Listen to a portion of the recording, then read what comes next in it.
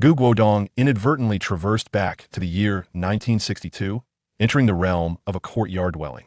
Upon returning to the courtyard, he awakened a system of audacious operations. Any flamboyant maneuver would yield rewards, with more extravagant actions accruing greater points. This filled Guodong with excitement, prompting him to embark on his journey of flamboyant exploits. Subsequently, due to the system, he acquired a plethora of rewards and began to utilize his skills to develop various advanced technologies for the nation. However, upon his arrival here, his first order of business was, of course, to rectify the behavior of various scoundrels. Chapter 1. Your father has died. In the spring of 1962, the weather was clear and a gentle breeze blew. At South China University of Technology, a young man, appearing to be around 20 years old and possessing a handsome countenance, sat bewildered in the last row of the classroom.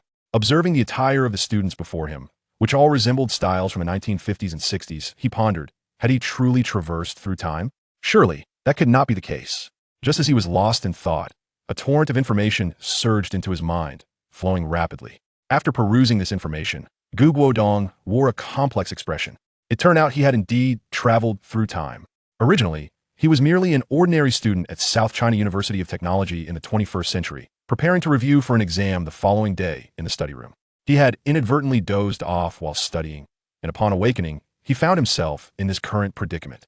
The original owner of this body shared his name, Guodong. According to the memories, the original occupant had come to the classroom to study, aiming for a commendable result in the final exams, but had also dozed off while reading.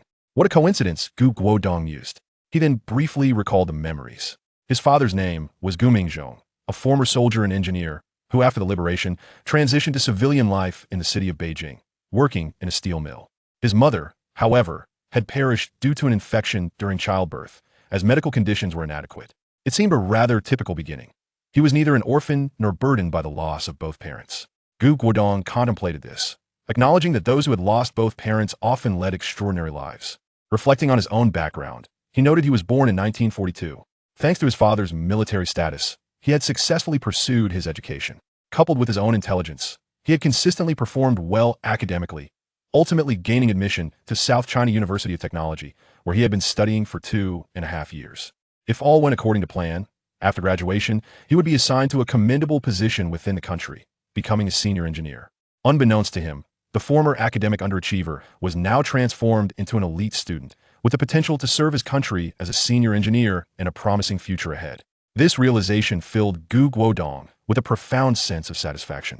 However, after a brief moment of joy, Guodong's brow furrowed deeply. It was now 1962. If he recalled correctly, the famine had just recently passed, and many were still struggling to find enough food to eat. Life was bound to be arduous, and he wondered whether his stomach, accustomed to takeout, could endure such hardships. Moreover, the most pressing concern was that he had already been awake for over 10 minutes without any sign of activity. As a time traveler, was he not supposed to be equipped with a system, or at least some sort of golden finger? Why did he possess nothing at all? After a moment of silence, Guodong tentatively called out in his mind, "System?" A profound silence ensued. The system seemed unresponsive. Was it ineffective? Guodong stroked his chin, pondering whether his posture was incorrect. He then shouted again in his mind, "I want to check in." Still, silence persisted. "Hello? System, can you hear me? Golden finger? System big brother? System daddy?" Guodong continued to inquire, but after repeated attempts, the system remained unresponsive. At this point, Guodong was certain he lacked a system. What a dismal fate! Did everything truly depend on his own efforts? The heavens were indeed unfair. Why did others soar with systems while he had not even a single one? Guodong seethed silently within, but his outrage was confined to his thoughts. Well, it is what it is, he mused inwardly. Although he had a general understanding of the historical trajectory ahead, he realized he needed to observe more closely, for who could say if his presence might instigate some butterfly effect, altering the course of history? Furthermore, in this era, lacking a system or any external assistance would make it quite challenging for Guodong to navigate through life, and if fortune were unkind, he might even struggle to secure basic sustenance. However, he found solace in the fact that he was a university student. The state still provided job placements. He was uncertain, though, where he might be assigned. If he ended up in a remote and underdeveloped area without benefactors to assist him, it could be quite dire. This thought ignited a flicker of concern for his future. Nevertheless, those were matters for another time. For now, it was best to familiarize himself with the circumstances of this era. With this in mind, Guodong rose to leave the classroom. Yet, Just as he took a few steps, a commotion erupted at the classroom door, followed by an individual forcefully pushing their way inside. It was an elderly gentleman, with half of his hair turned white, adorned with thick black-rimmed glasses, and exuding the air of an old scholar. Guodong recognized him as Lin Wenbo, the original owner's university mentor and a professor of mechanical engineering at South China University of Technology. Lin Wenbo, unmarried and childless, had devoted himself to academic research. Due to the original occupant's diligent studies since entering the university, he had garnered Lin Wenbo's admiration, who treated him with the affection of a biological son. Lin Wenbo had imparted much of his knowledge to the original occupant, hoping to cultivate him into a talented individual. At this moment, Lin Wenbo appeared anxious, scanning the classroom as he called out, "Guodong, Guodong, is Guodong here?" After surveying the entire classroom, he finally spotted Guodong and hurriedly approached, grasping his hand. "Come, Guodong, step outside with me." Observing Lin Wenbo's anxious demeanor, Guodong inquired with curiosity, "Teacher, is there something you wish to discuss with me?" Lin Wenbo remained silent, instead guiding Guodong out of the classroom, eventually halting beside a tree on the playground. "Teacher, what on earth is going on? Why do you appear so grave?" Guodong remarked, a sense of foreboding flickering in his mind as he scrutinized Lin Wenbo's expression. "Guodong, you must prepare yourself. The matter I am about to discuss may be rather serious." Lin Wenbo spoke with a weighty tone. Guodong replied with a slight nod. After confirming that Guodong was ready, Lin Wenbo carefully chose his words and slowly uttered, "Your father has passed away." Chapter 2 Indeed, you old fool. The moment Guodong heard these words, he nearly retorted with a vulgar exclamation, "Your father just died." However, he quickly regained his composure, realizing that this was not the 21st century, and such words were not meant as an insult. Lin Wenbo's implication was that the original owner's father had passed away, although he had traversed into this realm. The memories he absorbed from the original owner had influenced him to some extent. The news of Gu Mingzhong's demise stirred a twinge of sorrow within him. After all, he was the only blood relative he had in this world, even if he had never met him. "Teacher, what exactly is going on?" Guodong inquired, suppressing the discomfort that welled up inside him. "It is like this. A letter just arrived from the mailroom, and it contains the news of your father's passing. A few days ago, after your father finished work, he encountered the police apprehending enemy agents. He assisted them in the capture, but little did he know, the enemy had set a trap, waiting for the police to fall into it. Though they did manage to apprehend several enemy agents, your father and another police officer were tragically shot dead on the spot." Lin Wenbo sighed heavily, fully aware that this news would be a heavy blow to Guodong. "Please, pack your things and return to handle your father's affairs. Once everything is settled, you may come back to school," Lin Wenbo advised, producing 2 envelopes for Guodong. Upon receiving the first envelope, Guodong opened it to find an account of the incident penned by the police, a certificate for the martyr's family, and a notification for the compensation payment. Gu Mingzhong had been posthumously honored as a martyr for his role in capturing the enemy agents. As he examined the documents, which included his family's address, Guodong wore a peculiar expression. After he had left for university, his father had been assigned a new house, moving away from their original residence. However, the original owner had lived with Lin Wenbo during holidays to save money and further his education, never having returned home. The new address was distinctly 95 Naluo Guxiang, a courtyard that he recalled as the setting from the television series Qin Man, Si He Yuan. Could it be that he had traversed into the world of this courtyard? A strange thought flickered through Guodong's mind, though he knew he could not confirm it until he arrived. Perhaps it was merely a coincidence. He then opened the second envelope, revealing a plethora of freshly minted 10-yuan notes along with a stack of receipts. "Teacher, this." Guodong realized this was likely Lin Wenbo's assistance. "Take it. You will need the money for various expenses. I am at school, and the institution covers my meals and accommodation, so I hardly spend anything," Lin Wenbo remarked, warming Guodong's heart. Despite his stern demeanor, the old man had indeed been kind to the original owner. "Teacher, I would like to ask for your help with something. May I apply for early graduation? Also, could you provide me with a recommendation letter? I wish to work at the steel mill where my father was employed," Guodong proposed. Given the original owner's diligence, he had completed all his courses in just 2.5 years and, with Lin Wenbo's guidance, had obtained a Level 9 engineer certification. If he were to graduate and be assigned to an undesirable location, he might never return to the city. It was better to apply for early graduation and, with his high educational qualifications and certification, secure a position at his father's factory. Moreover, according to current regulations, since his father had passed, he was entitled to inherit his father's job. He merely needed the school to facilitate a better position for him. Ultimately, Returning home was a wise choice. Huh, you want to graduate early? Aren't you planning to pursue a master's degree? With your grades, you have a significant chance. Lin Wenbo exclaimed, taken aback. Yes, teacher, I have made up my mind, and I hope you will agree. Could you help me petition the school? Guodong affirmed. After all, in a few years, intellectuals might not be safe. It was prudent to return and prepare. Furthermore, he had only studied for 2.5 years. And according to school regulations, even if he completed all courses, he needed to study for 3 years to apply for early graduation, a time frame he evidently lacked. This necessitated Lin Wenbo's intervention. Seeing Guodong's determination, Lin Wenbo ceased his persuasion and said, "Very well, since you are resolute. I will make the trip on your behalf to ensure this matter is settled. However, it may take a few days for the graduation certificate to be sent to you. I can arrange for the school to issue a graduation proof in the meantime." "Thank you, teacher," Guodong replied, with Lin Wenbo's assurance. He felt confident that the matter was nearly settled. There was no rush for the graduation certificate. A proof would suffice for now. Lastly, Lin Wenbo reminded Guodong, "Be sure to call me after you return. If you encounter any difficulties, do not hesitate to reach out."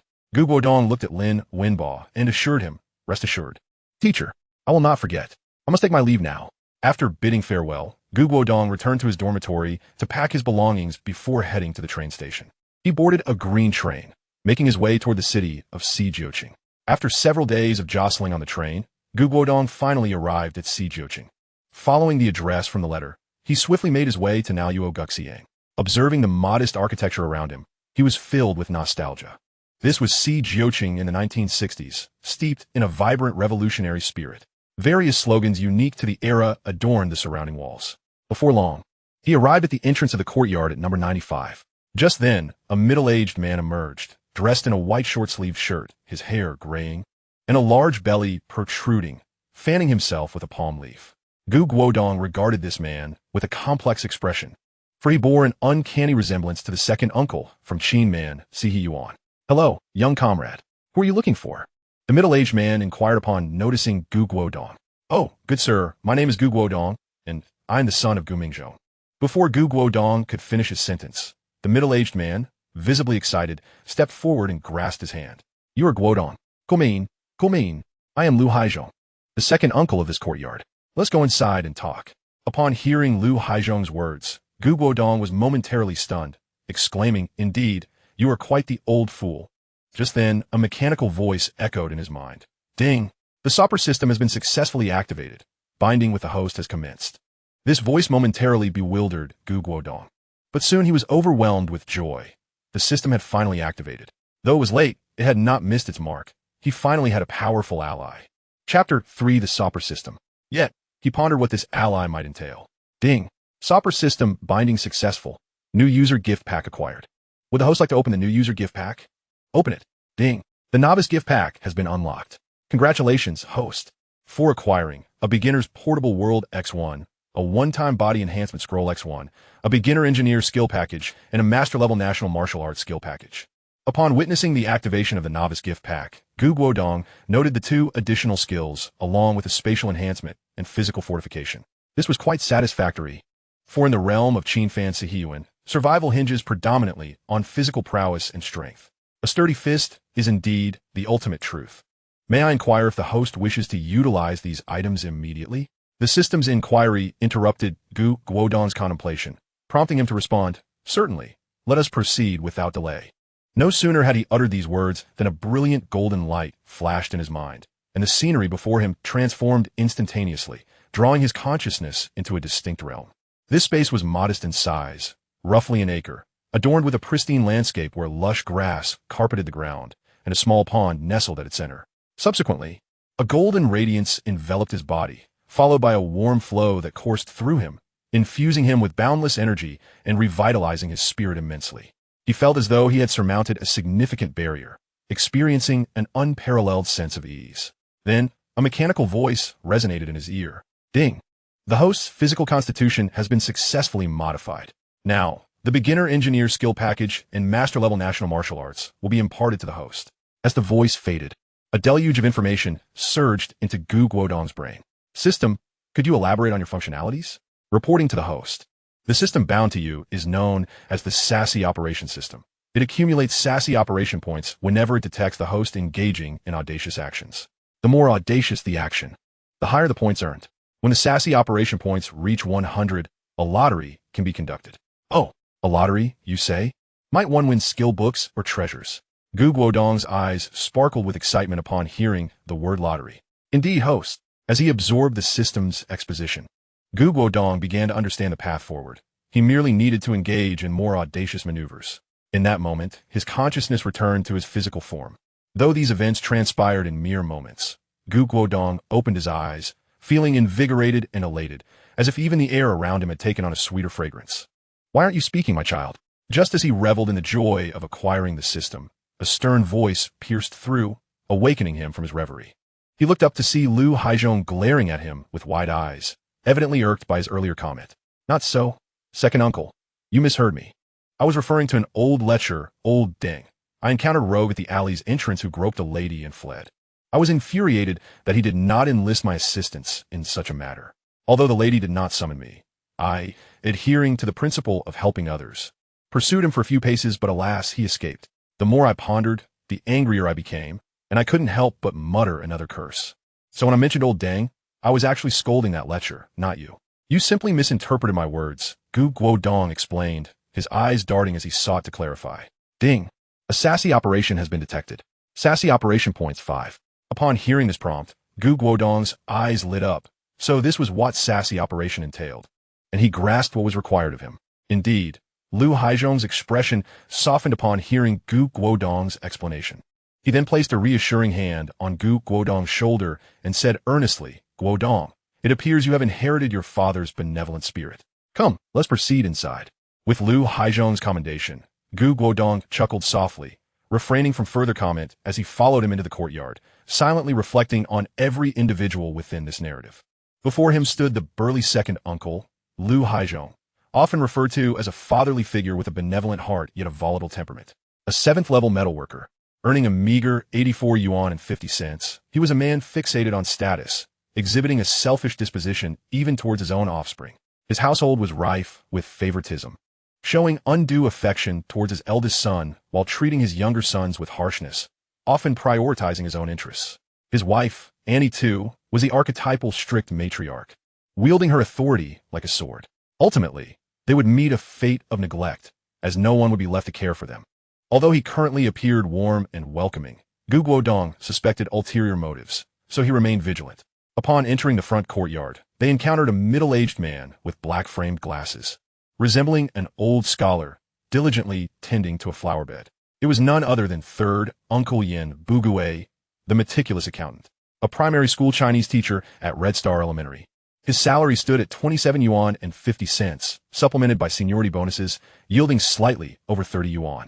His life was a constant calculation, even extending to his own children, ultimately leading to a similarly lonely fate. Seeing Guodong and Lu Haizhong approach, he set aside his hoe and, with a genial smile, approached them. Ah, second uncle. And who might this be? This is Guomingzhong's son, Guodong. Guodong, this is third uncle from the front yard, Lu Haizhong introduced. Upon hearing Guodong's lineage, Yin Bugui's eyes brightened, only to feign a look of sorrow. Ah, so it's Guodong. Alas, I have heard of your father's misfortune. Such a good person. It is truly regrettable. You should return home to address the matters at hand. Yin Bugui sighed. Guodong internally scoffed at this display, finding Yin Bugui's feigned sorrow rather disingenuous. It was clear he was eager to partake in the subsequent gathering, yet Guodong refrained from exposing him, prioritizing the need to settle his father's affairs first. After exchanging brief pleasantries, Guodong followed Lu Haizhong towards the central courtyard. As they departed, Yin Bugui hurriedly called inside. Wife, cease your tasks. Guomingzhong's son has returned. Let us go and pay our respects. He dropped his tools and hastened to the central courtyard, his urgency suggesting that he feared missing out on a significant opportunity. Chapter 4. Second Uncle. It is indeed this old Deng. As Guodong accompanied Lu Haizhong into the central courtyard, they discovered a throng of people gathered at the entrance of the main house. Almost all the pivotal figures of Qin Fan Sihiyuan had congregated there. First Uncle, your house is so spacious. 2 people cannot possibly accommodate everyone. You must make arrangements for us, exclaimed a rotund old woman with a disheveled short haircut, addressing a middle-aged man with a weathered visage and a buzz cut. Indeed, First Uncle, Our family now comprises 5 members, all crammed into a small room with scarcely enough space to sleep. How are we to survive? Chimed a reasonably good-looking young man beside a stunningly beautiful woman, who was fair-skinned, curvaceous, and exuding grace, accompanied by 2 small children who echoed his sentiments. This family was none other than the Jia family from the courtyard, with the rotund old woman known as Jia Zhang. The old white-eyed wolf is both acerbic and spiteful. She dares to stir trouble when she feels justified and can find fault even when ignored. She is the quintessential instigator. If she cannot provoke a reaction, she will dramatically plop herself on the ground and unleash her skills of lamentation, wailing about how, old Jia, you have left us, causing us to be bullied, and other such nonsense. Used effectively, her antics can defeat an opponent. However, if mismanaged, they can inflict both mental and physical harm on her ally, Qin Huairu.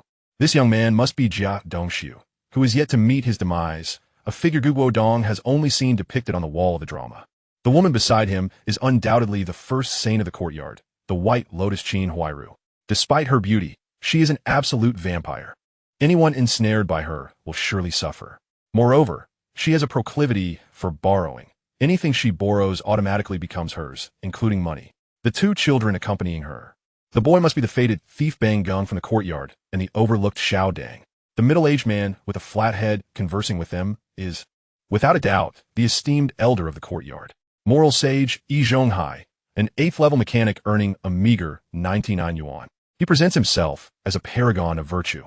Yet he prefers to muddle through issues, downplaying significant matters and trivializing minor ones.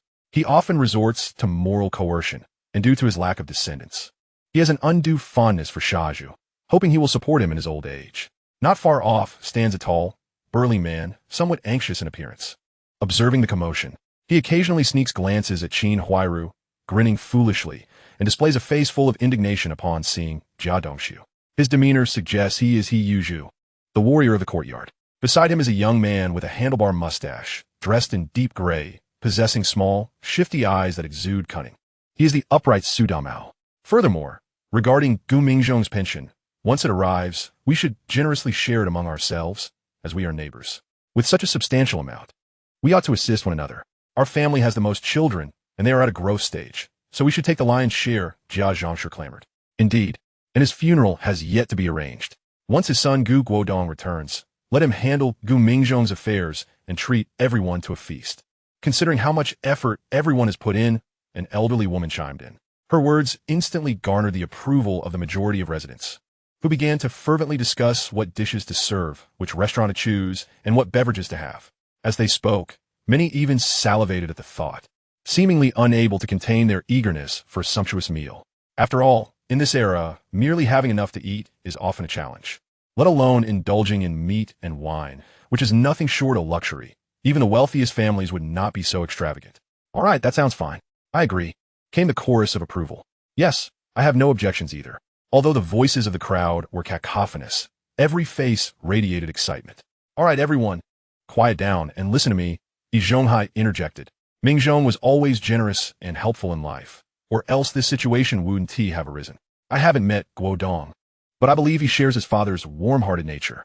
I understand that you all have gathered to discuss the proper allocation of Mingzhong's pension and the property he left behind. Indeed, with only Guodong and Shuyu remaining, it seems unreasonable for them to inhabit such a large house. Everyone is aware of the Jia family's circumstances. There are 5 in number residing in the West Wing, which is quite cramped. Moreover, their income relies solely on Dongxiu, which is quite challenging. I will speak with Guodong, and I trust he will be reasonable and allocate half to the Jia family.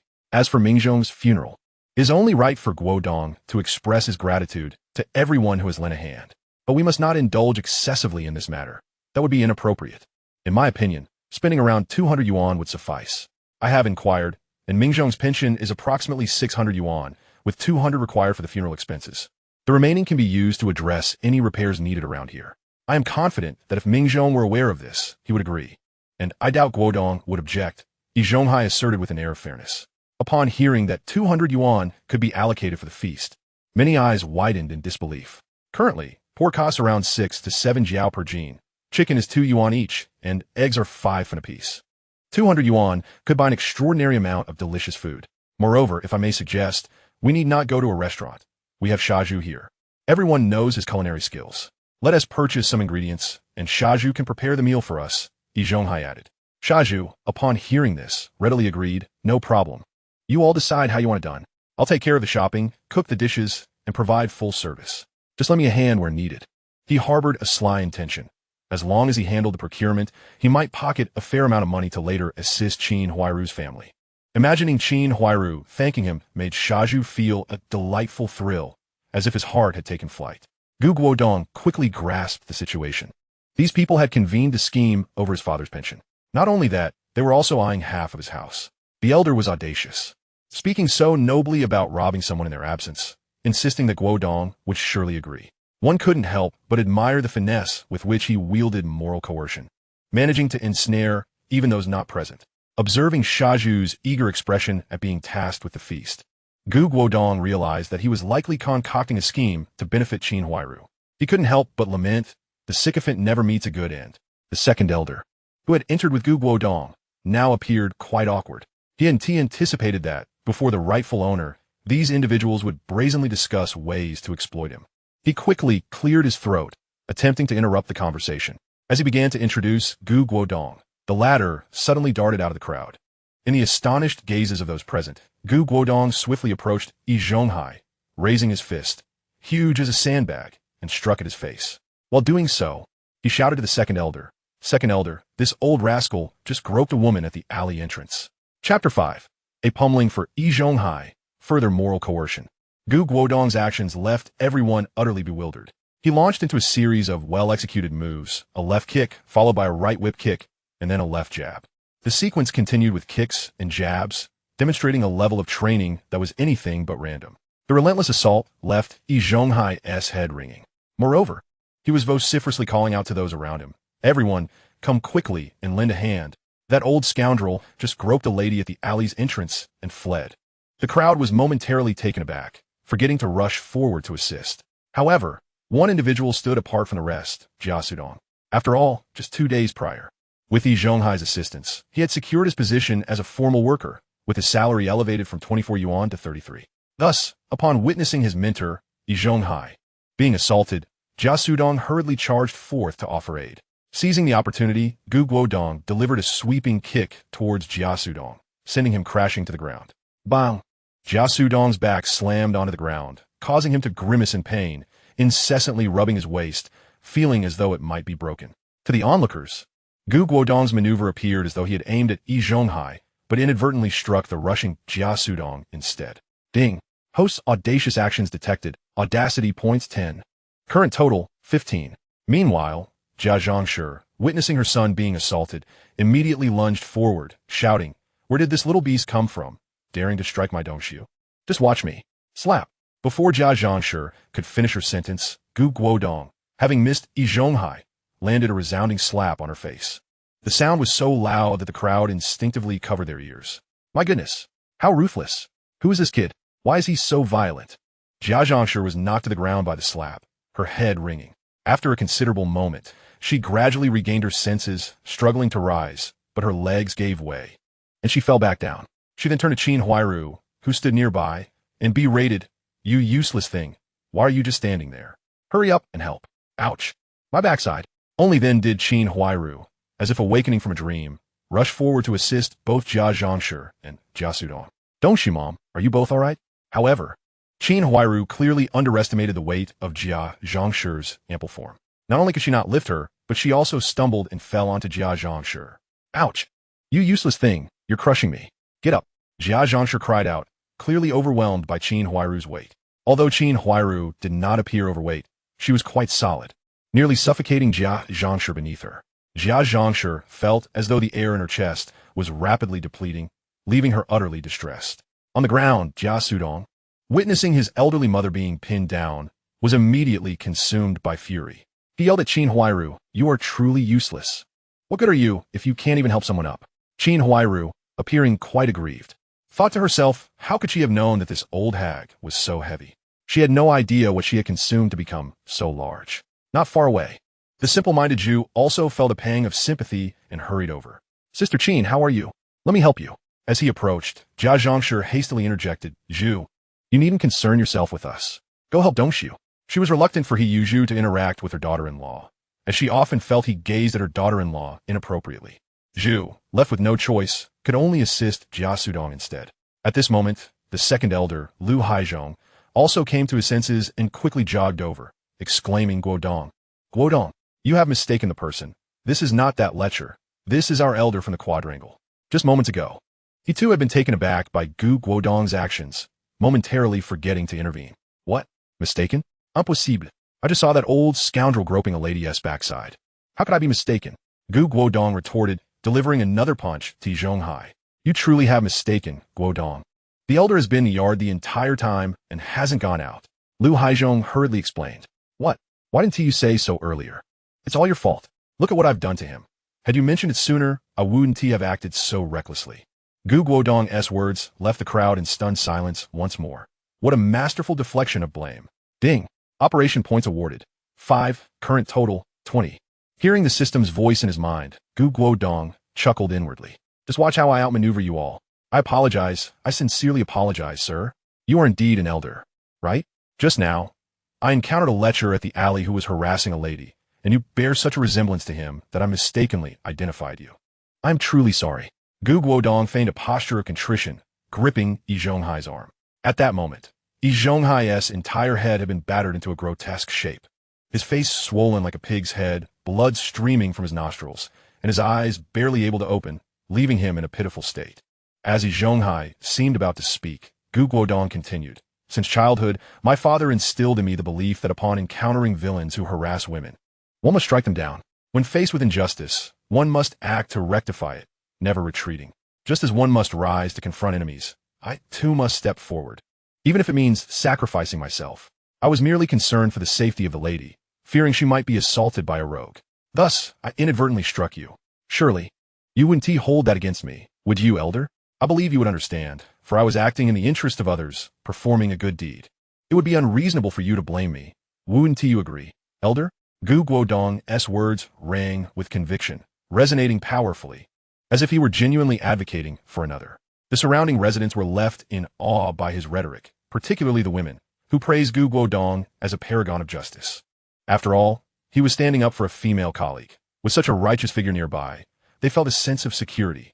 Even Qin Huairu gazed at Guodong with admiration. Well said, Guodong. You truly are a stalwart man, just like your father. Indeed, Guodong, you are in the right. Elder, please forgive Guodong. It was not intentional. Elder, Guodong acted in defense of us ladies. He certainly should not be blamed. In no time, the crowd was rallying in support of Guodong, hoping the elder would pardon him. Watching the crowd advocate for him, Guodong's heart swelled with joy. Moral coercion, after all, is a skill anyone can wield. Since Yi Zhonghai enjoyed moral manipulation, he would play the same game. Ding. Host's audacious actions detected. Audacity points 50. Current total, 70. Chapter 6.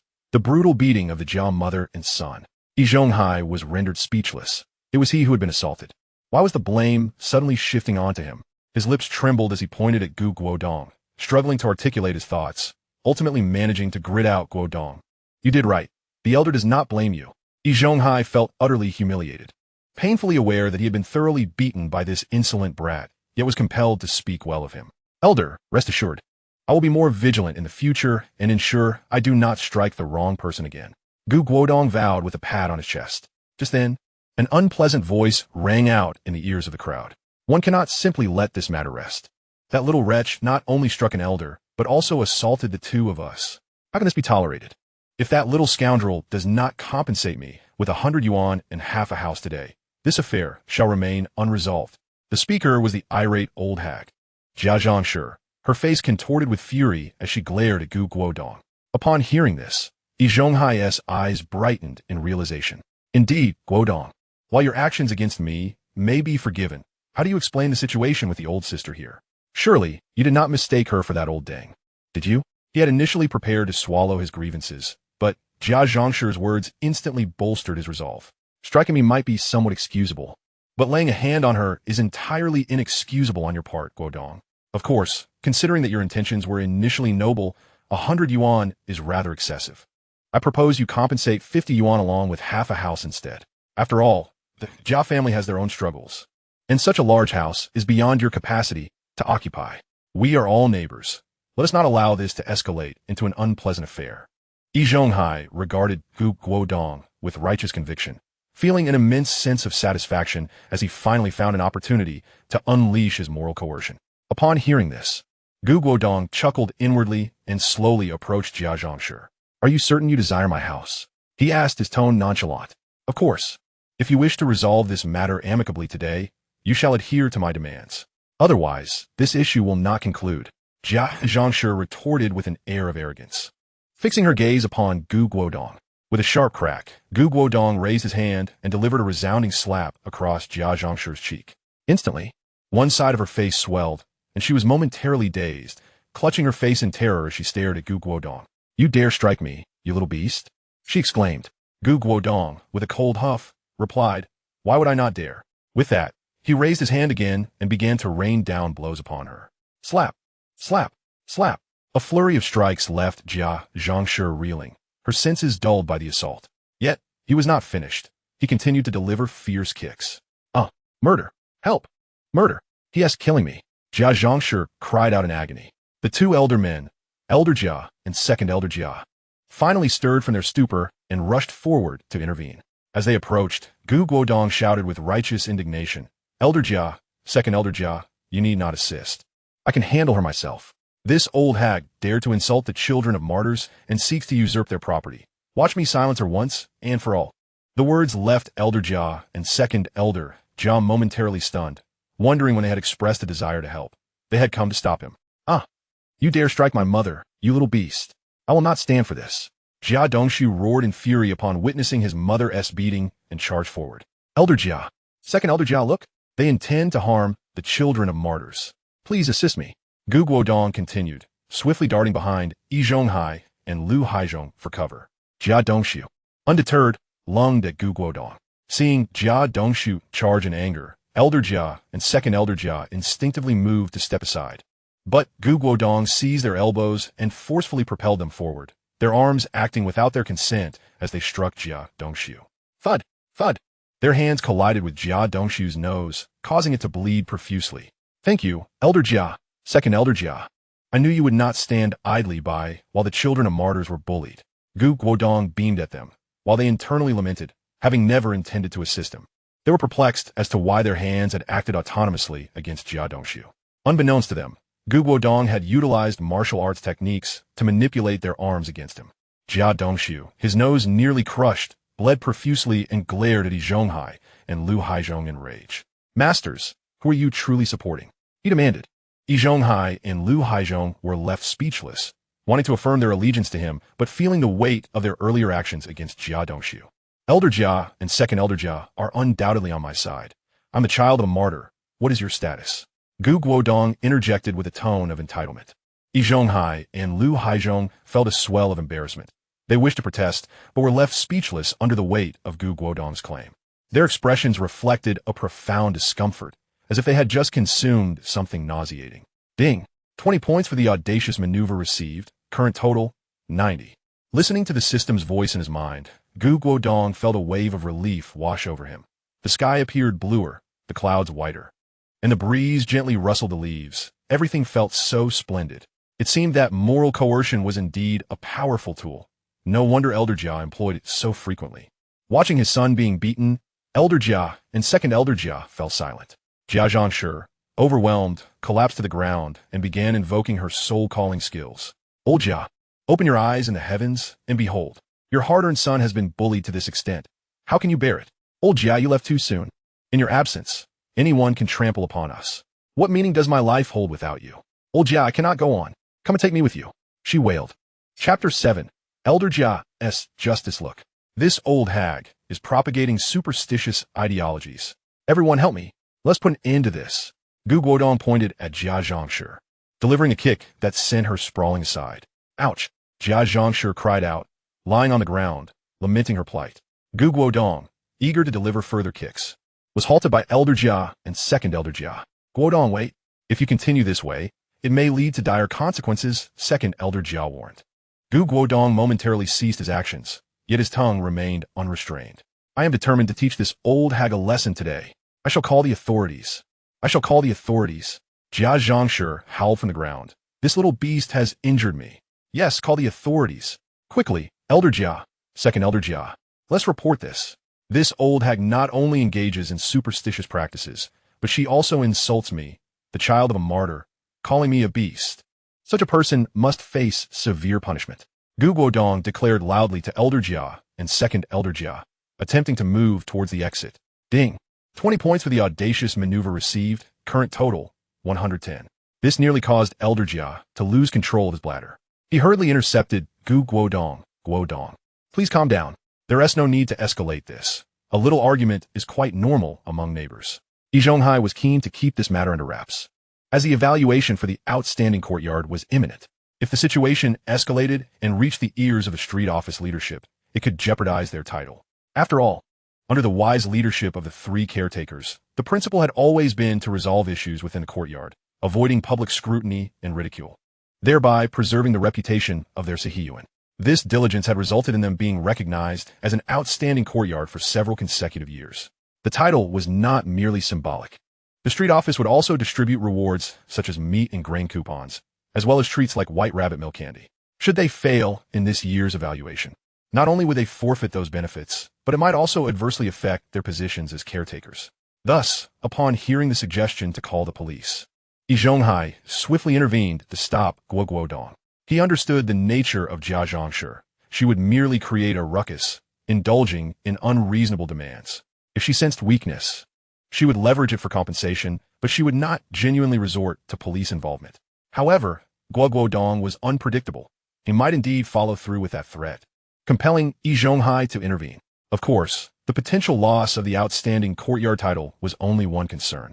The more pressing issue was the slander against the children of martyrs and the alleged encroachment upon their properties. If they were to be branded with such accusations, it would spell serious trouble. Previously, a rogue from another courtyard faced dire consequences for bullying the families of martyrs, though Jia Zhangshi's case did not bear the same severity. Being merely verbal insults, the implication of property encroachment combined with the promotion of feudal superstition could result in a lengthy imprisonment of a decade or two. Come on, sister. Get up. Have you forgotten about Wang Lizi's fate? Zhonghai urged, gently assisting Jia Zhangshi to her feet and speaking softly. Although Jia Zhangshi was typically arrogant, she possessed a modicum of sense. With Zhonghai's reminder, she realized her indiscretion and recalled Wang Lizi's grim outcome, causing her to break into a cold sweat, trembling and nearly collapsing again.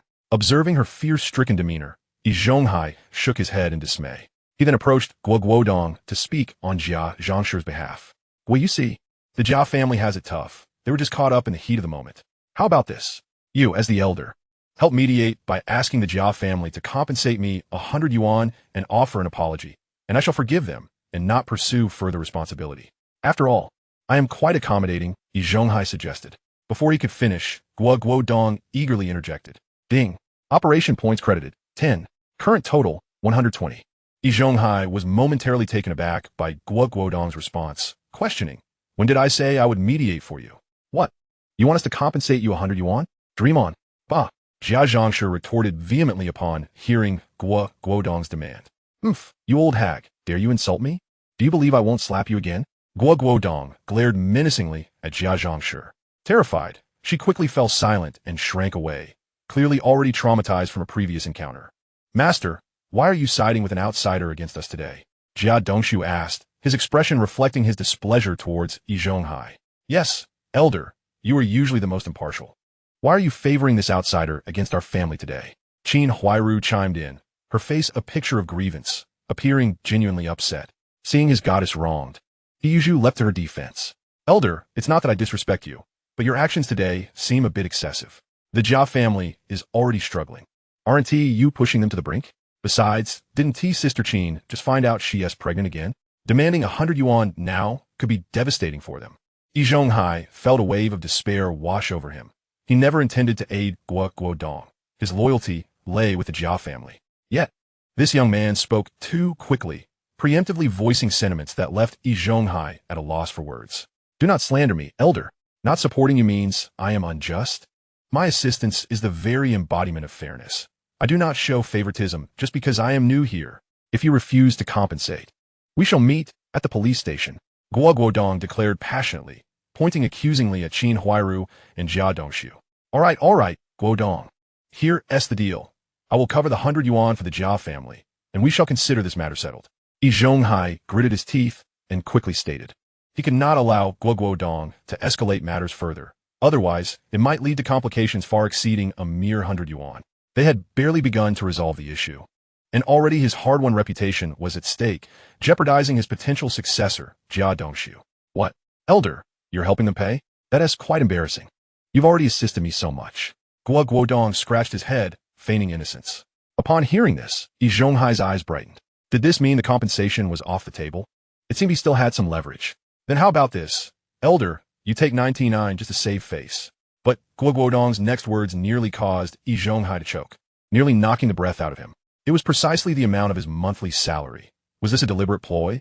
Ding. Operation points increased by 10. Current total, 130. Chapter 8. Zhang Shuyu. Yi Zhonghai hastily requested the elder matriarch to fetch the money and hand it over to Guodong, then urged everyone to disperse. All right, this matter is settled. Everyone can go home now. In an era where entertainment was scarce, the onlookers were elated to witness such a spectacle and began to leave, chattering excitedly. Many who had previously suffered at the hands of the Jia family took pleasure in seeing Jia Zhangshi and her son being treated poorly, thinking to themselves, you old shrew, you used to make a scene every day. Now look at you getting your comeuppance. Gazing at Jia Zhangshi's disfigured face, the crowd felt a sense of satisfaction, finally releasing some of the pent-up frustration they had harbored over the years. As the Jia family departed, they cast resentful glances at Guodong, as if to say, just wait and see. Guodong paid them no mind, even if they did not seek him out.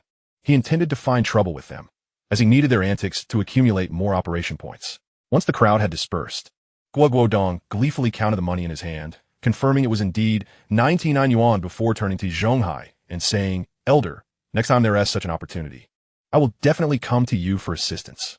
Startled, Yi Zhonghai hurried back into his house, thinking, next time, I won't meddle in your affairs. After everyone left, Guodong prepared to return to his own quarters. Perhaps due to his arrival, some changes had occurred within the Sihiyuan. What had once been Hiyuju's main house and adjacent ear room had been reassigned to him by his father. The ear room had been transformed into the kitchen, while Hiyuju now resided in the back room previously occupied by the deaf old woman, who had moved to the room on the right. No wonder the Jia family had wanted to seize his property. Living in such spacious quarters certainly drew envy. Just as Guodong was about to unlock the door, it swung open on its own. A stunning beauty, resembling a celestial fairy, stood before him with a rosy complexion and a bashful expression, gazing at him. Despite her lack of makeup, her beauty was strikingly enchanting, particularly her pair of lively, sparkling eyes, which seemed to brim with emotion reminiscent of autumn waves, captivating anyone who dared to look into them. Although her attire was rather plain, it did little to conceal her exquisite and ethereal features. Who are you? Guodong asked, bewildered by the girl before him. Guodong Ji, don't you remember me? I'm Shuyu, Zhang Shuyu, she replied, her heart sinking as she noticed his apparent forgetfulness, causing her to lower her head in disappointment. Zhang Shuyu? Guodong scrutinized her closely, his mind racing. Suddenly, clarity dawned upon him. Oh yes, you are Shuyu. I remember now. He quickly rifled through the memories of the original owner, recalling her identity. Zhang Shuyu was the daughter of his father, Gu Mingzhong's comrade, and they had shared a delightful childhood together. For reasons unknown, Shuyu had been particularly attached to him back then, preferring his company over that of other children. However, after Gu Mingzhong retired and moved away from the military, they had lost touch. To his surprise, here she was again, transformed into a more beautiful version of herself. Shuyu, what brings you here? Guodong inquired, curious about her purpose. Guodong Ji, didn't Uncle Mingzhong tell you? My father passed away a few years ago, and after learning of this, Uncle Mingzhong brought me here, Zhang Shuyu explained, a hint of shyness coloring her cheeks, making her look even more charming. Upon hearing this, Guodong realized that his father was attempting to find him a partner. In this era, free love was still a rarity, with most marriages arranged through matchmaking or introductions. The realization flushed him with embarrassment, as he had no romantic experience in either his past life or this one. The sudden presence of such a beautiful prospective bride was somewhat overwhelming for him. Guodong Ji, do you dislike me? Zhang Shuyu, sensing his prolonged silence, anxiously asked, fearing she did not meet his expectations. She had been aware of Uncle Mingzhong's intentions ever since he took her from her home. Having cherished her childhood affection for Guodong, she had secretly mourned his absence. Thus, She found herself willing to marry him, yet uncertain of his feelings toward her. As he remained silent, tears welled up in her eyes, feeling utterly aggrieved. With her parents gone, she felt lost at the prospect of being rejected by him. No, Suyu. Don't cry. That is not my intention at all. How could I ever dislike you? We're practically family, so rest assured, I will definitely marry you. Guodong hurriedly reassured her. Hearing his promise, Zhang Shuyu's tears transformed into a smile. Well, you better not go back on your word. Seeing her radiant smile, Guodong felt a wave of relief. As they spoke, they entered the house. Observing the simple and modest furnishings, he couldn't help but sigh at his father's straightforwardness. Though Gu Mingjong was a skilled mechanic earning a monthly wage of 72 yuan and 30 cents, most of his earnings went to support the families of his fallen comrades. Many of his fellow soldiers had perished in battle, leaving behind elderly and orphaned children who needed care. Gu Mingjong remained committed to helping those families, leaving only a small portion for his and Gu Guodong's living expenses. Thus, the house, though spacious, was sparsely furnished. Guodongji, please have a seat. I'll go prepare some hot water for you to wash your face, Zhang Shuyu said, noticing the dust on his face. No need, Shuyu, I can manage myself. Gu Guodong quickly replied, accustomed to modern independence and not used to being waited on. Oh, come on, Guodongji, just sit. You must be exhausted after such a long train journey, Zhang Shuyu insisted, gently pushing him into a chair before heading to the kitchen. Before long, the hot water was ready. Gu Guodong dipped a towel into the water and placed it on his face, feeling a comforting warmth that spread throughout his body, alleviating the fatigue from his journey.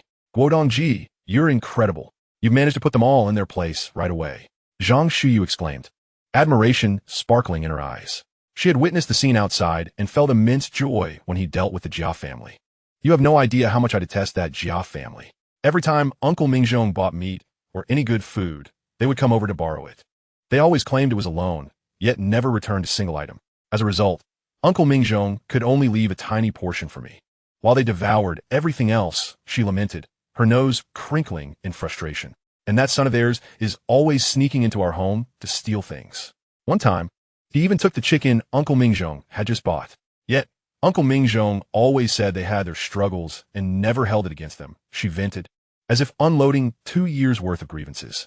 All right, Shuyu, don't worry. I will ensure they face the consequences of their actions, Gu Guodong chuckled, patting her shoulder. Now, I need to head to the street office for a bit. You stay here and rest, he said, rising from his seat. He needed to collect his father's ashes and pension from the street office. Okay, just be careful on your way back. I'll prepare dinner when you return. Zhang Shuyu replied, nodding obediently. Gu Guodong smiled faintly and turned to leave. The street office was just down the road, and he arrived there swiftly. Hello, comrade. How can I assist you?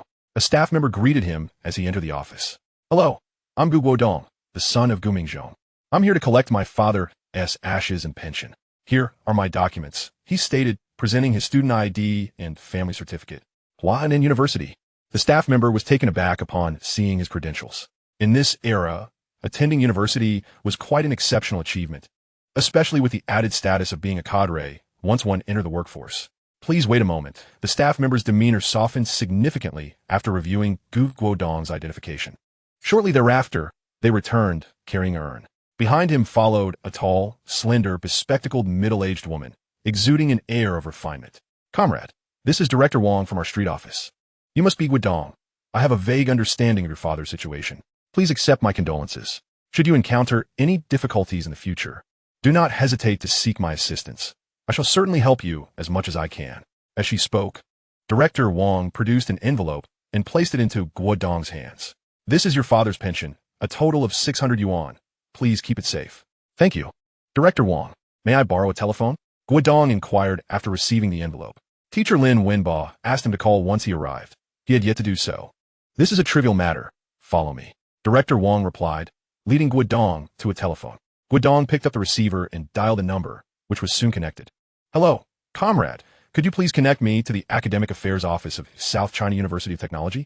Hello, I am Guodong. I would like to speak with Professor Lin Wenba. After a brief pause, a familiar voice came through the receiver. How are you, Guodong? Have you arrived home? Yes. Teacher, I am home now. You need not worry. That's good to hear. However, Guodong, have you truly made your decision? I still wish to persuade you. Your grades would easily qualify you for my graduate program. Upon hearing Guodong had arrived home, Lin Wenba sighed in relief, but continued to urge him. Teacher, I have thought this through clearly. There is no need for further discussion. I have made up my mind. Moreover, if I have the opportunity to continue my studies in the future, I can always pursue that later. Very well. You young people are always eager to forge your own paths. Focus on your work for now, and if you encounter any challenges, do let me know. I still have some connections in the capital, and my old face still holds some weight. You are my student. I would not wish for you to be bullied out there. Also, your graduation certificate will be sent to you in a few days. But that work certificate should suffice for you to begin your employment. After a considerable silence, Lin Wenbo finally spoke slowly. Thank you, teacher. I will certainly do that. Guodong replied, feeling somewhat moved by the kindness of this old man. The two then exchanged a few pleasantries before ending the call. Meanwhile, Director Wang's gaze toward Guodong had completely transformed.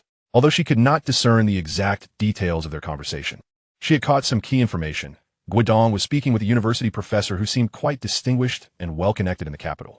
Furthermore, it appeared that Guodong intended to remain here for work. Although university graduates typically had jobs arranged for them, there was still some room for maneuvering. If she could entice him to work for her, it would undoubtedly bolster her political credentials, significantly increasing her chances for future promotion. No, she must cultivate this relationship. It would surely yield only benefits.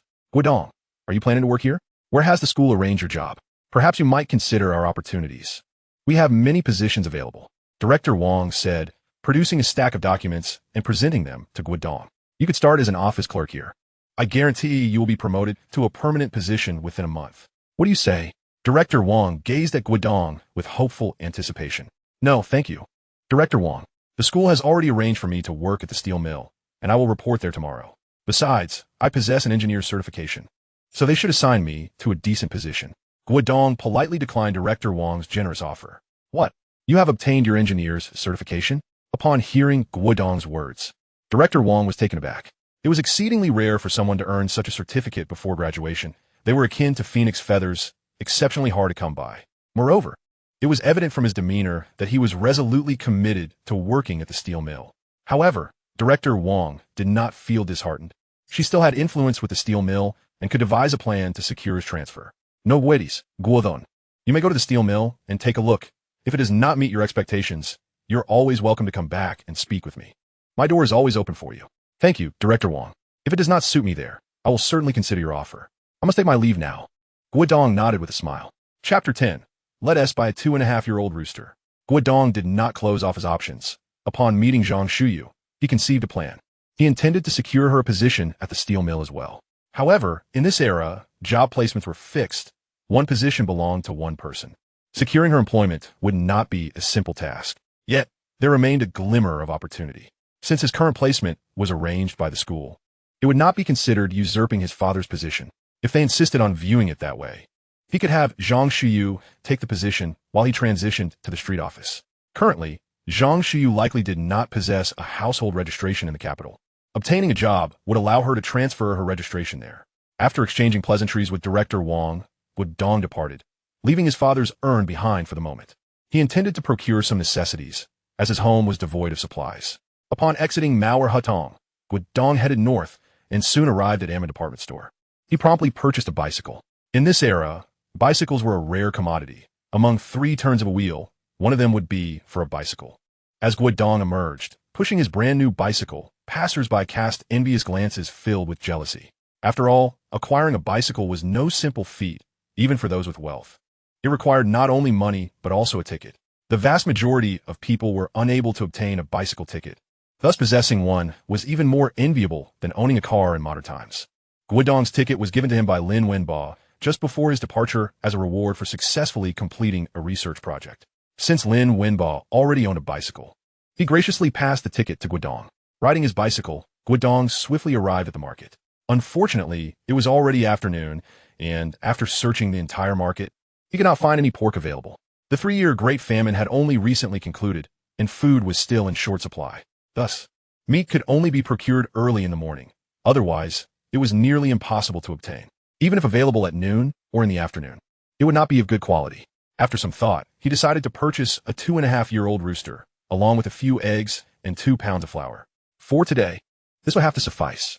He then visited the condiment section to buy some seasonings, including chili powder, and also picked up 2 large fans. Before he left, he had checked in the kitchen and found that all supplies had already been borrowed by the Jia family. If he did not buy something, He would be left with nothing but boiled chicken to eat. After counting his purchases, he mounted his bicycle and headed home, stopping by the street office to collect his father's urn along the way. Dingling, dingling.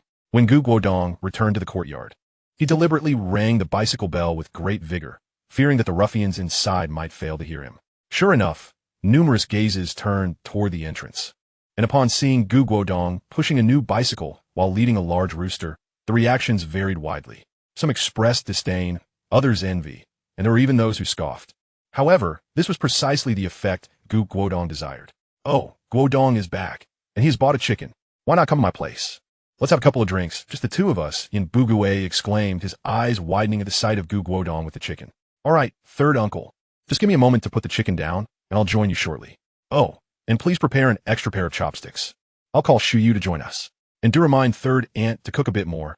I have a hearty appetite, Guodong replied, causing Yin Bugue's face to twitch. Does this lad not comprehend what I'm suggesting? Surely he must have realized that I desire to feast upon that very chicken. Guodong. About that chicken, Yin Bugue began, intending to be more direct, but Guodong interjected before he could finish. This chicken? Third uncle, you see, I tend to sleep quite soundly. I bought it to crow and wake me up each morning. Please tell third aunt to prepare quickly. We shall be there soon.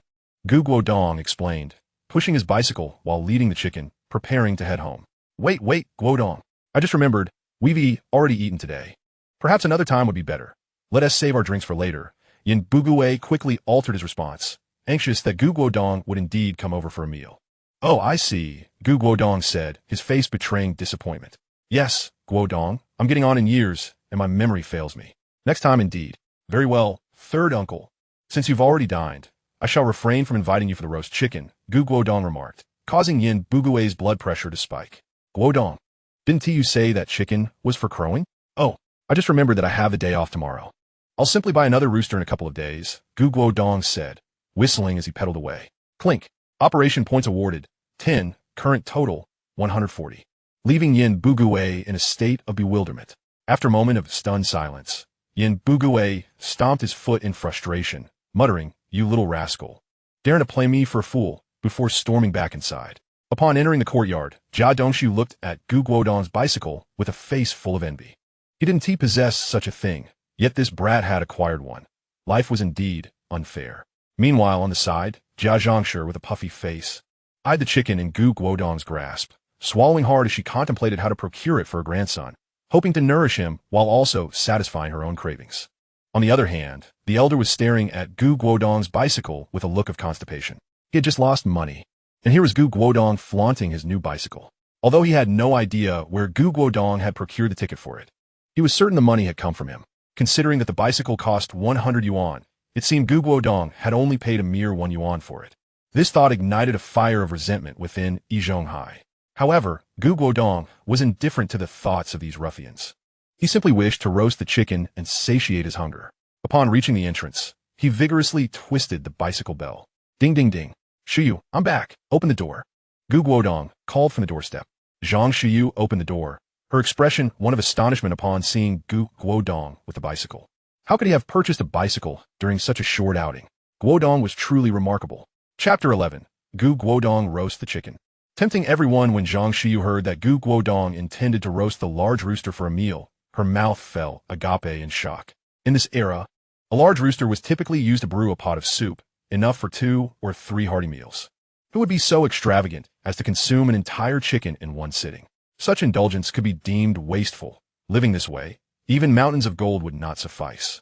After her initial shock, concern washed over her as she grasped Guodong's arm. Guodong, let's be a bit more prudent. There will be many future expenses. Guodong glanced down at Zhang Shuyu's delicate, tender little hand clutching his arm and gently patted her hand to reassure her. Fear not, Shuyu. In the days to come, we can feast on meat every day. Our lives will only improve. His voice was as soothing as a gentle stream. Zhang Shuyu, meeting his determined gaze, understood her counsel would not sway him. All right, she eventually acquiesced. Now, Shuyu, please heat some water and prepare the chicken, Guodong instructed her. Okay, I understand. Hee. Shuyu is truly obedient, Guodong beamed, affectionately ruffling her nose. This intimate gesture caused Zhang Shuyu's cheeks to flush a deep crimson. At that moment, a passing neighbor, Aunt Wang, witnessed the scene. Oh, look at these two children. such sweet little adversaries. Zhang Shuyu's face reddened further, resembling a ripe tomato. "Umph, I shall ignore you," she retorted playfully, clutching the chicken as she hurried off to the east room, now converted into a kitchen, though the slight upward tilt of her lips betrayed her true emotions. Before long, Zhang Shuyu had expertly cleaned the entire chicken and washed it thoroughly. Meanwhile, Guodong, after placing his father's ashes and offering a simple tribute, joined her in the kitchen to prepare the chicken. Unlike the days of frugality, Guodong liberally coated the chicken with various seasonings, employing all his culinary skills and techniques. Zhang Shuyu watched, her heart aching, for the amount of seasoning he used could have sufficed for several days' worth of meals. Once the chicken was marinated, Guodong gathered firewood to prepare the charcoal. After half an hour of preparation, the chicken had absorbed the flavors, and the coals were ready. He found 2 slender sticks to skewer the chicken and commenced roasting. Before long, the enticing aroma of the roasting chicken wafted through the air. Both Guodong and Zhang Shuyu closed their eyes in bliss, savoring the delightful scent. Gulp! Zhang Shuyu's stomach betrayed her with an embarrassing growl, prompting her to glance sheepishly at Guodong. Puffed. Guodong could not stifle his laughter. "Don't laugh." Zhang Shuyu playfully scolded him, her cheeks aflame. All right, I want to laugh," Guodong hastily replied, though the corners of his mouth betrayed him. "Quickly, Shuyu, go fetch the large fan I just bought from the room." Noticing the chicken was nearly done, he urged her to hurry. "Got it," Zhang Shuyu responded, darting into the house to retrieve the fan. Moments later, she emerged, fan in hand, and handed it to Guodong. What transpired next left her somewhat speechless. Initially, she presumed that Guodong had handed her the fan because he found the flames inadequate. To her astonishment, once Guodong acquired the fan, he began to enthusiastically blow the smoke from the barbecue into the courtyard. In no time at all, the smoke enveloped the entire central courtyard, with significant amounts drifting into both the front and backyards. The first to catch a whiff of the aroma was the elderly man next door, Yi Zhonghai, whose already darkened visage grew even gloomier upon inhaling the scent. That rascal Guodong, having come into some wealth, should at least lend a hand to the neighbors instead of squandering it. He is nothing like Mingzhong, he lamented, recalling that he had contributed a portion of the funds for the chicken, which only deepened his distress. "Well, old Yi, at worst we could buy a chicken tomorrow." A nearby woman consoled him. "I don't want to eat chicken," Yi Zhonghai retorted. "I mean, Guodong should support the Jia family. Look at Qin Huairu, she is pregnant, and their situation is dire." Not only did Guodong refuse to help, but he even went so far as to confront them and demand money today. If Mingzhong were still around, this would never have happened. The next to catch a whiff was the home of the elderly man in the backyard. At that moment, his family of 4 was also having dinner. What is that smell?" Lu Guangfu, the third son of the Lu family, sniffed the air. "Is that roasted chicken?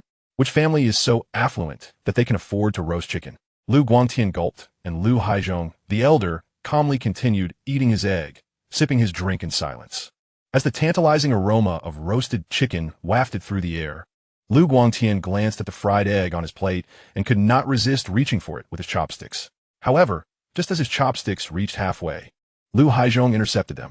"Dad, what are you doing? Can't I have even one bite?" Lu Guangtian asked, furrowing his brow and directing his gaze at Lu Haizhong. Ignoring him, Lu Haizhong continued to eat, while the elder's wife interjected, "That is for your father to enjoy with his drink. If you want to eat, you'll have to pay," she said, extending her hand. "Fine, I'll just stick to my steamed buns," Lu Guangtian sulked. Bang! At that moment, Lu Haizhong finished the last bite of his egg, slammed his chopsticks down on the plate, and stood up, preparing to head out. "Where are you going?" his wife inquired. "To the restroom, and to see which family is roasting chicken," Lu Haizhong replied as he exited. Meanwhile, at the Jia family, several members who were eating steamed buns and porridge were suddenly struck by the aroma, leaving them momentarily stunned. "That scent! That little rascal from the Gu family is actually roasting chicken." Jia Zhangshur's brows knitted into a frown. Bangong, the child, tossed his bun aside and exclaimed, "I want to eat roasted chicken. Grandma, go get it for me." Even the little one, Xiao Dang, chimed in, "I want roasted chicken too." Upon hearing Xiao Dang's plea, Jia Zhangshur's expression darkened. "Go on, even if we're eating meat, your brother eats first. After he has finished, you can have some." After all, in Jia Zhangshur's eyes, Xiao Dang was merely a burden, not nearly as precious as her grandson. She then turned to comfort Banging, "Don't worry, we'll have roasted chicken tomorrow." No, I want it now. I want to eat." Bang pouted, sitting on the stool and beginning to cry, his little arms pounding the table. "Chop doce, no roasted chicken? How about the eggs? Qin Huairu, look at how greedy your son has become. How do you even manage being a mother? not even thinking of a solution. Jia Zhangshi, at her wit's end, vented her frustration on Qin Huairu. Mom, at this hour, what can Huairu possibly do? Even if we had money, there's nowhere to buy anything. We can only wait until tomorrow, defended Jia Dongshu, whose face resembled that of a pig. Banging, stop causing a scene. We'll eat tomorrow. If you keep this up, I'll give you a good thrashing, he warned, glaring at Banging. I don't want to wait. I want roasted meat. Mommy, please borrow some for me. Bang cried, rolling on the ground in a fit of tantrum, effectively cleaning the floor in the process. The long-standing Jia family education had instilled in him the belief that anything he desired could be obtained through borrowing, taking, or scavenging, much like in a Shaju household, where anything they fancied could simply be taken without a second thought, and even when Shaju discovered it, he would remain silent, unaware that it was due to his eagerness to please Qin Huairu that he said nothing. Did you hear that, Qin Huairu? Go borrow some meat.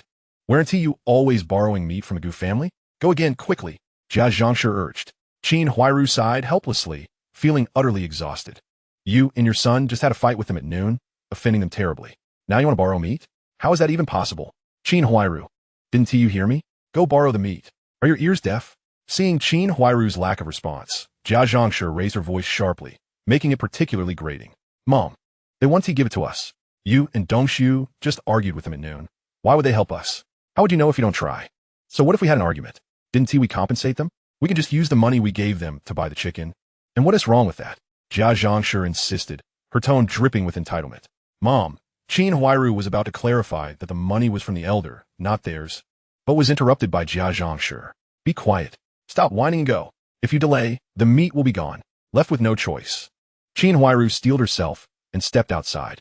In the kitchen, Guodong was happily savoring roasted chicken with Zhang Shuyu. Zhang Shuyu's little face was smeared with grease. Rosy and utterly adorable.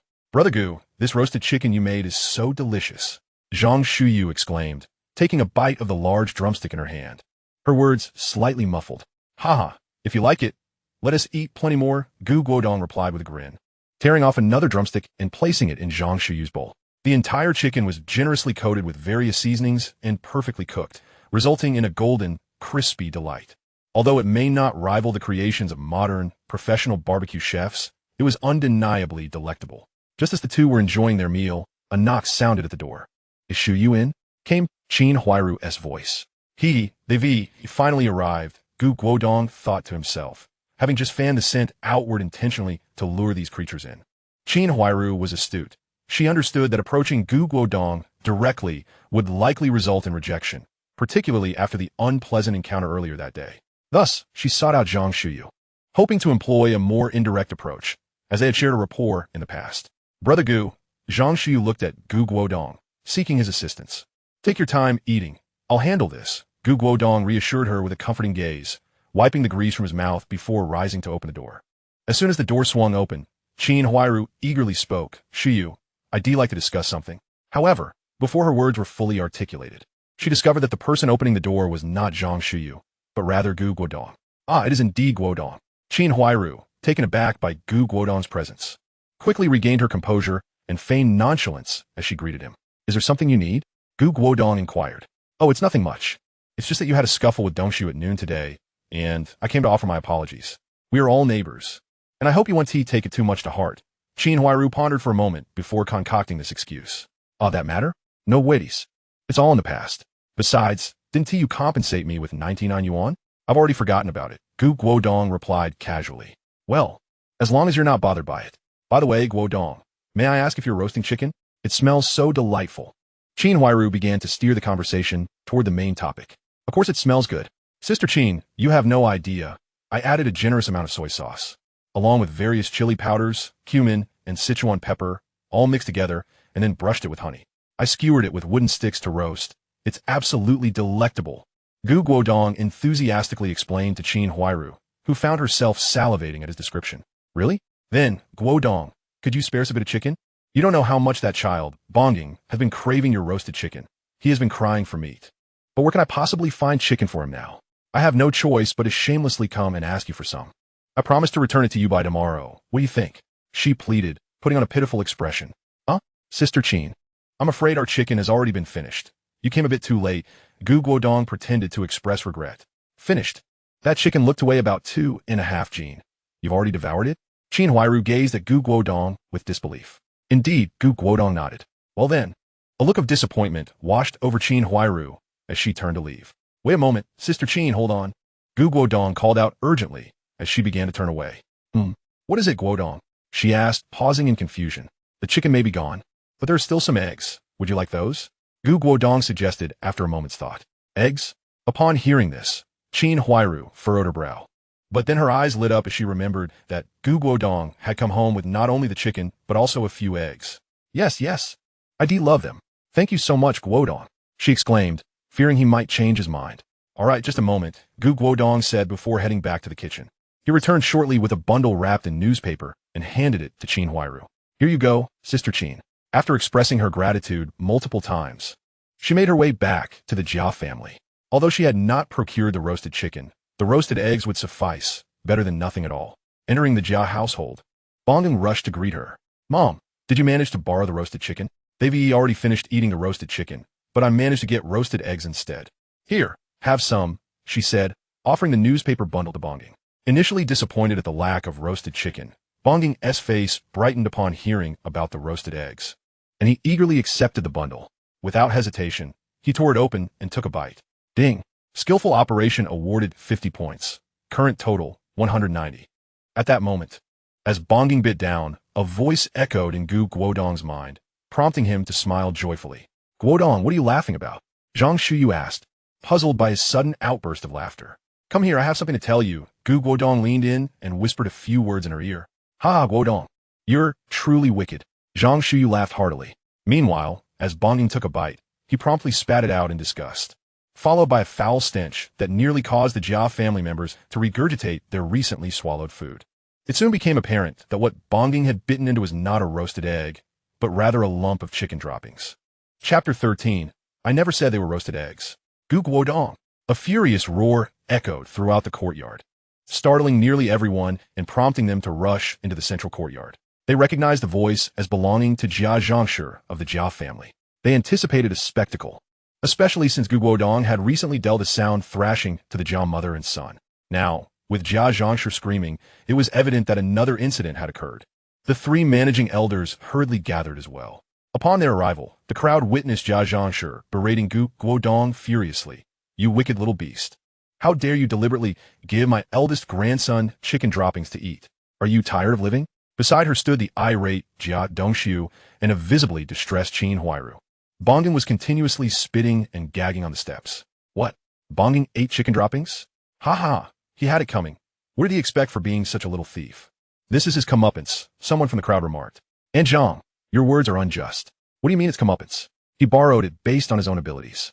It's only natural he'd receive something in return, and he ended up with chicken droppings instead. Others chimed in, their long-held biases against Bongang surfacing as they reveled in his misfortune. Hey, everyone, quiet down, quiet down. Yi Zhonghai quickly intervened to halt the chatter. Upon hearing Yi Zhonghai speak, the onlookers fell silent, awaiting his words. After all, he was the elder in charge of the courtyard, typically handling disputes. Sister, what happened?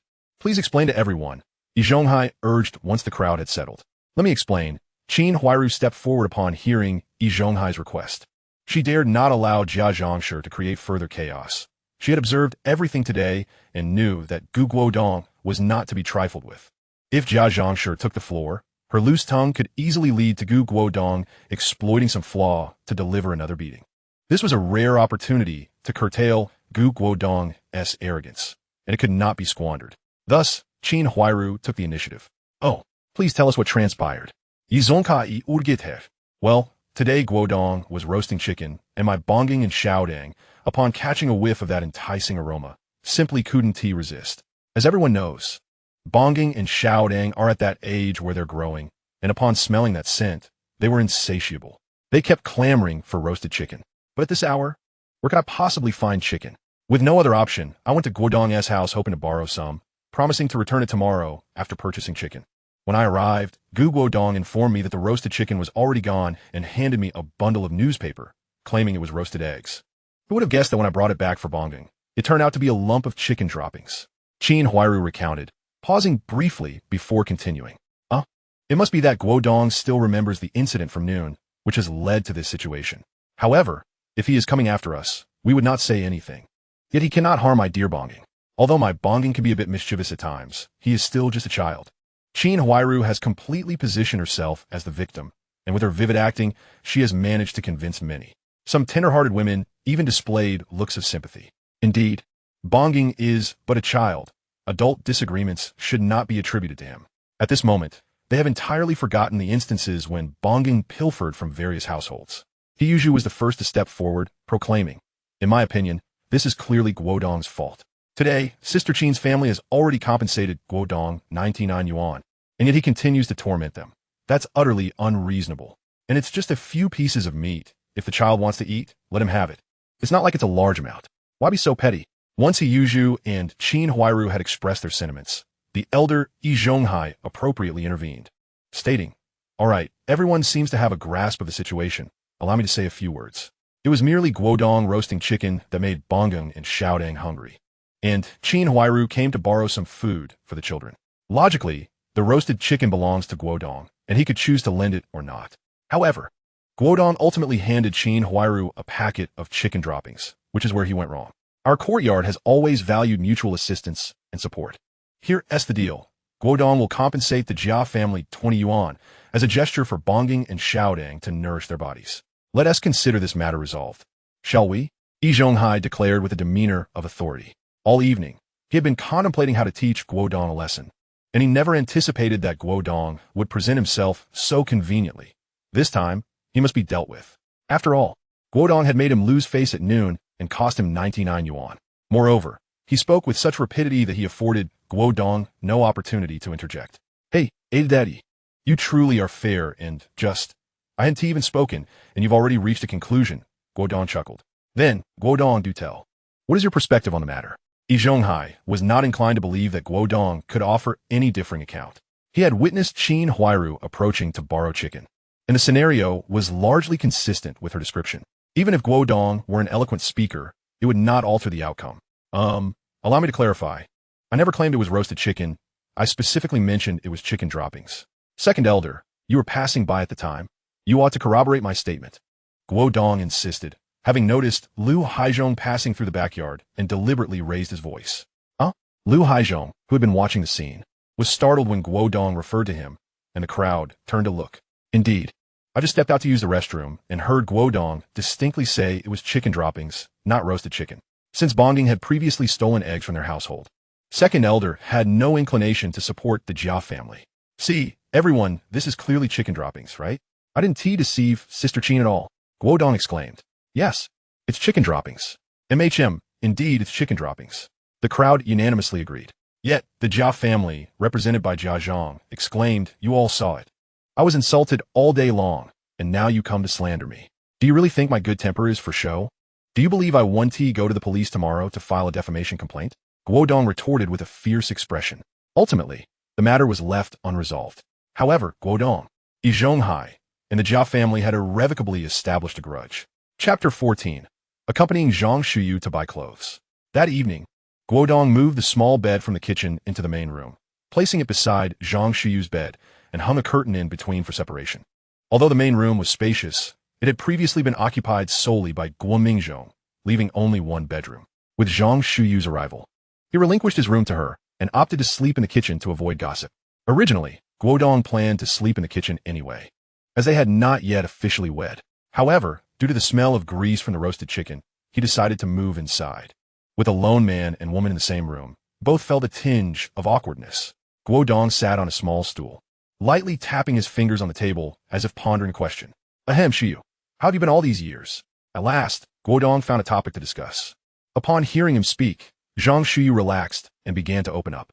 Their conversation flowed back and forth, reminiscent of their childhood playtimes, significantly easing the awkward atmosphere and fostering familiarity. The following morning, Guodong rode his bicycle with Zhang Shuyu, cradling his father's ashes, to the Second People's Cemetery in the western suburbs. This burial plot had been arranged with assistance from the police department. Many of his father's comrades and individuals he had aided came to pay their respects, along with representatives from the street office and the police. Yet, none of the beasts from the courtyard made an appearance. After a morning of activity, Guo Mingzhong's ashes were laid to rest. Once the ceremony concluded, Many approached to offer their condolences, with several of his father's comrades emphasizing that he could reach out to them for assistance in times of need. Guodong and Zhang Shuyu bowed in gratitude. It was nearly afternoon by the time they concluded everything and returned home. Along the way, Guodong was deep in thought about future plans. Having promised Zhang Shuyu that he would marry her, he felt compelled to fulfill his vow. Additionally, he contemplated how to leverage his skills to assist the current impoverished state of Huaxia. As someone who had traversed time from the future, Guodong was acutely aware of the challenges that lay ahead for Huaxia. To prevent future crises from arising, it was imperative to strategize in advance. Observing Guodong's silence, Zhang Shuyu assumed he was still grappling with the sorrow of his father's passing and softly remarked, "Guodong, do not be disheartened. Uncle Mingzhong has departed, but I'm still here. I believe he wouldn't want to see you so sorrowful. You must remain strong." Upon hearing Zhang Shuyu's comforting words, Guodong felt a warmth in his heart. It seemed that his father had chosen a commendable wife for him. She was at least understanding, sensible, kind, and pure. Unlike the leeches in the courtyard, who only knew how to drain others. Unbeknownst to them, the two arrived at Ammon department store. "Come on, Shuyu. Let's go in and browse," Guodong declared, disregarding Zhang Shuyu's hesitations, and took her hand as they entered the store. The moment Zhang Shuyu felt Guodong's hand clasp hers, she fell silent, obediently allowing him to lead her. Internally, Zhang Shuyu was extremely nervous. After all, this was the first time she had ever held a boy's hand in her life. Zhang Shuyu lowered her head, her heart racing wildly, and her cheeks flushed with a hint of crimson. This scene did not escape Guodong's notice, prompting a smile to break across his face. It seemed that Shuyu held a fondness for him after all. The two meandered through the department store, and upon arriving at a clothing section, Guodong paused and gently pulled Zhang Shuyu inside. As soon as they entered, her gaze was captivated by a striking red coat hanging on the wall. In an era where most garments were predominantly blue or gray, this vibrant hue was undeniably eye-catching. "Shuyu, do you fancy that coat?" Guodong inquired, having noticed her rapt attention. "Huh, I don't like it, Guodong, I really don't," she quickly replied, shaking her head in denial. Yet, her eyes remained fixed on the coat, revealing her true admiration for it. Observing her childlike demeanor, Guodong chuckled softly. He then led her to the sales clerk and politely requested, "Excuse me, could you please take down that red coat from the wall for us to try?" The clerk raised her gaze slightly, casting a glance at the pair before responding with a haughty tone. "Comrade, that coat requires 4 yards of fabric tickets and 20 yuan. It's quite expensive. If you can't afford it, perhaps you shouldn't try it on." Guodong understood her attitude, recognizing that during this period, public service jobs were secure, and the clerks had fixed salaries that did not fluctuate with sales, resulting in a general lack of customer service. Upon hearing the price of 4 yards of fabric tickets, Zhang Shuyu's face paled. After all, an individual was allocated only 1.5 yards of fabric tickets per year, and with spring just beginning, spending 4 yards now would leave her in a precarious position for the future. Additionally, 20 yuan represented a significant portion of a typical family's monthly expenses. "I don't want any more, Guodong, let us go back," she whispered, tugging at his sleeve. Guodong merely patted her shoulder gently and turned back to the clerk, asserting, "Comrade, I'm quite certain I wish to purchase that coat. Please prepare the bill." The clerk, taken aback by his insistence, complied and issued a receipt. Guodong then produced the requisite tickets and cash, handing over the 4 yards of fabric tickets along with 20 yuan. After the clerk counted the money and secured the receipt, she slid it over to the accountant. Shortly thereafter, the accountant returned with the finalized receipt, allowing the clerk to retrieve the coat and present it to Zhang Shuyu. Cradling the coat carefully in her arms, a radiant expression of delight illuminated her face, prompting Guodong to reach out and affectionately ruffle her hair. "Guodong Yi." Zhang Shuyu shyly evaded his touch, yet her face radiated joy. After a leisurely stroll around the mall, they finally returned to the courtyard. Chapter 15, The Pigeon Market. Upon returning home, it was nearly 5 o'clock. Having spent the day attending to her father's burial and later accompanying Zhang Shuyu through the department store, Guodong had completely forgotten to buy groceries. While there were still eggs and flour at home suitable for a simple egg noodle dish, he clearly wished for something more substantial. Thus, he resolved to visit the pigeon market to see if he could procure any hearty fare. "Shuyu, stay here while I check if there's any meat left. If there is, we shall prepare a sumptuous dinner tonight," he announced. "Huh, Guodong, are you buying meat again? But we just had roasted chicken yesterday." Zhang Shuyu frowned at the thought. It was uncommon for people to eat meat every day. The last thing they needed was for someone to accuse them of leading a life of excess. "Silly girl, didn't I mention yesterday that from now on, we shall have meat every day?" Don't worry, just wait here for me. I'll be back shortly, Guodong chuckled, playfully tapping her nose before cycling away. The pigeon market was an unofficial, privately developed marketplace that operated without government sanction. In this planned economy, where a ticket system was in place, many times one could have money but be unable to buy anything due to the lack of tickets. Hence, such markets emerged where purchases could be made without tickets, albeit at prices typically inflated by 40 to 50%, and some items could even be double the standard rate. Although the existence of the pigeon market was frowned upon, authorities turned a blind eye as long as the situation did not escalate too drastically. The pigeon market operated in 3 distinct time frames. The first from 4 to 6 in the morning before state-run markets opened, and the second from 5 to 7 in the evening just as they were closing. Many opportunists would buy excess tickets at the state market and then resell them at inflated prices in the pigeon market, pocketing the difference. However, if caught, the consequences could be dire. Upon arriving at the pigeon market, Guodong first perused the meat stalls, where a variety of meats were available, but at prices significantly higher than those at state markets. Pork, for instance, cost around 70 cents per pound of the market, but was a full yuan here. After surveying the options, he purchased 2 pounds of pork and then moved on to the condiment section to buy some spices, sugar, and salt, knowing he had used a fair amount for the roasted chicken yesterday. Since no tickets were required here and he had ample cash, he decided to stock up. Having secured the ingredient for dinner, Guodong turned his attention to what he had truly come for that day. After thoroughly examining the space provided by the system, he discovered he could manipulate the flow of time within it. Although the maximum speed he could achieve was 3 times faster, it was sufficient for his needs, allowing him to cultivate crops and raise livestock. Not far from the street corner, he spotted a burly middle-aged man selling chicks and ducklings, which he deemed a perfect opportunity to make a purchase. "Excuse me, how much are the chicks and ducklings?" he inquired. "Chicks are 30 cents each, and ducklings are 50 cents, the man replied, glancing at Guodong's bicycle and the 2 pounds of pork he had. How audacious of him to set such a price. "I bought a 2.5-year-old rooster for only 2 yuan yesterday," Guodong thought to himself. Nevertheless, he brushed it off, as he was financially secure and expected to become even wealthier. This amount was merely trifling.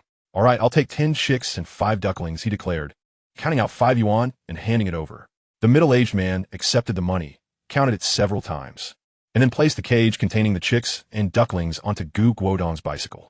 "Comrade, do take care as you leave." With a nod, Guodong hastily pedaled away from the area. After all, it was rather perilous here, should anyone catch sight of him purchasing so many chicks and ducklings. One could only imagine the idle gossip that might ensue. Finding a discreet spot, Guodong gently placed the little chicks and ducklings into his own space. The moment they entered, they darted about with astonishing speed, pecking at the grass incessantly. Their rapidity was nothing short of astonishing. Guodong understood that this was a consequence of his manipulation of the flow of time. At this pace, it wouldn't be long before the chicks and ducklings matured, and then they could be consumed. The only regret was the inability to procure piglets. Otherwise, he would have enjoyed the luxury of free pork.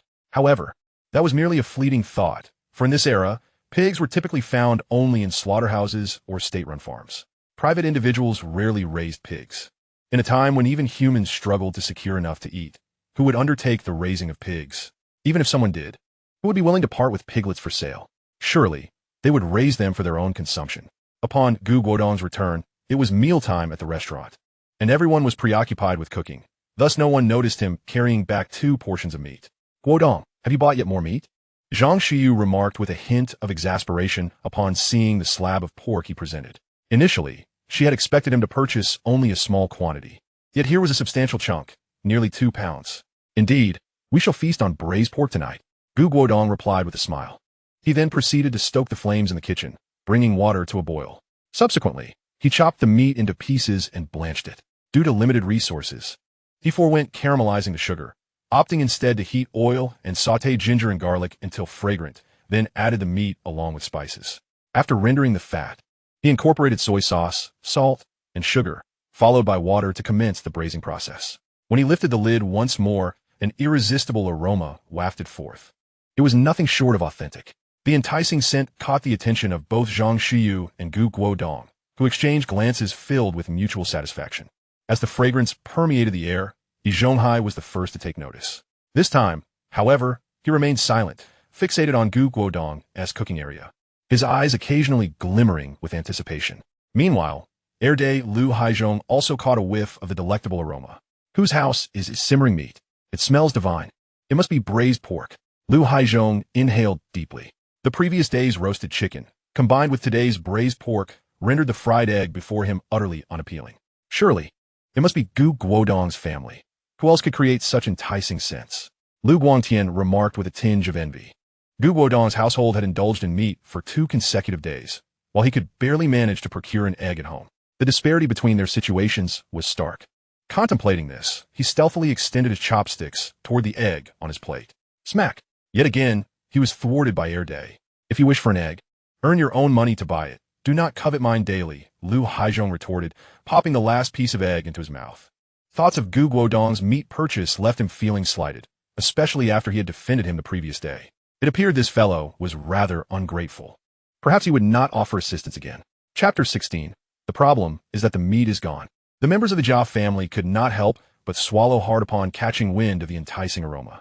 Particularly, Jia Zhang was practically itching to rush into Guodong's home to seize this culinary delight. That scoundrel, has he once more procured meat? Yesterday, it was roasted chicken. Today is braised pork. Where on earth does he acquire such rations? Jia Dongshu expressed his jealousy. Mother, did you not say you buy meat today? I want to eat meat. Bang Gung echoed, his eyes glistening with desire. However, he dared not suggest borrowing from Guodong after the unfortunate incident yesterday, involving a foul chicken mess that had left him feeling queasy. Qin Huairu, hearing her son's yearning for meat, felt equally troubled. She had intended to buy meat, but upon arriving at the market, she discovered that their monthly meat ration had already been exhausted. Although one could purchase meat at the pigeon market, the prices were exorbitant, rendering it unaffordable. Thus, she had been treading carefully all day, avoiding any mention of meat in front of Bang Gong, hoping to evade scrutiny. Just when she thought the day would pass without incident, Guodong's meat preparation reignited Bang Gong's cravings. Indeed, Qin Huairu, where's the meat? Jia Zhang glared at her, eyes ablaze with indignation. Mother, our household's meat ration has been exhausted. We must endure a few more days until the next issuance, Qin Huairu explained helplessly.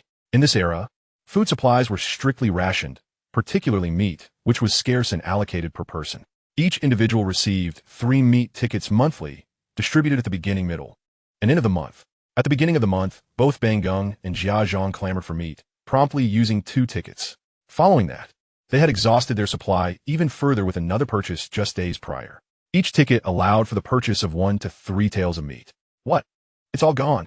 Jia Zhang erupted upon hearing Qin Huairu's words, her voice escalating to a shrill pitch.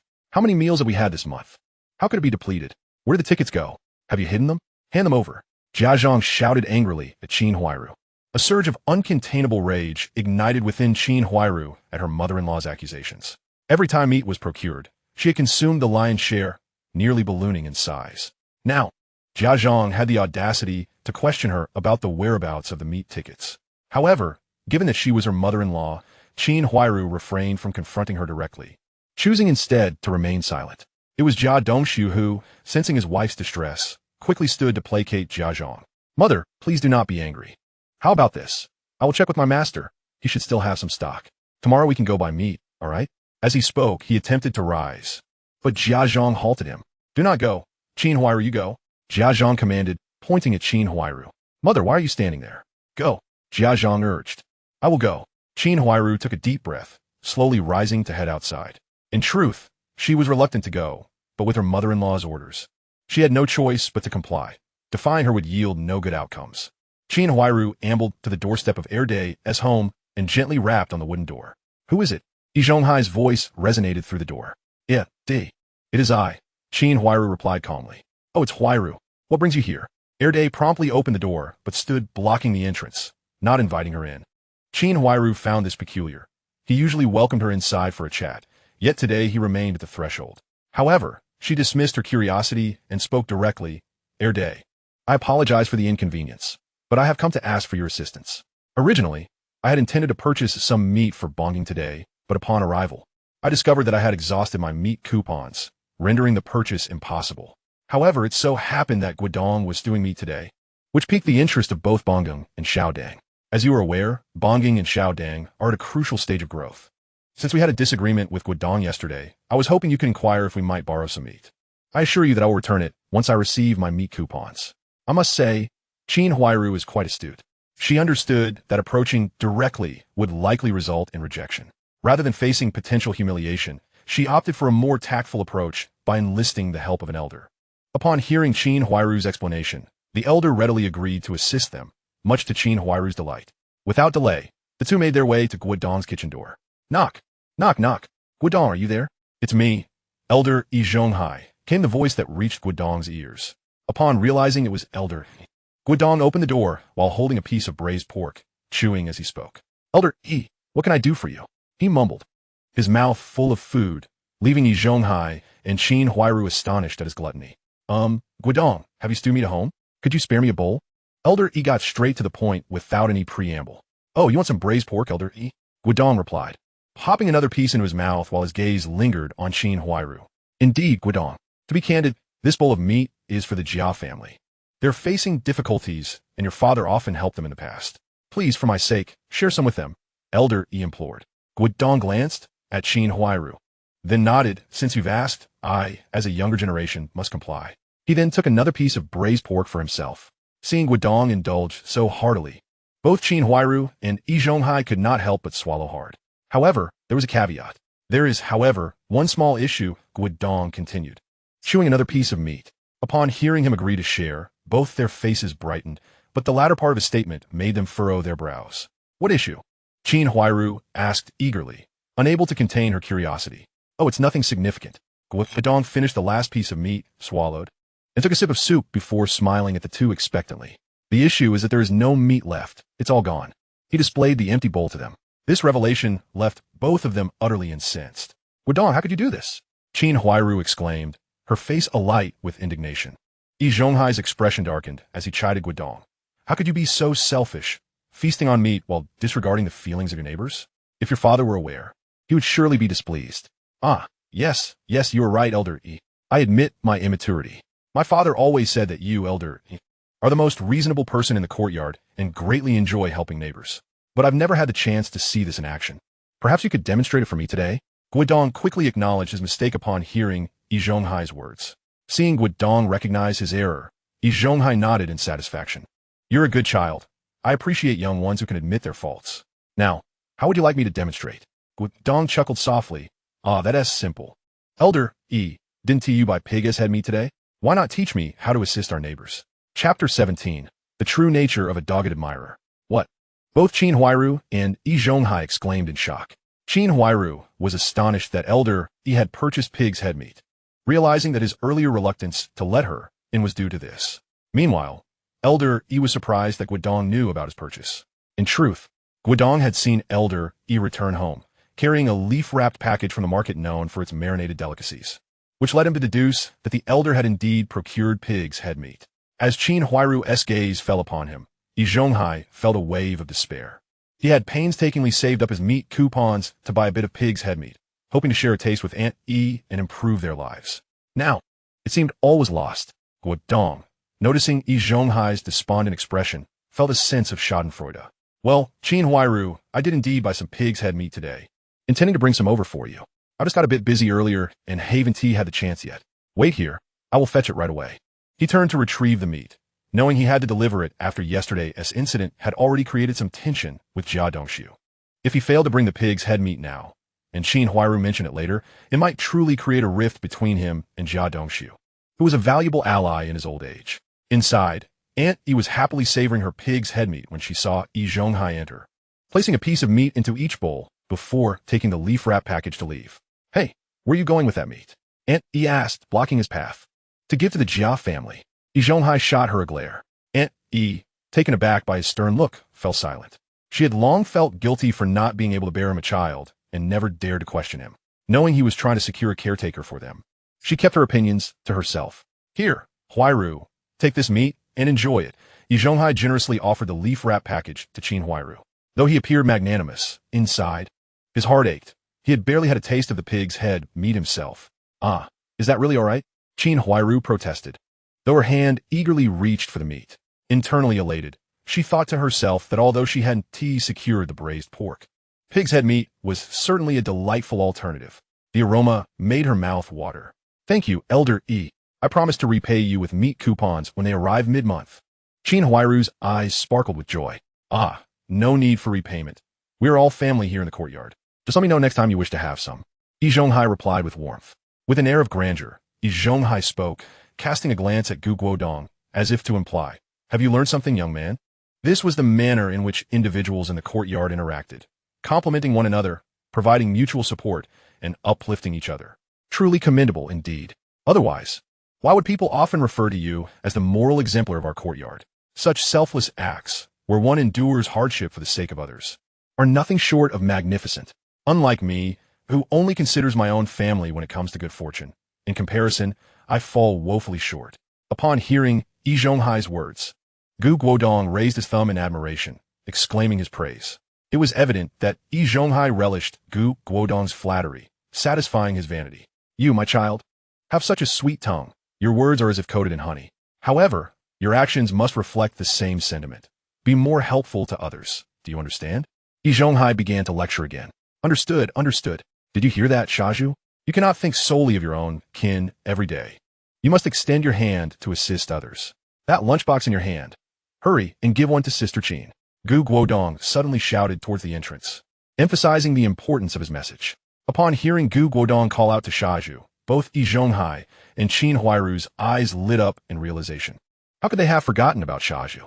They thought simultaneously. Noticing the aluminum lunchboxes in the net bag Shaju was carrying, Qin Huairu's eyes sparkled. Shaju, you brought back meat today, haven't you? Quickly, give a box to Huairu. Bang Gung is causing quite a stir again. Yi Zhonghai commanded directly. Qin Huairu, eager, reached out to take the net bag from Shaju. Wait, Sister Qin, let me think. My sister is coming back tonight, and this is for her, Shaju said, unusually evasive, refusing to hand over the aluminum lunchbox. Qin Huairu's hand grasped at air, and after a moment's pause, her expression darkened slightly. Guodong observed this and chuckled inwardly, realizing his earlier words were effectively sowing discord between Shaju and the others. Just as Guodong had anticipated, Shaju began to reflect upon Guodong's admonition about not solely focusing on one's own family and the necessity of aiding others. Although he was called Shaju, he was far from foolish. Aside from occasionally being muddled in front of Qin Huairu, he was quite astute. Through Guodong's words, Shaju immediately thought of his sister. He Yushui. In the past, he often sought to please Qin Huairu at the expense of neglecting his sister. Whenever there was something delicious, he would refrain from saving any for himself, allowing it all to end up in the mouths of the Jia family. Reflecting on this, he felt a twinge of guilt. It was indeed this thought of his sister that caused Shaju to shy away from Qin Huairu. At that moment, Yi Zhonghai, dismissively, remarked, Yushui is quite grown now. A little less food won't hurt her. Hurry and give it to Huairu, or else Bang Gung will keep making a fuss. Hey, Uncle Lee, why do you say that?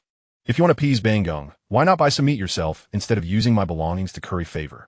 I haven't even had the chance to care for my own sister. Where would I find the time to worry about someone else's wife and children? Shaju retorted angrily upon hearing Yi Zhonghai's words. Who says I haven't cared? I just sent over some pig's head meat. Yi Zhonghai shot back, somewhat irked. Then why not just let it be? Why must you insist on dragging me into this? Are you feeling unfair because you believe only you should give while others do not? Shaju stood his ground, refusing to back down. Yi Zhonghai, upon hearing Shaju's retort, was left speechless with anger. However, after Shaju finished speaking, he turned to see Qin Huairu, her face awash with grievance, on the brink of tears. Shaju, you're right. It was wrong of me to always ask you for food and drink. This has prevented you from properly caring for Yushui. Rest assured, starting tomorrow, I will no longer ask you for anything. I will repay you for all that I've taken, Qin Huairu said softly, her head bowed, suppressing her sobs. Seeing Qin Huairu in tears caused Shaju's heart to twist in panic. No. Sister Qin, what are you saying? How could I ever ask you to repay me? Am I such a petty person? Please don't be upset. I'll give it to you, I will. Here, take it, just don't cry. Shaju hurriedly thrust the aluminum lunchbox into Qin Huairu's hands and, instinctively, reached out to wipe the tears from her face, only to realize that it might not be appropriate. He hesitated, his hand hovering in the air, unsure of what to do. Guodong watched, sighing inwardly at the absurdity of it all, before retreating indoors. Chapter 18. The true circumstances of the Jia family's life originally. Guodong had thought that his provocation would lead Shaju to become more discerning and cease his sycophantic behavior toward Qin Huairu. However, he soon realized he had been overly naive. With just a slight manipulation, Qin Huairu had managed to ensnare Shaju's heart once more. Yet it mattered little. His remarks had simply been casual, intended to observe their internal squabbles for his own amusement. Brother Guodong, Don't you think we were being a bit excessive? Yesterday, we inflicted quite a bit of suffering upon them. Continuing like this may not be wise, as they are our neighbors. Moreover, it's not easy for their family. Only Jia Dongshu is working, and Qin Huairu is expecting their third child, Zhang Shuyu said, her tone laden with compassion as Gu Guodong entered. While the Jia family had often taken advantage of others, she felt that Gu Guodong's actions the previous day had been sufficient to settle the score, having nearly sent them to the hospital and costing her side 99 yuan. Thus, she considered the matter resolved. No, Shuyu, you are still young and naive. Allow me to enlighten you. The Jia family is not as hard-pressed as you think, Gu Guodong replied, shaking his head. His understanding of the Jia family far deeper than Zhang Shuyu's. Why do you say that? Zhang Shuyu inquired, puzzled. Let me break it down for you. Jia Dongshu is a first-class mechanic, earning 33 yuan a month.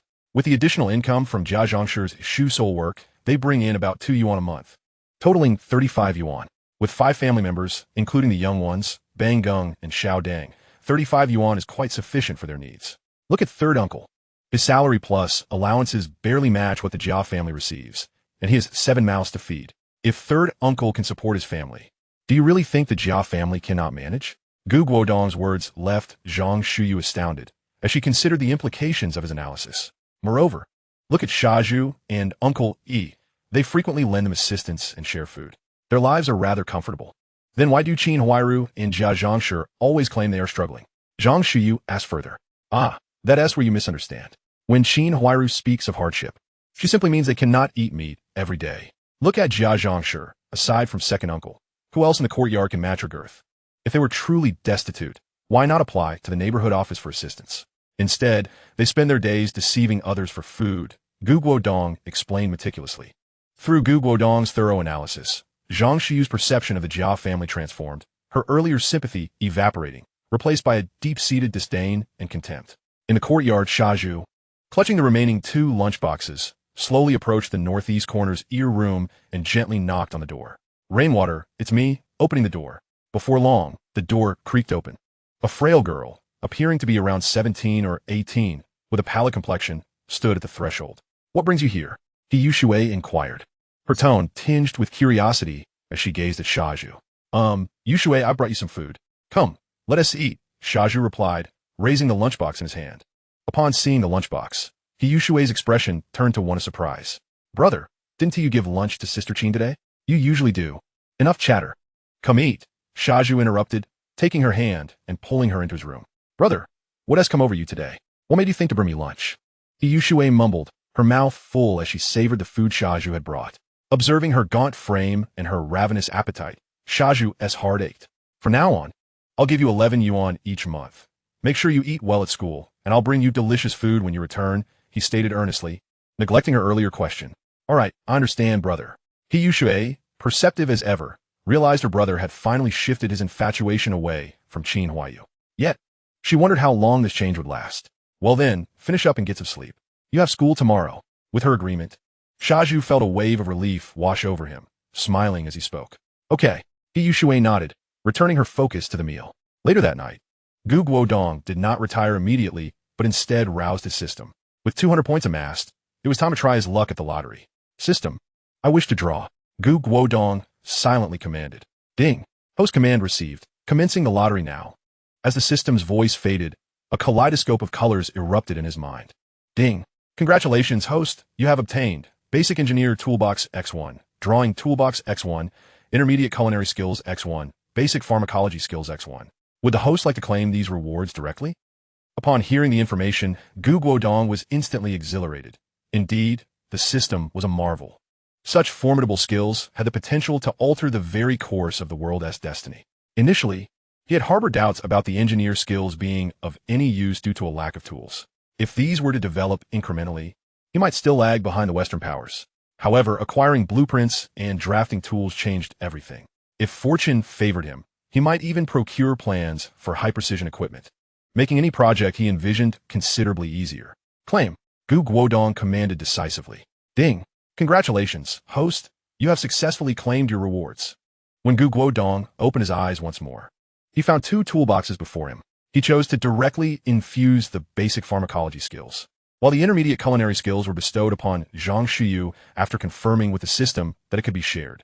After all, coming from the modern world, although he rarely cooked, he had seen enough to manage reasonably well. Yet, Zhang Shuyu was likely unfamiliar with many aspects, so it was more beneficial to impart the skill to her. He first examined the basic engineer toolbox, discovering it was well equipped with tools sufficient for the current era. The drawing toolbox contained all necessary implements as well, particularly since CAD was non-existent and most blueprints had to be hand-drawn.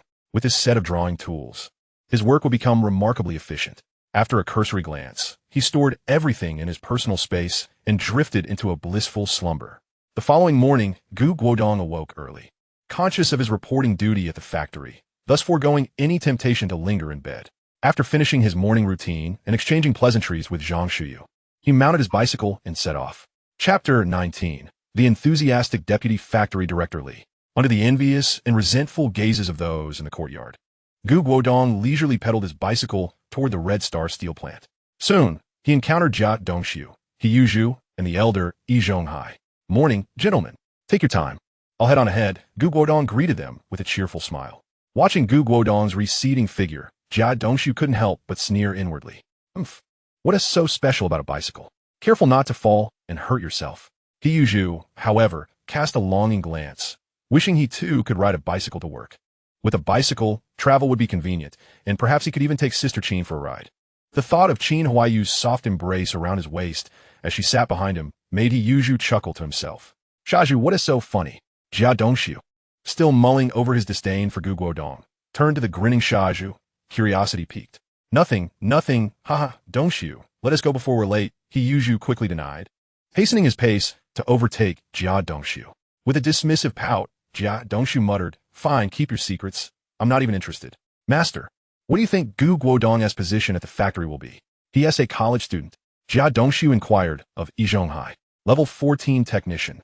Likely to be promoted to level 13, Yi Zhonghai replied with a calm demeanor. "Level 14 technician? What is the salary for that?" Jia Dongshu's eyes widened in astonishment. 48 yuan 50 cents, and upon promotion, 55. Yi Zhonghai maintained his serene expression. Upon hearing the salary, Jia Dongshu swallowed hard. "That's an exorbitant amount. He earns more as an intern than I do as a full-time worker. After 3 years as an apprentice, I barely make 33 upon promotion. Why do all the good things fall to Guodong?" The more he thought about it, the more resentment simmered within him.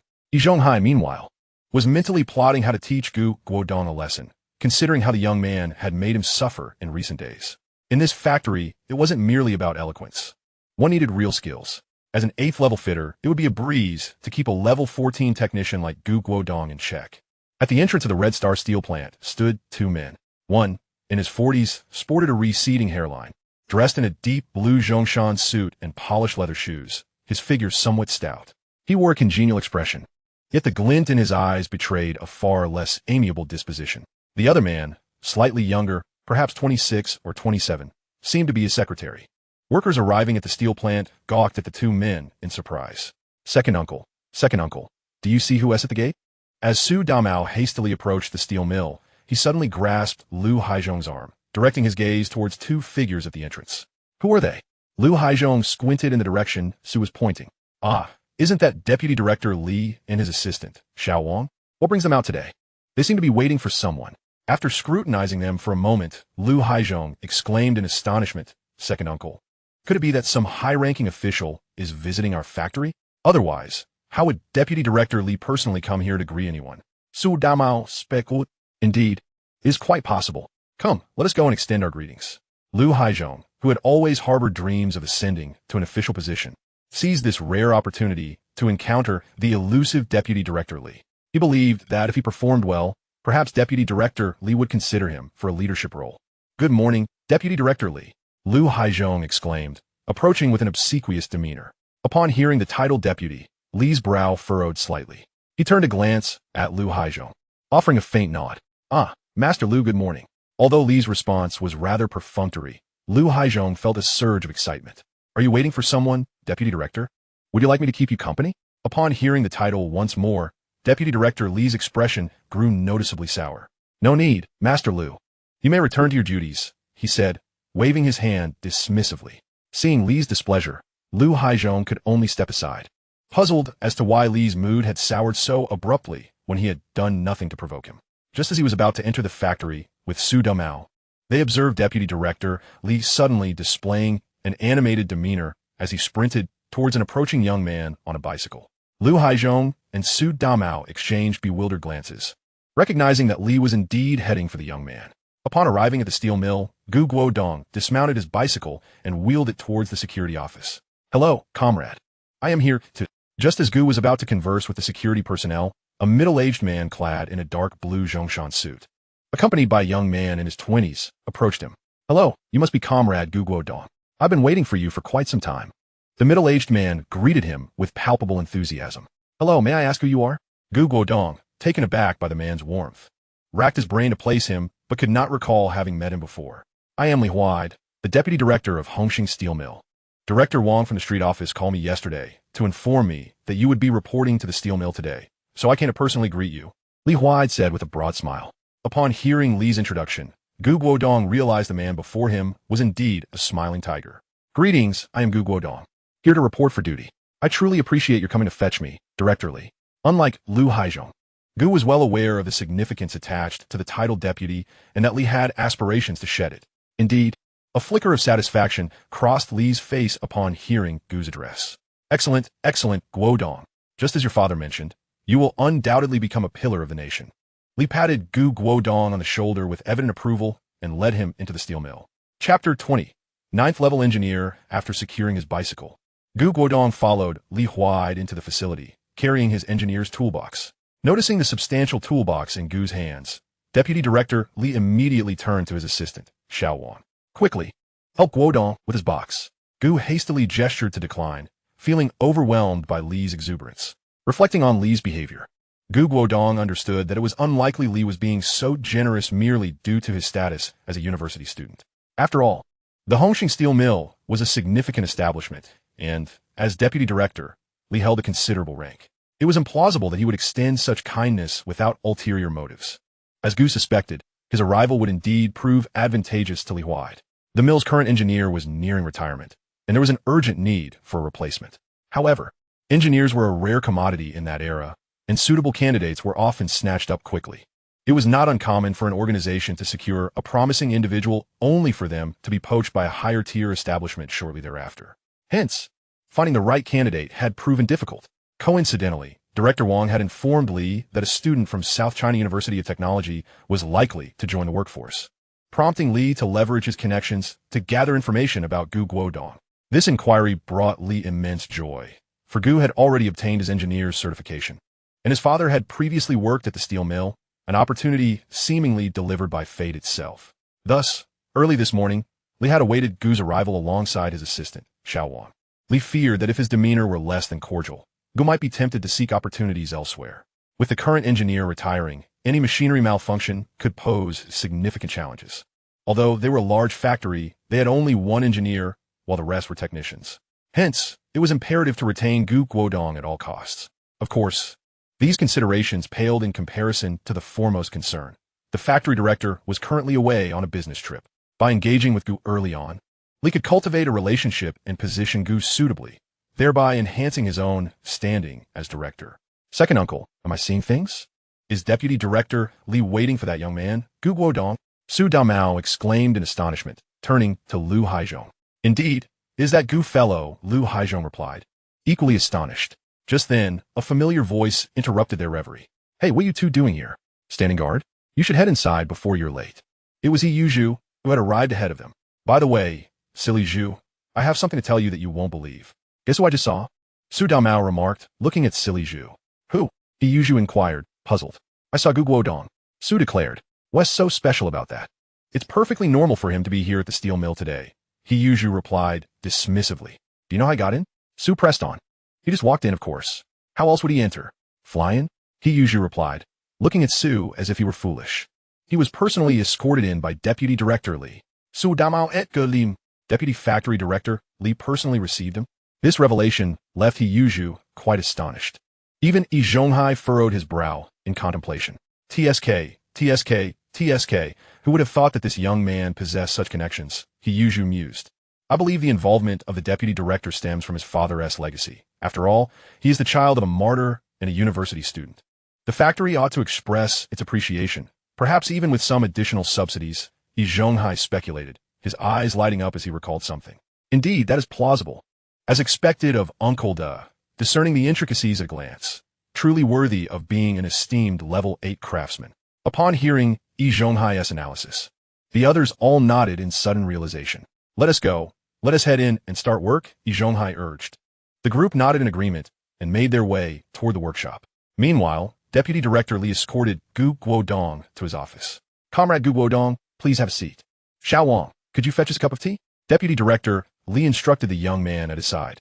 Yes, Director, Xiao Wang replied, turning to leave. You're too kind, Director Li, Guodong responded with a smile. Although he uttered polite words, he couldn't help but ponder. What exactly does Li Huai intend to discuss? Why is he taking so long to get to the point? Perhaps I should address the important matters first, Guodong thought, retrieving his document from his bag. Director Li, here is my school's letter of introduction, along with my graduation certificate. I returned early due to my graduation, though the certificate will arrive in a few days, Guodong explained as he handed over the materials. Oh, very well. Let me take a look. Please have a seat for now, Li Huai nodded, casually flipping through the documents before placing them on the desk. Comrade Gu, I noticed from the letter of introduction that you have obtained your engineer qualification. Where's the certificate? Oh, Director Li, here it is. Guodong promptly produced the engineer qualification certificate he had prepared in advance and placed it on the table. Good. Remarkable to be so young and already an engineer. I've heard about your father's situation. It's truly regrettable. But don't let it trouble you too much. I believe your father would want you to live well, Li Huai remarked, examining the certificate with a look of surprise. A young engineer with a university diploma. If you strive further, your future will undoubtedly be bright. Guodong nodded slightly in acknowledgement, saying little in response. Sensing his approval, Li Huai continued, Here's the deal. Our factory is currently in need of talent, so there will be no probation period for you. Nor will you need to fill your father's position. I'll directly arrange for you to be a level 9 engineer with a salary of 102 yuan. As for the documentation, I will treat you as a level 8 engineer. Should you encounter any needs or difficulties, feel free to communicate them to me. What do you think? After finishing, Li Huai focused intently on Guodong, awaiting his response. Director Li, that seems rather inappropriate, Guodong replied, surprised at the offered terms. Skipping probation might invite gossip from others. Enough, Guodong. With your qualifications, joining a better department should pose no problem. However, since you are with us, we must extend you preferential treatment, Deputy Director Li stated matter-of-factly. Well then, thank you very much, Director Li. With such an offer on the table, refusing would be impolite. Chapter 21. A new beginning in the engineering department now, equipped with this salary. Indulging in a bit of meat wouldn't attract any scrutiny, especially since his household consisted of just 2 people. As a level 8 engineer, they likely wouldn't dare to comment. Of course, Guodong was aware that Li Huai's actions were intended to win him over, ensuring that he would align with Li's interests in the future. Guodong dismissed any notions of concern. While Li Huai might not be a paragon of virtue, he did possess a commendable trait, his generosity. As long as one was of use to him, he would support them, even if they had wronged him. Much like the character Sha Zhu in the original story. Today, Li Huai's actions left Guodong with a fresh perspective. Not only was he magnanimous in spirit, but also in his dealings, offering such generous terms to cultivate allegiance, suggesting he would not forget those who supported him in the future. Indeed, a master of political maneuvering. Upon seeing Guodong acquiesce to his terms, Deputy Director Li beamed with delight. He leaned in closer and lowered his voice. Rest assured, Guodong, as long as you work diligently, I guarantee it won't be long before you secure a position in the engineering department. To be candid, our engineering department head is set to retire in a few months. Aside from him, the highest-ranking individual is merely a level 10 technician. With your capabilities, I'm confident you will seize this opportunity. Such an implication was not merely subtle. It was overtly clear. Understood. Thank you for your kind words, Director Li. I hope to receive your guidance in the future. Guodong expressed his gratitude. Haha, you're welcome. Let us go.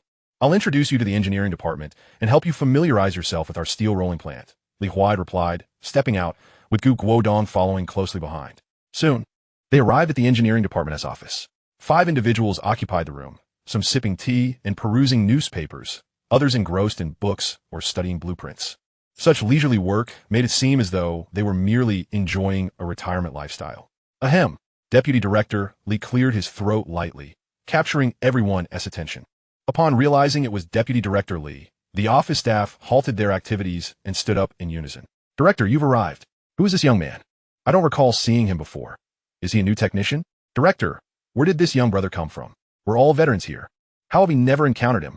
The group buzzed with enthusiasm, evidently intrigued by the unexpected presence of Guodong. There is no need for confusion. This is our new colleague, Guodong, son of Gumingjong. He is joining our engineering department today. Deputy Director Li gestured, prompting silence as everyone turned to listen. I came specifically to introduce Comrade Guodong to everyone. Gu, this is our engineering department head, Lin Ming. He oversees our department's daily operations. Li Huide introduced Guodong to an elderly gentleman with graying hair and spectacles.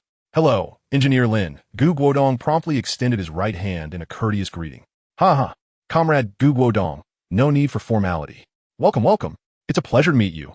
Lin Ming replied warmly, shaking Guodong's hand. For now, Guodong, you should shadow Xiao Wang and learn from him. Xiao Wang, come over here, Lin Ming called to the slender young man who had been reading. This is Wang Weiguang from our engineering department, currently a level 12 technician. You should follow him to familiarize yourself with our steel rolling mill. Meanwhile, Deputy Factory Director Li, upon hearing Lin Ming's words, wore a peculiar expression. Lin Gong, I must mention that, despite Guodong's youth, he is a graduate of South China University of Technology and has already obtained his engineer certification, being a level 9 engineer. What? The members of the engineering department were astonished to learn that Guodong was indeed an engineer. At that moment, Guodong calmly smiled and said, Hello, Lin Gong, everyone. I am indeed a student of South China University of Technology, and I passed the level 9 engineer examination last year. All right, Lin Gong. I leave him in your capable hands. You all may introduce yourselves. I have other matters to attend to. After Deputy Factory Director Li departed, the engineering department members gathered around Guodong to discuss him. Guodong, you appear to be in your 20s, and yet you have attained a level 9 engineer certification. Truly impressive. A middle-aged man in his 40s, somewhat portly, complimented Guodong. Oh, I forgot to introduce myself. My name is Yang Jianjun, a level 13 technician. Upon finishing his introduction, the stout man flashed a friendly smile at Guodong. Hello, Engineer Yang, Guodong Politali Nodet. Subsequently, Lin Ming introduced Guodong to the remaining 2 individuals. The man in his 30s, engrossed in a set of blueprints, was Zhao Chun, a level 10 technician, and the highest ranked after Lin Ming, currently preparing for the engineer examination. The last individual was a young man in his late 20s wearing glasses, named Zhou Jiangwo, a level 11 technician. After Lin Ming completed the introductions, Guodong smiled and addressed everyone. Hello, I have just arrived, and I kindly ask for your guidance in the future. Not all. Everyone immediately waved their hands in response. After all, Guodong was an engineer, albeit a level 9-1, yet still far more accomplished than any of them as technicians. Perhaps only Lin Gong would dare to offer him guidance. Lin Gong, what is our primary task at present? After the introductions, Guodong turned to Lin Gong with his inquiry. In truth, we usually have little to do. You may start by familiarizing yourself with the machinery. We typically only engage in repairs when a machine malfunctions. Additionally, you can review these blueprints from our senior, which continuously call for independent innovation and production. We have yet to make significant progress in this regard, Lin Ming explained slowly. Understood, Guodong nodded. We are relatively unoccupied at the moment, so you need not rush into work. Take your time to acclimate here, Lin Ming added. Let Jiangwo guide you around to get acquainted with the environment. Lin Ming called for Zhou Jiangwo to take Guodong on a tour. Chapter 22. What? Guodong is an engineer? In the workshop, Yi Zhonghai leisurely held a teacup, observing the workers as they toiled. As a level 8 fitter, he held significant prestige within the workshop. At times, even the workshop director would show him a measure of respect. Generally, he did not need to engage directly in work. Often, he was mentoring employees, only stepping in for particularly challenging tasks. Suddenly, Yi Zhonghai noticed Jia Dongshu, who appeared somewhat distracted, nearly injuring himself multiple times. Hey, Dongshu, what are you thinking about? Focus on your work. Be careful not to get hurt, Yi Zhonghai admonished upon witnessing Jia Dongshu's demeanor. Em sorry. Master, Jia Dongshu startled, quickly apologizing. All right, Dongshu, what is troubling you? Are you too fatigued? If so, take a break, Yi Zhonghai advised. No, master. I was just pondering whether Guodong has truly become a technician. Will he be assigned to another role? Shouldn't he be taking his father's place as a fitter? Jia Dongshu inquired, still grappling with the notion that Guodong might be a technician. There is indeed that possibility. Let me inquire with Deputy Factory Director Li to see if Guodong is assigned as a fitter. I will try to arrange for him to transfer to our workshop. After all, he is Ming Zhong's son. It is only right to look after him, Yi Zhonghai contemplated. He then greeted the workshop director before heading to Deputy Factory Director Li's office. Oh, Master Yi, is there something you need? Why are you here during working hours? Deputy Factory Director Li had just returned to his office when he encountered Yi Zhonghai at the door, surprised to see him. As one of the few level 8 fitters, Deputy Factory Director Li was naturally familiar with him. Deputy Factory Director Li, I wanted to ask if Guodong is coming to work at our steel rolling mill? Yi Zhonghai invited. Upon hearing the title of Deputy Factory Director, Li's brow furrowed slightly. Why can't you folks from the courtyard learn from Guodong? When no one is around, refrain from using titles. Indeed, Comrade Guodong will be joining us. Is there a problem? Deputy Factory Director Li nodded in affirmation. Then, Deputy Factory Director, could you assist me in arranging for him to be transferred to our workshop? I wish to mentor him personally. After all, Ming Zhong was one of us. And now that he's gone, Guodong is the only child left. I want to help him out. As a level 8 fitter, I can ensure he learns quickly. In due course, his classification will be elevated, Yi Zhonghai earnestly expressed to Deputy Factory Director Li. Master, you are quite thoughtful, Li chuckled at Yi Zhonghai's words. Upon witnessing Li's laughter, Yi Zhonghai felt optimistic that his request would be granted. After all, as a level 8 fitter, he was essentially requesting to take on an apprentice, and Deputy Factory Director Li would likely not refuse. However, Li's next statement left Yi Zhonghai utterly astonished. After a comprehensive assessment of Comrade Guodong, we have decided to appoint him as the new level 9 engineer at our steel rolling mill. If you wish for Guodong to learn from you, feel free to discuss it with him privately. That will be all. Master Yi, you may return to work now. With that, Deputy Factory Director Li turned and entered his office, leaving Yi Zhonghai bewildered. This young man has been directly appointed as an engineer? Isn't he just a recent graduate? How could this be possible? After a long moment, Yi Zhonghai finally processed the information, feeling as though he had been struck by a tremendous blow. Standing there in a daze with a bewildered expression, how could he possibly manage Guodong in the future? An engineer occupies a technical position, a managerial role, while he himself is merely a worker. The disparity between their roles is vast. How could he possibly oversee him? Yi Zhonghai lamented internally. Well, I suppose I will take it one step at a time. Coming to terms with the situation, Yi Zhonghai sighed as he left the office. Master, what happened? Did Deputy Factory Director Li agree to transfer him over? Upon seeing Yi Zhonghai return, Jia Dongshu eagerly approached him with a question. As long as Guodong arrived in this workshop, Yi Zhonghai believed he would find ways to manage him. Yi Zhonghai shook his head with a complex expression and sat down without saying a word. Upon witnessing the expression on Yi Zhonghai's face, Jia Dongshu immediately understood that matters had taken a turn for the worse.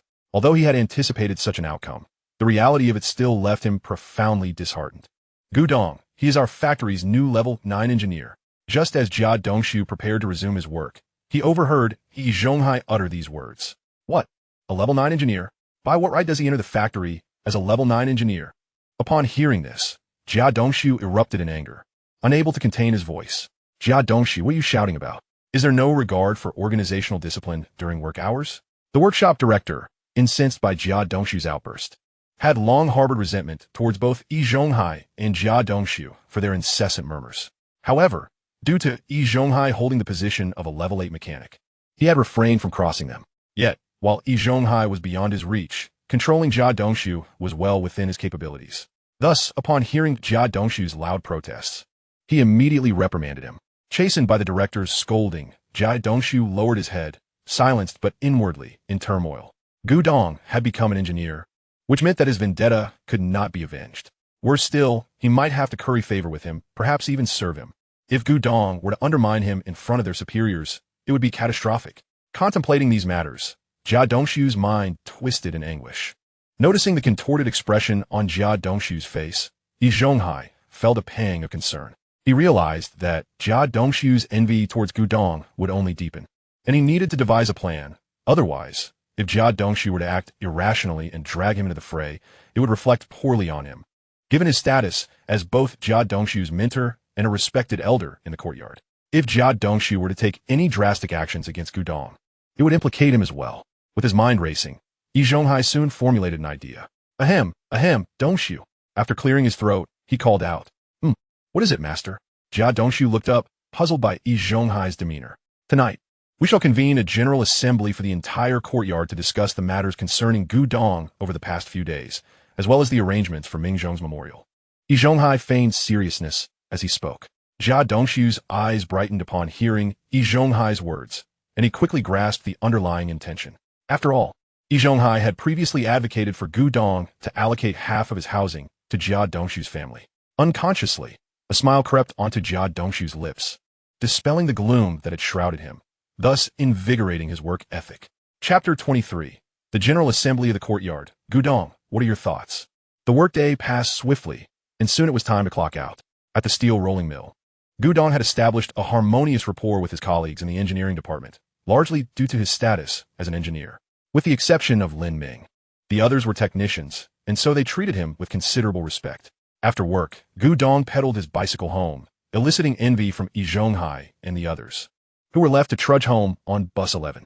"Shiyu, I'm back," Guodong called out as he entered the house, immediately catching a whiff of delicious aromas wafting from the kitchen.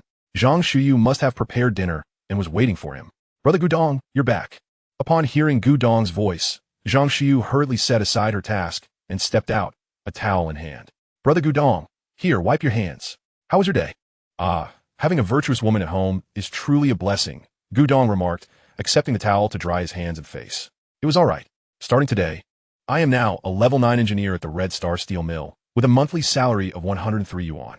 Moreover, my compensation will be calculated at the level 8 engineer's rate," Guodong joyfully reported to Zhang Shuyu as he wiped his hands.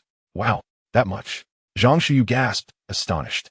It was important to note that Gu Mingzhong's salary had only been 72 yuan and 30 cents. This was an increase of more than half. "That's why I said yesterday that we can afford to eat meat every day," Guodong chuckled, playfully pinching Zhang Shuyu's cheek. "Brother Guodong, stop that. Let's eat first." Zhang Shuyu blushed and quickly shifted the topic, pulling Guodong towards the dining table. All right, time to eat." Guodong laughed as he followed her to the table. "I made noodles with the leftover braised pork from yesterday. Brother Guodong, you must try it." Sounds good. I'm quite hungry. You've worked hard, Shuyu." Upon hearing this, Guodong quickly picked up a bowl and savored a few spoonfuls of the steaming broth. "Delicious. Shuyu, your cooking is exceptional," Guodong praised after tasting the noodles. "Hee. Brother Guodong, if you like it, I'll make it for you every day." Zhang Shuyu beamed with joy, her face radiating happiness as she basked in Guodong's compliment. Just as the two were enjoying their meal, the kitchen door swung open. Guodong, are you there?" It was Yi Zhonghai's voice, resonating through the air. "What is it, Elder Yi?"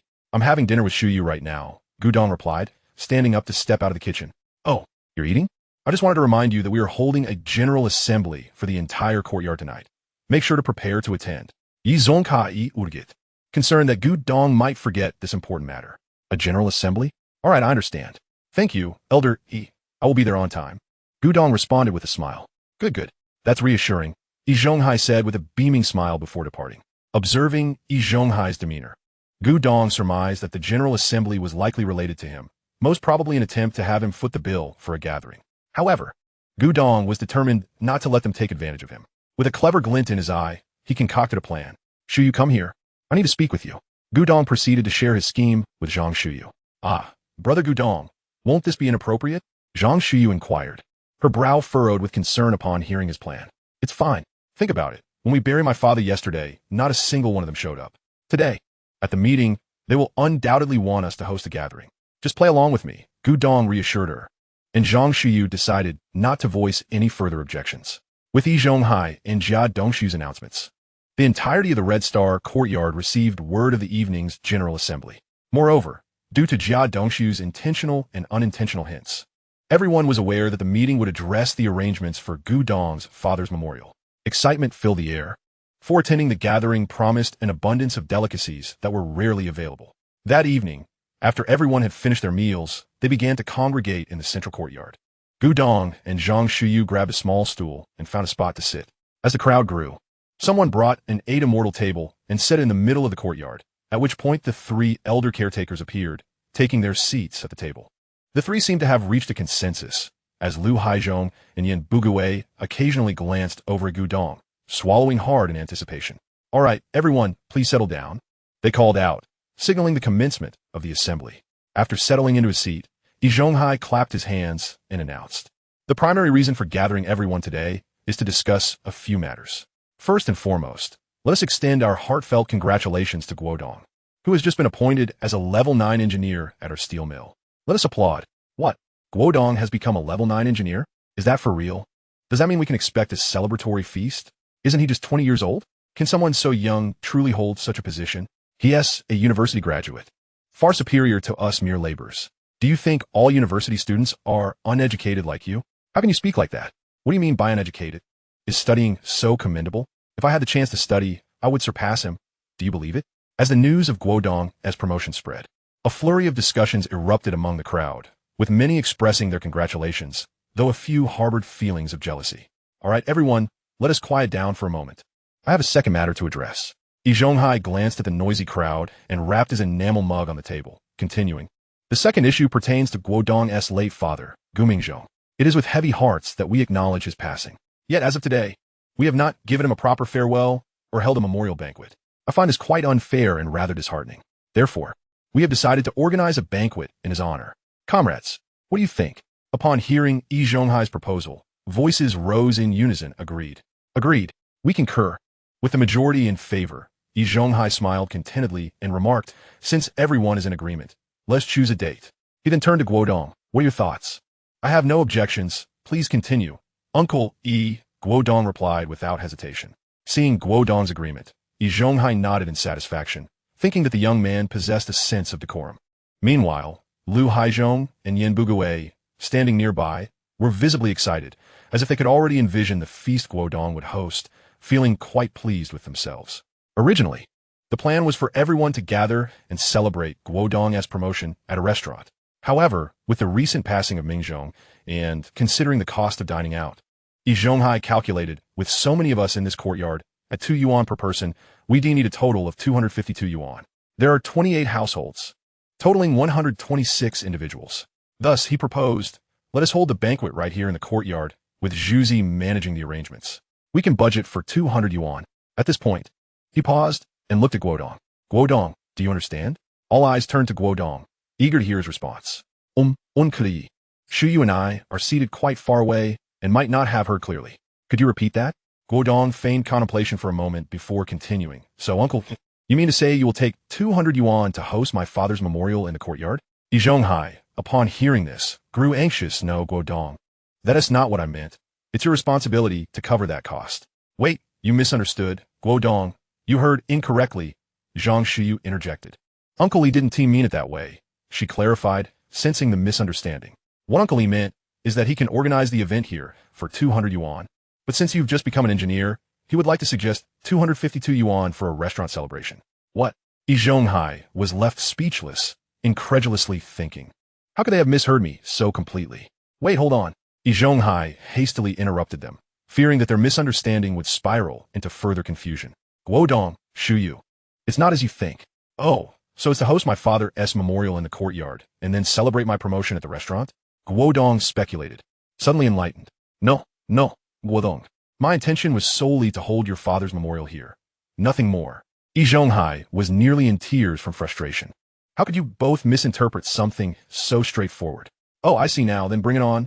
Guodong said somewhat disappointedly while extending his hand. Bring what? Yi Zhonghai replied, perplied. The money. Didn't you say you provide funds for a feast in the courtyard for everyone? Guodong asserted confidently. Oh, no, Guodong. I meant you should provide the money for the ingredients and set up a few tables in the courtyard to treat everyone. Yi Zhonghai explained, feeling a surge of exasperation. Upon hearing this, Guodong realized, I understand now. You all wish to enjoy a meal without contributing, is that correct? How can you say that? We have no such intention. Yan Bugue interjected defensively. Of course not. We wouldn't dream of taking advantage of you. After all, we're neighbors. This is also to ensure your father receives a proper send-off. Wouldn't you agree? Yi Zhonghai quickly added, attempting to clarify. Besides, Guodong, you've just become an engineer.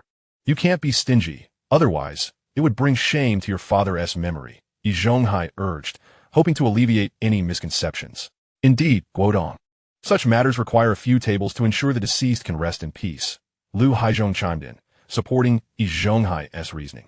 Seeing the three elders rally for Guodong, Jia Zhangshi and Jia Dongshu exchanged glances, both pleased. They had recently endured Guodong's antics and were now relishing the opportunity to reclaim some dignity. Making you host a banquet is for your own good. It's not as if we Haven Tea had our share of good food. Do you think we're doing this just for a meal? Jia Zhangshi could no longer contain her laughter. Exactly. You think we'd be impressed by your modest fare? Let us do this. Since you're not in it for the food, just send a token gift, and you needn't worry about us attending. Guodong gazed at her with a sly grin. Upon hearing this, Jia Zhang's face turned a shade of green. Yet she dared not voice any further objections and begrudgingly took her seat. Since everyone is so eager for a banquet, why not we head to a restaurant instead? I shall invite Deputy Director Li and Director Wang from the street office. They mentioned just a couple of days ago that we could seek their assistance should any difficulties arise. And lo and behold, a predicament has indeed surfaced. I find myself short of funds to settle the bill, so I shall request their help with that, Guodong remarked, a smile playing on his lips as he looked at Yi Zhonghai. Wait, Guodong, there's no need to involve Deputy Director Li and Director Wang. This is our own matter within the courtyard, and why are you out of money? What about your father's pension? Yi Zhonghai quickly intervened, alarmed at the thought of Guodong inviting the officials and expecting them to foot the bill. If those two were to discover that they had allowed Guodong to treat everyone with his father's pension, they would surely be skinned alive. My father's pension?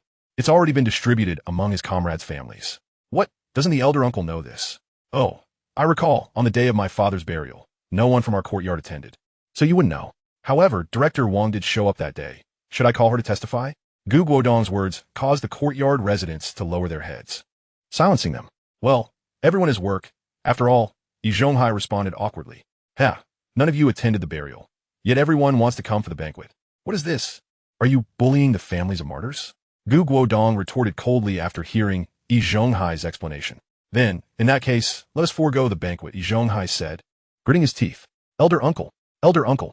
Upon hearing Yi Zhonghai's statement, the second and third uncles grew anxious, calling out to him, but were swiftly silenced by a glare from Yi Zhonghai. He held a certain authority in the courtyard, and thus the second and third uncles fell silent. No. We must have the banquet. How can we not hold one for my father's passing? Guodong interjected at that moment. Chapter 25. Elder uncle, look at this. Upon hearing Guodong's words, the eyes of the three elders brightened. However, Guodong's next statement plunged their hearts into despair. Of course, the banquet must be held, but everyone must contribute to it. His words left the crowd momentarily dumbfounded. Unfazed by their reaction, Guodong continued, Elder uncle, as the most esteemed and highest paid member of our courtyard, shouldn't you set an example? How about you lead by contributing 20 yuan? Upon hearing this figure, Yi Zhonghai felt a ringing in his head. Just a couple of days ago, he had given Guodong 99 yuan, and now he was being asked for 20 more. Though his monthly salary was indeed 99, he couldn't sustain such expenditures. If this continued, he would have to dip into his savings. Guodong, you see, is 20 yuan really necessary? Yi Zhonghai began, but Guodong cut him off. Elder uncle, what? Are you reluctant? If you are, just say so, it's fine. I can borrow from Director Wang or Deputy Director Li later. But haven't you always championed mutual assistance among neighbors? Just yesterday, you gave the Jia family a package of pig's head meat. Why does it seem you're being stingy when it comes to my banquet? Guodong taunted in a mocking tone. Yi Zhonghai found himself at a loss for words, unable to respond. After all, this 20 is also for treating everyone to a meal. How is it acceptable to give the Jia family pig's head meat, but not treat everyone else? It seems your notion of mutual assistance only extends to the Jia family. Everyone, I'm not lying, yesterday, Elder Uncle gave the Jia family a substantial package of pig's head meat, and Shaju can attest to that. As Yi Zhonghai remained silent, Guodong fanned the flames further. Indeed, upon hearing Guodong's words, the crowd began to murmur amongst themselves. Yes, every time the Jia family has an event, Elder Uncle is always eager to help, while he mediates for others in their matters, making big issues small and small issues trivial. Well, that's because he is looking for a partner for his old age. How can he not care? If he could also provide for them, I bet Elder Uncle would pay attention to you too. Hearing the increasingly absurd comments, Yi Zhonghai's face flushed crimson. I will contribute. Who said I am reluctant? Everyone has been struggling. I earn the most, and it is only right for me to treat everyone to a good meal on this occasion. Moreover, Mingzhong, my dear brother, is always helping others, and I believe Guodong has surely inherited this fine tradition from him. Thus, for Mingzhong's funeral banquet, I shall contribute 50. In a bid to restore his image among the crowd and salvage his subsequent plans, Yi Zhonghai boldly placed 5 large notes on the table. As soon as he spoke, the crowd erupted in cheers. Ah, Elder Uncle is still the exemplary figure for us all. I aspire to follow your lead. For the banquet, I will contribute 1 yuan. I will 2. I will contribute 2 yuan. With Yi Zhonghai leading the way, the rest began to rummage through their pockets to gather their meager contributions. Hearing the praises directed at him, Yi Zhonghai's smile returned, and he felt a surge of satisfaction. In a mere moment, the previously empty table was now piled high with coins. A rough estimate suggested they had certainly amassed 200 yuan. Seeing such a sum, Guodong's spirits soared. Quickly, Shiyu, note down how much each family has contributed for later registration. Make a special note that the Jia family is not allowed to partake, as they just stated. At Guodong's words, the faces of the Jia family turned a deep shade of purple. Jia Zhang was about to protest, but Yi Zhonghai discreetly shot her a glance. Silencing her. Elder uncle, aren't you two planning to contribute? Guodong pressed, his gaze fixed on the two elders. Noticing their inactivity, he let out a cold huff. Prompted by Guodong's inquiry, the crowd's attention shifted to them. Lu Haizhong reluctantly produced 2 yuan, placing it on the table. Yin Bugue, with a pained expression, also produced 1 yuan to add to the pile.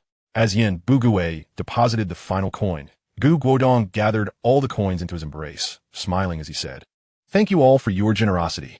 Once we select a date, we shall hold the funeral banquet." Observing Guodong collecting the money, the three elders wore expressions of discontent. This was not at all what they had initially discussed. Lu Haizhong and Yin Bugue simultaneously cast resentful glances at Yi Zhonghai, blaming him for this predicament, as he was too concerned about his pride. "All right, if there's nothing else, let us disperse. I need to return and get some sleep," Guodong declared as he turned to leave with the money. "Wait, Guodong, there's one more thing," Yi Zhonghai quickly called out as Guodong began to walk away. Guodong paused, turning around with a puzzled expression. "Elder uncle, what else is there?" Yi Zhonghai took a deep breath before speaking. "Guodong, the deceased have passed on, but the living must continue to endure. Moreover, you are now a senior engineer with the responsibility to assist others in navigating through these hardships. Would you not agree?" Upon hearing this, Guodong revealed a faint smile, choosing not to respond directly. "Elder, spare me the suspense. If you have something to say, please do so directly." Noting Guodong's lack of rebuttal, Yi Zhonghai felt a sense of relief. "Look, your father was always one to lend a helping hand. Our community has upheld the principle of mutual assistance. Just as I recently contributed 50 yuan to help you with the funeral banquet, it is now your turn to extend a hand. Your house is quite spacious. Perhaps you could allocate some space for the Jia family? After all, you and Shuyu cannot possibly occupy such a large residence, while the Jia family of 5 is cramped in that small side room. Please consider helping them." Yi Zhonghai spoke with an air of solemnity. "Uncle Yi, what do you see here?" Guodong did not answer Yi Zhonghai's remarks, but instead extended his right hand, palm open, in inquiry. "What is it?" Yi Zhonghai questioned, puzzled by Guodong's intentions. "Take a look for yourself." As Guodong spoke, Yi Zhonghai scrutinized his hand closely. "This is a slap," Guodong declared, delivering a resounding slap to Yi Zhonghai's face. The sharp crack of the slap echoed, leaving everyone in stunned silence. Chapter 26. Once again, a ferocious beating. "You dare strike me?" Yi Zhonghai exclaimed, clutching his swollen face in disbelief as he pointed accusingly at Guodong. "Of course I dare," Guodong retorted, raising his right hand once more. With another swift motion, he struck the other side of Yi Zhonghai's face. Yi Zhonghai was momentarily dazed by the two slaps. After a long pause, he finally regained his composure and lunged at Guodong with a fierce grasp. "Guodong, how dare you hit me?" As Yi Zhonghai reached for him, Guodong met his advance head-on, delivering a powerful punch directly to Yi Zhonghai's abdomen. With a grunt, Yi Zhonghai fell to the ground, coughing up blood. Lying there, he writhed in agony, his stomach churning as if caught in a tempest. "Guodong, why did you strike me?" The other day, it was a case of mistaken identity, but what about today? Yi Zhonghai questioned, cradling his abdomen. In response, Guodong cast a cold glance at the writhing Yi Zhonghai and replied indifferently. "I struck you because you sought to extort my father's pension funds to host a banquet. And you even had designs on my house. You truly believe I am easily intimidated, do you?" With that, Guodong advanced and delivered a kick to Yi Zhonghai's chest, sending him tumbling backward. "Stop it, Guodong. Do not think that because you're an engineer we fear you. I warn you, if you push me, I will retaliate." From the sidelines, Jia Dongshu rushed forward, positioning himself protectively in front of Yi Zhonghai. "Ha, Jia Dongshu. Haven't you had enough of a beating these past few days? Let me remind you what it feels like to be on the receiving end," Guodong declared, launching a punch that knocked Jia Dongshu to the ground, leaving him dazed and disoriented. "I will not let this go." Jia Dongshu sputtered, scrambling to his feet and rushing to grab a wooden stick to defend himself. Guodong, however, merely scoffed, effortlessly sidestepping Jia Dongshu's strike. He then delivered a swift kick to Jia Dongshu's rear, sending him flying. Dongshu, you little rascal, I will end you. Jia Zhangshi shouted, her fury ignited upon witnessing her son's predicament. She charged at Guodong, intent on scratching his face. But he swiftly seized her wrist and twisted it painfully. Jia Zhangshi screamed as her arm dislocated, the pain causing her to cry out like a cat with its tail stepped on. Dongshu, mother, are you all right? Qin Huairu cried out, witnessing the brutal scene unfold before her. Enraged, she approached Guodong, demanding an explanation. Slap! Guodong delivered a sharp slap to her face, leaving her utterly stunned. She had never imagined he would dare strike her. Given her beauty, suitors flocked to her like moths to a flame, and even in marriage, she remained the center of attention. It was her allure that sustained her family's relatively comfortable lifestyle. Now, Guodong had publicly humiliated her in front of their neighbors, an affront she could scarcely comprehend. How dare you strike, Sister Qin? I will make you pay, He Yuzhu yelled, rolling up his sleeves and preparing to confront Guodong. Until now, he had merely spectated. Even when Yi Zhonghai had been struck, he had not intervened. Typically, anyone who dared confront Yi Zhonghai would have him defending them. Yet, He Yuzhu harbored a grudge against Yi Zhonghai for ordering him to deliver a lunchbox to Qin Huairu. Additionally, as Guodong had pointed out, Yi Zhonghai often favored the Jia family, making He Yuzhu less inclined to assist. However, seeing Qin Huairu being struck ignited a protective instinct within him. No one could bully his beloved sister Qin. Thus, he sprang into action. Upon seeing He Yuzhu move forward, Yi Zhonghai and Qin Huairu's expressions brightened. He Yuzhu was regarded as the warrior of their courtyard. His intervention against Guodong would surely put him on the ground, unable to rise. As He Yuzhu approached, Guodong preemptively struck, adopting a low stance. As He Yuzhu drew closer, Guodong stepped forward with a powerful punch aimed at He Yuzhu's midsection. Half-step burst fist. He Yuzhu cried out in agony as he crumpled to the ground, clutching his abdomen in pain. Guodong had not exerted full force. Otherwise, that punch could have been fatal. The sight of He Yuzhu, typically the one dishing out punishment, collapsing under a single blow left Yi Zhonghai and Qin Huairu utterly speechless. Zhuzi, are you all right? Yi Zhonghai rushed over, disregarding his own injuries, to help He Yuzhu, concern etched on his face. He Yuzhu had always been his top enforcer, and the fact that he could not withstand even one attack left Yi Zhonghai in disbelief. The onlookers in the courtyard were equally astonished, many of whom had previously been on the receiving end of He Yuzhu's wrath. Known for his imposing stature and strength as a chef, few dared to confront him directly, and many harbored a healthy fear of him, particularly Su Demao, who had been bullied since childhood. Upon encountering an individual capable of effortlessly vanquishing the foolish Zhu, the crowd found themselves momentarily at a loss, unsure whether to rejoice or lament. Yet, one person was undeniably elated, the second uncle, Lu Haizhong. He had long held the belief that Yi Zhonghai was unworthy of being the first uncle. That role was rightfully his. Thus, witnessing Yi Zhonghai being soundly thrashed by Guodong, with Zhu also receiving a beating, filled his heart with immeasurable joy. I simply fell victim to an unexpected ambush. He Yuzhu struggled to assert as he got back on his feet, unwilling to lose face in front of the goddess. Oinya! Slap! Slap! Slap! Upon hearing He Yuzhu's claims of being unscathed, Guodong approached him and delivered several resounding slaps, rendering He Yuzhu utterly dazed. Chapter 27. The Arrival of the Security Department. Seeing He Yuzhu left senseless, Yi Zhonghai trembled with fury. This is outrageous. Absolutely intolerable. Quickly, two of you. One must summon the security department, and the other must call the police. He commanded. Guodong, mark my words. Either you agree to allocate rooms to the Jia family now, or we shall meet at the police station later. Yi Zhonghai tihritinit, pointing an accusatory finger at Guodong. However, Guodong brushed aside Yi Zhonghai's threats with a disdainful snort, retorting, fine, let be the police station. Whoever flinches is without a son. Upon hearing this, Yi Zhonghai reacted as if someone had stepped on his tail, immediately shouting, you dare say I am without a son? I will not let this go. The fact that he was childless was the greatest source of his anguish. Guodong's words ignited his fury. He attempted to confront Guodong, only to be sent sprawling by a well-placed kick. With a resounding thud, Yi Zhonghai crashed to the ground, struggling to rise. Guodong paid no heed to the commotion, instead escorting Zhang Shiyu home. The scene was too chaotic. Despite his indifference, He feared for Zhang Shuyu's safety amidst the chaos. After Gu Guodong departed, Qin Huairu sighed in relief. Although she feigned nonchalance during Gu Guodong's earlier aggression, internally she was gripped by terror, fearing another slap might come her way. Brother Gu Guodong, they are off to summon the security department and the police. You won't be in trouble, will you? Zhang Shuyu's face turned pale at the thought of Yi Zhonghai calling for the authorities. Initially, she believed it was merely a prank against Yi Zhonghai, never imagining it would escalate to such proportions. Do not worry, Shuyu, I will be just fine. I know my limits, Gu Guodong reassured her. Even if they sought the police, Gu Guodong felt no trepidation. He had anticipated such a scenario from the very first day he entered this courtyard, knowing that Yi Zhonghai and the Jia family would covet his residence. He had been waiting for this opportunity to send the Jia family packing. Hence, the moment Yi Zhonghai proposed dividing the rooms, Gu Guodong reacted with violence, aiming to escalate the situation. After speaking with Zhang Shuyu, Gu Guodong approached his toolbox. Aside from familiarizing himself with the machinery at the factory, he had borrowed several blueprints, which are now proving invaluable.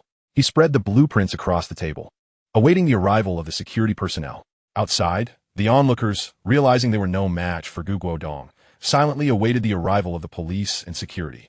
The courtyard fell into an eerie silence. The Jia family glared at Gu Guodong's home with palpable resentment, as if they longed to consume him whole.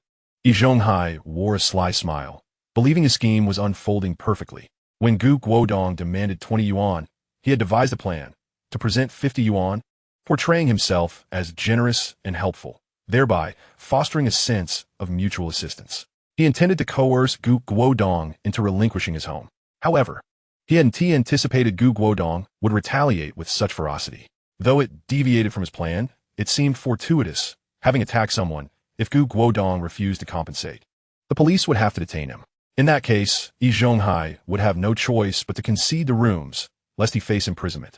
Moreover, given his status as an official, the repercussions would be even more severe for oppressing the working class. Once sentenced, Zhang Shuyu, being a mere girl, would undoubtedly be no match for him, ensuring his success in reclaiming the house. The prospect of securing his future filled Yi Zhonghai with delight. As he reveled in his thoughts, the door to Gu Guodong's residence creaked open, and Gu Guodong emerged. Upon seeing him, Yi Zhonghai and the Jia family braced themselves for confrontation. Gu Guodong, I warn you, the security department is on their way. Do not act rashly, or they will apprehend you, Yi Zhonghai exclaimed, fearful of Gu Guodong's potential aggression. However, Gu Guodong merely stood quietly, allowing them a moment of respite, albeit their nerves remained taut. Who called for the security department? A gruff voice boomed from the entrance. Soon, a group of individuals entered. Captain Li, you finally arrived. Yi Zhonghai rushed to greet them, feeling the weight of Gu Guodong's pressure easing. Did Master Yi summon the security department? What seems to be the issue? Captain Li inquired, surprised to find Yi Zhonghai had reached out for assistance, as he typically preferred to resolve matters independently. Yi Zhonghai recounted the events that had transpired. Upon hearing that Gu Guodong had assaulted both He Yuzhu and others, Captain Li furrowed his brow. He was aware of He Yuzhu's abilities, knowing that even he might struggle against him. Yet, it was astonishing that the seemingly frail young man before him could inflict such harm with a single blow. Did you do this? Captain Li approached Gu Guodong, questioning him directly. It was him, that little beast who attacked us. Before Gu Guodong could respond, Jia Zhangshi eagerly interjected. Upon hearing her derogatory remark, Gu Guodong frowned and bypassed Captain Li, delivering a sharp slap to Jia Zhangshi, knocking out one of her teeth. The pain caused her to wail in agony. What are you doing? Arrest him. Captain Li, incensed by Gu Guodong's audacity to strike one of his own amidst their presence, immediately ordered the security personnel to detain him. No, don't arrest brother Gu Guodong. Zhang Shuyu, unable to contain herself, rushed out of the house. Shuyu? Brother Gu Guodong. Is this Gu Guodong, the son of Uncle Mingzhong? Captain Li exclaimed in astonishment upon seeing Zhang Shuyu. Yes, Captain Li is indeed Uncle Mingzhong's son, Zhang Shuyu confirmed with a nod. Wait, after confirming Gu Guodong's identity, Captain Li halted the two security personnel who were about to apprehend him. Chapter 28. I suspect the Jia family and Yi Zhonghai are enemy agents.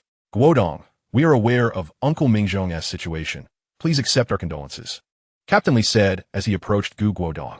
However, your actions towards them were inappropriate. Could you explain why you resorted to violence? He continued to inquire. Although Captain Li was unfamiliar with Gu Guodong, he was well acquainted with Gu Mingzhong, a man of great integrity and kindness. well-liked in the community. It was hard to believe that such a person would raise a son capable of wrongdoing. They have repeatedly attempted to seize my property and have insulted me on multiple occasions, which is why I retaliated, Guodong replied calmly. Upon hearing Guodong's explanation, Captain Li furrowed his brow, as it conflicted somewhat with Yi Zhonghai's earlier account. Yi Zhonghai quickly interjected, Captain Li, it was a matter of borrowing, not seizing. You know the Jia family's circumstances. They are cramped in a small west wing with 5 family members, with Dongxiu's wife about to give birth to their 3rd child. We thought to discuss with Guodong the possibility of him temporarily partitioning his house to lend half of it to the Jia family until they secure new accommodation. Yi Zhonghai cleverly reframed the initial assertion of seizing as merely a borrowing arrangement, hoping to obfuscate the issue. Oh, is that so? Captain Li glanced at Guodong for confirmation. That is not the case. Before Guodong returned, they had called upon me several times. Zhang Xiyu quickly defended. However, before she could elaborate, Guodong swiftly interrupted her. Captain Li, not only did they insult the family of a martyr, but I also suspect that the Jia family and Yi Zhonghai are enemy agents. As soon as Guodong uttered this phrase, the room fell into a profound silence, broken only by the sounds of breathing and heartbeats. Enemy agents, such a sensitive term, could lead to execution if substantiated. This was no trivial matter. At such a critical time, being labeled as enemy agents was among the gravest offenses, and exposure could jeopardize not just them, but potentially everyone in the compound. After a long pause, Hiyuju erupted in laughter. Haha, Guodong, have you lost your mind? How could an elder like him possibly be an enemy agent? He has lived in this compound for decades, far from resembling any sort of enemy operative. Do not spread such baseless rumors.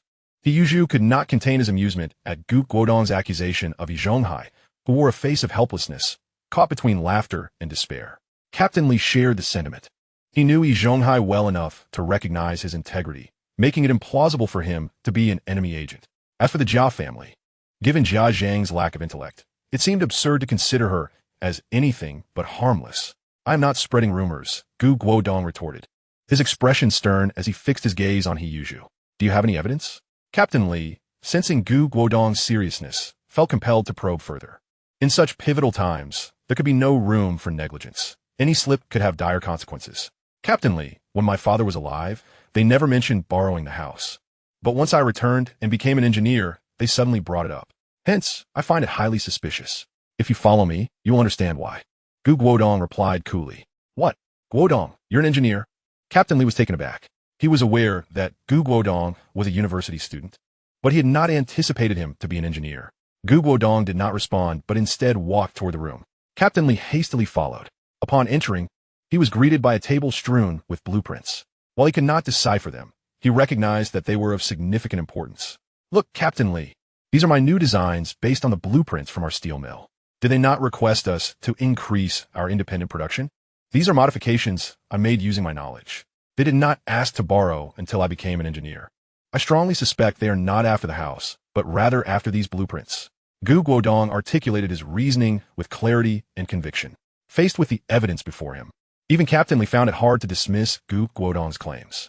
I must investigate this matter thoroughly. If what you say is true, and they are indeed after your blueprints, I will not show leniency, Captain Li declared resolutely to Guodong. Nodding in agreement, Guodong acknowledged Captain Li's determination. Without delay, Captain Li strode out with purpose, commanding, bring the Jia family, Yi Zhonghai, and Hiyuju in for questioning. Everyone present was taken aback, confused by the sudden shift in Captain Li's demeanor after just a brief conversation. Captain Li, what is the reason for this? Yi Zhonghai asked anxiously, sensing the gravity of the situation. If you wish to know why, then come with us, Captain Li replied sharply. With a command, the security personnel swiftly apprehended the Jia family, Yi Zhonghai, and Hiyuju. As they were restrained, Jia Zhang cried out, what are you doing? Why are you arresting me? It is that little wretch you should be apprehending. I see now. You are all in cahoots, using your power to bully us. Oh, old Jia, you left too soon. We're being tormented. Open your eyes and see. The security officer, growing impatient with Jia Zhang's outcry, swiftly subdued her with a firm grip. Be quiet. Continue to shout, and I will be less than courteous. Painfully caught, Jia Zhang had no choice but to silence herself.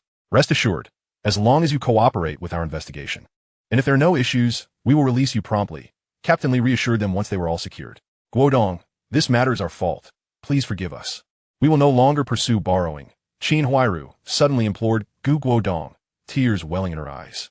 Her demeanor, delicate and demure, could easily lead one to believe she was a vulnerable woman, evoking sympathy even from the officers restraining her. Do not. Any matters should be addressed with the police officers. Gu Guodong replied, devoid of any compassion towards Qin Huairu's plight. Seeing Gu Guodong's coldness, she turned her gaze towards Captain Li. Captain Li, I beg you to spare us. I am with child, and I have 2 other children to care for at home. If you take us all away, what will happen to them? Qin Huairu's words flowed with emotion, like rain-soaked blossoms. As I stated, you need only cooperate with our investigation, and should there be no issues, you will be released shortly. Captain Li asserted firmly. Having said that, he prepared to take the individuals away. Hold on. Just as Captain Li was about to leave with a few men, a voice emerged from behind. Everyone turned to see a middle-aged woman supporting an elderly lady as they approached from the backyard. Comrade, you can't just arrest people without any explanation. This is quite unacceptable. Regardless of the circumstances, there must be a reason for such actions. The newcomer was none other than the formidable matriarch of the courtyard, the deaf old lady. Before Captain Li could respond, the deaf old lady addressed Gu Guodong. You're Guodong, right? What transpired today was rather unreasonable on Zhonghai's part, and I apologize on his behalf. Please, grant this old woman some leniency and let it go, shall we? Upon seeing the deaf old lady, Gu Guodong felt a sudden realization. Ever since he had entered the courtyard, he had sensed something amiss, only to discover that he had completely overlooked this formidable figure. This elderly woman was not to be trifled with. According to her own claims, she had once crafted straw sandals for the Red Army, which they wore into battle. She also spoke of her son and husband being martyrs, among other grandiose assertions. However, to Gu Guodong, these were nothing but empty boasts. How could a woman who had never left the confines of the city contribute to the war efforts? And as for her claims of her husband and son being martyrs, he doubted their veracity. If they were indeed martyrs, why did she not possess a martyr's family certificate?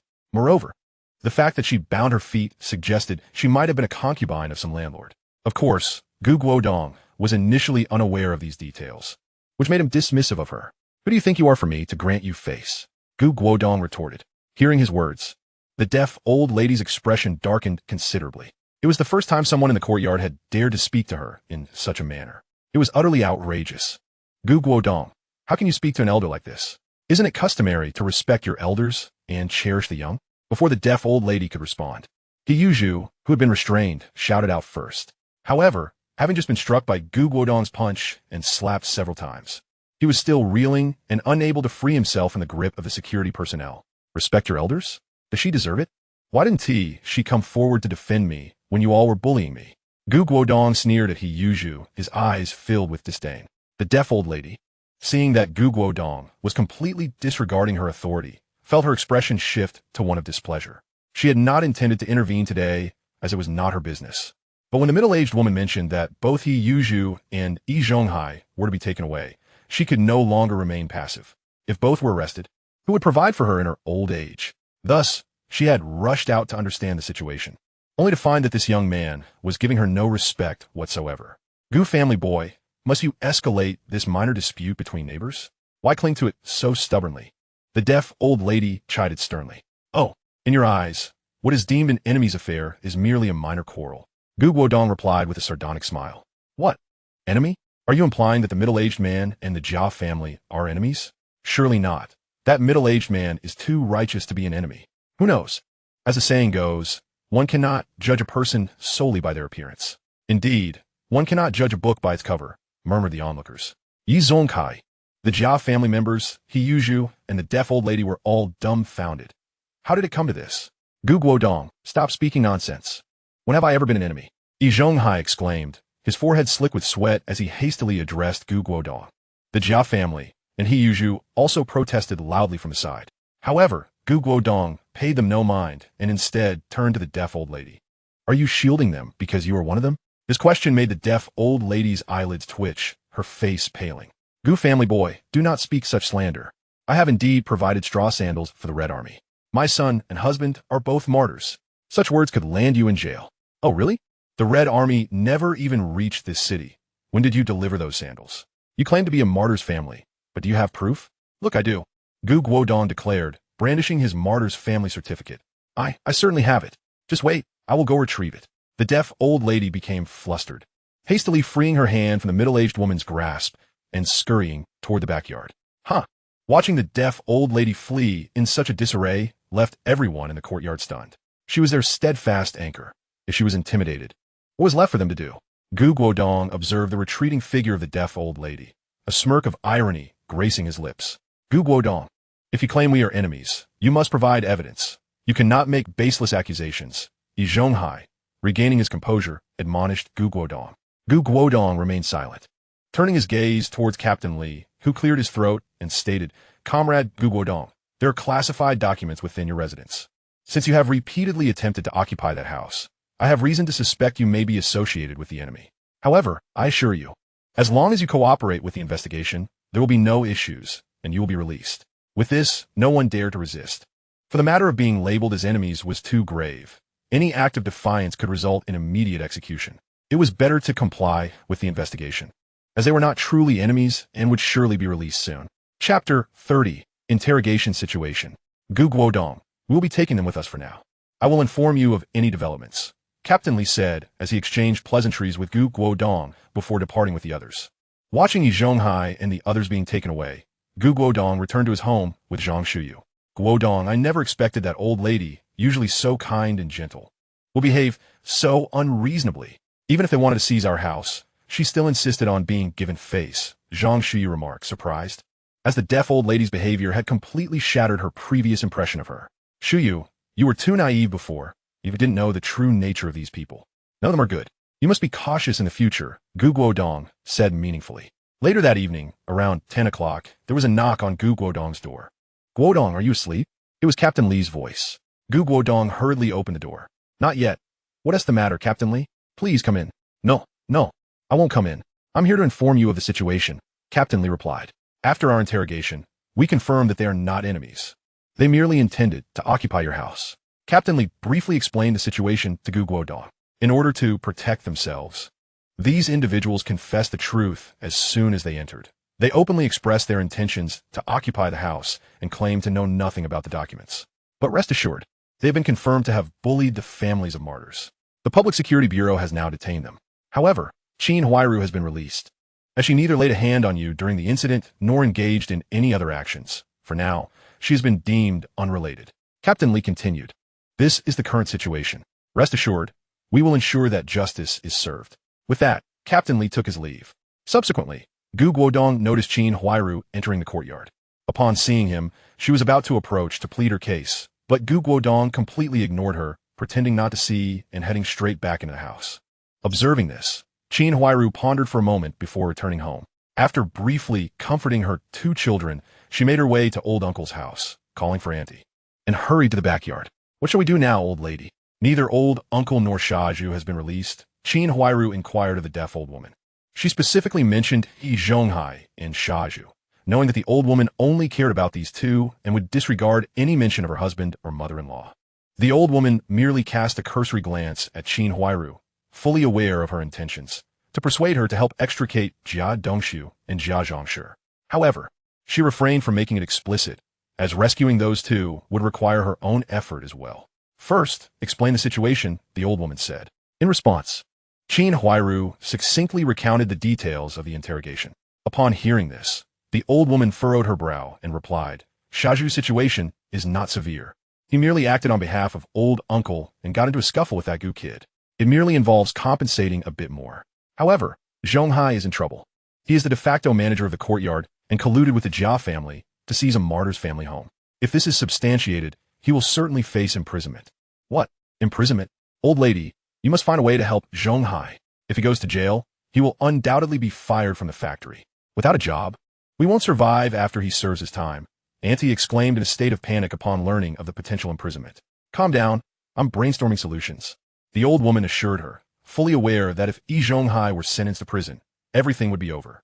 After all, she was counting on him to support her in her old age. All right, the old woman contemplated before saying, here's the plan. You should visit them and persuade them to change their testimonies, insisting that they only intended to borrow the house and never considered seizing it. Their primary goal was to investigate enemy agents. Bullying the martyr's family was merely incidental. As long as they stick to this narrative, it will only boil down to a brawl with the martyr's family. Upon hearing the old woman's words, both women felt a glimmer of hope. Indeed, they had always merely spoken of things, without ever committing any truly outrageous acts. If they could maintain that it was only a matter of borrowing, the final charges would be significantly lighter. However, even a brawl could still lead to imprisonment, Qin Huairu said with a frown. Thus, the crux of the matter now is to persuade Guodong to cease pursuing the brawl issue, the old woman stated succinctly. This comment left both women feeling somewhat aggrieved. After all, it was Guodong who had been the aggressor throughout the incident, and they had never laid a finger on him. Now, it seemed they had to seek his forgiveness. But with Guodong's demeanor, it was evident he was intent on pursuing the matter to the end. This matter cannot be resolved simply with words, the old woman remarked cryptically. Old lady, are you implying that we should offer him compensation to drop the charges? Qin Huairu discerned the underlying meaning in the old woman's words. What other option do we have? This is the only way, the old woman nodded. But how much do we need to pay? Just a few days ago, Zhonghai compensated 99, and today he gave 50. Who knows how much he will demand now? Annie lamented, feeling distressed. The amount can only be determined through negotiation. Here is the plan, Xiao Zhou. You go to the Public Security Bureau and convey what we just discussed, urging them to maintain their statements. Qin Huairu, you accompany me to the Gu household. I refuse to believe I cannot handle this little brat, the old woman instructed. All right, I'll head out immediately, Auntie replied, rising to leave. Meanwhile, Qin Huairu assisted the old woman as they made their way to the central courtyard. Soon, they arrived at Guodong's doorstep and knocked on the door. Old lady, have you found your proof of being a martyr's family? I hope you didn't spend the entire night looking for it. Guodong sneered as he opened the door and saw the old woman. Enough, you Gu brat, stop being so insufferable, the old woman retorted, her patience wearing thin. Didn't I learn from you? Guodong shrugged nonchalantly. The old woman took a deep breath. Shall I have a word? Speak. I'm listening, he replied. Do you expect me to stand here at the door like this? The old woman said, suppressing her anger. Say what you want or leave, Guodong replied. Indifferent to her plight, and prepared to return inside to sleep. Old man, you're too short. Use this, the old woman exclaimed. Fine, you win this round. We'll talk right here, she added, seeing Guodong's intention to retreat. We accept responsibility for this incident. You should inform the Public Security Bureau that you will not pursue charges against Zhonghai and Shaju. I assure you they will not trouble you again. The old woman stated with a calm demeanor. Guodong was momentarily taken aback by her audacity, incredulous at her ability to deliver such shameless words with a straight face. Ha ha, he suddenly burst into laughter. What is so funny? The old woman frowned at his reaction. Old lady, let me ask you this. If you dropped a colossal face, would you pick it up? Guodong countered, not answering her question. Why would I? No wonder you came here with your mouth agape, expecting me to set them free. Turns out you have no shame, Guodong scoffed. His words caused the old woman's expression to darken instantly. Guodong, do you not even grant me, an old woman, a shred of dignity? Have your parents not taught you to respect your elders and cherish the young? She exclaimed, tapping her cane on the ground in frustration. Why should I show you respect? Who do you think you are?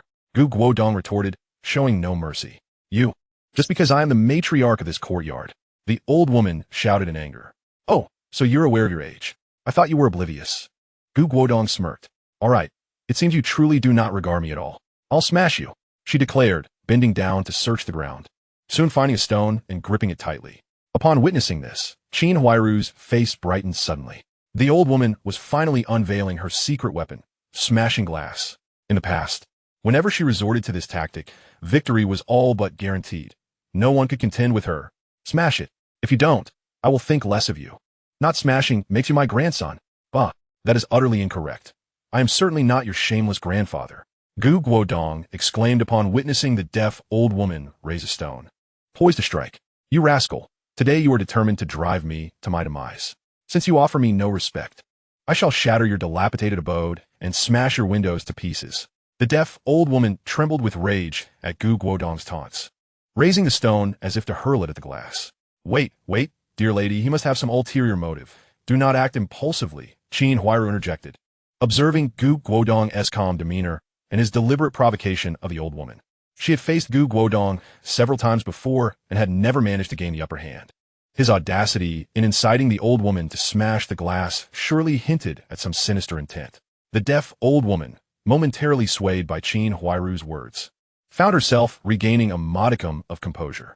With age comes wisdom, and she quickly discerned Guodong's ruse. He undoubtedly intended to accuse them of attempting to steal plans, branding them as enemies of the state, and subsequently reporting them to the authorities.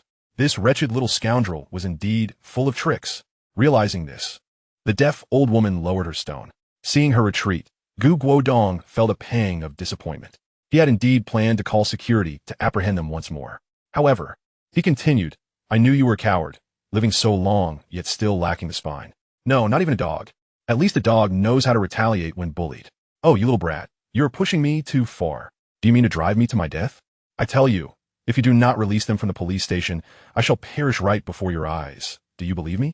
The deaf old woman, stung by his relentless mockery, was consumed by a fury that transformed her embarrassment into wrath. She resolved to threaten Guodong. Oh, truly? Guodong's eyes brightened with surprise as he regarded the old woman, leaving both her and Qin Huairu dumbfounded. What did this mean? Did he wish to witness her demise? No, it could not be. It must be an illusion. Ah, you wish to see me dead, do you? Very well. I shall die before you, just to show you. She seethed, her teeth clenched as she glared at Guodong. With that, she turned and strode towards the backyard. Moments later, she returned with a length of rope. Hey, old woman, what are you doing? You must not lose hope. Qin Huairu rushed forward to block her path. Zhang Shuyu, who had been watching from inside, also emerged to say, "Old lady, how can you consider such a thing? Uncle Mingzhong cared for you during his lifetime. How can you be so ungrateful?" Guodong's expression shifted as he witnessed the old woman approach with the rope. "Wait, dear lady, hold on," he exclaimed, retreating into the house. The deaf old woman felt a surge of triumph upon seeing Guodong finally react, realizing that he was not as impervious as he initially appeared. However, her moment of glee was short-lived as Guodong emerged with an even thicker rope and a stool. "Use this. You are too short to reach. And that rope of yours is far too thin. It may snap. Mine is sturdier. Oh, by the way, shall I assist you in kicking the stool?" Guodong set the stool in place and tossed the rope over a beam, extending his hand in a gesture of invitation. Ding! Skillful maneuver rewarded with 80 points. Current total, 240. His audacious display left Zhang Shuyu, the deaf old woman, and Qin Huairu utterly flabbergasted. Is this truly happening? The deaf old woman stammered, struggling to articulate her thoughts while her chest heaved and her face flushed with indignation. "What do you mean? If you wish to die, then do it quickly. Otherwise, you shall miss your chance." Guodong pressed on. "Guodong, do you truly intend to drive us to our deaths?" Seeing the deaf woman so enraged that she could barely speak and nearly on the verge of collapse, Qin Huairu rushed to soothe her back. "Why else would I go to such lengths?" Guodong replied nonchalantly. Chapter 32. The Old Woman's Strategy. Upon hearing Guodong's blatant admission, Qin Huairu was left speechless. Was he truly so forthright, entirely devoid of pretense? "You cruel scion of the Gu family. How could your father raise such a merciless son?" The deaf old woman, having regained her composure, panted as she lambasted Guodong. I too am curious how your parents could raise such shameless beings. To attempt to seize what belongs to others and then seek my forgiveness after being apprehended? Are you their ancestor, who spent decades teaching them such disgraceful behavior? Guodong's words rendered the deaf old woman momentarily speechless, her face flushed with embarrassment. This boy's tongue was sharp, and he always seemed to strike at the heart of the matter. "Very well, Gu Scion, I shall not quarrel with you. Instead, let us settle this. We shall offer you 600 yuan to secure the release of those in custody." Suddenly, the deaf old woman shifted the conversation and proposed a monetary solution. "What? 600 yuan? Qin Huairu's complexion drained of color upon hearing that figure. Although they had previously discussed paying Guodong to release the captives, they had not anticipated such a steep amount. If the three families were to share this cost, it would amount to 200 yuan each. Yet, Jia Dongshu's monthly wage barely reached 33 yuan, even with subsidies and the additional income from Jia Zhongshu's shoemaking. It barely exceeded 40 yuan. They would need nearly half a year of deprivation to amass such a sum. Where would they possibly find that much money? Noticing Qin Huairu's alarm, the deaf old woman frowned. "Your perspective is rather limited, merely a display of cleverness. If we do not provide this sum, what will happen to the captives? The stakes are not merely 600 yuan. It is the very lives of each family. If they are imprisoned and lose their jobs, they will face starvation upon their release. Moreover, I can assure you that the Jia family will not trouble you again. What do you say?" "Oh, is the old woman shifting from intimidation to enticement?" Guodong chuckled, intrigued by her sudden change in tactics. "Indeed, just agree to release Zhonghai and the others, and the 600 yuan shall be delivered to you by tomorrow."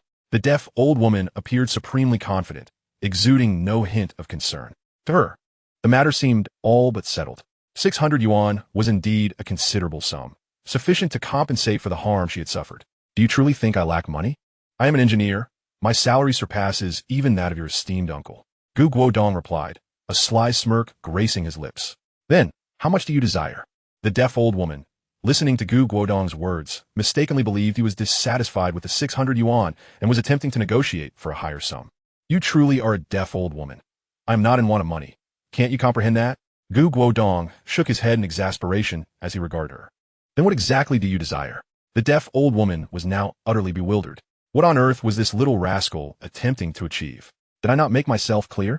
I wish to see you all perish, Guodong replied, wearing a look of incredulity. Upon hearing this, the deaf old woman's expression darkened. Guodong was indeed a formidable opponent. Do not presume that I require you to rescue them. Even without you, I am fully capable of extracting them, she asserted, tapping her cane against the ground. Enough of that. Refrain from tapping, or you will be liable for damages. If you possess the capability, go and save them. Instead of wasting breath here, Guodong retorted before leading Zhang Shuyu into the house, disinterested in further discourse. Observing Guodong's refusal to continue the conversation, the deaf old woman's expression hardened. With a cold snort, she instructed Qin Huairu to assist her in returning home. What do we do now that Guodong does not agree, elder? Qin Huairu inquired impatiently upon their return. She had not anticipated that Guodong would dismiss even the 600 yuan, insisting they serve time instead. Alas, the deaf old woman sighed heavily. I previously advised you all to remain patient. Once Guodong has resided here for a while, we could ascertain his true nature. But you are all too eager to seize property at this juncture. You know nothing of him. On what grounds did you believe you would prevail? Look at us now, confronted with a ruthless individual. This little brat is simply impervious to reason. Soft tactics fail, and so do hard ones. The deaf old woman glared at Qin Huairu with disappointment. Elder, we were in the wrong, but this is not the time for such reflections. We must focus on how to rescue the others, Qin Huairu said, her face a mixture of distress. We will have to resort to an alternative method. But this approach will not merely cost 600 yuan. I estimate that each family will need to contribute at least 600 yuan. Otherwise, it simply cannot be accomplished. The deaf old woman cast her a glance. 600 yuan? Qin Huairu gasped at the deaf old woman's words. Their family could barely manage 200 yuan. 600 was an insurmountable sum. I have proposed the idea. Whether it can be executed is up to you. This situation arose because of your mother-in-law. She has been the one persistently cursing Guodong, or else we would not find ourselves in this predicament. Zhonghai and Juzi have not insulted anyone. The words your mother-in-law uttered were clearly heard by everyone in the courtyard. You must handle this as you see fit. Qin Huairu's complexion shifted from green to pale, and suddenly a thought struck her. Elder, if we were to only let Dongshu out, would it not require less money? She said, taking a deep breath. Indeed, releasing one less person would certainly reduce the cost, the deaf old woman replied, casting a meaningful glance at Qin Huairu. That gaze sent a chill down Qin Huairu's spine, prompting her to hastily explain. Elder, please do not misunderstand. I also wish to rescue my mother-in-law, but our family simply cannot gather such a considerable sum. We can only save Dongshu for now. If he is released, he can retain his job, and we can survive. We can think of a way to rescue my mother-in-law later. The deaf old woman merely regarded Qin Huairu with a glance, saying nothing further. After all, this was their affair. She was solely interested in rescuing Sha Zhu and Yi Zhonghai, indifferent to others. If we are only rescuing Dongshu, then prepare 250 yuan. Very well, I will go prepare it, Qin Huairu sighed in relief. At that moment, an older woman returned from outside. How did it go, Aunt Zhou? Did you manage to convey the message? The deaf old woman inquired eagerly upon her entrance. Yes. I just made an excuse to deliver quilts and met Zhonghai and the others. I have informed them of our arrangements here. They have also indicated they will change their statements tomorrow. What about you all? Did Guodong agree to go to the police station to secure their release? Chapter 33, Borrowing Money. No, he did not agree. We have already offered 600 yuan, and he remains unmoved. Qin Huairu responded when Aunt Zhou inquired. What? He won't even accept 600 yuan? How much does he expect for his meal? This little scoundrel is truly heartless. Aunt Zhou was taken aback by Qin Huairu's words, her expression shifting to one of indignation. Enough with the insults. What purpose do they serve? If you continue to curse, be careful he doesn't over here and have you all arrested as well. The deaf old woman interjected as Aunt Zhou began to vent her frustrations. These people only know how to talk big. It's utterly useless. Elder, I will go prepare now, Qin Huairu said hastily upon hearing the deaf old woman's words. Very well, go. Guodong, are we truly safe after offending them so gravely? After all, we have to see each other frequently. If they end up imprisoned for several years, could they seek revenge upon our release? After returning to the house, Zhang Shuyu expressed her concerns to Guodong. Fear not, Shuyu. This location is merely a temporary abode. I will swiftly apply for a new residence, and we shall relocate, Guodong replied with a smile, reassuring her. This place is filled with corruption. It is not suitable for long-term habitation. Moreover, these individuals possess twisted values. What if our future children learn from them? That is why I never intended to stay here permanently. I shall show no mercy in dealing with these people. Yes, Guodong, that is well, Zhang Shuyu said, feeling a sense of relief after hearing Guodong's words. Since the following day was a weekend, they managed to temporarily escape a crisis. Otherwise, had they been working, they would still be at the police station. Regardless of whether they were guilty or not, they would undoubtedly face significant repercussions. Early that day, the deaf old woman set out with Qin Huairu and Aunt Zhou, leaving the courtyard. Given the substantial amount of money required, it was imperative to discuss matters with Yi Zhonghai and Jia Dongshu. After all, the financial authority of both families did not rest in the hands of the two women. However, the deaf old woman did not accompany them to the police station. Instead, the three parted ways midway. Only Qin Huairu and Aunt Zhou arrived at the police station. Upon entering the holding area, Yi Zhonghai, Jia Dongshu, and He Yuzhu approached them. What news? Has the elder devised a plan? Yi Zhonghai asked impatiently. There's a plan. Zhonghai, the elder said that for each person to be released, it will cost 250 yuan. Aunt Zhou announced. What? 250 yuan each. The three were taken aback by this price. However, Yi Zhonghai fared slightly better, as his monthly salary plus allowances still amounted to over 100 yuan. Given that neither of the two had children, managing 250 yuan was relatively easy for him. But for He Yuzhu and Jia Dongshu, the situation was considerably more dire. He Yuzhu's monthly salary amounts to a mere 37 yuan and 50 cents. Although he is a lifelong bachelor and consistently brings meals from the cafeteria, over the years, he has managed to save 250 yuan. However, this sum is earmarked for his future bride and for He Yushui's education. Should he withdraw it all at once, it would be akin to regressing to his former impoverished state. The situation is even more dire for Jia Dongshu, who has only just transitioned to a proper salary. Previously, he earned an apprentice's wage while supporting a large family, leaving him with little to no savings. Together, their combined resources barely reach 500 yuan. Even under duress, he could not possibly produce such an amount. If only Guodong were more understanding. If he were, each household would only need to contribute 200 yuan.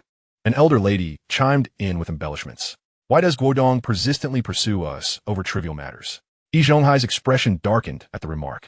That scoundrel. Once we are out of here, I shall seize the opportunity to teach him a lesson. Jia Dongshu seethed with anger as well. Should they manage to extricate themselves from this predicament, he vowed not to let Guodong go unpunished. He Yuzhu remained silent, his face clouded with displeasure. But master, you are well aware of our situation. Where can I possibly find 500 yuan? Could you perhaps lend me some? I promise to repay you gradually. Jia Dongyu implored Yi Zhonghai. The latter hesitated upon hearing these words. Lending to the Jia family typically resulted in no repayment. However, 500 yuan was no trivial sum. It represented nearly half a year's wages for him, and parting with it would be a significant loss. Elder, Dongshu speaks the truth. Please lend us 500 yuan, and we will repay you as we earn. Qin Huairu added from sidelines. Noticing Yi Zhonghai's continued reluctance, Jia Dongshu gritted his teeth and insisted, Master, rest assured. If you assist me this time, I shall ensure your well-being in the future. At this declaration, both Yi Zhonghai and the elder lady's eyes brightened. This marked Jia Dongshu's first earnest commitment to supporting them in their old age. They exchanged understanding glances and nodded in agreement. Very well. 500 yuan is no insignificant amount, and with my own contribution, that totals 750. I cannot produce such a sum at once, but I can lend you 300 yuan. In addition, I shall allocate 20 yuan from my monthly salary to support you for the next year. Would that suffice? Yi Zhonghai proposed. Thank you, Master, Jia Dongshu replied gratefully. However, as he bowed his head, a flicker of dissatisfaction crossed his eyes. Even after expressing his intent to provide for the elder's future, Yi Zhonghai hesitated to part with 500 yuan. The notion of wanting to be cared for while being so miserly was preposterous. Moreover, he believed that Yi Zhonghai had initially approached him to assist in resolving the housing issue. Now, in the face of difficulties, he was unwilling to help, which hardly exemplified the qualities of a competent master. Yet, there was no alternative. To secure their release, he would have to rely on his own funds. He quietly revealed the location of the money to Qin Huairu. Since no one was visiting Hiyuju, he too disclosed the location to her, requesting her assistance in retrieving it. After discussing the matter, they returned to the courtyard to collect the money from their respective rooms. However, Qin Huairu did not return home. Instead, she headed directly to Hiyuju's residence. Using the key he had given her, she unlocked the door and located a bag in the designated spot. Upon counting, she discovered over 300 yuan. Initially, she counted 250 yuan before placing the bag back. However, upon reconsideration as she was about to leave, she returned to retrieve the bag and counted out an additional 50 yuan before finally exiting. Chapter 34. They were sentenced to 1 year and 3 months. Subsequently, Qin Huairu went to the elder lady to borrow 200 yuan. The two then proceeded to the deaf elderly woman's home. "Elder, we have brought the money," they announced, presenting the funds to the elderly woman.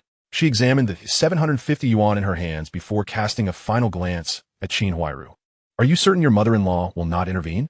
"I wish she would, but we truly cannot gather any more funds. Dongshu's 250 is already our limit." Qin Huairu replied with a troubled expression.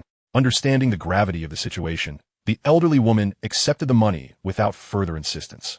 She realized that this was likely the Jia family's utmost capacity. To produce such a sum was already quite remarkable. Unbeknownst to her, none of this money originated from the Jia family. It was entirely sourced from the generous Yi Zhonghai and the diligent He Yuzhu. Had she been aware, it might have provoked a fit of rage right then and there. After securing the funds, she instructed them to return home and await further developments before departing with the money. Due to it being the weekend, Guodong slept until mid-afternoon. Having recently traversed into this reality, such habits were difficult to shake off. Zhang Shuyu made no comments, quietly preparing the meals instead. When Guodong finally arose, it coincided perfectly with lunchtime. After a brief wash, he joined Zhang Shuyu in the kitchen for their meal, given that they had consumed meat for 3 consecutive days. Today's fare was lighter and more refreshing. As they dined, a commotion erupted outside. "Zhonghai, you have finally returned." It was the elder lady's voice. Upon hearing this, Zhang Shuyu set down her chopsticks, astonished. They were released already? This old hag has some influence indeed. They were detained just last night, and now they are out by noon. It seems the deaf elderly woman has some connections after all. However, she must be concerned about the potential impact on her work, which compelled her to act swiftly to secure their release. Knock, knock, knock. A rap at the door interrupted their conversation. "Guodong, are you home?" It was Captain Li. "Yes, I'm here, Captain Li. We're just having lunch. Please join us," Guodong called out eagerly. "I've already eaten. I'm here to inform you of the outcome." Captain Li waved his hand dismissively. This morning, Yi Zhonghai and the others retracted their statements, claiming they borrowed the house from you. Lin, the deputy director from the neighborhood office, also came to the police station to testify that he had reported this matter to you. He simply hadn't had the opportunity to inform you yet. Upon hearing Captain Li's words, Guodong was struck with realization. So, the connection with the deaf elderly woman was actually through Deputy Director Lin from the neighborhood office. He had initially thought the elderly woman possessed substantial influence. However, within this quadrangle, given Yi Zhonghai's status as an elder, coupled with her own claims of providing straw sandals and her deceased husband and son being martyrs, along with Deputy Director Lin's backing, it seemed sufficient to bolster her arrogance. Furthermore, regarding the allegations of assaulting and insulting the families of martyrs, this morning, the second and third elders, along with several neighbors, testified at the police station. It was established that you were the one who unilaterally assaulted them. They did not retaliate against you at all. Hence, the charges are unfounded, Captain Li stated somewhat awkwardly, while also feeling a sense of surprise. Though Guodong appeared to possess a slight physique, his prowess in combat was unexpectedly formidable. Not only did he manage to engage He Yuzhu without sustaining any injuries, but he also emerged unscathed from encounters against multiple opponents. Upon reflection, it was understandable, as his father, Gu Mingzhong, a retired reconnaissance soldier, must have imparted some self-defense techniques to him. The notion made Guodong feel somewhat awkward.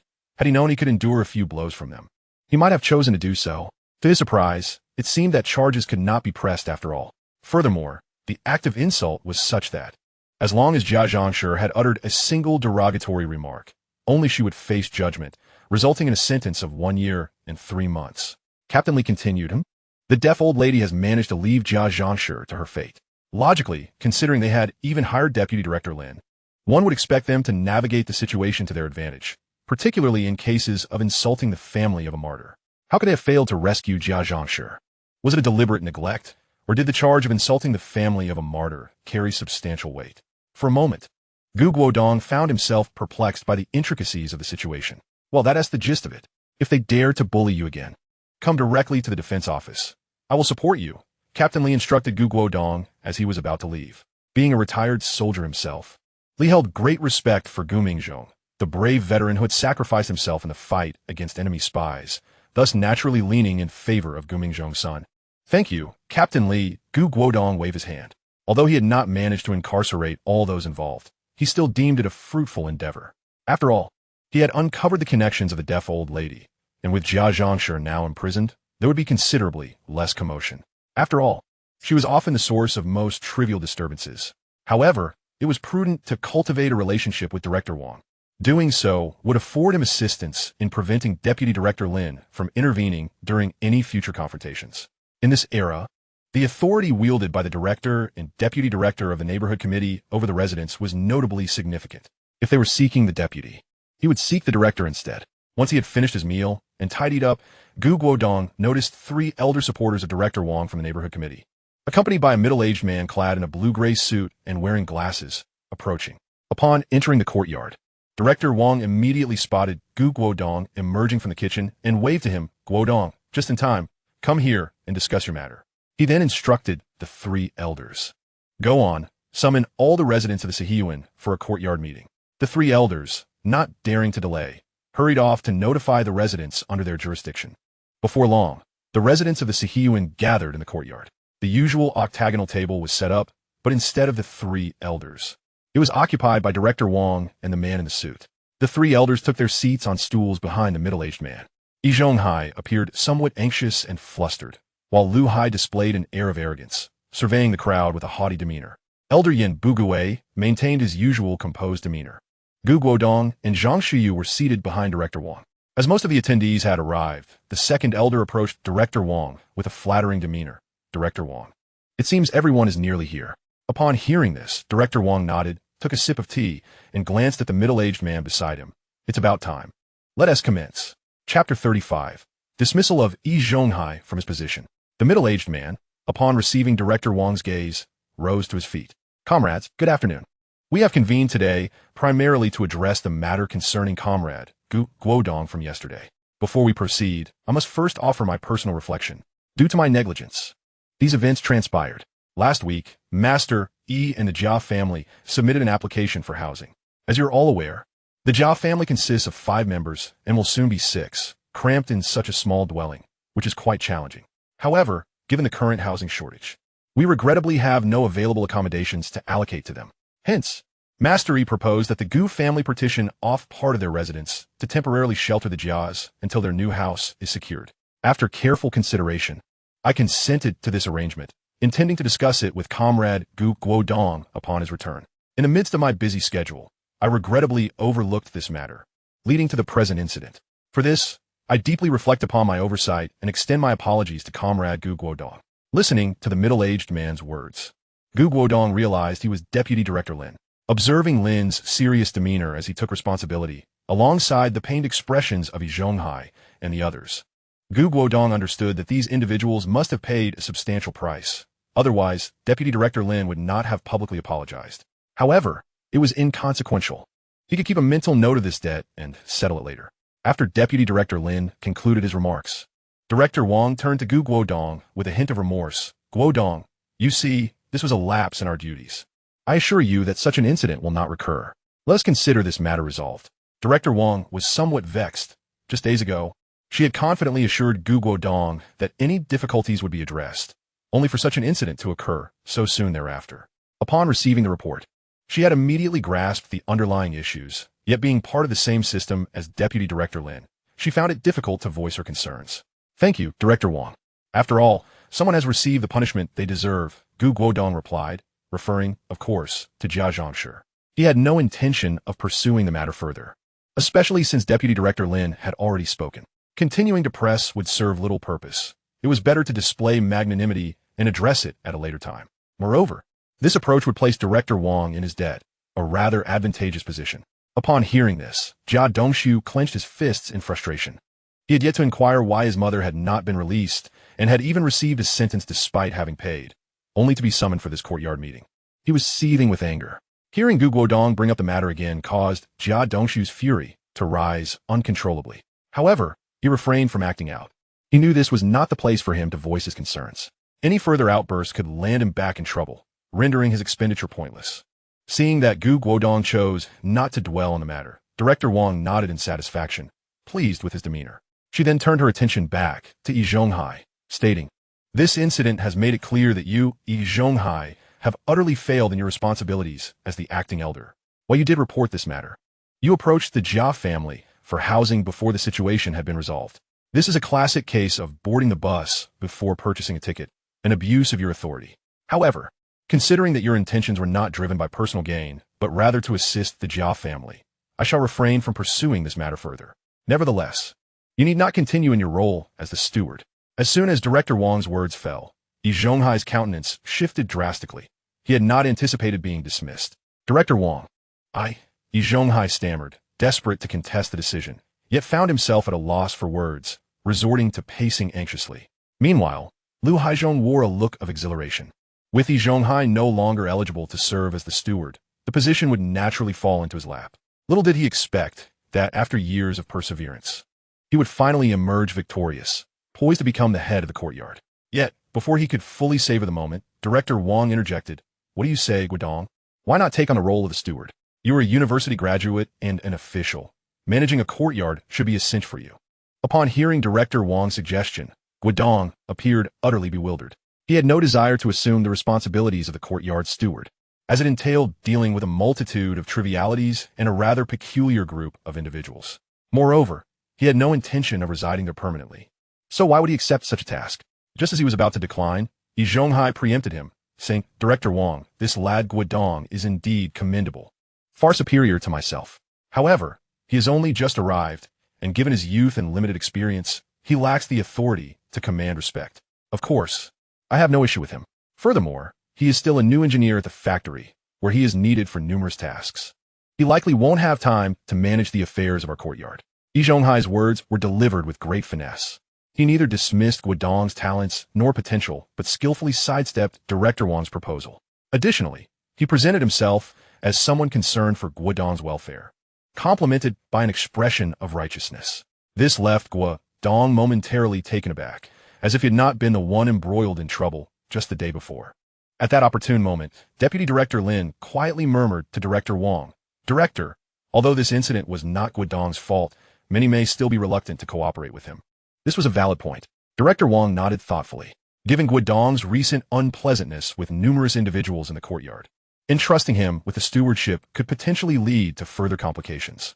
"Director, how about I take on the role of the first steward?" Lu Haizhong interjected, growing anxious as he noticed that he had not been mentioned in any discussions. Wasn't this a matter of rightful succession? Thus, he stepped forward to recommend himself. "Rest assured, as the first steward, I will diligently lead our courtyard and ensure that such incidents do not occur again," Lu Haizhong vowed, thumping his chest in assurance. "You?" Director Wang regarded Lu Haizhong with a furrowed brow, pondering for a moment before finally shaking his head. "Lu, I acknowledge your capabilities yet." Director Wang understood Lu Haizhong well. He was an ambitious man, often fantasizing about holding office. While having Yi Zhonghai's oversight as the second steward was manageable, should he ascend to the position of first steward, his arrogance would likely soar.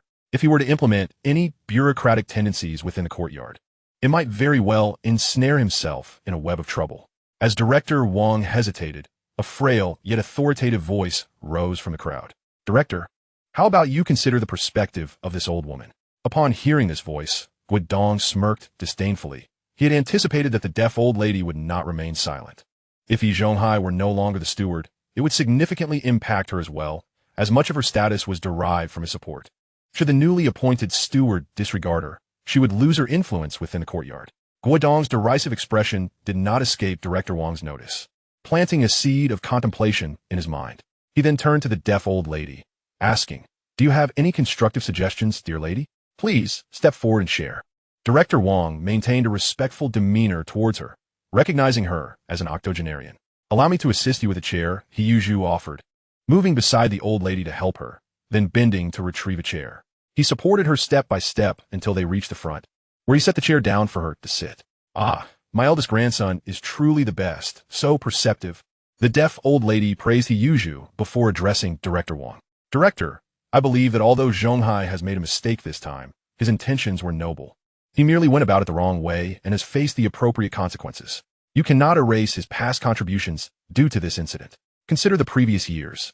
Under Zhonghai's leadership, our courtyard has consistently been recognized as an outstanding establishment. What does that signify? It indicates that Zhonghai's management of our courtyard has been quite commendable. Would you not agree?" Upon hearing the old lady's words, Director Wang nodded in agreement. Indeed, the courtyard had been awarded the title of Outstanding Establishment for several consecutive years. And Zhonghai's contributions were undeniable. Even the neighboring residents exchanged glances in quiet agreement. Indeed, we receive the title of Outstanding Establishment each year, and we get to enjoy the delightful white rabbit candy. Someone chimed in. I concur with the old lady. The position of first steward is not a matter of personal gain. What do you mean? Did you not hear Deputy Director Lin just mention that the first steward merely borrowed the position and forgot to inform Guodong? Most people support him, with only a few remaining silent. Guodong observed this scene with disdain. To manage everything behind closed doors, suppressing the truth, only to achieve excellence, was hardly something to boast about. Those few families who remained silent likely had suffered under the first steward's biased favoritism. After all, they were most adept at playing favorites. For everyone else, any grievances were simply swallowed without protest. Justice and fairness only existed within their little interest group, especially among the Jia family. Others could only downplay significant matters and trivialize minor ones. Otherwise, they would be accused of disrupting the collective harmony of the courtyard. Anyone who dared to oppose would face the deaf old lady suppression on the verbal front, and He enforcement on the physical front. It was, one might say, quite exemplary. Moreover, Guodong couldn't help but chuckle at the mention of the white rabbit candy. Each household probably received just a few pieces, which brought them joy. The more substantial rewards, such as meat tickets, grain tickets, and fabric tickets, were likely unknown to them. As he watched the residents of the courtyard rally in defense of Zhonghai's eyes sparkled with renewed hope. The old lady had indeed played her cards well. With just a few words, she could revive his standing. It seemed that perhaps he would not need to be dismissed after all, and the repercussions of yesterday's incident would diminish significantly. And Director, you must also recognize that during Zhonghai's tenure as steward, I, as a woman without anyone to support me, have always received ample care from him. If it were anyone else, they might not have bothered with me at all. Look at the Jia family. Their circumstances have deteriorated considerably. It is solely Zhonghai who tirelessly assists them daily, enabling their survival. Thus, aside from Zhonghai, it seems that every individual could competently assume the role of the steward in this courtyard. My suggestion is to allow Zhonghai to continue serving as the primary steward. Should similar situations arise in the future, we can always consider removing him then. Director, what do you think? I disagree. The deaf old lady's words had scarcely left her lips when Lu Haizhong eagerly raised his hand in opposition. This opportunity to serve as the primary steward was hard-won, and he was loath to relinquish it. Upon witnessing Lu Haizhong's audacity to oppose her, the deaf old lady's countenance darkened, her eyes narrowing fiercely as she intoned, "What? Lu Haizhong, do my words no longer hold weight?" Under the piercing gaze of the deaf old lady, Lu Haizhong instinctively recoiled, fully aware of the futility of defying her orders. Yet, having spoken, he immediately regretted his outburst, standing there in silence for a protracted moment. Let's proceed this way. Director Wang deliberated before announcing, Zhonghai shall be demoted to the role of the third steward, while Yan Bugui will assume the position of the primary steward, with Lu Haizhong remaining unchanged. The assembly was momentarily taken aback by this decision, particularly Yan Bugui, who, without uttering a word, found himself elevated to the role of primary steward. What a stroke of fortune. This meant he could manipulate various matters to his advantage in the future. With this thought in mind, he discreetly cast a glance at Guodong. Guodong, perceptive to Yan Bugui's subtle gaze, furrowed his brow. This old fellow likely harbored intentions to exploit him in some manner. However, he remained unperturbed, as Guodong's guiding principle was always to let others be, unless provoked, in which case he would retaliate with utmost severity. Lu Haizhong, on the other hand, wore an expression of despondency. He could not fathom why such matters never seemed to favor him, why he was always relegated to the sidelines while others reaped the benefits. Zhonghai felt a twinge of sorrow, yet amidst his melancholy, there was a flicker of joy. Though no longer the primary steward, he still held a position among the stewards, albeit with diminished authority. Nonetheless, it was better than having none at all. The deaf old lady furrowed her brow upon hearing this decision, but soon relaxed. After all, Director Wong had made his choice, and any opposition on her part would be futile. She could only devise another plan to restore Zhonghai to his former position. With this thought, she cast a self-satisfied glance at Guodong, as if to say, "See, even if you manage to imprison them, I can still extricate them without much harm." Noticing the smug expression on the deaf old lady's face, Guodong merely chuckled softly in response. This matter, of course, was far from over. The most entertaining developments lay ahead. Observing Guodong smile, the deaf old lady felt a flicker of unease, but quickly dismissed it, reasoning that they could simply avoid provoking Zhonghai and the others from then on. Furthermore, everyone was to closely monitor the activities of the three stewards, should anything amiss arise. They were to report to me without delay. Especially you, Guodong. If you notice any misdeeds or errors from the three stewards, come to me immediately to report. Director Wong interjected at that moment. Upon hearing these words, both the deaf old lady and Zhonghai were taken aback. Was this not a warning that should they dare to act against Guodong, the director would intervene? In that case, even Deputy Director Lin would be unable to assist them. Instantly, the expressions of both turned somewhat grim. Liu Haizhong and Yin Buge, however, fared better, as their paths had yet to cross with Guodong, thus maintaining a status of non-interference. Come now, Guodong. I've heard that you've managed to raise funds for a memorial feast, correct? Here, as my contribution. Be sure to invite me to join you, Director Wong remarked, handing Guodong an envelope. And mine as well, Guodong.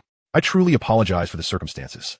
Please do not pursue the responsibility of the Jia family and master any further, Deputy Director Lin added, approaching with another envelope and slipping it into Guodong's hands. Understanding the implication behind Deputy Director Lin's words, Guodong surmised that the envelopes likely contained some form of compensation. He graciously accepted the funds without hesitation. Chapter 37. The Exceptional Couple. I suggest we proceed thusly. As everyone is busy with work, it's unlikely they will have time to assist you with this. Dining out would be too costly. I will arrange for the chef from our street office to prepare this meal for you, as a form of compensation for our oversight. You only need to cover the cost of the groceries. Guodong, how does that sound? As for the date, let us set it for next Wednesday, Director Wong suddenly proposed. Guodong pondered for a moment and found no objection. Thus he acquiesced. Well then, the matters concerning your courtyard conclude here. Everyone should return to their respective duties. I shall take my leave now. Having completed these proceedings, Director Wong rose to bid farewell, eager to depart, as it was Saturday. A rare day of rest that had been interrupted by this vexatious affair. Now that it had been resolved, she was keen to leave. Upon hearing her words, the others promptly dispersed. The three stewards escorted Director Wong and Deputy Director Lin to the door, while Guodong returned indoors with Zhang Shuyu. Meanwhile, He Yuzhu hastened home after the meeting. Having previously informed Qin Huairu of the hiding place for his money, he now needed to find a new location. Although he had complete trust in Sister Qin, he could not be certain that the others would not act inappropriately. It was prudent to relocate. However, as he retrieved the money pouch, He Yuzhu felt a sinking sensation. The pouch seemed unusually light. This was unexpected. He had saved over 300 yuan. Logically, after withdrawing 250 for his own rescue, he should have had more than 60 remaining. It couldn't possibly be this light. In a rush, he opened the pouch and was left speechless. Inside, there was merely a small amount of change, perhaps just over 10 yuan. Was it possible that Sister Qin had taken more than she should have? He found it hard to believe, as he did not perceive her as the type. Or perhaps he had miscalculated and had only saved over 200 yuan instead of 300. In that moment, He Yuzhu's mind was in turmoil. He could not comprehend why this had occurred. No, he must find out the truth. Thus, he set out with the money pouch in hand, determined to confront the Jia family. Yet upon arriving at the Jia household, he was met with the sight of Jia Dongshu striking Qin Huairu. Tell me, what's going on? Why did you not save my mother?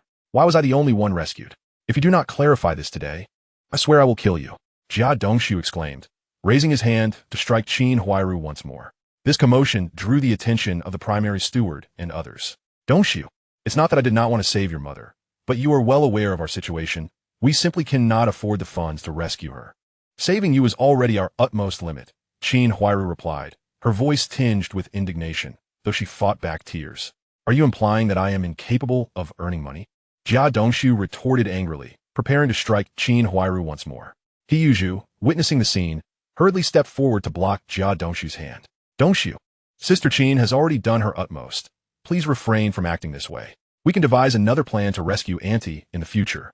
He Yuzhu felt a profound sorrow seeing Sister Qin being struck. Fool Zhu, what are you doing? I'm reprimanding my own daughter-in-law.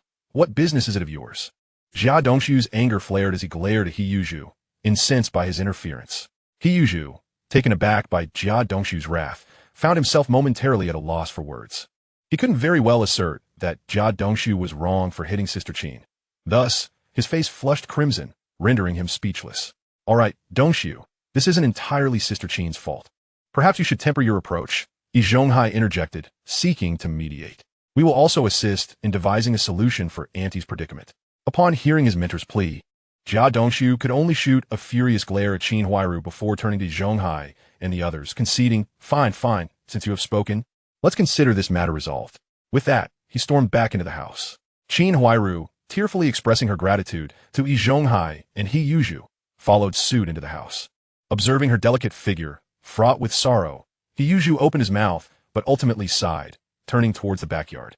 With the recent events unfolding, he felt it inappropriate to broach the topic of money with Qin Huairu. He would simply pretend he had only saved over 200 yuan. Sister Qin has it tough. There's no need to be petty, he mused. How'd it go? Did they all return? Jia Dongshu inquired as soon as Qin Huairu stepped through the door. They're back, she replied, wiping her tears. Wife, did he hurt you? Seeing Qin Huairu with tear-streaked cheeks, Jia Dongshu's heart twisted with concern, and he quickly embraced her, offering comfort. Fear not, Dongshu, it's nothing serious. This way, Fool Zhu 1T bring up that 50 yuan matter again. Uncle 1T demand repayment for now, Qin Huairu assured, shaking her head. Their affectionate interaction starkly contrasted with their earlier quarrel. Alas, it's my fault for not gathering enough money to save my mother-in-law, Qin Huairu sighed. Wife, this isn't your fault. It's simply our family's plight. At least mother isn't starving inside, which is somewhat comforting, Jia Dongshu consoled her. Yes, we'll find a way in the future, Qin Huairu nodded. After the meeting disbanded, Qin Huairu disclosed to Jia Dongshu how she had managed to secure an extra 50 yuan from Fool Zhu. Upon realizing they had spent no money to extricate her, Jia Dongshu was immensely pleased and praised Qin Huairu for her cleverness. As for the inability to rescue Jia Zhongshi, the couple reasoned that it might not be such a misfortune, as it would lessen their household burden, particularly that of the hungriest family member, thereby improving their overall living standards. Nonetheless, they decided to maintain appearances before outsiders to evade debts and ensure continued support from others. Thus, they concocted the aforementioned plan. Are you certain Fool Zhu 1T pursue that 50 yuan again? Jia Dongshu asked, still somewhat apprehensive. Absolutely not. I know Fool Zhu all too well. He will not bring it up again, Qin Huairu confidently assured with a smile. But do be cautious. You must let him gain any advantage when dealing with Fool Zhu, Jia Dongshu advised. Rest assured, I'm quite aware of that. I'll go prepare dinner now, Qin Huairu said, rising to leave. Chapter 38. Doing good, but leaving a name after a midday nap, Guodong rode his bicycle with Zhang Shuyu to venture out. Before departing, he made sure to bring money and secure all valuables, for the notorious thief, Bang Geng, was not to be underestimated. If he failed to lock up properly, the rascal might seize the opportunity to pilfer while he was away. Guodong planned to purchase some groceries, as their home was devoid of vegetables. Given Zhang Shuyu's frugal nature, it was better for him to handle the shopping himself. However, he bore no ill will towards her. After all, she was raised in a different era where thriftiness was the norm. As they made their way to the market, envious glances were cast their way. The bicycle was part of the allure, but even more so was the stunning beauty seated behind him. Zhang Shuyu, a rare gem, had her long hair billowing in the wind, and her face flushed as she clung to Guodong's waist. The sunlight illuminated her visage, creating a scene that left every man who beheld it captivated.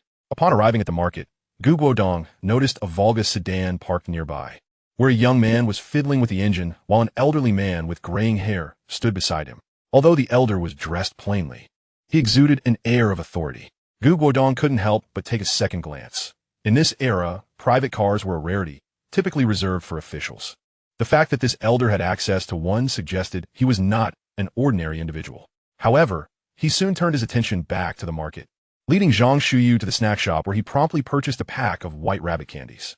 After paying, he eagerly unwrapped one and offered it to her. Seeing Guodong prepare to feed her candy in front of so many onlookers made Zhang Shuyu blush deeply, yet she obediently parted her lips, revealing her cherry red mouth. Guodong placed the candy gently between her lips, allowing her to savor the sweetness. As she chewed, her eyes sparkled with delight. "How sweet!" she exclaimed, her admiration possibly directed at the candy or the life Guodong brought her, eliciting a smile from him. Zhang Shuyu, witnessing his smile, felt an overwhelming sense of happiness suffuse her.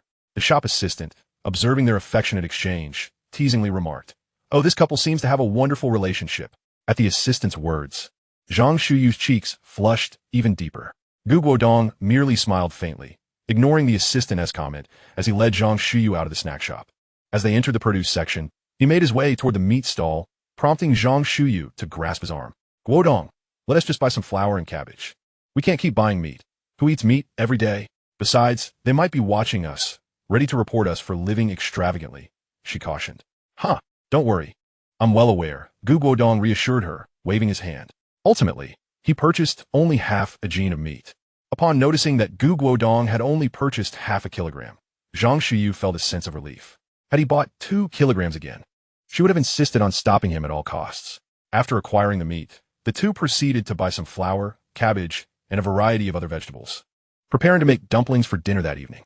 As they exited the market, they spotted the Volga sedan still parked there. Guodong's mind began to churn as he pushed the cart alongside Zhang Shuyu towards it. "Hey, Guodong, the way home is that way. Where are you going?" Zhang Shuyu inquired, noticing Guodong leading her in the opposite direction. "To do a good deed," he replied. "Huh, a good deed? What kind of good deed?" Zhang Shuyu asked, puzzled by Guodong's intentions. "How is it, Xiaoli, can you fix it?" As they approached, Guodong overheard the elderly gentleman asking the young man who was fiddling with something. "Almost there, Wang Lao. Please wait a moment," the young man replied, beads of sweat dotting his forehead. "If it's not feasible, we should head back first and call someone to come fix it later. Otherwise, we want to make it in time," the elder urged.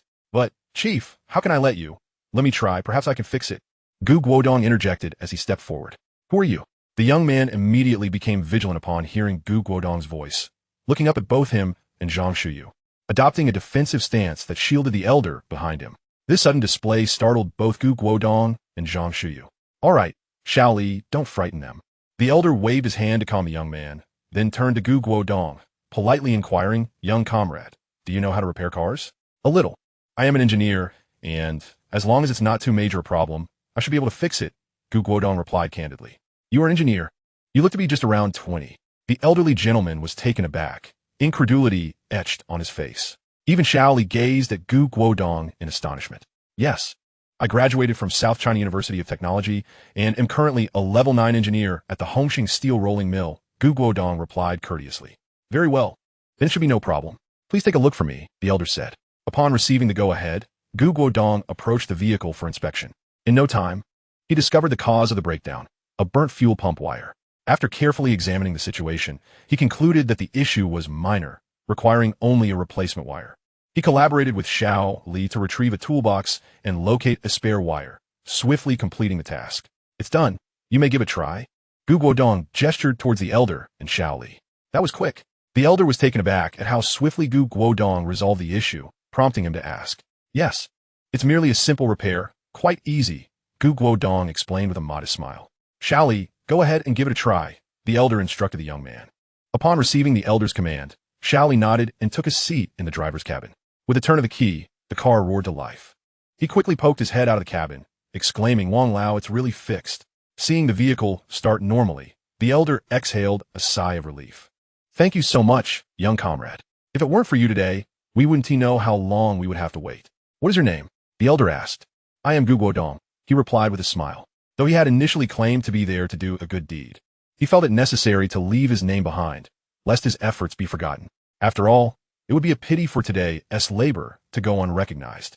Guodong, a pillar of a nation, quite fitting, the elder mused, repeating Guodong's name several times before pulling out a notebook from his pocket. He flipped to a page, scribbled a number, and handed it to Guodong. "My surname is Wang. If you encounter any difficulties in the future, feel free to call this number. I must attend to matters now, so I shall take my leave." Once the elder departed in his vehicle, Guodong looked at the number in his hand, a satisfied grin spreading across his face. He had achieved his objective. The elder appeared to be a person of significance, which is precisely why Guodong had taken the initiative to assist him, emphasizing his own identity. Perhaps, one day, he would find use for this connection. He then returned home with Zhang Shuyu. Ah, Guodong, you're back. Are you preparing to have dumplings today? Yin Bugue, newly promoted to a patriarchal role, greeted Gu Guodong as he entered, arms laden with groceries. Indeed, has the esteemed patriarch had his meal today, or has he not? Gu Guodong teased with a smile. Have you? Would you like me to ask Annie, San, to prepare something for you, and shoe you? Yin Bugue said with a beaming expression. Gu Guodong shot Yin Bugue a quizzical glance. This typically stingy elder was unusually generous today, which was out of character for him. The invitation to dine, without even mentioning the items in his hands, felt suspicious. Perhaps it was a wolf in sheep-esque clothing. No, esteemed patriarch, Shiyu and I prefer to dine at home. Gu Guodong replied, leading Zhang Shiyu back to the courtyard. Upon hearing Gu Guodong decline his invitation, a flicker of disappointment crossed Yin Bugue's face. What's wrong with you? Why are you thinking of inviting that young lad, Gu Guodong, to dinner? He is not someone to be trifled with. Just look at what he has done to Yi Zhonghai and the Jia family. Annie, San interjected, hastily approaching. You, a mere housewife, understand nothing, Yin Bugue reprimanded her sharply. If it weren't for Gu Guodong, would I have become a patriarch? It's precisely because he has dealt so harshly with Yi Zhonghai and the Jia family that I want to invite him to dinner. Otherwise, what right does he have? Inviting him over serves to cultivate a favorable relationship. We still have our second son who hasn't secured a job yet. A glint of realization sparked in Auntie San's eyes. What's your plan? She asked eagerly. Ah, that is for me to know and you to find out. Yin Bugue chuckled mysteriously. Throughout the weekend, the others refrained from bothering Gu Guodong, likely shaken by the events of Friday night. Realizing that Gu Guodong was not to be trifled with, everyone made an effort to keep their distance. Soon, Monday arrived, ushering in the work week. After completing his morning routine, Gu Guodong leisurely rode his bicycle towards the Hongxing steel rolling mill. Upon reaching the mill, just as he arrived at the office entrance, he spotted assistant Xiao Wang approaching. Just in time, Comrade Guodong. Director Li has been looking for you. Hurry along with me, Xiao Wang urged. Director Li is waiting eagerly, he added before leading Gu Guodong into Deputy Director Li's office. Upon seeing Gu Guodong, Deputy Director Li's face lit up with a smile. Guodong, you finally come to work. How was your weekend? Gu Guodong replied with a grin. Thanks to you, it was quite pleasant. Is there something you needed me for? Director Li. Gu Guodong felt somewhat perplexed, unable to comprehend the purpose behind Li Huaida's visit. Ah, so you're not being honest with me, are you?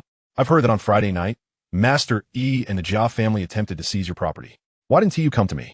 Vice Factory Director Li feigned anger as he spoke. Oh, is that what this is about? Gu Guodong realized upon hearing Li's words, and it seemed that he was prepared to assist him. He smiled and replied, Director Li, there is actually nothing to worry about. I've already dealt with that matter, which is why I didn't inform you. Moreover, Master Yi is one of the few level 8 fitters in the factory, a venerable elder whose reputation is esteemed. His actions are merely in support of his apprentice, Jia Dongxiu, striving for a better life for him. It's not for personal gain, so I can understand. Huh. Upon hearing this, a glimmer of insight flashed in Li Huaida's eyes. The lad, despite his claims of indifference, was subtly acknowledging Master Yi's seniority and authority. It appeared he intended to leverage Li's influence to reprimand both Yi Zhonghai and Jia Dongxiu. However, Vice Factory Director Li chose not to confront him directly, as his purpose for visiting was to provide support and align their interests. With that in mind, he slammed the table and pretended to be furious. What of the esteemed elder? Does that mean he can act with impunity, utilizing his power for personal benefit? Comrade Guodong, I must criticize you for this. By not pursuing accountability, you are enabling the elder to err, which is fundamentally misguided. In such situations, you cannot remain silent. You must report it to the organization for appropriate consequences. Only then can we prevent the elder from descending further into misconduct, ultimately avoiding irreparable consequences. Gu Guodong was momentarily taken aback, nearly wanting to give a thumbs up. This Vice Director Li was undeniably astute, his eloquence surpassing even that of Yi Zhonghai. While Li remained ensnared in the lowly tactics of moral coercion, Li had elevated the discourse to an organizational level. Furthermore, while level 8 fitters were few, there were still several. However, after Engineer Lin's retirement, Guodong was the sole level 9 engineer. Hence, he understood the magnitude of the responsibility he bore. In the future, please ensure you maintain your position, Comrade Guodong, and protect yourself. Understood? Vice Factory Director Li continued. Yes, I understand. Thank you, Director Li, Gu Guodong replied hastily. With Li Huaida's words, he felt that he could now stride confidently within the factory. Now, you may return to your duties. As for the handling of Yi Zhonghai and the others, I will have Xiao Wang announce it over the intercom, Vice Director Li waved his hand dismissively. Meanwhile, in workshop number 1, a worker approached the workshop director and inquired, "Director, I heard that something happened to Master Yi's courtyard on Friday." "Oh, what happened?" Did Master Yi once again preside over a matter with his characteristic fairness? The workshop director asked with keen interest. The members of Workshop 1 were all too familiar with Yi Zhonghai's hypocritical demeanor. Whenever an issue arose, he would leverage his status as a level 8 fitter and his long tenure to impose his sense of justice. Initially, the workers thought little of it, as he seemed to handle matters fairly, always siding with what was right. However, things began to feel increasingly amiss, particularly when it involved individuals closely connected to him, especially his apprentice Jia Dongxiu. If the party with whom he had a connection was in the right, he would adamantly favor them.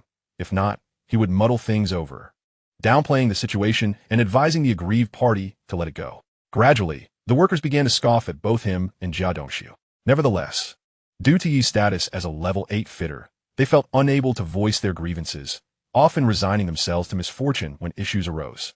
"No, I heard that Master Yi and Jia Dongxiu along with that fool Zhu from the canteen got involved." The worker exclaimed excitedly. "Oh, they got involved? What happened?" "Due elaboraci." A few nearby workers leaned in closer, eager to listen. "You know, we have a new engineer at the rolling mill, that Guodong. I heard that Master Yi, along with the Jia family, tried to seize his property. Then they got beaten up and were taken by the security department to the police station." The workers stated with utmost seriousness. "Is that true?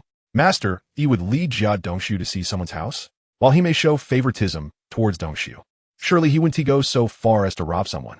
One worker expressed skepticism. "Of course it's true. Don't forget, I have a cousin in the security department, and he told me about it. Moreover, he said that Guodong is quite formidable. Even that fool Zhu was beaten by him." The worker insisted, seeing doubt on the faces of those around him. Just as the group was engrossed in discussion, a voice rang out from the workshop. "Good morning, everyone. What delightful news are you all sharing? Do fill me in." They turned to see Yi Zhonghai, with Jia Dongxiu following closely behind. Instantly, the onlookers regarded the worker who had claimed that he had been apprehended with disdain. "What is this?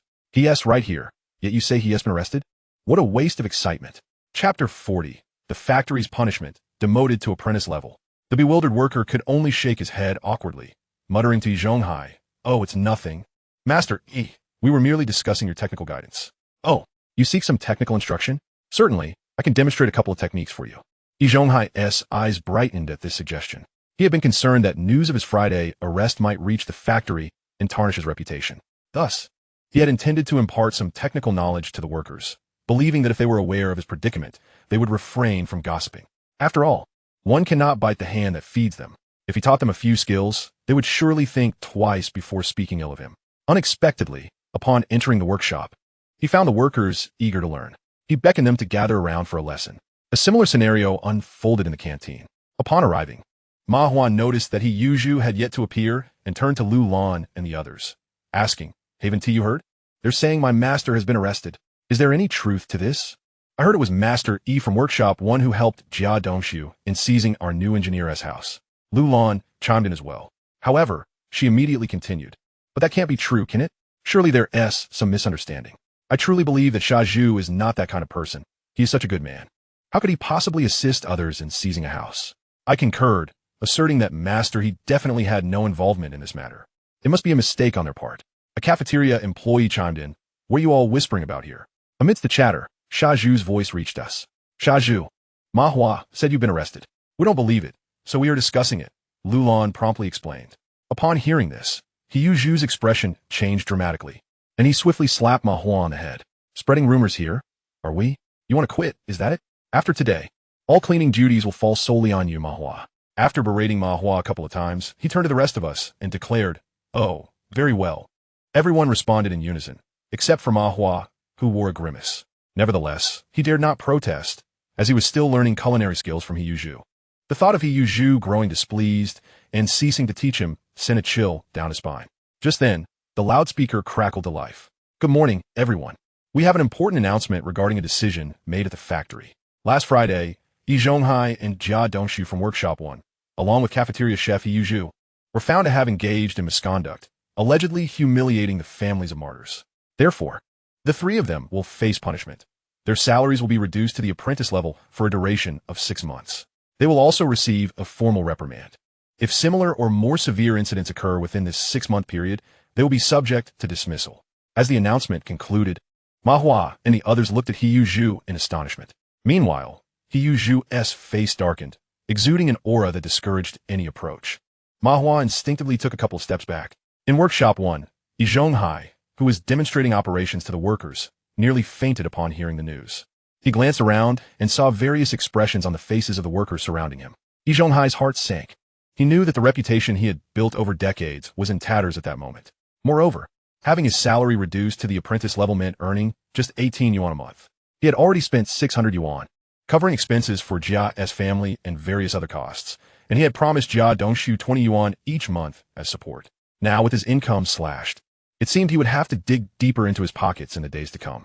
As he observed the workers around him, who had lost interest in his lecture and were dispersing, Yi Zhonghai felt a rush of blood to his head, and he collapsed.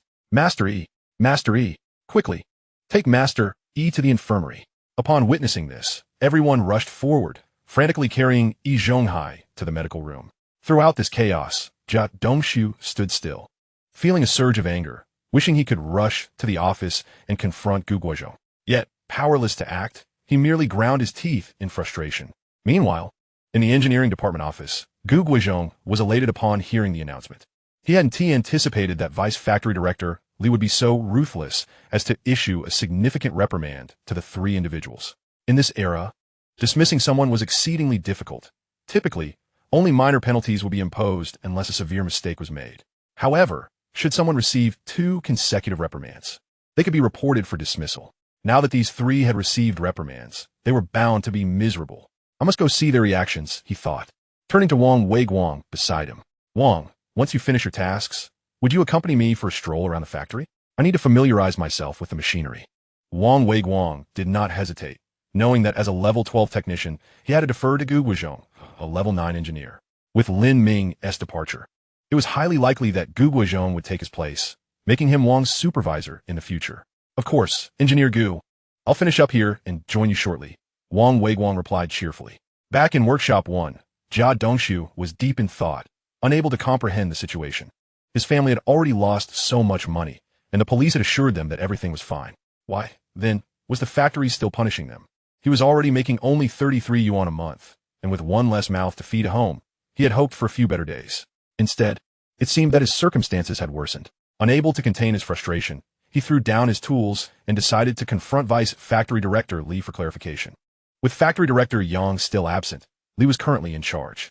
Moreover, both Day and Su Damao had seen Guodong enter with Li, leading Jia Dongshu to believe that this was a retaliatory action orchestrated by them. Just then, the workers from Workshop 1 returned after escorting Yi Zhonghai back. Seeing Jia Dongshu storming out in anger, the workshop director asked, Dongshu, it's working hours. Where do you think you're going? I'm going to confront Vice Factory Director Li about this. Why should we be punished when the police said there was no issue? Jia Dongshu replied without a second thought. Hey, quick, you lot, hold Jia Dongshu down. The workshop director quickly instructed several workers to restrain him. He could not afford to let Jia cause a scene, as it might lead to his own punishment. What audacity did Jia Dongshu have to think he could confront the vice director? Let me go. Jia Dongshu struggled, but he was unable to break free from the workers' grip. They had often looked unfavorably upon him, as he frequently bullied them, relying on the fact that his master was Yi Zhonghai. He would sometimes delegate his unfinished tasks to them under the guise of training them. Therefore, seizing this opportunity to retaliate, they did not hold back, applying considerable force. That hurts. Be gentler, please. I'm not going to stop. You're going to break my hand. Jia Dongshu cried out in pain. The worker controlling his hands seemed oblivious, prepared to press his knee against Jia's. Enough. Let him go. The workshop director quickly intervened, stopping the worker just in time, fearing he might actually injure Jia Dongshu. Calm down, Jia Dongshu. Let us sit down and discuss this. The workshop director urged him, but Jia Dongshu was still visibly agitated. Discuss what? My family has already spent so much money. Now, they want to demote me to an apprentice? Are they trying to starve us? His frustration was unmistakably evident. Fortunately, the chaos did not spill out further. Instead, he merely sat there, panting heavily. At that moment, Yi Zhonghai returned from the infirmary. He had simply fainted due to a surge of blood to the head, and it was nothing serious.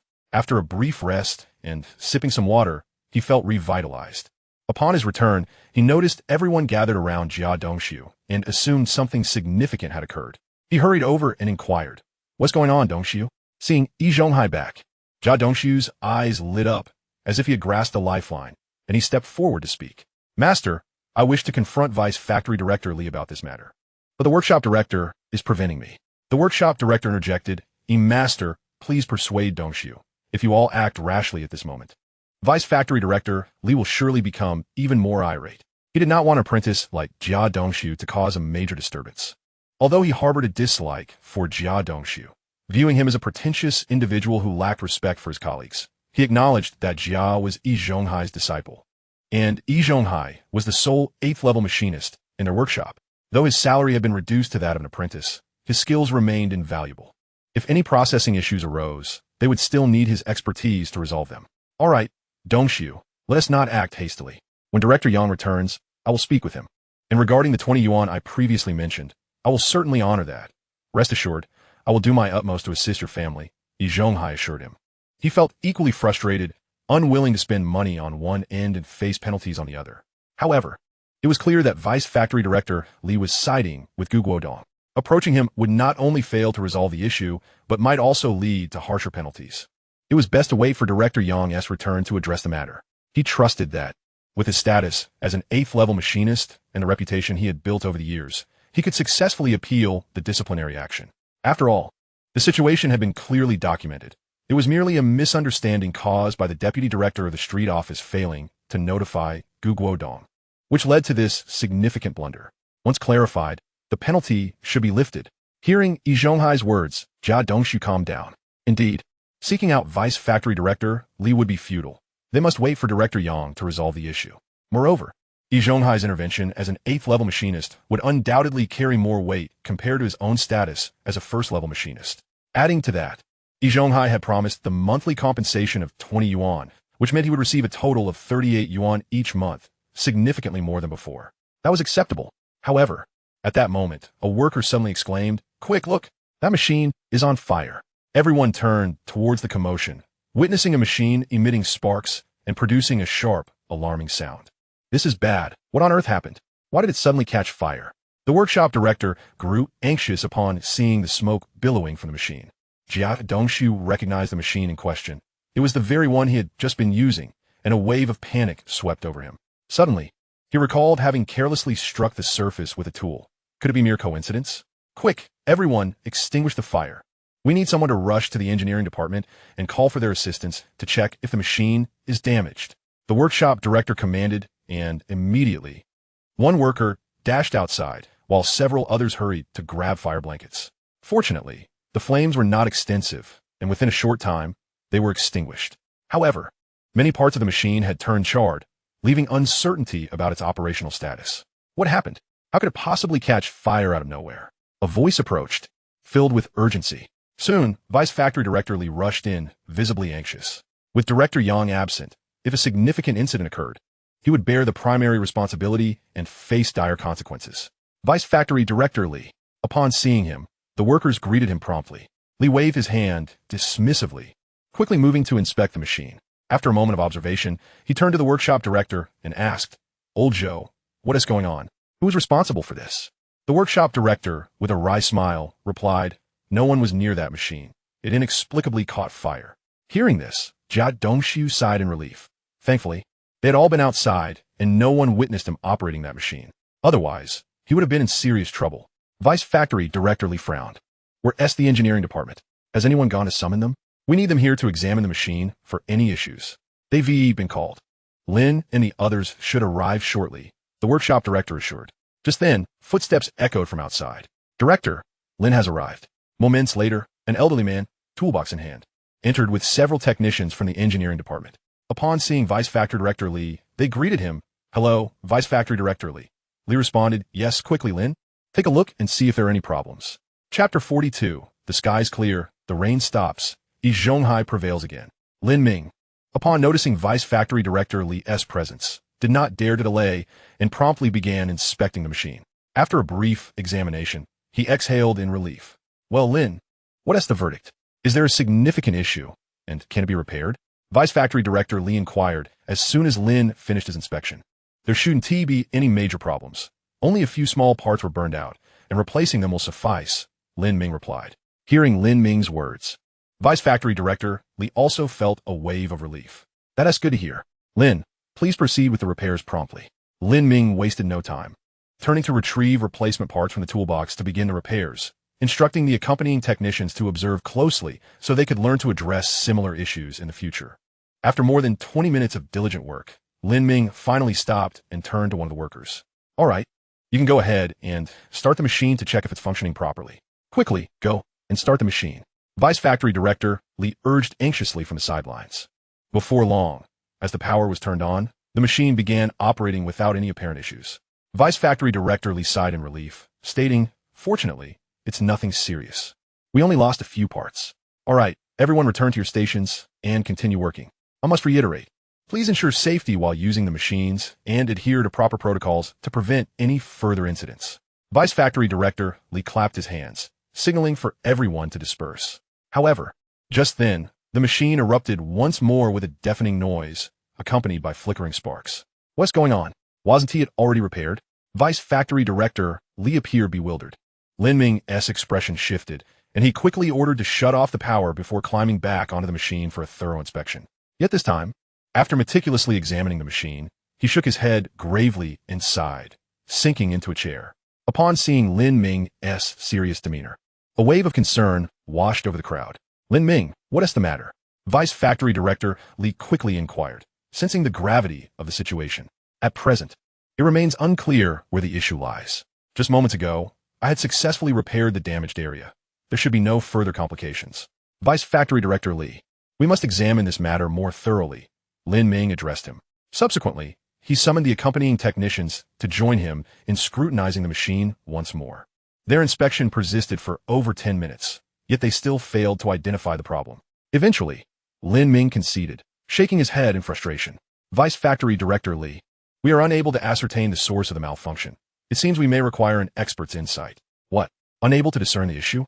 Vice Factory Director Li's expression was one of palpable anxiety. What shall we do? We have not met the targets set by upper management. Currently, due to the planned production system, all production quotas are fixed. They cannot exceed or fall short. If we fail to accomplish our tasks, we could be in serious trouble. The thought filled Vice Factory Director Li with dread. Even if an expert could rectify the situation, it would undoubtedly take considerable time, and by the time they arrived, it might be too late. Vice Factory Director Li, may I take a crack at it? A sincere voice emerged from the crowd, belonging to Zhonghai. He had been contemplating how to absolve himself of this blemish and restore his standing among his peers. Observing that Lin Ming had been unable to repair the machine only bolstered his confidence. Perhaps he was capable after all. As an 8th-level fitter, Zhonghai had always believed in his own competence. While he could not compare to Lin Ming, who specialized in this field, he felt he was far superior to the technicians present. After all, he had spent a lifetime working with these machines. Minor issues were typically resolved by him without needing to consult the engineering department. Thus, he felt he had some authority when it came to repairing this machine. If he could resolve a problem that Lin Ming could not, he might even have the opportunity to have the major infraction revoked, and perhaps even earn a promotion to technician. His heart raced at the prospect, prompting him to step forward eagerly. Do you believe you can manage it? Vice Factory Director Li inquired, furrowing his brow as he regarded Zhonghai. I should be able to, Zhonghai replied hesitantly. You should be able to what? Stay out of this. You're a fitter. What do you know about machine malfunctions? Vice Factory Director Li, already frazzled by the situation, snapped in frustration at Zhonghai's interruption. Zhonghai's face flushed with embarrassment at being reprimanded publicly, yet he was unwilling to relinquish this hard-won opportunity. Vice Factory Director Li, I am an 8th-level fitter, and I have operated this machine for many years. I have some understanding of its mechanics. Allow me to give it a try. Upon hearing this, Vice Factory Director Li paused for a moment. It seemed there were no other alternatives. They might as well take a chance. Very well, you may proceed, but remember, do not cause any further issues. I must warn you, if anything goes awry, I will hold you accountable. Understood? I will take full responsibility should anything happen. Zhonghai replied, his spirits lifting at the Vice Factory Director's acquiescence. However, Lin Ming, witnessing this turn of events, became anxious. This is no trivial matter. Vice Factory Director Li, if he mishandles it, not only might he fail to fix it, but he could exacerbate the situation. Even if an expert were to arrive, they might not be able to remedy the damage. Vice Factory Director Li hesitated, acknowledging the validity of Lin Ming's concerns. What if Yi Zhonghai failed to repair it and caused further complications? Yi Zhonghai, sensing the vice factory director's indecision, felt an urgency to seize this opportunity. He implored, "Vice factory director Li, rest assured, I will not act recklessly. I trust my abilities. Furthermore, if any issues arise, I will accept full responsibility without implicating you." He then turned to Lin Ming. "Do not worry. I will merely assess the situation. Should I lack confidence, I will refrain from intervening." Chapter 43. Is Yi Zhonghai on the path to success? Observing Yi Zhonghai's newfound confidence, Vice Factory Director Li began to believe in him. "Very well, give it a go." "Excellent." Yi Zhonghai beamed with joy at the Vice Factory Director's consent. He swiftly approached the machine and commenced his inspection. He examined it from various angles, appearing quite familiar with its structure. The technicians began to murmur amongst themselves. "Lin Ming, do you think he might actually fix it?" "Yang Jianjun whispered. Is that even possible? We cannot pinpoint the issue. How could an 8th-level fitter do so? He may operate the machine, but we are the ones who repair it. If he possessed that level of skill, why would he still be a fitter? Surely, he would pursue becoming a technician instead." Lin Ming's words elicited laughter from the group. Indeed, Yi Zhonghai boasted excessively. Had he been that competent, he would have long since become an engineer. In truth, despite Yi Zhonghai's outward display of professionalism and confidence, he was internally panicking. Upon examining the machine's internals, he realized it was vastly different from what he had encountered before. The minor issues he usually dealt with were merely burnt circuits or loose screws. Now, it appeared the panel was malfunctioning. And as he gazed at the intricate web of wires and components, cold sweat trickled down his forehead. He was utterly bewildered by the complexity before him. Realizing the rarity of this opportunity, he felt compelled to maintain his facade, pretending to inspect the machine in hopes of uncovering any clue. "Ah, Lao Ming. It seems we have overlooked someone." Suddenly, Yang Jianjun appeared to have an epiphany and turned to Lin Ming. "What do you mean? Do not keep us in suspense." "Guodong. How could we forget him? You recall, he studied mechanical engineering at university. Did he not mention dismantling numerous devices with his professor? Perhaps he could identify the issue and repair the equipment." Yang Jianjun exclaimed excitedly. "Indeed, how could we have forgotten Guodong?" Lin Ming responded, suddenly realizing. "Where is he? Why hasn't he come?" It dawned on him that Guodong had not followed them. Moments earlier, Guodong had asked Wang Gong to take him on a tour to familiarize himself with the various workshop equipment. Zhou Jiangwo stepped forward and said, "I shall seek them out." "Very well, do hurry. I will inform the deputy factory director to halt Yi Zhonghai's work. Otherwise, he may jeopardize our machinery." Lin Ming promptly instructed Zhou Jiangwo to find Guodong. He then approached Deputy Director Li, saying, "Deputy Director Li, we still have Guodong. He has yet to assess the situation, and perhaps he possesses a solution." "Guodong? Indeed. How could I have forgotten him? Lin, why did you not mention this sooner? Where is he?" Deputy Director Li exclaimed, slapping his forehead as he remembered the newly appointed engineer. "I have already sent Zhou Jiangwo to find him. He should arrive shortly. For now, let's pause Yi's work. Such specialized matters should be handled by professionals," Lin Ming suggested. "Agreed." Deputy Director Li nodded in affirmation. He then called out to Yi Zhonghai, who was inspecting the machinery. "Master, please take a moment to rest while our new engineer, Comrade Guodong, arrives to take a look." "What? Guodong?" Upon hearing that name, Yi Zhonghai felt an immediate surge of discontent. Ever since Guodong had appeared, he found himself entangled in every predicament. Here was an opportunity to redeem himself and potentially annul the severe reprimand he faced. Yet now he was being deprived of that chance. The thought alone filled him with indignation. "Deputy Director Li, I am on the verge of identifying the issue. There is no need to trouble Comrade Guodong. Please allow him to attend to other matters," Yi Zhonghai urged anxiously. Just then, his keen eyes caught sight of a rather obscure area from which wisps of smoke occasionally emanated. Had it not been for his exceptional vision, he might have overlooked it. "This appears to be a circuit malfunction. Yes, indeed, the circuit is burnt out." Yi Zhonghai rushed over for a closer inspection. Upon confirming his suspicions, he was elated. It turned out that the machine's troubles stemmed from this very circuit. It was as if a duck had been delivered right to his lips, and he couldn't help but chuckle internally. Truly, heaven is on my side. Ha ha ha. Even the heavens are assisting me. This time, I shall rise from the ashes. I have identified the problem, Deputy Director Li, Yi Zhonghai declared, moving towards Lin Ming. Lin, may I borrow some tools? Without waiting for Lin Ming's consent, he retrieved several spare wires and components from the toolbox and returned to the machine to commence repairs. The surrounding workers were astonished by Yi Zhonghai's actions. Even Lin Ming and his colleagues exchanged bewildered glances. Could it be that he had truly uncovered the source of the issue? It seemed implausible. After all, they had searched for so long and found nothing. So how could he have discovered it with merely a cursory glance?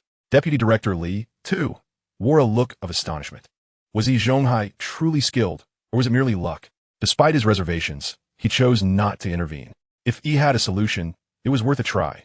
After all, success meant the machinery would be repaired, production could resume, and the targets would be met. Who cared about the individual responsible? If Yi Zhonghai managed to fix it, perhaps the consideration of rescinding his reprimand could be entertained. Yi Zhonghai reveled in the expressions of those around him.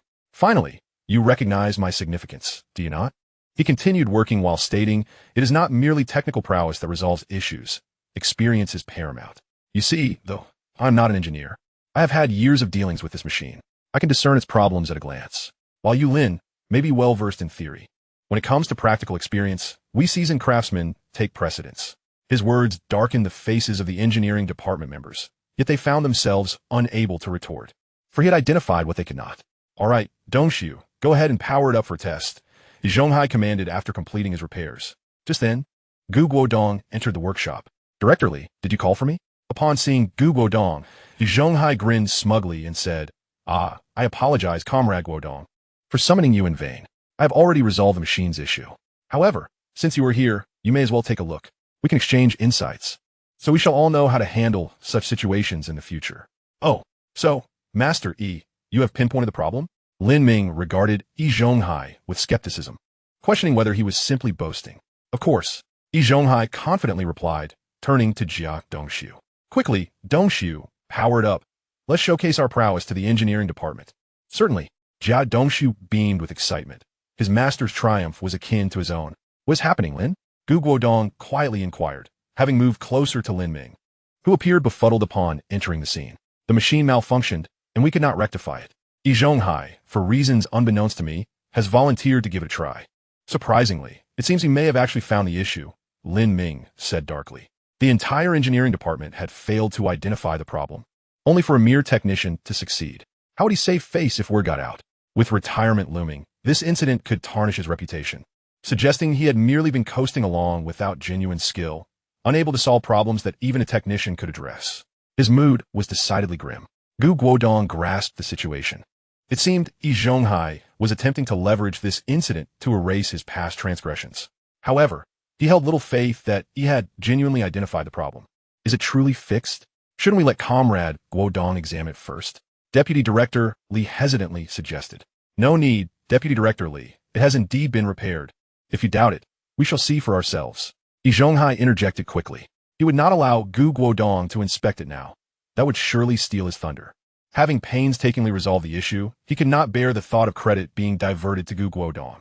If Guodong claimed the credit, he would be a loss. He had no intention of allowing anyone, least of all Guodong, to reap the rewards of his hard work. For the sake of caution, Guodong must not even touch this machine. Deputy Factory Director Li found himself in a bit of a quandary. Director Li, since Master Yi is so confident, let's trust him this once. Even if it malfunctions, it matters not. I have disassembled this model of machine with my teacher at school, and I am fully capable of repairing any issues that may arise, Guodong asserted. Now, equipped with the engineering skills bestowed by the system along with a toolbox, repairing such a machine would be a trivial task for him. Moreover, he estimated that given sufficient time and materials, he could even construct one from scratch. Witnessing Guodong's unwavering confidence, Deputy Director Li felt reassured. It was also an opportunity to gauge Guodong's technical prowess, especially since he had devised several plans for him, including the position soon to be vacated by Engineer Lin upon his retirement. Should Guodong prove utterly inept, it would necessitate a re-evaluation of whether these opportunities were still worth extending to him. However, upon hearing Guodong's remarks, Yi Zhonghai scoffed, convinced that the personnel from the engineering department were merely boastful. If your engineering team could truly fix it, why was no one able to identify the problem just moments ago? In the end, it was left to me, your seasoned master. With Jia Dongxiu following Yi Zhonghai's instruction to power on the machine, a strange crackling noise echoed, and after a brief moment, the machine resumed its normal operation. Excellent. It's finally back up and running. Deputy Director Li exclaimed, joy illuminating his face. Master Yi, you truly are remarkable. You've resolved such a challenging issue. He continued. Given your significant contribution, I shall lift your previous disciplinary action. With a grand gesture, Deputy Director Li decided to absolve Yi Zhonghai of his serious reprimand. Unbeknownst to him, upon hearing the machine's normal operation, Yi Zhonghai felt a weight lift from his chest. Although he had appeared confident, he had been just as anxious as anyone else, uncertain of his success. Fortunately, his efforts bore fruit, and at that moment of the machine's restoration, he felt utterly drained, almost collapsing to the ground. Yet, upon hearing Deputy Director Li announce the cancellation of his punishment, Yi Zhonghai suddenly regained his composure. "Thank you, Director. I will strive to perform my duties diligently," he replied, his voice brimming with newfound enthusiasm. "Ah, it is commendable that you recognize your mistakes. Henceforth, apply yourself diligently and aim to achieve meaningful results," Deputy Director Li encouraged. Despite Yi Zhonghai's previous bullying of Guodong, which had left a bitter taste, he was now viewed as a valuable asset capable of resolving significant issues, warranting a change in approach. Thus, the decision was made to lift his reprimand and mend their professional relationship. Meanwhile, the engineering department personnel wore grim expressions, shocked that Yi Zhonghai had indeed succeeded. This left them feeling utterly embarrassed, pondering how they would maintain their standing at the steel mill. Only Guodong appeared somewhat grave. He approached Deputy Director Li and said, "Director Li, I believe the machine sound seems somewhat off. I recommend we shut it down and conduct a thorough inspection." Guodong, recalling the original owner's memories, noticed a slight discrepancy in the machine's sound compared to what he had previously encountered. This difference was minuscule. Had it not been for his enhanced auditory abilities, he likely would not have detected it at all. "What? Is there an issue?" Deputy Director Li was taken aback by Guodong's words. "I am uncertain. We need to investigate further," Guodong replied, shaking his head. Hearing this, Yi Zhonghai immediately expressed discontent. "Comrade Guodong, the machine makes this sound. I have been familiar with it for decades, and it is unmistakable. You have only been here for a few days and are not yet acquainted with how this machine operates. I assure you, I have dealt with this machine for over 30 years, and its sound is precisely as it should be." Yi Zhonghai's irritation flared upon hearing Guodong claim that the machine he had repaired was faulty. He refuted his assertion vehemently. To him, Guodong's words were born of jealousy, a desire to undermine his superiority. "Well then, Dongshu, since Comrade Guodong doesn't believe that I fixed the machine, bring over a steel ingot to test it. Let him see that we are not merely boasting. It has indeed been repaired," Yi Zhonghai declared, casting a challenging glance at Guodong, intent on proving his success. "All right, master," Dongshu replied eagerly, rushing off to fetch an unprocessed steel ingot, his chin held high. Over the past few days, he and Yi Zhonghai had felt perpetually overshadowed by Guodong, enduring immense frustration. Now at last they could lift their heads high. For Deputy Director Li had also mentioned lifting Yi Zhonghai's reprimand. This meant his salary would revert to 99, restoring their household standard of living. A tremendous boon. As Dongshu returned with the steel ingot and passed by Guodong again, he deliberately let out a huff. Guodong, amused by Dongshu's display, thought to himself that if something went awry, it would be this young lad's turn to lament. Just as Dongshu was about to operate the machine, Guodong stepped forward and advised Deputy Director Li, "Director, let's take a step back to avoid any potential mishaps."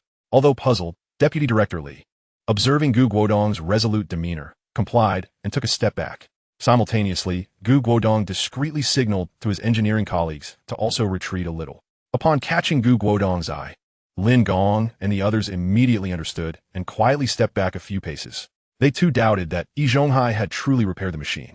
After all, he had only tinkered with a few components and a backup circuit. From Lin Gong's experience, it was evident that the issue was not electrical. Otherwise, they would have been able to identify the problem. Thus, Yi Zhonghai had certainly not fully repaired the machine, although he would not voice this.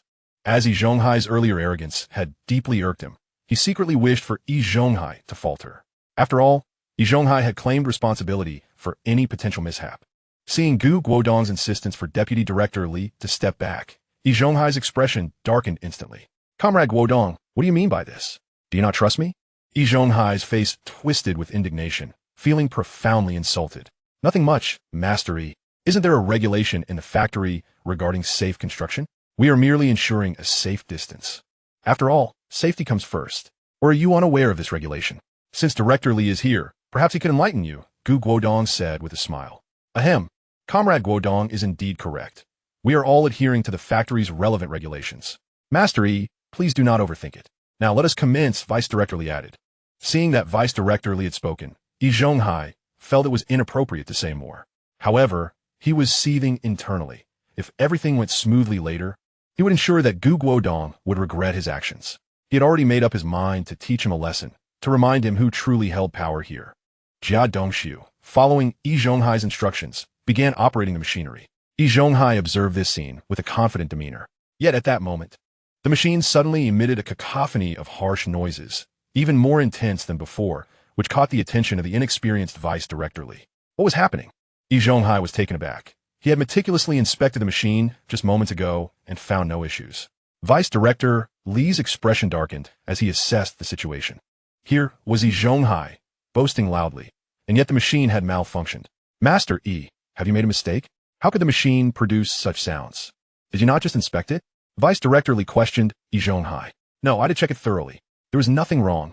Yi Zhonghai stammered, his explanations growing increasingly feeble until he could barely convince himself. Master Yi, your assertions seem rather hasty. We all witnessed you claim to have repaired the machine. Are you attempting to deceive your superiors? Vice Director Li remarked, observing Yi Zhonghai's flustered state. No, I didn't think. Yi Zhonghai faltered, glancing at Guodong and the skeptical expressions of those behind him, desperately attempting to defend himself. However, Guodong interrupted. Quick, stop the noise and turn off the power. It was then that Yi Zhonghai remembered the machine was still running. As he rushed to the power source, an explosive roar erupted, and the machine's casing burst apart. A steel ingot shot forth from the machine. As soon as the noise began, Jia Dongxiu promptly vacated the control panel to avoid injury. Unfortunately, he was positioned directly in the trajectory of the flying ingot, and he was inevitably struck. With a dull thud, Jia Dongxiu felt a piercing pain in his knee before collapsing to the ground. At that moment, Yi Zhonghai finally managed to shut down the machine. Dongxiu, get out of the way. A nearby worker shouted at the fallen Jia Dongxiu. The others finally noticed that the shattered machine casing was hurtling towards him. However, the warning came too late. The debris struck Jia Dongxiu's other leg with force, causing blood to flow freely as he fell into unconsciousness. Quick, take him to the infirmary, Vice Director Li exclaimed, alarmed, as he rushed to summon help. Meanwhile, Yi Zhonghai stood frozen, his mind a blank slate. Chapter 46. Yi Zhonghai is detained. Guodong takes the stage. In a flurry of chaos, the workers transported Jia Dongxiu to the infirmary.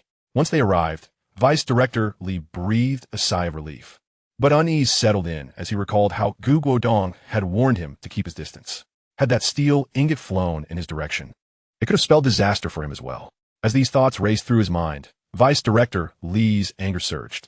Yi Zhonghai, come here, he bellowed, his voice brimming with fury. Yi Zhonghai had audacity to deceive him. Director Li, Yi Zhonghai began, but was cut off by a disdainful huff from the director. How can you still claim innocence when such a calamity has occurred? Are you attempting to deny responsibility? Director Li ruarat. I assure you, Director, this is not my fault. I had no idea it would explode. I truly didn't. Yi Zhonghai pleaded, desperate to absolve himself. Vice Director Li, who is usually benevolent, now had Yi Zhonghai trembling in fear. Not your fault? Then whose responsibility is it? If someone had lost their life today, who would be accountable? Director Li's voice was cold. Yi Zhonghai stammered at a loss for words. He never anticipated such an incident. He couldn't bear the thought of being responsible for a life lost. Summon the security personnel immediately. Detain Yi Zhonghai until this matter is resolved, and I will determine his fate afterward. Vice Director Li commanded, waving his hand decisively. This incident nearly jeopardized Yi Zhonghai's political career. If a tragedy had unfolded before him, his vice directorship would be in jeopardy. Even now, with no fatalities, resolving Jia Dongxiu's predicament would likely come at a significant cost. After all, it was under his tacit approval that Yi Zhonghai had repaired the machinery, and Jia Dongxiu had operated it. Should the matter be pursued, he too would not escape culpability. In a swift manner, 2 security personnel arrived and escorted Yi Zhonghai away. He did not dare to resist. His head hung low as he followed them out. Recognizing the gravity of his mistake, he understood that there was no room for defiance. Once this was settled, Vice Director Li turned to Guodong with an air of embarrassment. Guodong, do you think it can be repaired now? Regret washed over him. He wished he had allowed Guodong to inspect the machine instead of letting the self-important Yi Zhonghai tinker with it, resulting in such a disaster. Unfortunately, it was too late for regrets. The priority now was to resolve the machine's issues. If there were injuries and the machine remained inoperable, the losses would be catastrophic. As he gazed at the machine emitting thick, black smoke, Vice Director Li felt a sense of dread. Yet, he had no better options and could only place his hopes on Guodong. Rest assured, Director, as I have stated before, no matter how damaged it is, given time, I shall restore it, Guodong declared confidently, patting his chest. He then made his way towards the workshop exit. Hey, Guodong, where are you going? The machine is over here, Vice Director Li called out, initially fearing that Guodong intended to abandon them. Oh, Director Li, do not worry. I am merely stepping out to use the restroom and grab my toolbox, Guodong replied, turning back momentarily. In a hurried rush, I followed Yang Jianjun here. His toolbox is still left in the office. Without that toolbox, relying solely on the tools available to Lin Gong and his team, I cannot guarantee a successful repair. Just a few minutes later, Guodong returned to the workshop carrying his toolbox. A few members of the engineering department gathered around, eager to witness how Guodong would resolve the issue. As Guodong opened the toolbox in his hands, a single thought resonated in everyone's minds. This is professionalism. The tools within were an eclectic assortment, containing items of all kinds, many of which they had never encountered before. Although unfamiliar, it was evident that these tools were of a high caliber. Even Lin Gong expressed his astonishment, for among the tools were several he did not recognize. Considering he had spent decades in technical positions, ascending from technician to engineer, his wealth of experience rendered this particularly impressive. It suggested that these were likely cutting-edge tools, accessible only to someone like Guodong, a graduate of a prestigious engineering university. If Guodong were to catch wind of his thoughts, he would surely chuckle. These tools are the creme de la creme of the 21st century. Apart from the system itself, no one else could present such items in this era, not even the Eagle Nation. After a brief inspection, leveraging the engineering expertise endowed by the system, Guodong swiftly identified the root of the problem. It appeared that the machine had previously endured some impact, causing several small components within to become misaligned, which resulted in the equipment abruptly ceasing operation after a period of functioning. This misalignment had subsequently led to damage in the associated circuits and components. Thus, when Lin Gong and his team discovered the latter damage and repaired it, they overlooked the unresolved issues at the front, resulting in a recurrence of the malfunction. Yi Zhonghai likely faced a similar predicament, having only addressed the rear issues without rectifying the underlying cause at the front. Furthermore, it seemed that during Yi Zhonghai's repair, a component had been incorrectly installed, leading to the explosion. Guodong meticulously articulated each problem, and as he explained, the others began to grasp the situation. So that's how it is. No wonder, sighed Deputy Factory Director Li. Lin Gong and the others promptly raised their thumbs in admiration, recognizing the prowess of this high-achieving student who had swiftly pinpointed the issue. But can be repaired? Deputy Factory Director Li inquired cautiously. Identifying the problem was one thing. Effecting a repair was another matter entirely. It can be done, but Guodong hesitated. But what? Seeing Guodong's indecision, Deputy Factory Director Li felt a pang of anxiety. However, the recent explosion seems to have warped some components of the machine, Guodong pointed out. For instance, this one, which should be hexagonal, has now become quadrilateral. He indicated a specific area. All these deformed components will need to be replaced, and I fear we may lack sufficient spare parts. Let me inspect which parts are deformed, and I will sketch a few diagrams to expedite the fabrication in the other workshops. Chapter 47. The Remarkable Guodong, the Amputated Jia Dongxiu. Upon hearing Guodong's words, Deputy Factory Director Li and the engineering team were left in a state of bewilderment. The components were damaged.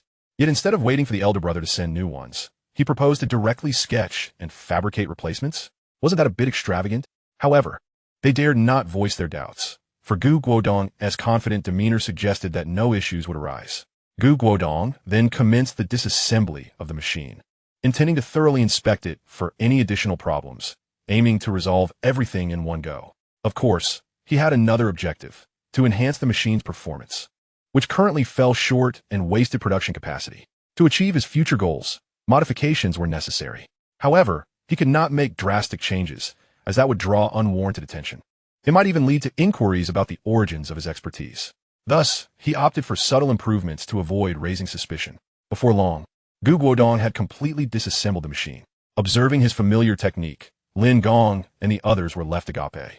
Typically, they required several individuals to disassemble a machine, yet Guodong accomplished it swiftly and efficiently on his own, organizing each component meticulously.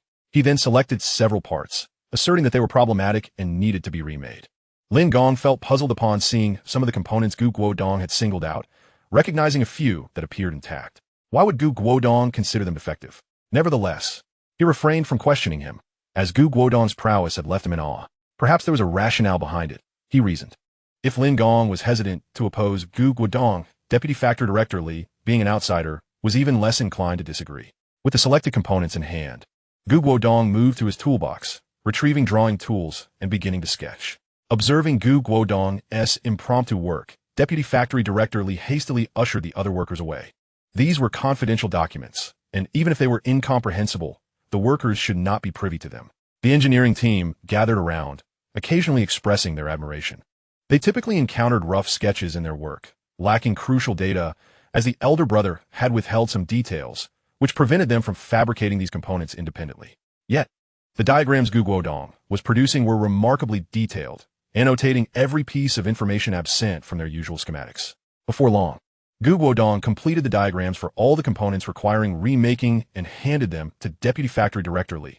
Director Li, please arrange for these parts to be reproduced. Once ready, we can proceed with the machine's repair. Deputy Factory Director Li gazed at Guodong's drawings with excitement. Although he could not comprehend them fully, he recognized their immense value. With Guodong's schematics, significant progress could be made in developing autonomous machinery. This was a monumental achievement. Consequently, after Guodong had finalized all his drawings, he promptly secured them. This task required trustworthy individuals, and he needed to keep these diagrams close, ensuring that they did not fall into the hands of Factory Director Yang. With Guodong's assistance, his position was bound to ascend rapidly.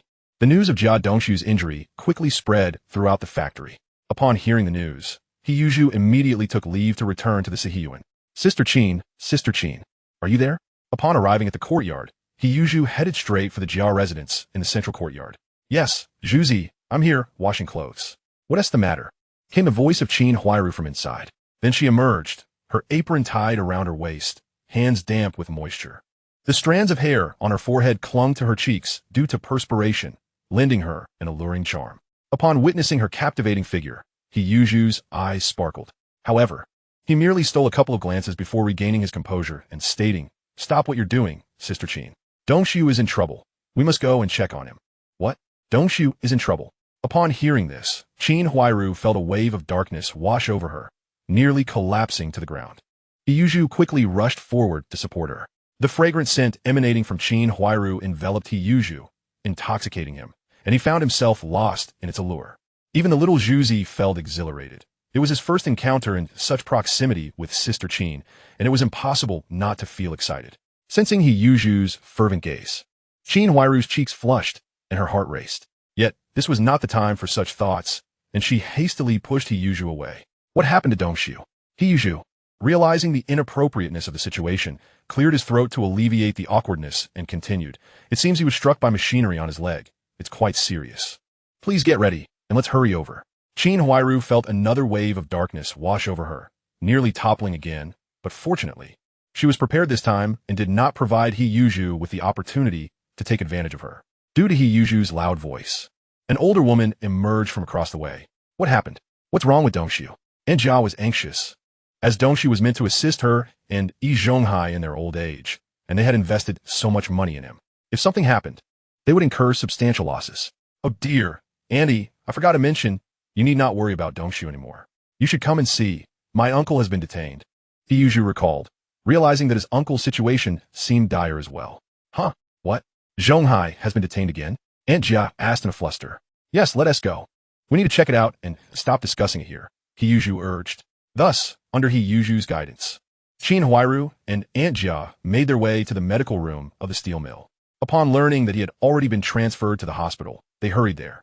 Jia Dongshu's condition was exceedingly grave. His left knee was completely shattered, and his right leg had been severed by the machine's casing. Due to excessive blood loss, he had slipped into a severe coma and was currently undergoing surgery. It was uncertain if he could be saved. Even if he survived, his legs could not be preserved and would require amputation. Upon hearing the doctor's account, Qin Huairu's tears flowed profusely, enveloping her in deep sorrow. Jia Dongshu was the pillar of their family, the sole breadwinner. Now that he was in this state, the entire family's future was shrouded in uncertainty. After a grueling 2 hours of surgery, the operating room finally illuminated the green light. Seeing Jia Dongshu being wheeled out, Qin Huairu rushed forward. "Doctor, how's my husband?" The doctor removed his mask and sighed. The patient has essentially passed the critical period. Hearing this, Qin Huairu released a breath of relief. However, while his life has been spared, we are unable to save his legs. Amputation is the only option, the doctor added. A loud ringing echoed in Qin Huairu's head, causing her body to sway violently before she fell backward. Fortunately, Hiyuju was quick and caught her. Sister Qin, do not despair. Preserving life is the utmost priority. He comforted her after steadying her. Qin Huairu, her eyes glistening with tears, gazed blankly at Hiyuju. Her mind was consumed with visions of Jia Dongshu's legs being rendered useless, forever unable to perform heavy labor or continue working. She could hardly comprehend Hiyuju's words. Sister Qin, please take your time. Listen to me, Hiyuju implored, feeling a pang of sympathy as he gently guided her to a nearby chair. Once seated, Qin Huairu's brow remained furrowed, her expression one of profound anguish, repeatedly murmuring, "It's over." Sister Qin, do not rush. This incident arose from work-related circumstances, and the factory will surely take responsibility. They will compensate for Dongshu's medical expenses. We just need to devise a plan to see if you can take over his position. Hiyuju analyzed swiftly. Yes, compensation. The factory must compensate. Qin Huairu finally snapped back to reality. Absolutely, they must compensate. Otherwise, we shall sue them, she exclaimed, her anger unabated. Let us return to consult the old lady. Uncle has also been detained, and we need her to think of a solution, Hiyuju suggested. All right, let us go home and find the old lady. Qin Huairu, now in a daze, acquiesced to whatever Hiyuju proposed. Sighing at her distressed state, Hiyuju supported her back to the courtyard. Old lady, please save our Zhonghai. Otherwise, how will we survive? Upon reaching the old lady's door, they heard Aunt Jia wailing from within.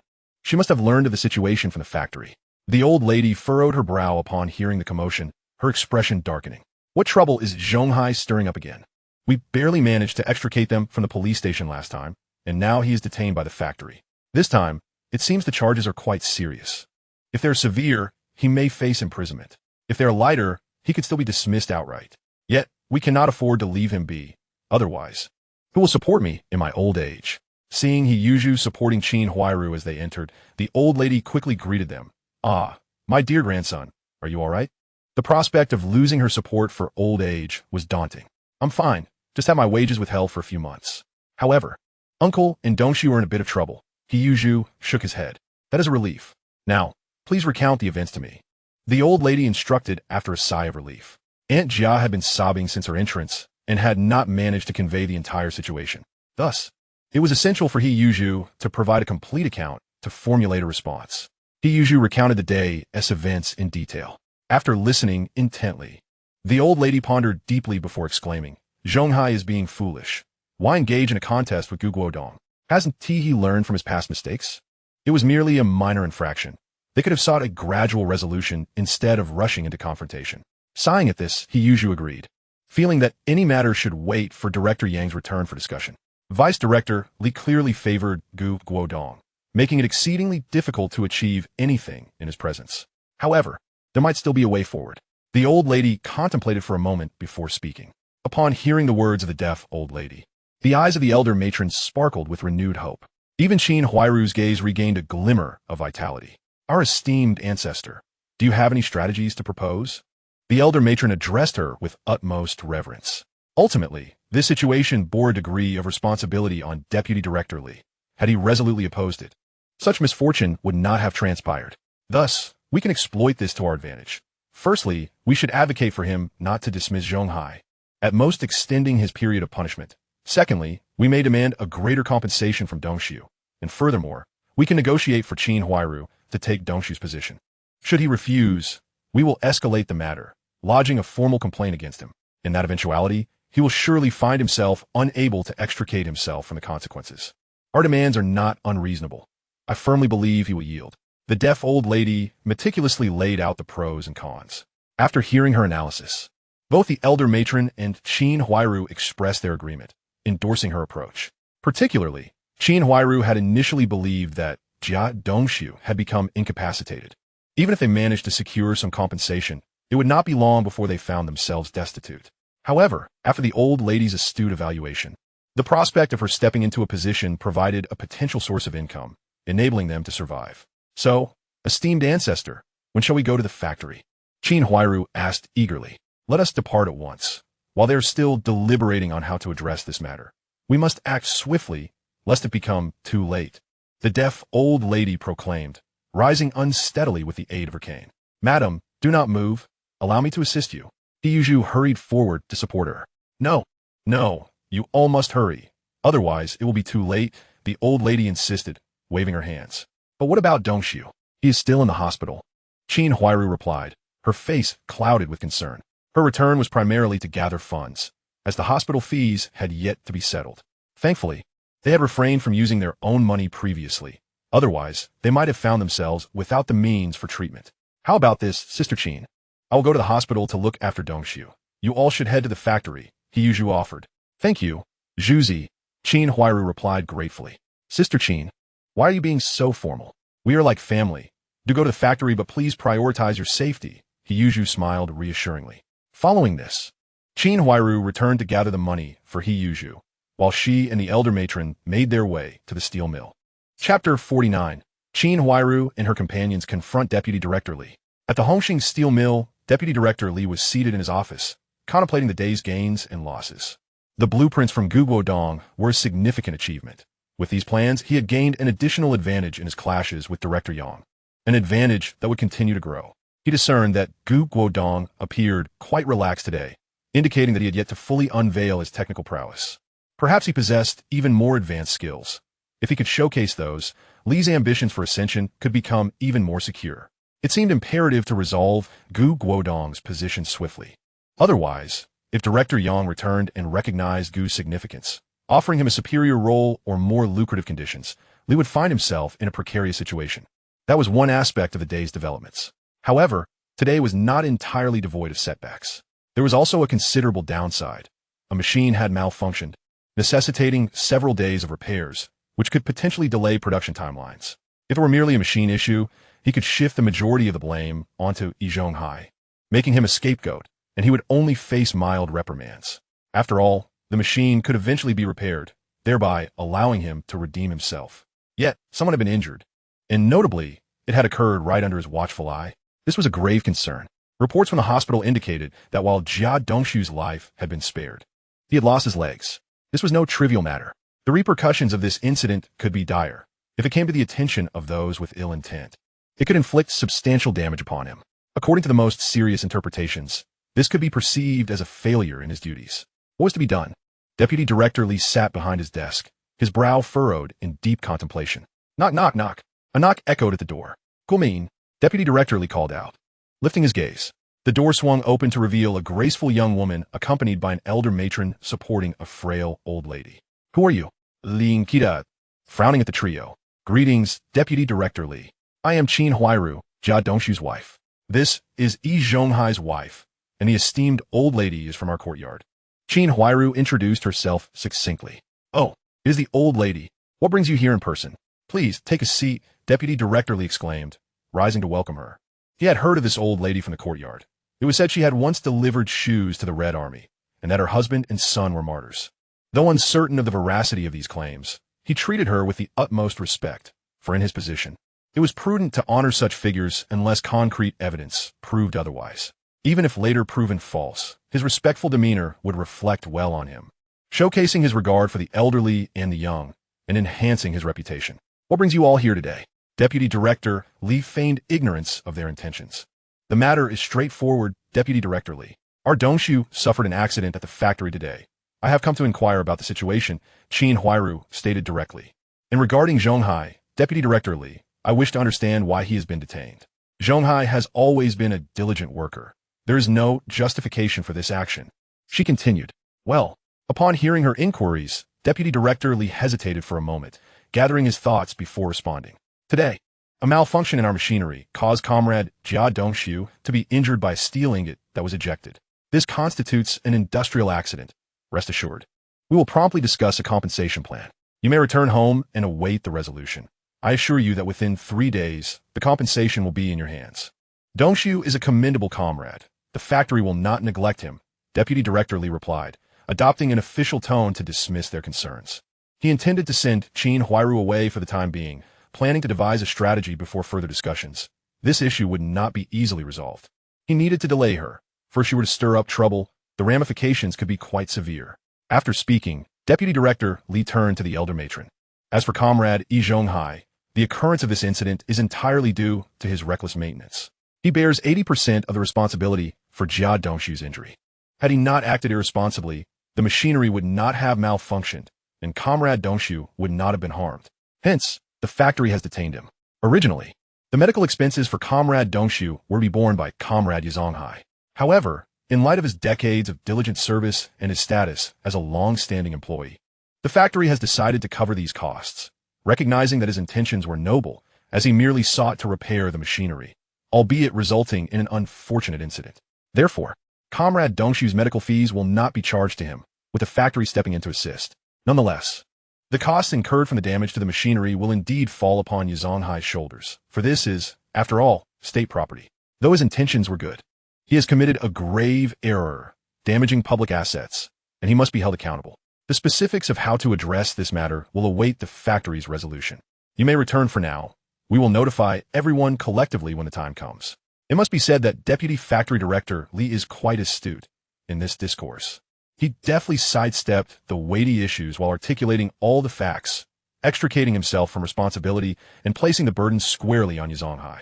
He elucidated the stakes involved, consistently emphasizing that the factory was providing the most favorable resolution available to them, and attributed the incident solely to Yi Zhonghai's actions. This adept maneuver of deflection, coupled with a semblance of benevolence, showcases Deputy Factory Director Li's mastery of the art.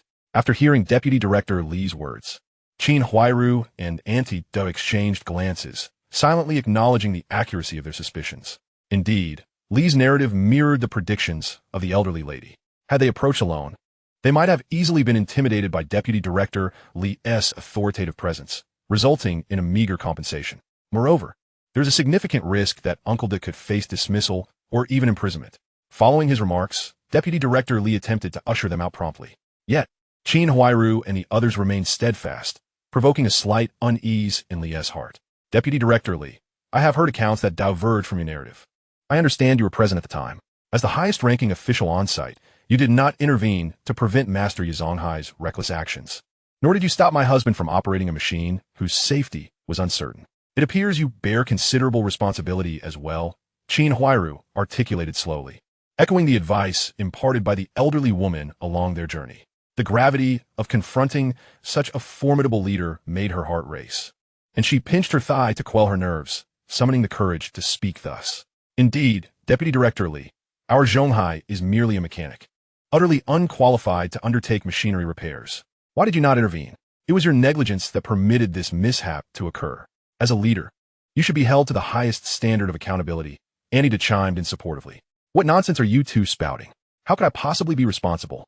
Deputy Director Li's expression darkened, directing an angry glare at Qin Huairu and Anita. He had not anticipated their resilience against his intimidation, and it was clear they had come prepared. Was it not you who permitted Jia Dongshu to undertake this task? Qin Huairu pressed further. How could I have known? I was still deliberating and had not sanctioned his involvement. They acted on their own volition. Furthermore, I had confirmed multiple times that Master Yi Zhonghai assured me there would be no issues, which is why I allowed him to proceed. Who could have predicted it would result in such a calamity? Deputy Director Li hurriedly denied, adamant that he would not accept any culpability. Little did he realize he had stepped into a trap laid by Qin Huairu and her companions. So, regardless of the circumstances, it ultimately stands that you approved Master Yi Zhonghai and my husband to operate this machine, correct? Qin Huairu seized the moment, pressing him relentlessly. Deputy Director Li found himself momentarily at a loss for words. He had become flustered and inadvertently stepped into the pitfall crafted by this woman. Comrade, please be mindful of your words. I'm not someone to be maligned lightly. However, you are not entirely incorrect. I do indeed bear a portion of the responsibility. Let us proceed. Please articulate your demands. As long as they are reasonable and do not contravene any regulations, I shall endeavor to accommodate you. Deputy Director Li conceded after a moment's contemplation. Faced with the failure of intimidation, he had to resort to coaxing. Qin Huairu and Auntie De exhaled in relief at this development, gazing at the elderly woman with newfound admiration. The old lady's wisdom had indeed guided them. Without her counsel, they might not have reached this pivotal juncture. To be able to propose conditions was already a significant victory. Our Dongshu was injured while working, so I believe that, In addition to the factory covering the medical expenses, he should also receive compensation equivalent to a year's salary as living expenses. Furthermore, I wish to take my husband's place in the factory, Qin Huairu articulated with measured calm. Upon hearing her request, Deputy Director Li felt relieved. It was not an unreasonable demand.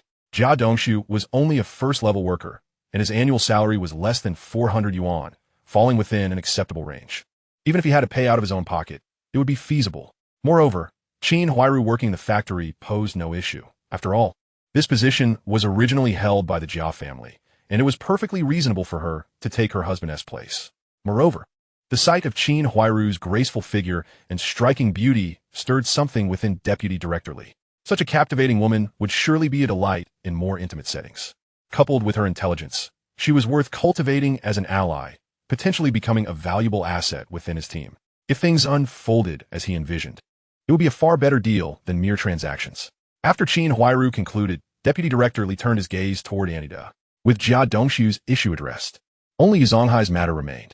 Noticing Deputy Director Li's attention, Anida felt a surge of apprehension. Nevertheless, she quickly relayed the words imparted by the elderly woman. My Zhonghai does bear some fault this time, and is willing to accept a measure of responsibility. Perhaps Deputy Director Li could consider extending the deduction from his salary for an additional 6 months, with no further penalties imposed. What do you think?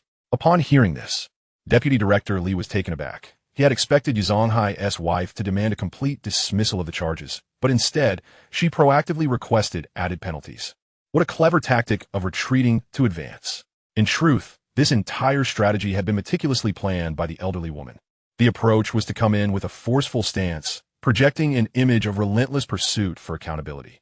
Once Deputy Director Li softened, they would present a request that was reasonable and within his capacity to fulfill. He would undoubtedly find it hard to refuse. With Anida's additional demand for increased penalties, the outcome would surely fall into place. Very well, I understand, Deputy Director Li nodded after a lengthy contemplation. These two requests were indeed not unreasonable. However, he did not immediately acquiesce. This matter required further consideration. Then we shall take our leave for now, trusting that Deputy Director Li will provide us with a satisfactory resolution. Otherwise, we may be compelled to seek redress elsewhere. The elderly lady interjected, finally breaking her silence. Upon hearing the words, Deputy Factory Director Li suddenly realized that this entire scheme must have been orchestrated by the old lady. Truly, age brings cunning. She had managed to manipulate him so deftly, even threatening him in the end, implying that if he did not resolve this matter, they would seek recourse elsewhere. It seemed that he had no choice but to compromise for the time being. Of course, he would remember this grudge.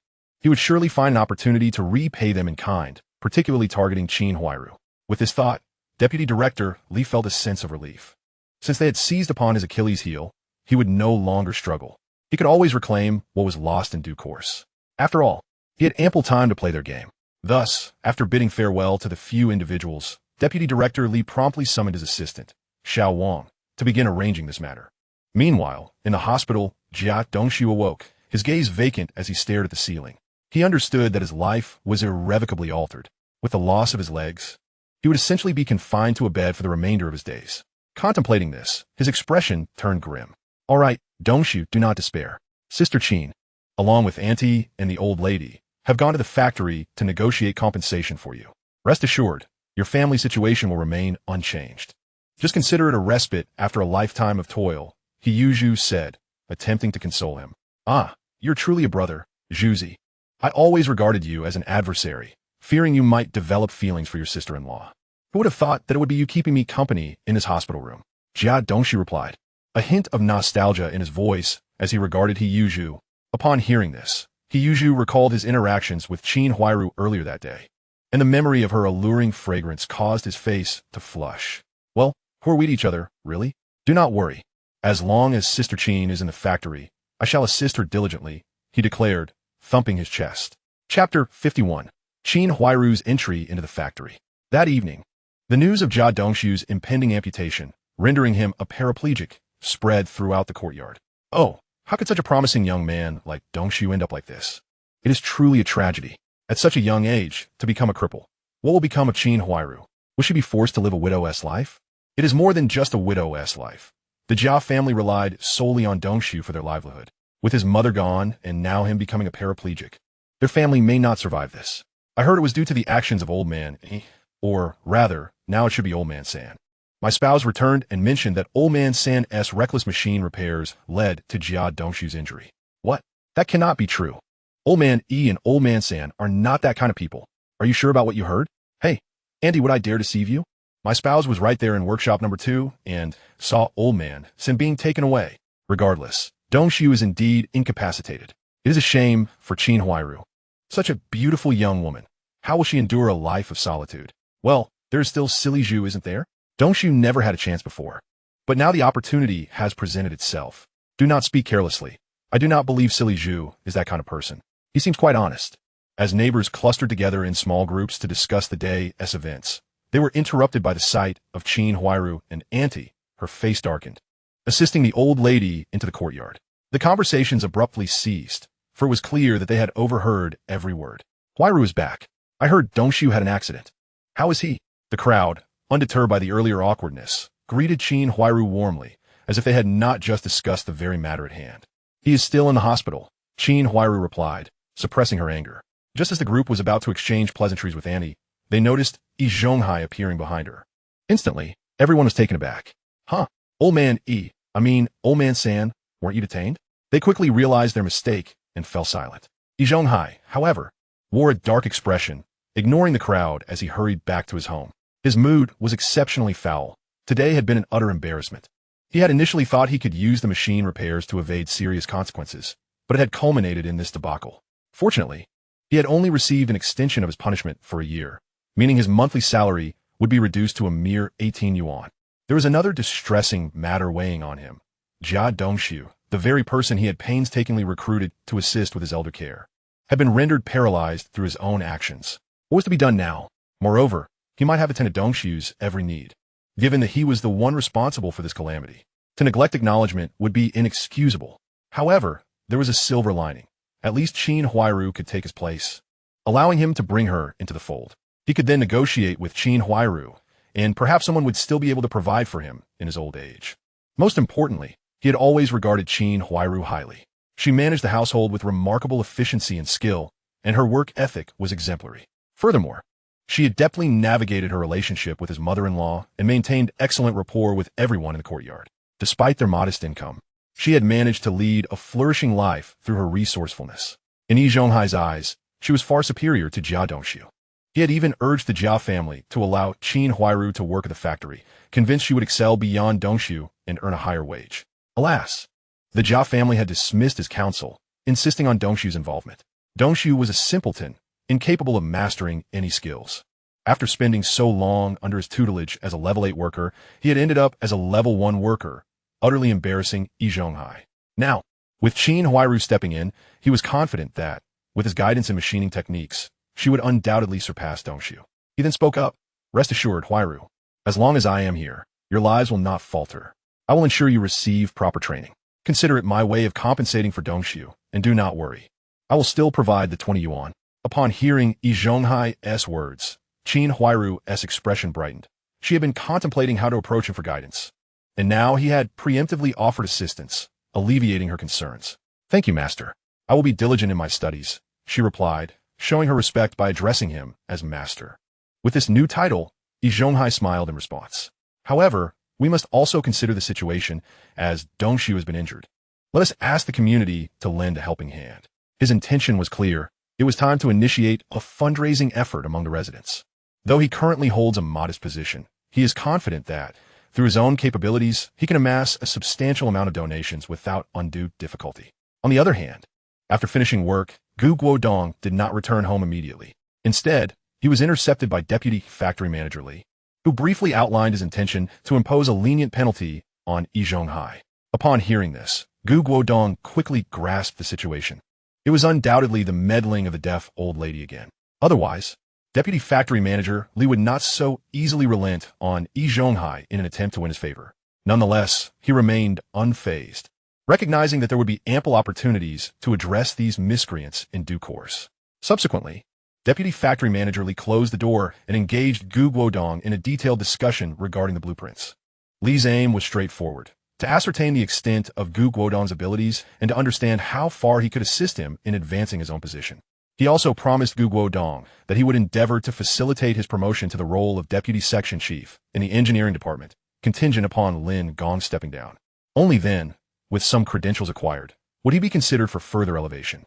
Guodong, unreserved, revealed a portion of his capabilities, boldly stating that he could make slight modifications to the machinery, thereby enhancing its production capacity by at least 30%. Moreover, he could develop new products for autonomous production.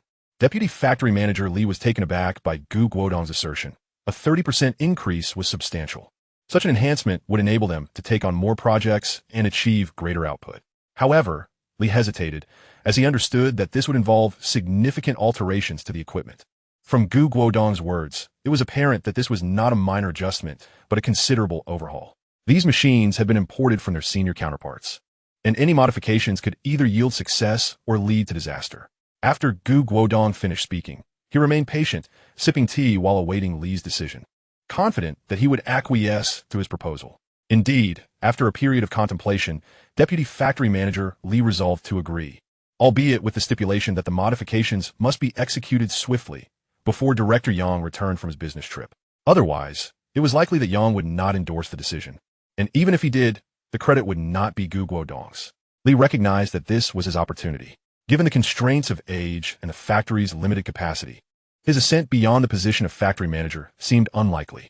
Even with exceptional management skills, the scope for further advancement was restricted. Without the prospect of garnering greater accolades, his chances for promotion would diminish. Yet, Guodong's emergence brought a glimmer of hope. A 30% increase today could lead to even more significant advancements tomorrow. Furthermore, Guodong's proposal of developing autonomous production was of paramount importance, especially as the state had been emphasizing this initiative. Of course, this opportunity was accompanied by considerable risks, but such is the nature of substantial prospects. Consequently, he resolved to proceed. Rather than remain stagnant, it was better to take a chance, for success might be within reach. Guodong, let us proceed as you suggest. What shall be our first step? He was resolute.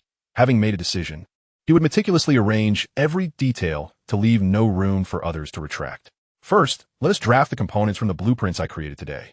To be candid with Director Li, I have made some modifications to these components, which could enhance efficiency slightly.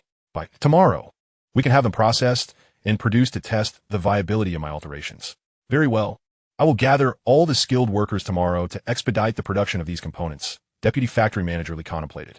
With larger ambitions in mind, he considered these few component blueprints to be minor gains. He prepared to initiate production without formal reporting. After finalizing the arrangements, Guodong finally returned home. Zhang Xiyu had already prepared dinner, waiting for him. During the meal, Guodong explained his late return. Rather than reproach him, Zhang Xiyu felt sympathy, understanding the effort he exerted to earn a living. Upon seeing her eyes glisten with unshed tears, Guodong felt a warmth in his heart. This era was indeed preferable. Had it been in his previous life, his wife would have likely questioned him about his late-night escapades. That evening, after Zhang Xiyu fell asleep, Guodong summoned the system, eager to draw from the lottery once more to see what treasures awaited him. System, I wish to draw. Ding. Acknowledged host. You currently possess 240 points, allowing for 2 lottery draws. How many would you like? Let us draw once, Guodong thought, calculating that he needed to find ways to earn more points, as this sum was far from sufficient. Ding. Acknowledged, proceeding with the draw. Please hold on. Ding. Congratulations, host. You have obtained Level 8 Fitting Skills X1, Level 8 Electrical Skills X1, Level 8 Welding Skills X1, Intermediate Engineer Technology X1, Level 8 Fitting, Level 8 Electrical, Level 8 Welding. Guodong's heart leaped with joy upon hearing the system's announcement. It seemed that Providence had smiled upon him. He had been worried about his practical skills, despite his ability to modify machinery. After all, being able to draft blueprints was one thing. But if the existing workers could not realize them, or if the tolerance was too great, or the speed too slow, what then? The techniques he intended to apply might not be feasible within this era. Now, with these skills at his disposal, he could step in if the workers faltered, and he could also train them to enhance the technical capabilities of the factory workforce. Without hesitation, Guodong commanded the system to integrate these skills into his mind. That night, Guodong forewent sleep, instead dedicating himself to an intensive drawing session. His body, having undergone enhancements, found a night without rest to be no significant burden. Time was of the essence, and he could work at full capacity in the privacy of his home without concern for prying eyes. With his newfound status as an intermediate engineer, his drawing speed had increased substantially. In just one night, he produced over 30 blueprints. The following morning, after exchanging a brief greeting with Zhang Shuyu and skipping breakfast, he swiftly rode his bicycle to the steel mill. First, he approached Deputy Factory Director Li with the blueprints and handed them over. Upon receiving the drawings, Director Li was taken aback once again. However, he did not believe that Guodong had completed these designs overnight. Rather, he assumed that Gu had sketched them during his time at school while disassembling machinery with his professors. Consequently, he refrained from inquiring further, simply giving Guodong a reassuring pat on the shoulder without uttering a word. Before long, it was time to commence work. When the others saw Yi Zhonghai again, they were filled with astonishment. In their view, Yi's recent capture meant he could not escape the consequences.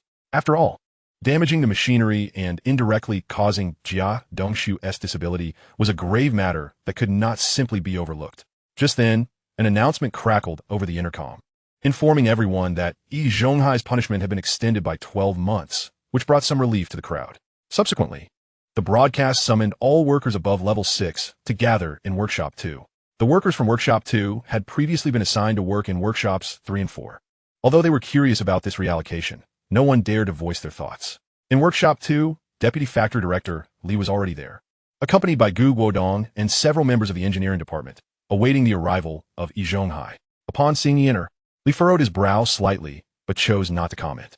After all, this old fellow was one of the few level 8 fitters, and despite his recent mistakes and penalties, his skills were beyond reproach. To undertake such a significant task, his expertise was indispensable. Chapter 53. Mastery, would you like me to help you cool down? As the workers gathered, Deputy Factory Director Li cleared his throat and began, I have called you all here today for a matter of utmost importance that requires your collaboration. As he spoke, he instructed his assistant, Xiao Wang, to close the workshop doors. Today, we need to process a batch of special components, which are of considerable significance. I implore you to maintain absolute confidentiality. If I find out that anyone has leaked information about today as processing, it would be tantamount to betraying the factory and would result in severe consequences. With that, it was clear to everyone what he meant. If anyone were to divulge details, they would face harsh repercussions. All right, since we all understand, let us begin assigning tasks. At this moment, Yi Zhonghai's eyes sparkled with excitement. Processing components. Wasn't he that his forte? He was already well acquainted with these machines, and this task felt tailor-made for him. If repairing equipment had merely been a gamble driven by pride, then processing components was his true skill. Otherwise, he would not be the youngest level 8 fitter in the steel mill. Finally, it was his time to shine. Yi Zhonghai thought triumphantly. Today I will show you Guodong the true strength of a level 8 fitter. With this thought, he straightened his back, stepped forward, and declared, Deputy Factory Director Li, please assign me the most challenging components. I made a mistake previously, and this time I wish to redeem myself. His confidence radiated as he thumped his chest with gusto. Deputy Factory Director Li regarded him with a skeptical expression. Are you certain, Master Yi? His words were laced with doubt. He felt apprehensive about Yi, fearing that another mishap could lead to dire consequences. Trust me, Director Li, I am more than capable when it comes to processing components.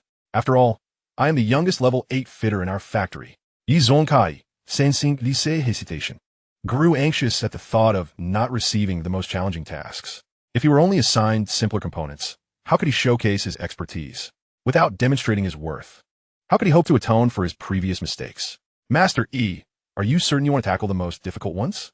Guodong interjected, his expression somewhat perplexed. The most challenging components demanded an exceptionally high degree of precision. Had he not encountered recent issues, he would likely have managed a couple of them without a hitch. However, his current mindset seemed somewhat unstable, as he appeared eager to prove himself, which could easily lead to errors. Guodong. I admit that I may not match your technical skills in machine repairs, but I possess substantial authority in component processing. This knowledge is the result of decades of experience. Yi Zhonghai asserted passionately, sensing Gu's attempt to intervene. Oh, very well, since Master Yi is so insistent, let us proceed with his request, Deputy Factory Director Li. Guodong replied, addressing Li. Seeing Guodong's support, Deputy Factory Director Li relented. Thus, Guodong selected several blueprints and handed them to Yi Zhonghai. Upon receiving the drawings, Yi Zhonghai was momentarily taken aback. The specifications and tolerances were exceedingly stringent. In his extensive career as a fitter, He had only managed such precision on a few occasions, and even then, it had taken considerable effort to achieve success. A bead of sweat began to form on Yi Zhonghai's forehead. "Ah, Master Yi, you're sweating. Is it too hot? Would you like me to help cool you down?" Guodong remarked with a smile. "Cool down how?" Yi Zhonghai instinctively inquired, still fixated on the blueprints. Oblivious to Guodong's teasing tone.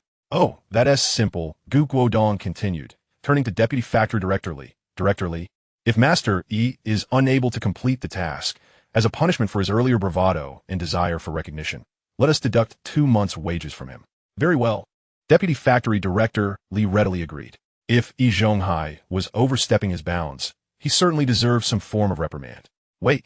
Yi Zhonghai snapped back to reality upon hearing the collective gaze of his colleagues, which brimmed with schadenfreude. He felt an intense urge to slap himself. Lowering his head in silence for a moment, he finally looked up at Guodong and pleaded, "Guodong, can we reconsider this?" "No," Guodong replied firmly. "Are you feeling cooler now, Master Yi?" Yi Zhonghai remained silent, clutching his chest as his heart sank. He realized he might not be able to keep his 2-month salary. Initially, he had only been losing 2 yuan each month, but now he faced a potential loss of 20. How would he not feel disheartened? Beep. Bonus operation value, 10. Current total, 150.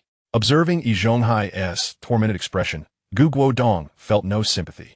After all, in the struggle against such beasts, a moment's carelessness could lead to significant personal loss. Taking a deep breath, Yi Zhonghai steeled himself, determination gleaming in his eyes. He resolved to exert every ounce of effort to successfully complete this component. Otherwise, he would lose a substantial part of his retirement fund, which was simply not worth the risk. With that, he began processing the components according to the specifications. The remaining workers, including Lu Haizhong, were assigned their respective tasks and quietly set to work. Initially, Lu Haizhong had also considered stepping forward to take on a challenging assignment. In the presence of his superiors, one must strive to make a mark, to secure some benefits for oneself. Although he was merely a level 7 fitter, his abilities were not to be dismissed, even if he could not compare to Yi Zhonghai.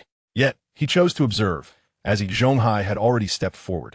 Upon witnessing Yi Zhonghai's face contort in shock at the sight of the drawings, particularly after Guodong announced a potential salary deduction, he wisely decided to remain in the shadows. After all, he had not been demoted. His current earnings stood at a respectable 84 yuan and 50 cents.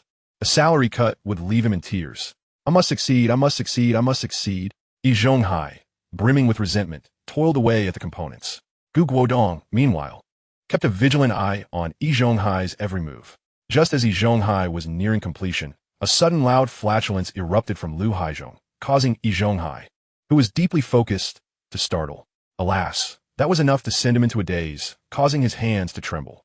"Haha, Master Yi, what are you doing?" Guodong teased, relishing the chaos. The others struggled to suppress their laughter, especially Lu Haizhong, whose face flushed with embarrassment. He felt utterly mortified for having passed gas at such an inopportune moment. Chapter 54. Assisting Lu Haizhong with relief. "Old Lu, what on earth are you doing?" Yi Zhonghai was nearly apoplectic, having been so close to finishing only for it to be derailed by this indiscretion. Guodong's mocking only exacerbated his frustration. "Well, I may have indulged in too many eggs yesterday, and, let us just say it didn't agree with me," Lu Haizhong stammered, his face a portrait of sheepishness. "Why on earth would you eat eggs? Why not something more sensible, like chicken dong?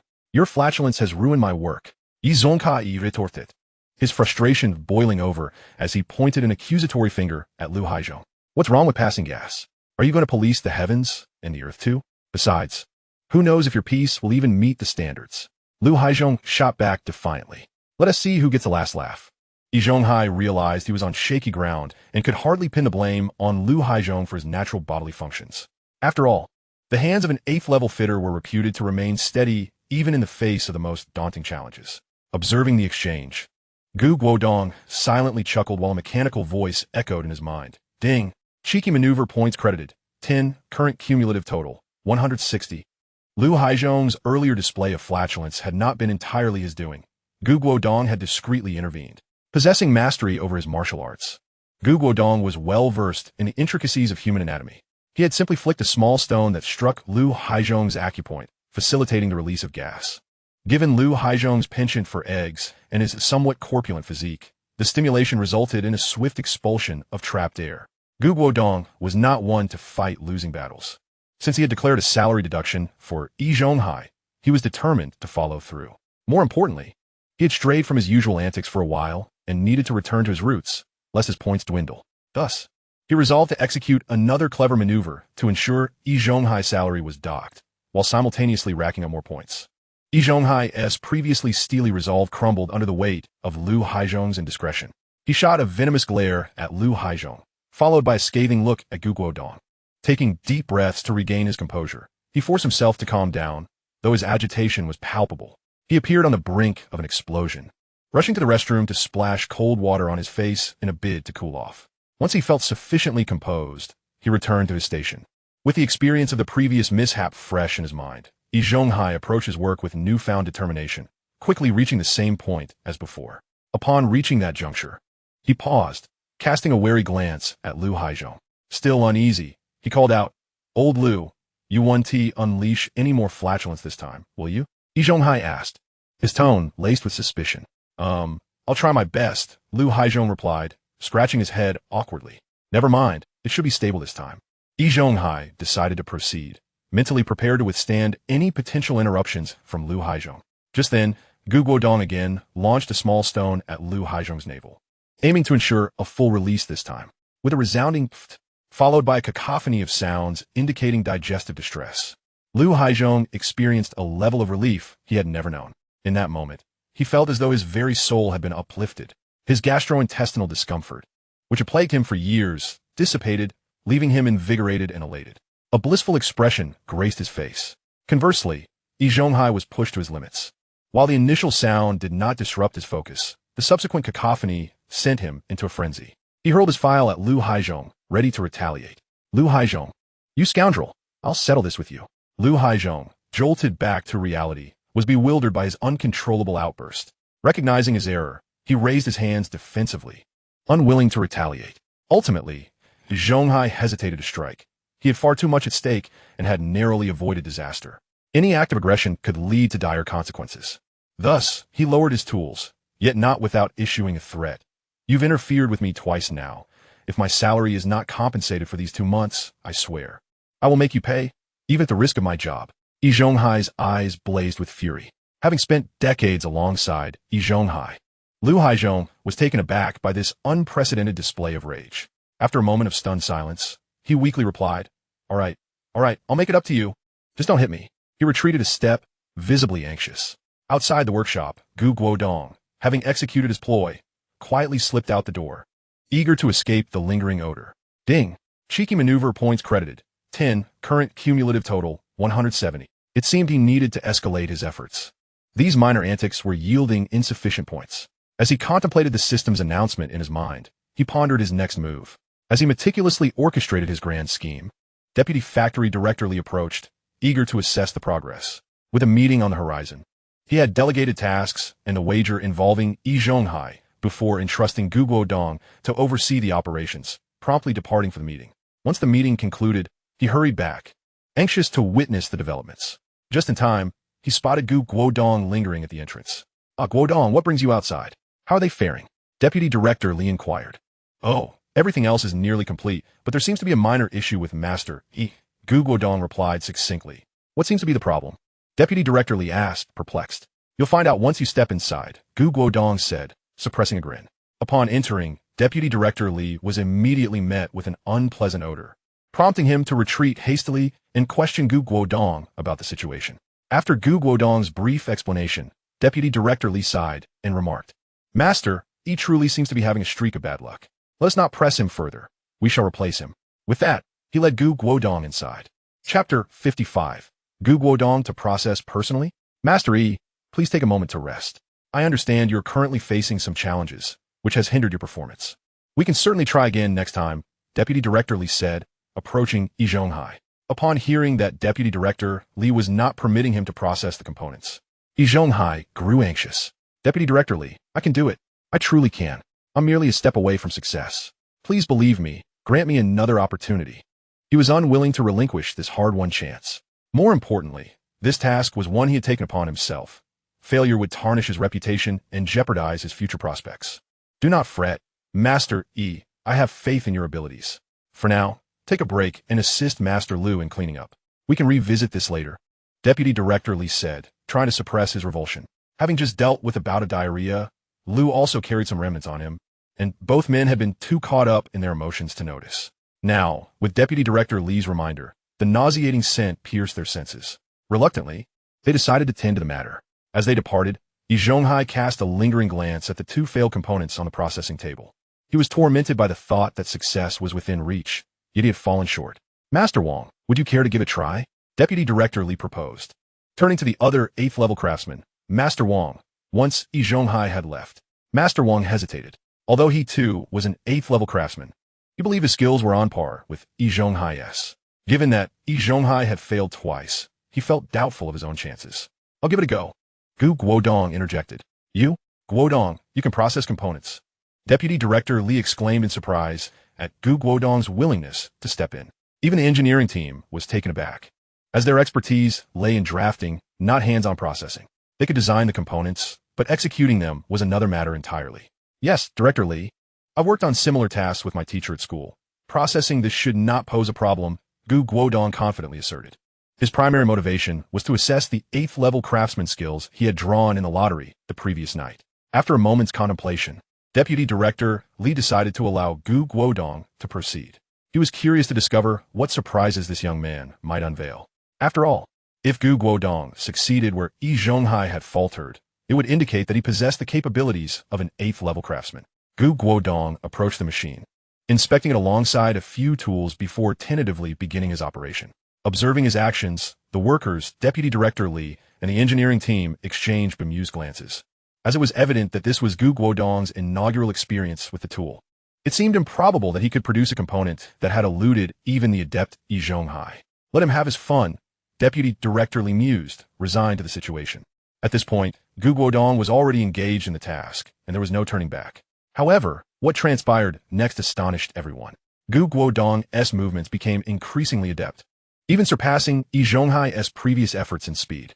Before long, the very component that had seen 2 failures under Yi Zhonghai's hand was successfully processed by Guodong. All right, who will come and measure it? Guodong announced, placing the component on the processing table. Instantly, the crowd surged forward. Is it truly finished? Can it be real? They murmured, astonished that Guodong had accomplished what Master Yi could not. But we haven't measured it yet. Just because it looks fine doesn't mean there aren't significant discrepancies. Others cautioned, some expressing awe while others remained skeptical. Enough with the spectatorship. Quickly, someone measure it. Deputy Director Li urged. I'll do it, Master Wang exclaimed, rushing to retrieve his micrometer and began measuring. As he progressed, Master Wang's brow furrowed deeper. The crowd held their breath, fearful of disrupting his concentration.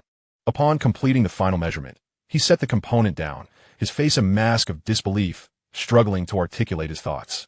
Well, Master Wang, what is it? They pressed, eager for his assessment. All right, I'll say it. I just measured it. He stammered this. This component has no discrepancies. What? No discrepancies. How can that be? Gasped the crowd, astonished. The notion that an entire component could possess 0 errors seemed implausible. Such perfection could only be attained by divine intervention. I must see for myself. Even Engineer Lin was compelled to verify the results, hastily procuring his micrometer to measure the component. Once again, the onlookers held their breath, wondering if Master Wang had miscalculated or mismeasured. As Engineer Lin proceeded, he felt his hands tremble with anticipation, increasingly convinced that the component was indeed flawless. After finishing the final measurement, Lin gently placed the component back on the table and slowly stated, "It truly has no discrepancies. Or perhaps the errors are beyond what the micrometer can detect. Is it possible? This component genuinely has no discrepancies?" The workers erupted in excitement. All eyes turned to the component, which lay quietly on the processing table. If Guodong's earlier attempts had produced noise, this final product was devoid of any imperfections. Goodness gracious, this is truly remarkable. Vice Factory Director Li marveled, his heart flooded with astonishment and joy. For the first time, he witnessed such exquisite components produced with absolute precision by the workers, who had labored tirelessly for so long. Guodong was indeed a treasure. Not only could he draft intricate designs, but he also possessed the skill to personally craft them. It appeared that his own rise to prominence was just around the corner. With this thought, a grin spread across Li's face, stretching from ear to ear. At that moment, Yi Zhonghai and Liu Haizhong returned, having tidied up. Upon entering, they noticed an unusual silence enveloping the workshop, which piqued their curiosity. They soon discovered that everyone was gathered around the workbench, so they hurried over. Master Fong, what is happening? What is everyone looking at? Yi Zhonghai inquired, tugging at the sleeve of the worker on the outer edge of the crowd. Oh, it's you, Master Yi. You've returned just in time. You won't believe it. Guodong personally processed that component you struggled with, and he succeeded, without any errors. Master Fong exclaimed, his voice brimming with excitement and disbelief. What? That's impossible. Yi Zhonghai exclaimed, swiftly pushing his way through the throng. As he approached, he saw the crowd mesmerized by the component, and without hesitation, he retrieved a micrometer to begin measuring. No, this can't be. How is this possible? It must be an illusion. Yi Zhonghai's astonishment grew with each measurement, eventually bordering on madness. The component indeed exhibited no errors. As he finished measuring and gazed at the part on the table, he was rendered speechless.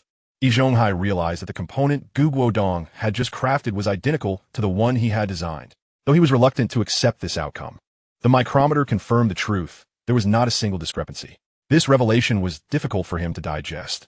After decades of toil, he had attained the status of an 8th-level machinist, mastering his craft to an exceptional degree. Yet, he had been unable to produce this component, while Guodong, so young, had achieved it effortlessly. This had to be a coincidence. There was no way Guodong could have accomplished such a feat. Machining was not akin to academic study. It required a wealth of experience, honed through relentless practice and countless iterations. Even if Guodong had been practicing since birth, he could not have matched the time Yi Zhonghai had devoted to refining his skills. The notion that Guodong could produce a component that had eluded him was unfathomable. Ignoring the astonishment of those around him, Guodong urged everyone to step aside and continued to craft the remaining components. Throughout the process, the onlookers remained still, captivated by his deft movements. As they observed some of Guodong's techniques, it was as if a door to a new world had swung open before them. So, it can be done this way? Was the unspoken thought in many minds. In no time, Guodong flawlessly completed the remaining parts, leaving everyone in a state of awe. They had not anticipated such remarkable skill from him. Once he finished, the crowd eagerly retrieved their tools to measure the components once again, discovering that they were still perfect, 0 errors. This time, even Yi Zhonghai found himself at a loss for words. While a stroke of luck might explain 1 or 2 flawless parts, the consistency of 0 errors across so many components indicated undeniable mastery. A whirlwind of emotions coursed through Yi Zhonghai. He was at a loss for how to articulate the depth of Guodong's hidden talents. Just how much more did this young man possess? Suddenly, Yi Zhonghai felt an overwhelming pressure. His proud craftsmanship appeared juvenile in comparison to Guodong's prowess. As if he were merely a child. Would he truly be able to turn his fortunes around? Yi Zhonghai found himself engulfed in confusion. Meanwhile, Lu Haizhong's eyes darted about. Lost in thought. All right, let us head to the first workshop to repair the machines, Guodong said after taking a brief respite. Upon hearing his words, the group snapped back to reality and followed Guodong as he departed the second workshop, making their way to the first. Due to some modifications, several technicians from the engineering department, including Engineer Lin, were unable to assemble the machines and could only watch as Guodong worked diligently. However, they were not idle. Each took a notebook to the side, diligently recording where the new components would be placed. Since they were explaining and assembling simultaneously, the pace of their work slowed considerably. Guodong, considering the future demands on his time, decided it was best to delegate the task of machine repairs to them. After all, he wouldn't have the luxury of time to spare. In this era, many harbored the mindset of teach the apprentice, starve the master. Consequently, seasoned craftsmen often concealed their skills, reluctant to share their expertise. Thus, as Guodong explained the intricacies of the assembly process, the technicians listened intently, committing each of his words to memory, fearful of missing any detail. Only Engineer Lin refrained from taking notes, choosing instead to simply listen, as he was on the brink of retirement and felt no need to engage further. Yet, observing Guodong animatedly elucidating various issues, Lin couldn't help but feel a swell of emotion. The nation truly required talents like him to forge ahead. He believed that under Guodong's guidance, these technicians would undoubtedly surpass him and become top-tier professionals, contributing to the nation's development.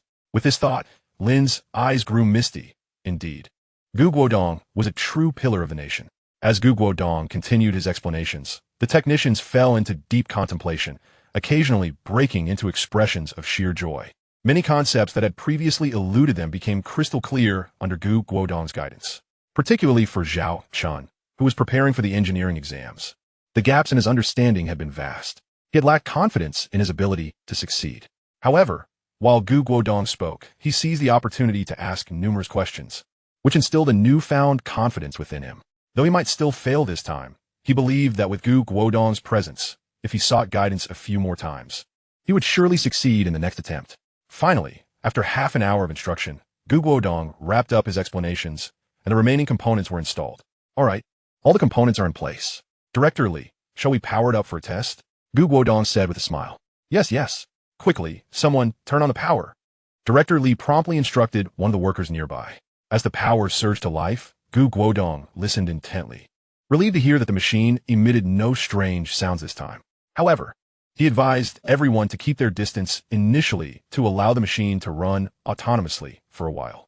After a brief period of operation, it was clear there were no issues. Director Lee finally broke into a satisfied smile. After only half a day's work, they had not delayed their tasks. All right, Master Wong, why don't you give this machine a try?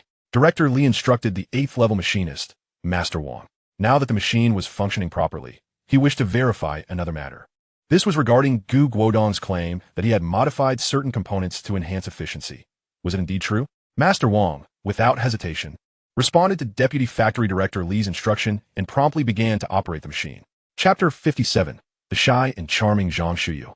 Master Wong took a rough blank and commenced his work on the repair machine. As he operated the device, a look of astonishment appeared on his face. Is everything all right, Master Wong? Deputy Factory Director Lee inquired as he approached. There's no issue, Deputy Factory Director. It's just that this machine seems somewhat peculiar. Master Wong replied. Please, give me a moment to try again. Excitedly, Master Wong jogged over to fetch another rough blank and continued his operation, while Deputy Factory Director Lee refrained from interrupting him. Indeed, after a minute, Master Wong halted his work. What's the matter? Seeing Master Wong stop, Deputy Factory Director Lee pressed further. Just a moment, I'm still a bit uncertain, Master Wong replied, then called out to a stocky worker in the crowd. Master Chun, come and give it a try. This Master Chun, like Lu Haizhong, was a 7th level fitter. What are you doing, old Chun? Don't be so mysterious. Deputy Factory Director Lee asked you a question. Just answer him without making me try. Master Chun complained, yet he still approached to operate the machine. As Master Chun began his work, he sensed something was amiss and quickly continued. After processing the components, he wore a look of sheer astonishment. How is it? Both Master Wong and Deputy Factory Director Lee asked in unison. This machine seems to have become significantly more efficient. With this device, I estimate our work efficiency could increase by 30%. Master Chin stammered. Deputy Factory Director Lee and Master Wong exchanged incredulous glances, unable to believe their ears. A 30% increase. This was nothing short of miraculous. Indeed, Guodong had truly accomplished it, Deputy Factory Director Lee mused inwardly. 30%? If the zero-error parts manufactured by Guodong had astonished the workers, then this enhancement in machine efficiency left the engineering department in complete disbelief. It was utterly inconceivable. Not only had the machine been repaired, but its efficiency had also been elevated. Such technology was unprecedented. In terms of component processing, one customarily forged from rough steel ingots. However, machinery was different. It was pre-manufactured. Each gear and part had its designated position and could not be easily altered. Just as Guodong had previously mentioned, the machine had vibrated for some unknown reason, causing a misalignment of parts that led to its catastrophic failure. Yet now, Guodong had modified numerous components, preventing the machine from exploding while simultaneously enhancing its efficiency. A truly remarkable feat of engineering, particularly for Engineer Lin, who had dedicated his life to studying this machine. He had not merely failed to implement modifications, he had scarcely comprehended its workings. Thus, when faced with a problem, he felt utterly helpless and could only hope that Deputy Factory Director Lee would consult an expert for a resolution. Consequently, it was Lin who bore the greatest shock and urgency, swiftly stepping forward to halt the work for a performance test. After several rounds of testing, he finally confirmed that the machine's efficiency had indeed increased by 30%, and its precision had improved by 10%. Upon hearing Engineer Lin's conclusion, a glimmer of excitement sparkled in Deputy Factory Director Lee's eyes. If he had previously harbored some doubts regarding Guodong's modification plan, he was now resolute in his conviction. Just then, the lunchtime bell rang, signaling the workers to leave the workshop and head to the cafeteria. Guodong leisurely rode his bicycle home. The cafeteria meals paled in comparison to Zhang Shiyu's culinary creations, especially since she had recently acquired intermediate cooking skills bestowed by the system. Even a simple stir-fried vegetable dish far surpassed the cafeteria's offerings. Soon after Guodong returned home, he found Zhang Shuyu waiting with a meal prepared. "Brother Guodong, how was work this morning? Were you tired?" she asked with concern upon seeing him enter. Guodong had not slept the previous night, engrossed in drafting plans, and had hurried to the factory without even having breakfast, which made Zhang Shuyu feel quite sympathetic. "It's nothing. I merely adjusted the machine. Cool. Let me savor Shuyu's culinary skills." The two sat at the table where Zhang Shuyu had prepared 3 dishes. Although all were vegetarian, they were incredibly delicious. "Shuyu, you're amazing. You're so virtuous," Guodong exclaimed after tasting the stir-fried greens. Flushed with praise, Zhang Shuyu's cheeks turned crimson. "Really, Brother Guodong? Do you like it? If you do, I'll cook for you more in the future." Hearing Guodong's compliment, she shyly responded while ladling a bowl of tofu and cabbage soup for him. Just a few days prior, she had awakened to find her mind brimming with culinary knowledge, and the prowess of her newfound skills left her astounded. She felt her cooking had surpassed even Hiyuju's. Previously, she had tasted Hiyuju's cooking in the courtyard, and compared to her own creations, it seemed rather ordinary. Moreover, there were numerous ingredients she had never even seen before, yet she possessed recipes for them in her mind. Initially, this situation had frightened Zhang Shuyu, leaving her bewildered by the sudden influx of knowledge. However, as days passed without any strange occurrences in her body, she began to disregard it. "Haha, I love it. I adore it immensely." Guodong laughed heartily. His affection was genuine. He truly appreciated Zhang Shuyu, his future bride. Her culinary skills were unparalleled, and her gentle, thoughtful demeanor warmed his heart. She resembled a celestial fairy. Who wouldn't he find such a woman endearing? "Moreover, you will surely only cook for me in the future. Who else would you wish to cook for?" Guodong said with a smile. "Oh wait, you will definitely cook for others as well." Guodong pondered for a moment before continuing. "I want tea, Brother Guodong. I will only cook for you and no one else," Zhang Shuyu said anxiously upon hearing Guodong's words. No, I mean it. You must absolutely cook for him," Guodong said with a serious demeanor. "Huh? Him? Who?" Zhang Shuyu asked, puzzled. "Our son," Guodong replied with a grin, playfully pinching her soft, rounded earlobe. "How naughty. Brother Guodong, you're so mischievous," Zhang Shuyu exclaimed, her face turning as red as a ripe tomato. A sight that was truly delightful. Seeing Zhang Shuyu's adorable and bashful demeanor, Guodong could not resist leaning in and planting a kiss on her cheek. Subsequently, disregarding Zhang Shuyu's reaction, he rose and walked towards the exit. Ha, Shuyu, I'm off to work." Chapter 58, Lu Haizhong. Let me show you something. At the workers' rest area of the Hongqing steel rolling mill, Yi Zhonghai was engaged in a casual conversation with Hiyuju, although he appeared somewhat sullen. His mind was preoccupied with Guodong's actions earlier that morning. Is it truly as extraordinary as you claim, old master? Does his skill surpass that of an 8th level fitter? I find it hard to believe. Hiyuju questioned, still accustomed to addressing him as old master, struggling to change his habit. While in the canteen earlier, he had overheard fellow workers discussing Guodong's remarkable abilities, exalting him to the heavens, claiming that parts which Yi Zhonghai could not process were effortlessly crafted by Gu. If there existed a 9th level fitter, Guodong would undoubtedly qualify. This left Hiyuju momentarily dumbfounded. Not having seen Yi Zhonghai at lunch, he ventured out to find him, only to discover Yi sitting there, moping, prompting him to strike up a conversation. He was not questioning Yi Zhonghai's competence. Rather, he was skeptical of Guodong's prowess. After all, Gu was barely 20 years old. How could he be so formidable? Sigh, I too find it hard to believe, yet he truly possesses such skill. Yi Zhonghai Sikit. His tone laden with frustration, confusion, and even a hint of envy. How splendid it would be if he could wield such expertise. At that moment, the two noticed a rotund figure jogging towards them. Upon seeing him, Yi Zhonghai's expression darkened, and he promptly turned away. Hiyuju, on the other hand, wore a mocking grin. "Oh, isn't this old second? I heard you had quite the incident this morning. Did you feel relieved after that?" "Stop it, Shaju, don't speak nonsense." Lu Zhonghai shot a glare at the impertinent Shaju.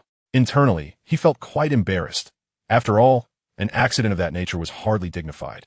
However, he was unwilling to admit his mortification in front of Hiyuju, so he feigned a fierce demeanor. Seeing this, Hiyuju seized the opportunity to taunt further. "Come now. What did I say wrong? Didn't everyone claim that your little mishap obliterated old master's achievements with a single fart?" Lu Haizhong was left speechless, quickly choosing to ignore Hiyuju. After all, in the arena of banter, he had never been a match for Hiyuju, who had a sharp tongue. "You know, third master, Let me tell you, Lu Haizhong said to Yi Zhonghai. Upon hearing the title Third Master, Yi Zhonghai's face darkened even further, and he turned away again. Oh, Third Master, why do you keep turning away? I must tell you, there is something peculiar about that incident this morning. Seeing Yi Zhonghai's reluctance to engage, Lu Haizhong hurriedly pursued. Peculiar? What do you mean? Are you suggesting that the incident was not your fault? Yi Zhonghai retorted, "Ekaspiratit. It has nothing to do with me. I just visited the infirmary, and I want to show you something that will clarify everything." Upon hearing Lu Haizhong's words, Yi Zhonghai's interest was piqued. Could it truly not be his fault? He turned to see what Lu Haizhong had in store. He Yuzhu also regarded him with keen curiosity. Soon, both men watched as Lu Haizhong began to unfasten his belt. In an instant, their faces turned pale. "Old Lu, what are you doing? I warn you, if you dare to act indecently, I will knock you out." Yi Zhonghai shouted in fury. He Yuzhu quickly stepped back. "Second Master, let us discuss this calmly. Everyone has one of those. There is no need for me to see yours. Besides, I have no interest in such matters." No. It's not what you think." Lu Haizhong waved his hands in a hurried explanation. "If it's not what we think, then what is it?" Yi Zhonghai and He Yuzhu asked in unison. "I want to show you my belly button," Lu Haizhong clarified with urgency. Upon hearing this, both Yi Zhonghai and He Yuzhu were momentarily stunned, exchanging glances. Perhaps they had overthought the situation. "Look here, what do you see?" Lu Haizhong exclaimed, lifting his shirt to point at his belly button. Yi Zhonghai and He Yuzhu scrutinized his navel closely. They noticed dark purple bruises located both 3 inches above and below it. "See these spots? This morning's uncontrollable diarrhea. I just visited the infirmary. The old doctor informed me that these bruised areas correspond to the Guanyuan and Tianshu acupoints, which are specifically associated with relieving gas and treating constipation. Clearly, I have been worked on, which explains my predicament this morning," Lu Haizhong asserted with conviction. "How intriguing, Second Master. Are you suggesting that a martial arts master has worked on you?" He Yuzhu scoffed, his face twisted in disdain. "Hey Shaju, why don't you believe me? This is what the doctor said, not some fabrication of mine," Lu Haizhong retorted. "Third Master, what do you think?" Lu Haizhong gazed expectantly at Yi Zhonghai. "I believe you're talking nonsense. You're simply trying to avoid paying me that 18 yuan monthly. I assure you, that won't happen." Yi Zhonghai koldisukofut. You. Lu Haizhong, taken aback by Yi Zhonghai's words, found himself at a loss for a rebuttal. Indeed, he had gone to the infirmary seeking an explanation, hoping to find a way to shirk that 18 yuan payment. But now that Yi Zhonghai had exposed his true intentions, he felt embarrassed. "I came here with good intentions to explain the situation, and you refused to appreciate it. I suspect this incident was orchestrated by that Guodong fellow. Before I had my unfortunate episode, he was hovering around me the entire time." Despite having a scheme unveiled by Yi Zhonghai, Lu Haizhong stubbornly continued, directing the conversation towards Guodong in an attempt to cast blame. However, this statement prompted Yi Zhonghai to ponder. It seemed that Guodong had indeed been lingering nearby. Initially, he assumed Guodong was merely supervising their work on the parts. But Lu Haizhong's comment made him question whether Guodong might have a hand in the matter. Yet, he refrained from voicing his thoughts. Instead, he turned to He Yuzhu and asked, "Zhuzi, what is your take on this? Old Master, why do you also believe Lu Haizhong?" He Yuzhu found it absurd that even Yi Zhonghai seemed to endorse Lu's claims. However, he then appeared to recall something. "Do you think Guodong might possess some martial arts or qigong skills? The last time he struck my waist, it still occasionally aches."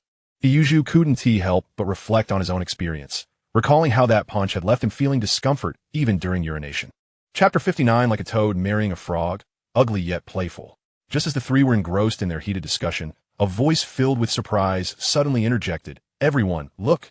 Master E, Master Lu, and Master He are up to something." The 3 individuals recognized the voice of Guodong. Shortly thereafter, they beheld the appearance of Deputy Factory Director Li, along with the engineering department personnel and a handful of others at the doorway. What unfolded before their eyes was a scene that left them utterly astounded. Lu Haizhong had unfastened his belt, hiked up his shirt, and was proudly displaying his protruding belly. Yi Zhonghai and the canteen master He Yuzhu were bent over, pointing and gesturing at Lu's abdomen. "Ah, no wonder, Master. He hasn't had children with Aunt Zhou," someone remarked. "And so that's why Shaju hasn't married." Another added. "As for you, second uncle, well, I can't quite fathom your motives," Guodong used, observing the trio with a knowing expression. "Guodong, what nonsense are you spouting?" Yi Zhonghai and He Yuzhu exclaimed in unison, rising to confront him. Their faces contorted with indignation. Had their glares been lethal, Guodong would have perished countless times over. What are you two up to then? Just look at the bruises around Master Lu's belly button. Tut tut tut. Truly, you're like a toad marrying a frog, an ugly spectacle. Guodong continued to provoke them, his words provoking laughter from the onlookers. Oh dear, how amusing. This Gu is quite the joker. Someone chuckled. No wonder, Master, he has remained childless. I once thought it was due to infertility, but it appears that was merely a ruse. Another chimed in. And what a master he. He's no spring chicken and still single. Turns out it's for this reason. Laughter erupted among the crowd, while Yi Zhonghai and He Yuzhu seethed with frustration. Gu Guodong. They shouted in unison. Yet, with Deputy Factory Director Li present, they refrained from taking further action. Had it not been for his presence, both would have undoubtedly charged at Gu Guodong. What is the matter, Master He? Did I say something incorrect? Gu Guodong feigned innocence, regarding the two irate men with a nonchalant demeanor. At that moment, Lu Haizhong stood frozen, paralyzed by shock, momentarily forgetting to adjust his clothing. Ahem. Ultimately, it was Deputy Factory Director Li who interjected, clearing his throat twice to regain control of the situation. He recognized that if he did not intervene, matters could spiral out of hand. All right, Master He, and Master Lu, regardless of your grievances, please maintain decorum. Otherwise, we shall have to take measures. With that, he delivered his stern warning and turned to exit the canteen. Gu Guodong hastily followed suit. As they watched Gu Guodong depart, Yi Zhonghai, Lu Haizhong, and He Yuzhu's eyes burned with fury. Particularly Lu Haizhong, who had previously been striving to impress in hopes of competing for the position of group leader in their workshop. Now, with such an embarrassing incident unfolding, his aspirations seemed dashed. Whereas he had once merely felt a mild irritation towards Gu Guodong, he now harbored a deep-seated animosity. Gu Guodong, just you wait. Lu Haizhong seethed quietly, teeth clenched in anger. Meanwhile, Yi Zhonghai and He Yuzhu felt equally tormented. The inability to have children had long been a thorn in Yi Zhonghai's side, and Gu Guodong's recent jibes had only exacerbated his anguish. Their family had publicly claimed that it was his wife, Aunt Da, who was infertile, and now Gu Guodong had shifted the blame onto him, insinuating that he had an interest in men, thereby suggesting his childlessness was a choice. For someone who valued reputation as much as Yi Zhonghai, this was more painful than death itself. Without uttering a word, he departed, ignoring Lu Haizhong and He Yuzhu as he made his way back to the workshop. As he walked, the workers parted to create a wide path, their peculiar glances deepening his humiliation. He resolved to make Gu Guodong pay dearly. If possible, he would find a way to expel that scoundrel from the steel mill and the courtyard, for he could not allow Gu Guodong's presence to ruin his life. In that moment, Yi Zhonghai's rage burned fiercely, as if ready to ignite. He Yuzhu, too, felt the weight of despair. As a man of advancing years, finding a partner was already a challenge. Now, with Gu Guodong's words echoing in his mind, he feared the repercussions of such rumors. If word got out that he had an interest in men, women would flee from him in terror. Silently, he stormed back toward the canteen. In the Deputy Factory Director's office, Li was engaged in a discussion with Gu Guodong regarding the next phase of their plans. The first machine had been successfully modified, and with this initial experience, the remaining modifications would proceed much more swiftly. Therefore, completing the remaining tasks before Director Yang returned should pose no significant issues. Next came the second phase, to seek additional production tasks during Director Yang's absence, thereby significantly enhancing their performance. This, however, proved to be quite challenging, for in this era, every factory had fixed production quotas. One could not produce at will. Doing so could lead to severe repercussions from higher authorities. Li had anticipated this, and once the machine modifications were completed, he intended to leverage his connections to invite some high-ranking officials for inspection.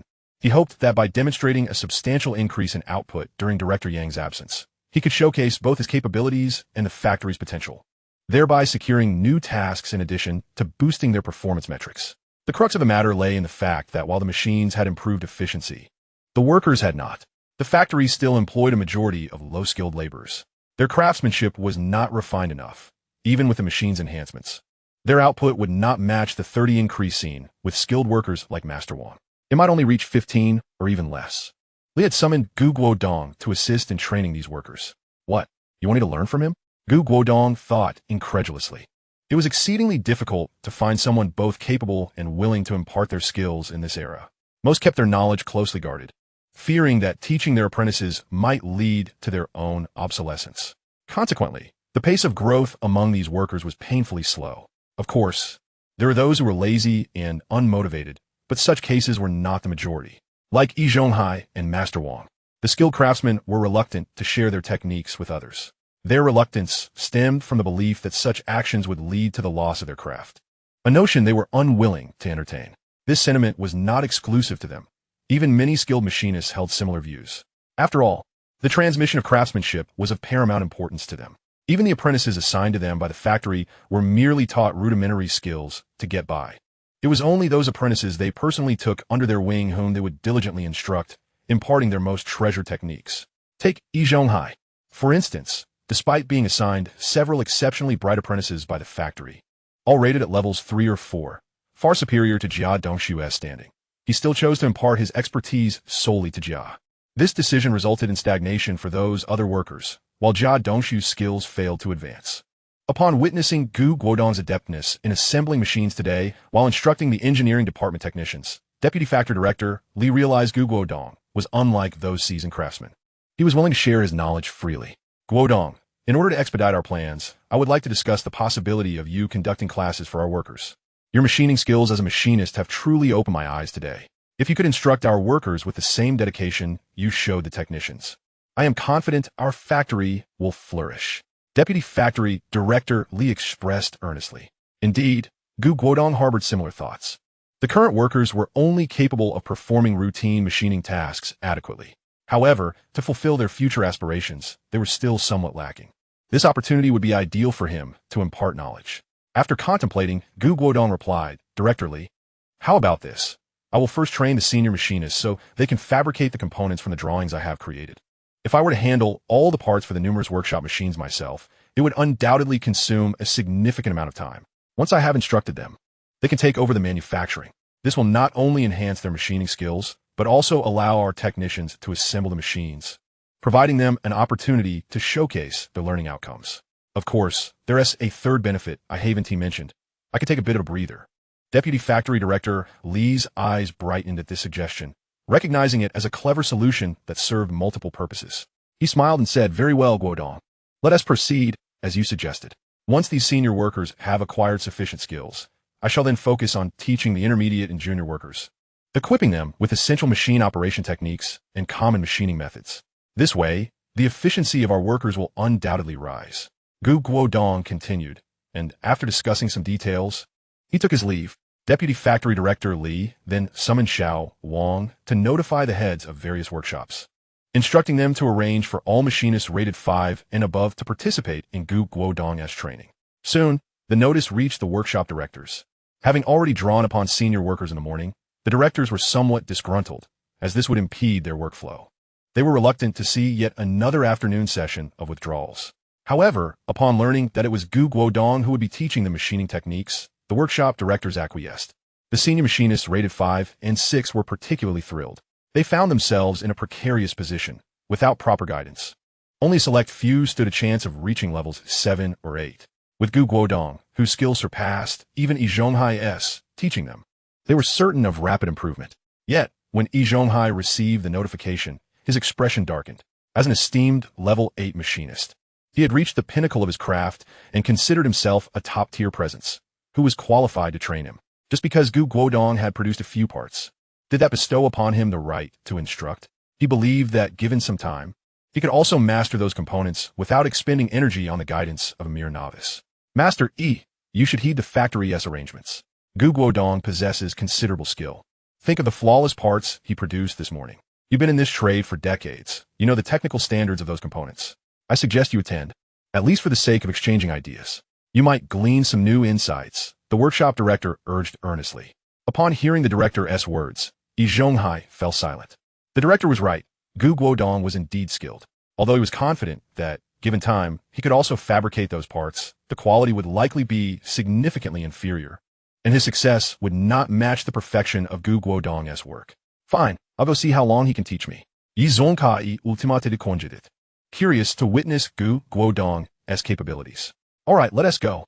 The workshop director sighed in relief and quickly responded. Before long, all machinists rated 5 and above gathered in the second workshop. Guodong had already set up with his drawings, eagerly awaiting their arrival. Once everyone was present, he unfurled the blueprints and commenced his instruction. I'm sure you all wonder how I was able to achieve such excellence in machining the components this morning. Today, I will share some techniques with you. I know many masters have their own tricks. You can blend your habitual practices with the techniques I present to cultivate your unique craftsmanship. For instance, consider this part 1 just machined. It possesses a distinct external characteristic. It must be said, Guodong was exceptionally adept at training. Most of these workers had decades of experience and had developed their own habits. Forcing them to abandon their established methods would undoubtedly elicit strong resistance. However, Guodong's approach, encouraging them to integrate improvements, made it far more acceptable for everyone. As Guodong continued his explanations, the machinists listened with increasing attentiveness, including the few level 8 machinists. Initially, they shared Zhonghai's skepticism, believing that even if Guodong was impressive, he had yet to reach a level where he could instruct them. Yet, as soon as an expert demonstrates their skill, the truth becomes evident. Guodong merely cited a few examples, leaving them astonished. He had requested that they bring forth some parts they had each crafted, and after a brief examination, he quickly identified their flaws. It was worth noting that each piece they produced had undergone rigorous refinement, typically leaving no room for defects. Even if there were minor imperfections, they were so slight that they would not be discernible without measuring tools. Furthermore, even when discussing defects, these typically fell within acceptable error margins. However, they were perilously close to the threshold of failure. However, Guodong merely picked it up, examined it with his naked eye, and touched it lightly. Yet he was able to articulate their flaws with remarkable precision, even specifying how he intended to rectify them. It was nothing short of miraculous. This newly arrived engineer was truly exceptional. Consequently, they could not help but harbor a greater respect for Guodong. All right, everyone, please remember this. This encapsulates the techniques for processing these components from this morning. Merely discussing without practice is futile. Let us now commence the machining of these parts. Should any questions arise, feel free to raise your hand. I shall address them one by one, Guodong instructed. He then encouraged everyone to begin their tasks, while he circled around to offer guidance. Master Chun, adjust your approach slightly here. Master Wang, the lines here are too thick. They are challenging to control. And Master Li, there's a slight instability in your lines here. Guodong directed their actions, continuously making adjustments. Zhonghai held his breath, opting to work on the same piece he had chosen earlier. He was determined to reclaim what he had lost. However, Guodong's actions shattered Zhonghai's composure. As Guodong moved along to provide guidance, he suddenly stepped back over 2 meters when he reached Zhonghai, seemingly afraid to come into contact with him. Bang! Guodong, what is the meaning of this? Zhonghai exclaimed, slamming his tool onto the table, glaring at him in fury. He had been making good progress, and was merely a step away from completion. Guodong's arrival was the perfect opportunity to demonstrate his capabilities to both and the onlookers. Yet Guodong chose that moment to leap back, accompanied by a look of disdain. Zhonghai immediately understood that this was a reference to the incident from noon, causing him to lose his composure. His hand trembled, resulting in an excessive file on the final section. Well, Master Yi, I was merely feeling a bit apprehensive, Guodong remarked, further aggravating Zhonghai's embarrassment. What are you afraid of? I already stated that it was merely a misunderstanding. I do not have any interest in men. Zhonghai shouted desperately, drawing the attention of the crowd, yet none dared intervene. Oh, is that so? All right, I understand, Guodong replied, though his body remained a considerable distance away, as he bypassed to approach the next person. Infuriated, Zhonghai huffed and walked away. After Zhonghai's departure, the others continued with their tasks, maintaining an attitude of indifference towards his plight. Zhonghai had always leveraged his status to meddle in various matters, which, while appearing equitable, often tilted in his favor. Moreover, many workers who sought his expertise found him to be boastful rather than instructive, leading to a growing discontent among them. Thus, witnessing Guodong dismantle Zhonghai's facade brought them a sense of delight. Zhonghai's absence did not impede the overall progress. Soon enough, everyone completed their assigned components, with the 5th and 6th level workers achieving a yield rate of approximately 60%. Many of their skills had merely required a final nudge. And with Guodong's guidance, they experienced enlightenment, resulting in a natural and effortless success. The pieces they produced were not overly complex, contributing to the high yield rate. In contrast, the 7th level worker success rate dropped to below 40%. Although Guodong provided thorough explanations, the components they were tasked with were inherently intricate and required more practice to master. As for the 8th level artisans, their success was even lower. With only 3 pieces completed successfully, the remainder falling outside acceptable tolerances. Guodong was relatively satisfied with these results, recognizing that achieving this level was commendable. Do not be disheartened, everyone. The requirements for these components were particularly stringent, so some failures are to be expected. Remember, failure is the mother of success. With the exception of those few who have left, no need to name names. Everyone performed admirably. I encourage you all to continue striving. Noting the disheartened expressions on the faces of those who had faltered, Guodong offered words of consolation.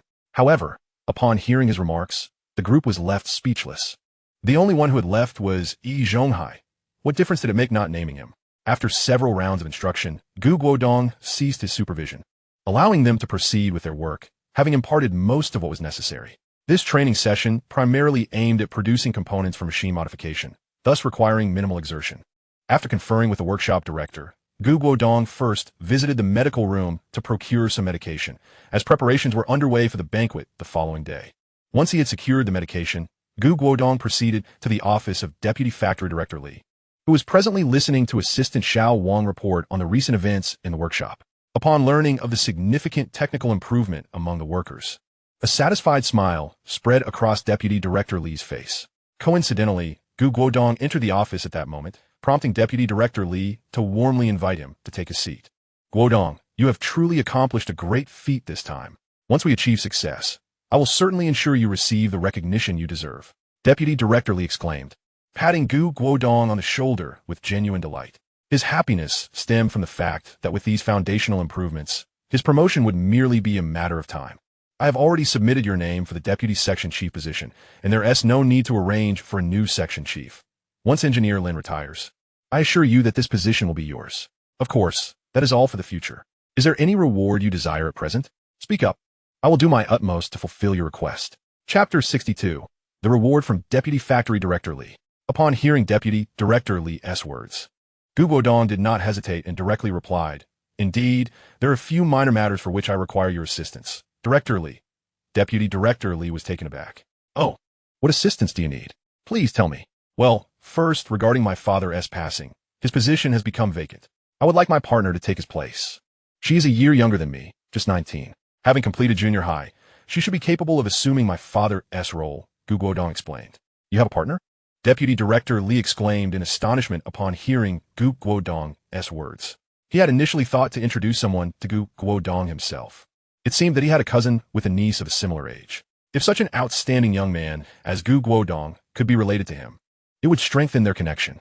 Yes, she is the daughter of my father's comrade-in-arms, Guodong replied. Oh, I recall now. Her name is Zhang Shuyu, correct? Deputy Director Li suddenly remembered that Gu Mingzhong had reported this to the factory. This matter is quite feasible. However, most of the work in our steel rolling plant is physically demanding. Are you certain she can manage? Deputy Director Li pondered aloud. Fear not, Director Li. I have every intention of personally guiding her. In due course, I will endeavor to assist her in transitioning to the position of technician, ultimately becoming an engineer like myself. Guodong declared with unwavering confidence. He certainly did not intend for his future wife to engage in laborious tasks. The plan was merely to have her join the factory first, and subsequently facilitate her gradual transition. With his mentorship, her eagerness to learn would be effortlessly fulfilled. Naturally, he had also contemplated the possibility of winning a lottery, thereby granting Zhang Shuyu formidable skills akin to his own.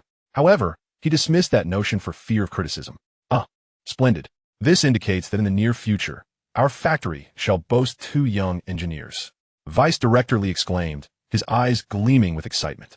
That hardly qualifies as a favor on my part. It is already a stipulation that family members can occupy positions. Although you and your partner have yet to register your marriage, your statement absolves any infractions, Vice Director Li informed Guodong. Guodong was still a few months shy of his 20th birthday, at which point he could formalize his marriage. He would then need to solicit Director Li's assistance in obtaining a marriage introduction letter. He chuckled. That is quite agreeable. Is there anything else? Vice Director Li inquired. Indeed. I would like to request your assistance in acquiring some seeds, fruits, tea leaves, vegetables, and various crops. Guodong contemplated aloud, noting that his small space currently housed only chicks and ducklings, which felt rather monotonous. With such expansive land, cultivating fruits and tea could serve as delightful indulgences in the future. That is hardly a significant issue. I have acquaintances in the agricultural department. Consider it done. Vice Director Li replied. Gu Guodong nodded appreciatively. Thank you, Director Li. One final matter. I wish to reapply for housing. Reapply for housing? Vice Director Li furrowed his brow at Gu Guodong's request. Is your current residence uncomfortable? I recall that the house allocated to your father was quite spacious. Surely you and your partner have sufficient accommodation. If Gu Mingjong had previously submitted an application, it would not be a challenge for Gu Guodong as a 9th-level engineer to secure housing, which would undoubtedly be prioritized. However, given that Gu Mingjong had already applied, and considering the current housing scarcity, reapplying posed a certain level of difficulty. Yes, Director Li, I wish to reapply for a residence. My current courtyard is overcrowded and chaotic. Given our plans, I will undoubtedly need to draft blueprints at home. In the event of a repeat incident like the last one, should hostile forces attempt to seize my designs, it would spell trouble. Gu Guodong's candid admission prompted an immediate understanding from Vice Director Li. After a moment's reflection, Vice Director Li proposed, very well. Once your deputy appointment is finalized, I will draft a new report to facilitate your housing application. However, your current factory residence will need to be reclaimed for others.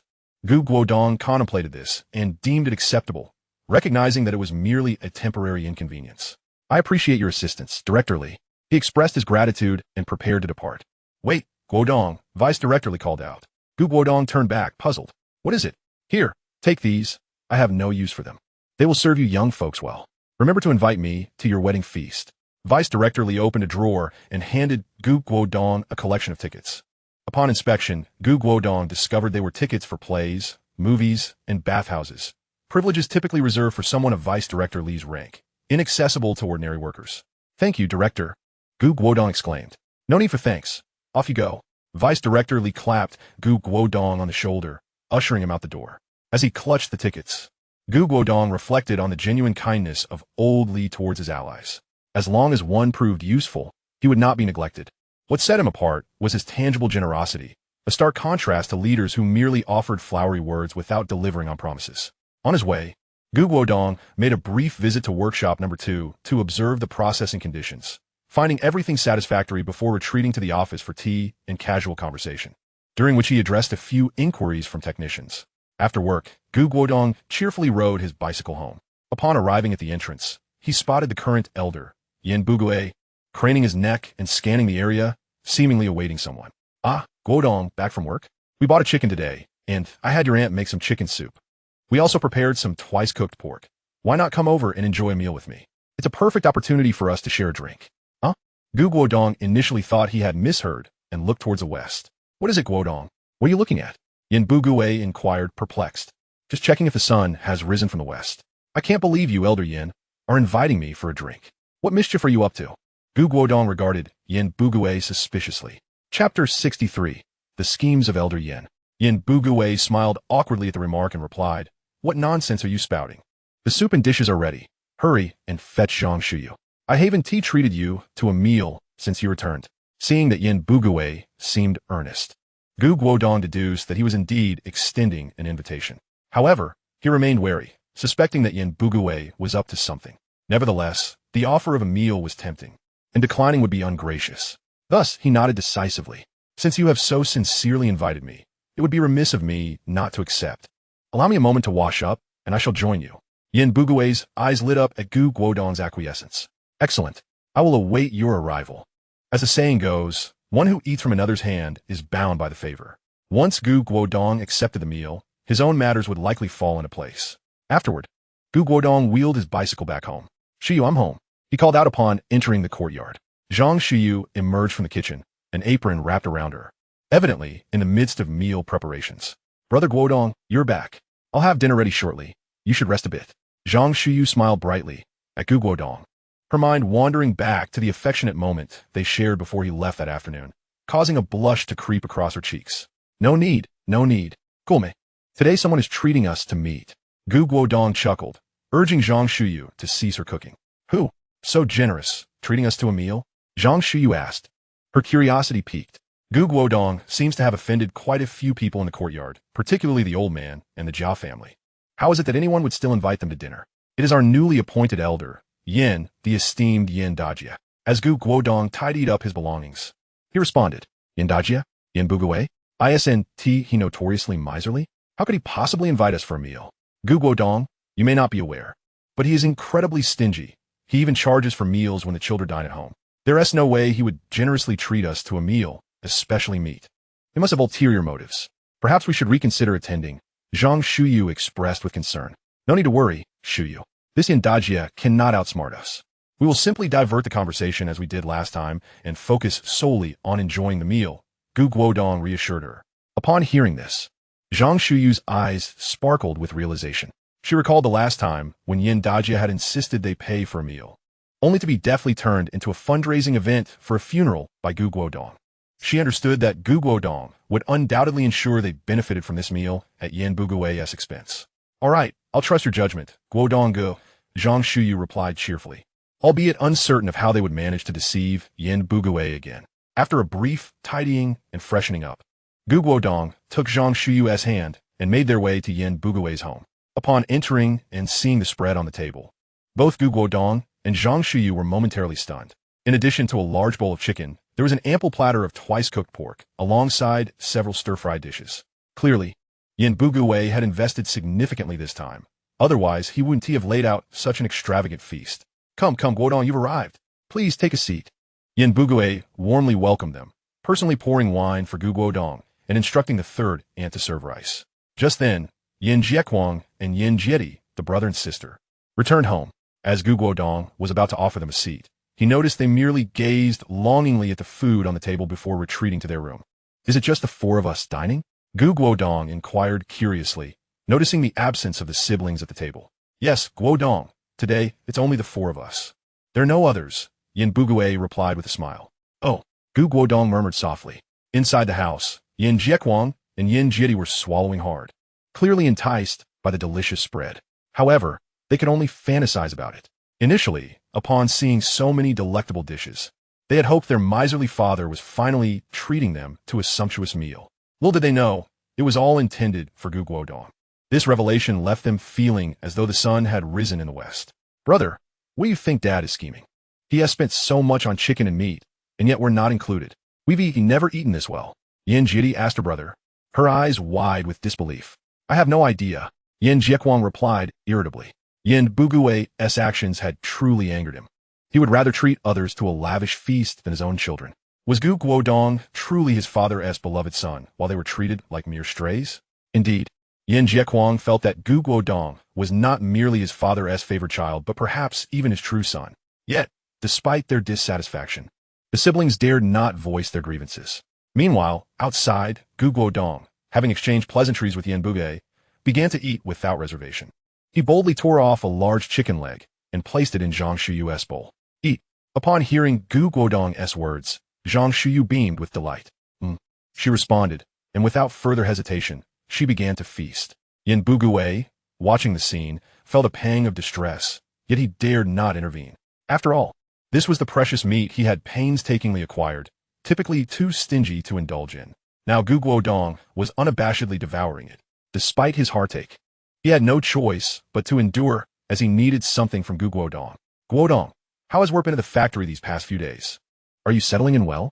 Yan Bugui asked with a smile after taking a sip of wine. It's going well, quite good. Actually, Guodong replied nonchalantly, puzzled by Yan Bugui's sudden interest in his job. That's great. By the way, Guodong, I heard you got into the factory through a school recommendation, right? You didn't take any position away from Mingjong, did you? Our family needs. Upon hearing this, Guodong realized Yan Bugui had ulterior motives, likely considering the family's job placements. With a quick glance, he interrupted, Yandajia, let me tell you, something happened to the factory today involving the second and third elders and Shaju. Would you like to know? Oh, what is it? This piqued Yan Bugui's interest immediately. Guodong looked around, as if wary of eavesdroppers, and leaned closer to Yan Bugui, whispering, Yandajia, I must tell you, the second elder, the third elder, and Shaju may have some unorthodox inclinations. Yan Bugui, being a teacher, grasped the implication immediately. What? That's impossible. We've known each other for decades. Guodong, don't spout nonsense, he exclaimed in disbelief. They had been long-time friends. He simply could not accept that Zhonghai and the others would engage in such behavior. Moreover, if word got out, it would ruin their reputations. Seeing Yan Bugui's exaggerated reaction, Guodong felt a surge of satisfaction and continued embellishing the tale. Yandajia, I assure you, this is absolutely true. If you don't believe me, just ask the workers at our factory. Numerous people witnessed it today. The second elder unbuckled his belt and rolled up his sleeves while Master Yi and Shaju stood by, seemingly engrossed in the spectacle. Had others not arrived, who knows what might have transpired? Upon hearing this, Yin Bugui felt a chill run down his spine. After all this time spent with them, he had been completely oblivious to their peculiarities. The very thought of what might have occurred among them left him feeling quite ill. However, he hesitated, but Lao Yi and Lao Lu are both married. Look at Lao Lu's family. He has several children. How could he possibly engage in such behavior? Yin Bugui still clung to his disbelief, attempting to rationalize. If he could somewhat believe in Yi Zhonghai and He Yuzhu's situations, one childless and the other unmarried, he found it utterly inconceivable that Lu Haizhong, who had 3 sons, could harbor such inclinations. Yin Daji, you're not quite grasping the situation. Guodong poured himself another glass of wine and tore off another chicken leg. With a bite taken, he then sipped the wine, savoring the delectable meat juice. A contented sigh escaped his lips, observing Guodong relishing the meal. Yin Bugui could hardly contain his envy, reaching out to snatch a chicken wing for himself. However, at that very moment, Guodong quickly grasped his arm and spoke up. Master Yin, let me tell you, throughout history, many individuals have harbored such inclinations. Males are referred to as duansho, while females are termed mojing.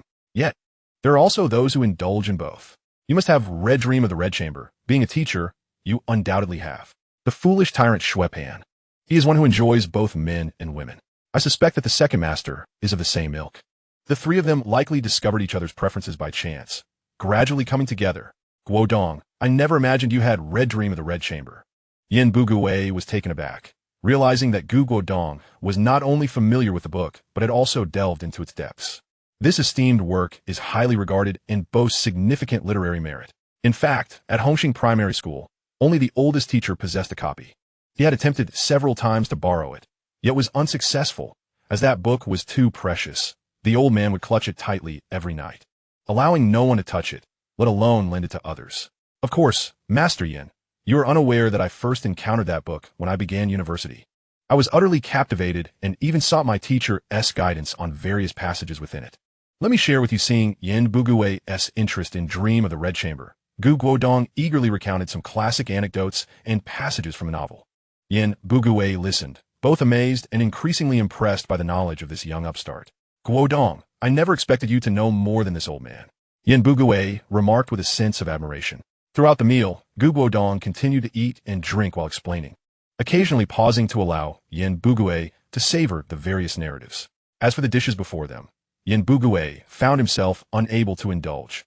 For every time he reached for food, Guodong would present yet another amusing tale, capturing his attention and preventing him from eating. Consequently, by the end of the meal, Yin Bugui had managed only a single bite of greens, accompanied by 3 cups of wine, while the remainder of the feast was devoured by Guodong and Zhang Shiyu, who appeared to be relishing every morsel with a blissful expression. I must say, Master Yin, the dishes at your home are truly exquisite. I shall have to return for another meal. Guodong chuckled, patting his belly in satisfaction. At that moment, Yin Bugui recalled that amidst their lively conversation, he had neglected the pressing matters at hand. Realizing the importance of the situation, he glanced at Guodong, who was rising to leave, and quickly interjected, Guodong. I still have before he could finish. Guodong interjected, Oh, Master Yin, I remember you initially asked me a question regarding the vacant position my father left behind, correct? Yes, that is the question. Yin Bugui replied eagerly. Oh, Master Yin, you need not worry about us. I've already spoken with Vice Factory Director Li today. I've arranged for Shu Yu to step in and fill the role, and Vice Director Li is on board with this. Guodong gazed at Yin Bugui's anxious expression, suppressing a laugh. Thank you for your concern regarding our family's vacancy. After expressing his gratitude, he took Zhang Shuyu's hand and departed. Already arranged? The news struck Yin Bugui like a bolt from the blue, leaving him momentarily stunned. He remained in place, unable to comprehend what had just transpired, until Guodong and Zhang Shiyu had left. For a considerable time, Yin Bugui sat dazed, feeling as though he had been dealt a heavy blow. He slumped in his chair, eyes vacant as he stared at the table cluttered with untouched bowls and dishes. A chicken wing sat before him, untouched. A plate of twice-cooked pork remained uneaten as well. The greens? He had managed a single bite. A bottle of wine? He had downed 3 cups. Having invested so much, he was left with nothing to show for it. A long, forlorn sigh echoed throughout the room. The bird that caws is eventually pecked by the bird. Today, I've truly suffered a loss. Yet, he couldn't help but harbor a grudge against Guodong. It seemed that he had been aware of Yin Bugui's intentions from the start, continuously diverting his attention to prevent him from eating. That lad is rather clever. However, this matter is not yet resolved. We shall see how it unfolds.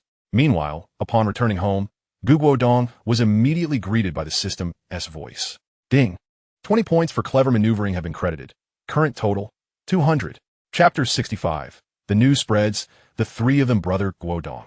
Are you saying that I'll be working at the factory? Upon arriving home, Zhang Xiu's face lit up with excitement as she inquired. Having been cooped up at home was not her desire. She yearned to work, both to assist Guodong and to hone her own skills. Yes, Xiu. I spoke with Vice Factory Director Li today. You will initially work as an apprentice in the factory to learn the workflow. I will teach you some engineering techniques. And soon enough, you'll be able to transition into a technician role. Afterward, you can follow my footsteps and take the engineering examination. Guodong playfully pinched Zhang Xiu's nose, smiling. Brother Guodong, I will definitely study hard. Zhang Xiu's enthusiasm was palpable, her eyes sparkling with excitement at the prospect of working. While it's still early, let me teach you some knowledge about fitting and electrical work. These skills are crucial, especially during production, as mastering them is essential to avoid errors. Additionally, understanding lathe manufacturing and debugging is also necessary. It's not a simple task. You must pay close attention. These are vital pieces of knowledge, so don't make any mistakes. Guodong earnestly instructed Zhang Xiu. Zhang Xiu nodded obediently, signaling for him to continue. Thus, Guodong commenced his lesson. As the workers returned home, the events of the morning in the workshop rapidly spread. Compared to Guodong's remarkable displays, the residents of the quadrangle were evidently more intrigued by the matters concerning Yi Zhonghai and his companions. Have you heard? The second master, third master, and Shaju all have a preference for men. Really? Is that true? Who spread this rumor? Is it credible? It must be true. Many people witnessed it in the workshop this morning. Goodness, I never would have expected that Yi Zhonghai and his companions, who appear so robust, would harbor such inclinations. If it weren't for this morning's events, I doubt anyone would have believed it. Upon hearing the news, someone couldn't help but express their astonishment. Meanwhile, Yi Zhonghai, with a dark expression, silently ate his meal. A woman nearby hesitated several times to speak, ultimately swallowing her words and quietly focusing on her meal. Observing this, Yi Zhonghai finally spoke up. What is the matter? If you have something to say, just say it directly instead of dragging it out, she exclaimed. Then I shall speak. The aunt replied, biting her lip and raising her gaze to meet his. Old Yi, I heard them say that you like. Yi Zhonghai, upon hearing this, erupted in fury. You, a woman, believe everything you hear. After so many years together, do you still not know what I like or love? How could you be so foolish? It's infuriating. He pointed an accusatory finger at her. Old Yi, that is not what I meant. The aunt, chastened by Yi Zhonghai's outburst, fell silent, lowering her head to continue her meal, though her hands trembled uncontrollably. Realizing he had gone too far, Yi Zhonghai, despite his frustration, chose to refrain from further comment, but his indignation lingered. Let's go back inside, he commanded, rising abruptly and striding toward the house. Huh, back inside? But still not dark out. She protested, perplexed. Hurry up. Yi Zhonghai ignored her, quickening his pace. Although the aunt was bewildered, the sight of his grim expression compelled her to follow closely behind. Once inside, Yi Zhonghai slammed the door shut with a resounding thud. Moments later, the room echoed with suggestive sounds. 5 minutes later, Yi Zhonghai emerged, his face flushed. Who says I like men? I clearly prefer women. He scoffed. A similar scenario unfolded at Uncle Air's house, while he usually remained alone at home, indulging in solitary drinking. Meanwhile, Qin Huairu, who had returned to prepare a meal for Bang Geng and Xiao Dang, also caught wind of these rumors. Initially incredulous, she recalled that just a few days prior, Yuzhu had shown a noticeable reaction while helping her. However, her mind had been preoccupied with Jia Dongshu's leg injury at the time, so she hadn't paid much attention to it. In retrospect, she remembered Yuzhu had brushed against her several times. Although nothing overt had transpired, she was certain that Yuzhu was not as they claimed. Nevertheless, with the rumors circulating, she formulated a plan. After ensuring Bang Geng and Xiao Dang had eaten well, Qin Huairu packed some food and headed to the hospital to visit Jia Dongshu. Darling, I have something to tell you that you might not believe, she began, recounting the gossip to him. Upon hearing it, Jia Dongshu felt a chill run down his spine, a shiver of disbelief coursing through him. Really? He asked incredulously. I'm not sure of the specifics, but many are spreading the word. Qin Huairu replied, shaking her head. Jia Dongshu gulped nervously. No wonder my master always insisted on teaching me techniques hands-on. It makes sense now. Realizing this, he spoke with a hint of trepidation. You don't think my master has taken a liking to me, do you? Qin Huairu rolled her eyes. Oh, darling, what nonsense. How could he possibly be interested in you? He prefers robust men like Shaju and Uncle Air. What part of you fits his taste? Oh, Jia Dongshu said, enlightened. So that is how it is. I'm relieved. Yes, so we can interact more with Shaju. After all, I'm just starting at the factory, and my salary is still low. We'll need Shaju to bring us food. Qin Huairu smiled at him. Indeed, if I had known he preferred men, I wouldn't have been wary of him. Haha, let us rely on him to improve our lives, Jia Dongshu chuckled. But my dear, it seems you will have to bear the brunt of supporting us from now on, he added with a teasing grin. Qin Huairu's eyes sparkled at his words. The following day, Guodong, as was his routine, had breakfast and made his way to the factory. Upon arriving at the steel mill, he first sought out Deputy Factory Director Li to discuss the arrangements for his father's funeral banquet, requesting to leave work early in the afternoon.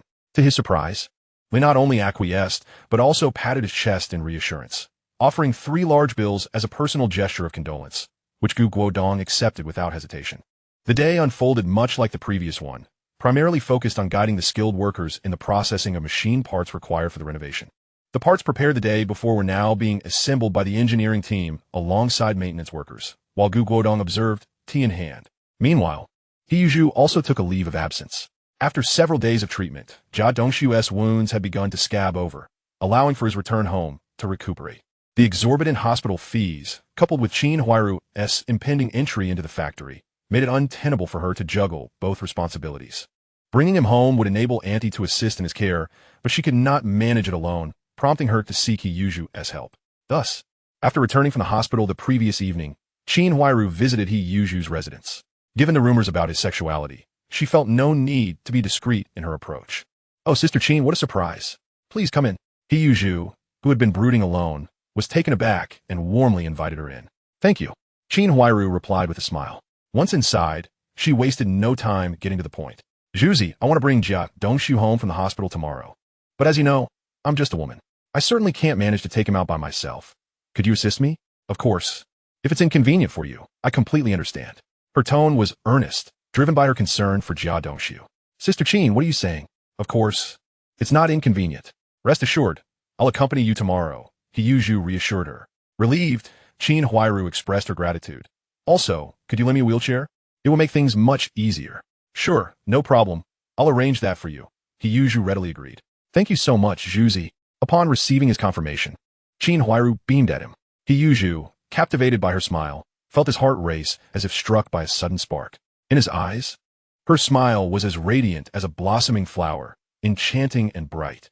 A pair of enchanting eyes sparkled with an alluring brilliance, as if they could engage in conversation. Her high-bridged nose complemented her luscious red lips, while her delicate, snow-white neck exuded elegance, akin to translucent jade. Her figure was graceful, with exquisite curves, and an ethereal fragrance wafted from her, intoxicating those around her. He found himself lost in a reverie. Hiyuzhu gazed at Qin Huairu with a dazed expression, and after a moment, he slowly responded, No, not at all. Observing the foolishness of Hiyuzhu, Qin Huairu couldn't help but chuckle softly. Zhuzi, you are truly adorable. I must be off now. Farewell. With a gentle laugh, Qin Huairu departed from Hiyuzhu's home. Once she left, Hiyuzhu exhaled a long sigh of relief. Yet he still found himself grinning foolishly from time to time, his mind perpetually replaying the earlier scene. What on earth am I thinking? He muttered, smacking himself sharply and shaking his head. Regardless, he needed to pick up her husband the next day. The following day, Hiyuzhu borrowed a rickety cart and accompanied Qin Huairu to the hospital, prepared to bring Jia Dongshu home. After completing the discharge procedures, Hiyuzhu carried Jia Dongshu out and placed him on the cart he had prepared. Jia Dongshu's legs were heavily bandaged, giving an impression of severity, though thankfully, there was no bleeding now. Thank you, Zhuzi. Jia Dongshu expressed his gratitude to Hiyuzhu. It's nothing, Dongshu. We're like family. No need for such formalities. Hiyuzhu waved his hand dismissively. Thus, Hiyuzhu and Qin Huairu pushed Jia Dongshu back to the courtyard. The borrowed cart was not particularly large, so each of them gripped one side of the handle. Inevitably, their bodies would occasionally brush against each other. Although it was not yet summer, the heat of the city was palpable. He Yuzhu stole a few glances, only to quickly avert his eyes. Meanwhile, Jia Dongshu remained oblivious to the unspoken tension behind him. Having learned that He Yuzhu was fond of men, he felt completely at ease about their camaraderie. In a silent atmosphere filled with unacknowledged affection, they pushed Jia Dongshu forward. Just then, they encountered a stone, and with a sudden jolt, the wheel of the cart hit it. A sharp crack echoed as the axle of the cart snapped. With the axle broken, the cart tipped precariously to one side. As luck would have it, there was a ditch nearby, and Jia Dongshu was flung out, landing squarely in it, producing a resounding splash. It was only when He Yuzhu heard the splash that he snapped back to reality, gazing at Jia Dongshu in the ditch. He was seized by panic. He never imagined that a mere shiver would lead to such a calamity. "Zhuzi, don't just stand there. Quickly save Dongshu," Qin Huairu shouted anxiously. Jia Dongshu was now immobilized, unable to rescue himself. Without assistance, he might drown. Realizing the urgency, He Yuzhu jumped down to lift him out. But having just experienced a cold shiver, he felt weak and struggled to hoist Jia Dongshu. Ultimately, with the aid of bystanders, they managed to pull him out. Chapter 67. The Funeral Feast. After being lifted out, Jia Dongshu's abdomen was swollen like a balloon, and his complexion was alarmingly pale. "What should we do?" Qin Huairu asked, her face etched with worry, having never encountered such a situation before. "Sister Qin, don't panic. I'll give it a try," He Yuzhu declared, extending his hands to gently press on Jia Dongshu's abdomen. After a brief attempt at resuscitation, Jia Dongshu finally expelled the water from his stomach, escaping from danger. Though he remained unconscious, Qin Huairu stood silently beside him, and for some inexplicable reason, when she saw Jia Dongshu regain consciousness thanks to He Yuzhu's efforts, a hint of disappointment flickered in her heart. However, she quickly masked that fleeting emotion. "What do we do now, Zhuzi? The cart is broken, and we can only carry Dongshu back," Qin Huairu said. He Yuzhu remained silent, squatting down to carry Jia Dongshu on his back. He was well aware of his culpability. Had it not been for his earlier shiver, the cart would not have broken. Fortunately, the distance to the courtyard was not too far, and soon they arrived.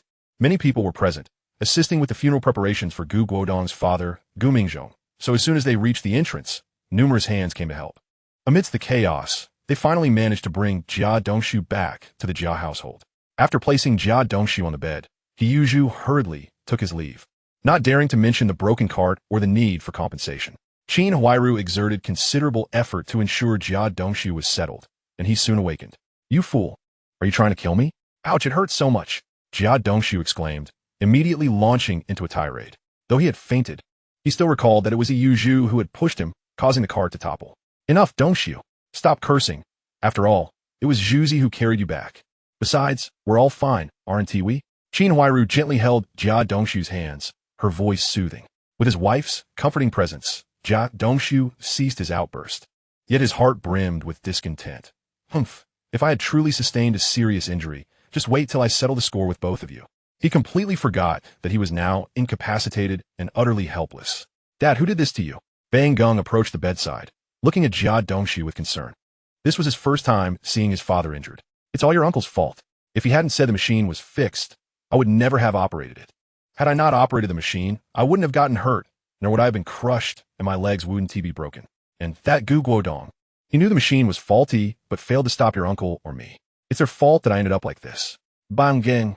Remember this. Those two are our enemies. If you get the chance when you grow up, don't hold back. Give them a good beating." "Okay, Dad, don't worry. When I grow up, I'll make them pay," Bang Gung promised earnestly after hearing Jia Dongshu's instructions. Meanwhile, Qin Huairu, who had been sitting silently, finally spoke up. "Let us set aside the matter of your uncle for now and deal with Guodong first. I still need your uncle to teach me the skills to work in the factory. Otherwise, our future will be challenging."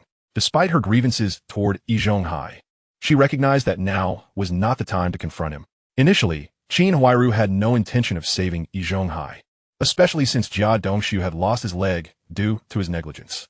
However, the deaf old woman had insisted that if they did not save Yizhonghai, she would not disclose how to handle the situation.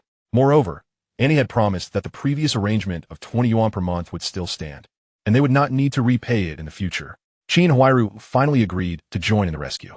However, she silently vowed to repay them if an opportunity ever arose. Meanwhile, Guodong, after supervising the engineering department and completing the modification of a machine in the morning, returned in the afternoon after merely checking the processing progress in various workshops. He still needed to attend to matters at the Sihiyuan. Though he had never met the original owner's father, he was nonetheless his only relative in this world. With his passing, it was only right and proper for Guodong to arrange the funeral with great care as a gesture of filial piety. Since this task was assigned by Director Wang, the banquet was meticulously prepared, with tables set throughout the entire Sihiyuan. Soon, the workers from the Sihiyuan returned from their shifts. Today, Guodong had informed Deputy Factory Director Li to let everyone leave a bit earlier. The guests took their assigned seats, except for the Jia family, who had previously stated they would only present a gift and not partake in a meal. Bang Gang perched by the window, his eyes glued to the feast outside, drooling profusely.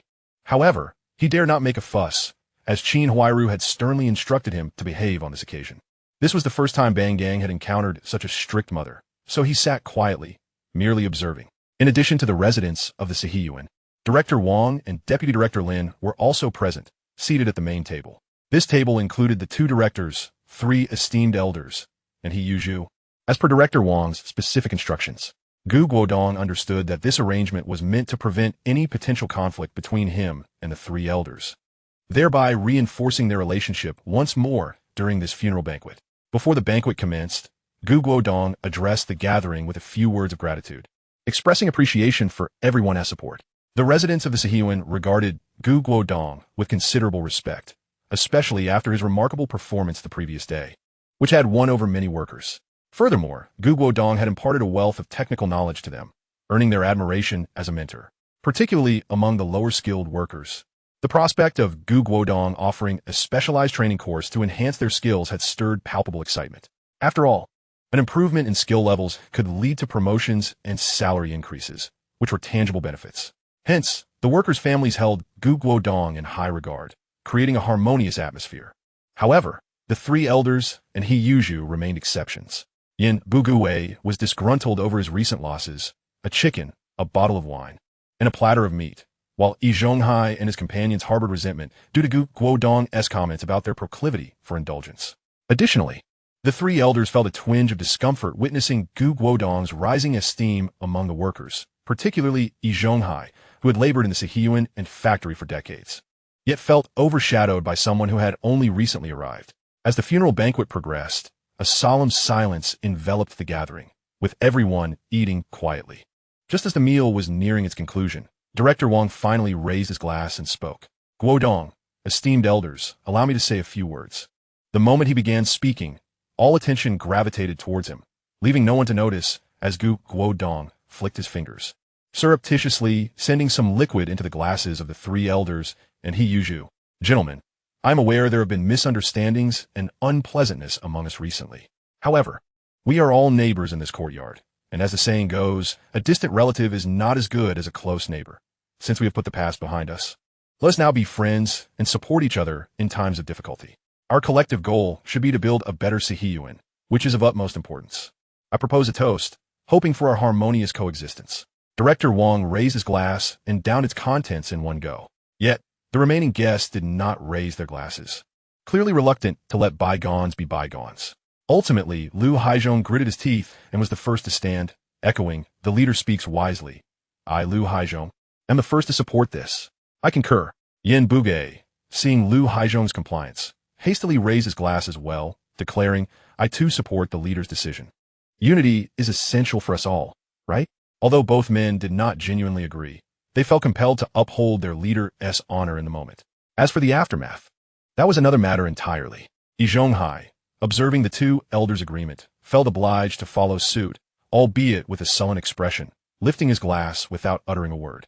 Only He Yuzhu turned his head away, evidently unwilling to comply, but after Yi Zhonghai's persistent nudging, he reluctantly raised his glass. Once everyone had their glasses raised, Director Wang beamed with satisfaction, shifting his gaze to Guodong. "Guodong, what is your opinion?" Seeing Director Wang's expectant look, Guodong smiled and stood with his glass in hand. "As long as everyone refrains from provoking me, I am more than willing to encourage camaraderie among us." His tone was light, yet it carried an unspoken weight that left an impression on the gathering. The attendees internally labeled him a cunning fox, yet they could only muster polite platitudes. Thus, everyone drank. After witnessing the collective consumption of the wine, a glimmer of insight sparked in Guodong's eyes. He continued, In light of the recent events, I acknowledge my fault. Yesterday, Factory Director Lee gifted me several bathhouse tickets. I invite you all to join me for a bath. Upon hearing Guodong's offer, the three elders and he Yuju's mouths dropped in astonishment. They seldom frequented bathhouses, as tickets were difficult to procure. Yin Bugue, in particular, rubbed his hands together in excitement. The last ticket he had acquired, he had secretly sold to another teacher. Now, to have the chance to enjoy a bath for free was an opportunity he would not decline. Director Wang, pleased by this development, noted that the tensions between the individuals had finally begun to dissolve under his mediation. He then instructed them to proceed, assuring them he would arrange for the cleanup. The group promptly made their way to the Baixinkyo bathhouse, the nearest establishment to Mauer Hutong. Along the way, they laughed and chatted cheerfully, though Guodong found himself intentionally excluded from their joviality. Upon arriving, Guodong presented 5 bathhouse tickets to the gatekeeper and settled the payment, allowing them to enter.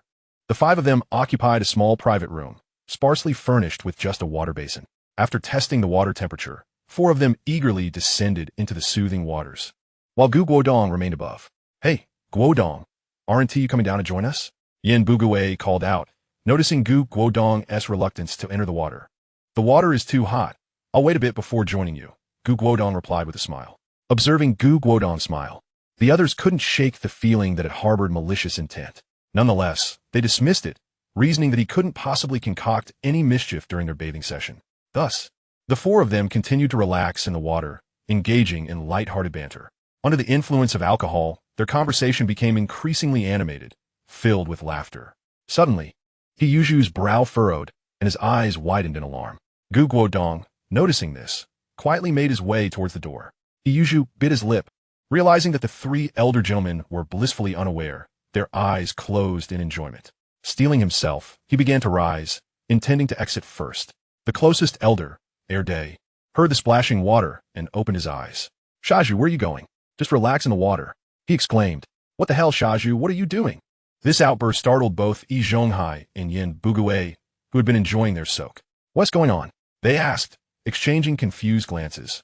Just as they felt a sudden jolt, Yi Zhonghai and Yin Bugue realized that the cause lay with Guodong, who had remained dry. Yi Zhonghai was the first to react, and soon the 4 began to scan their surroundings, seeking to settle the score with Guodong.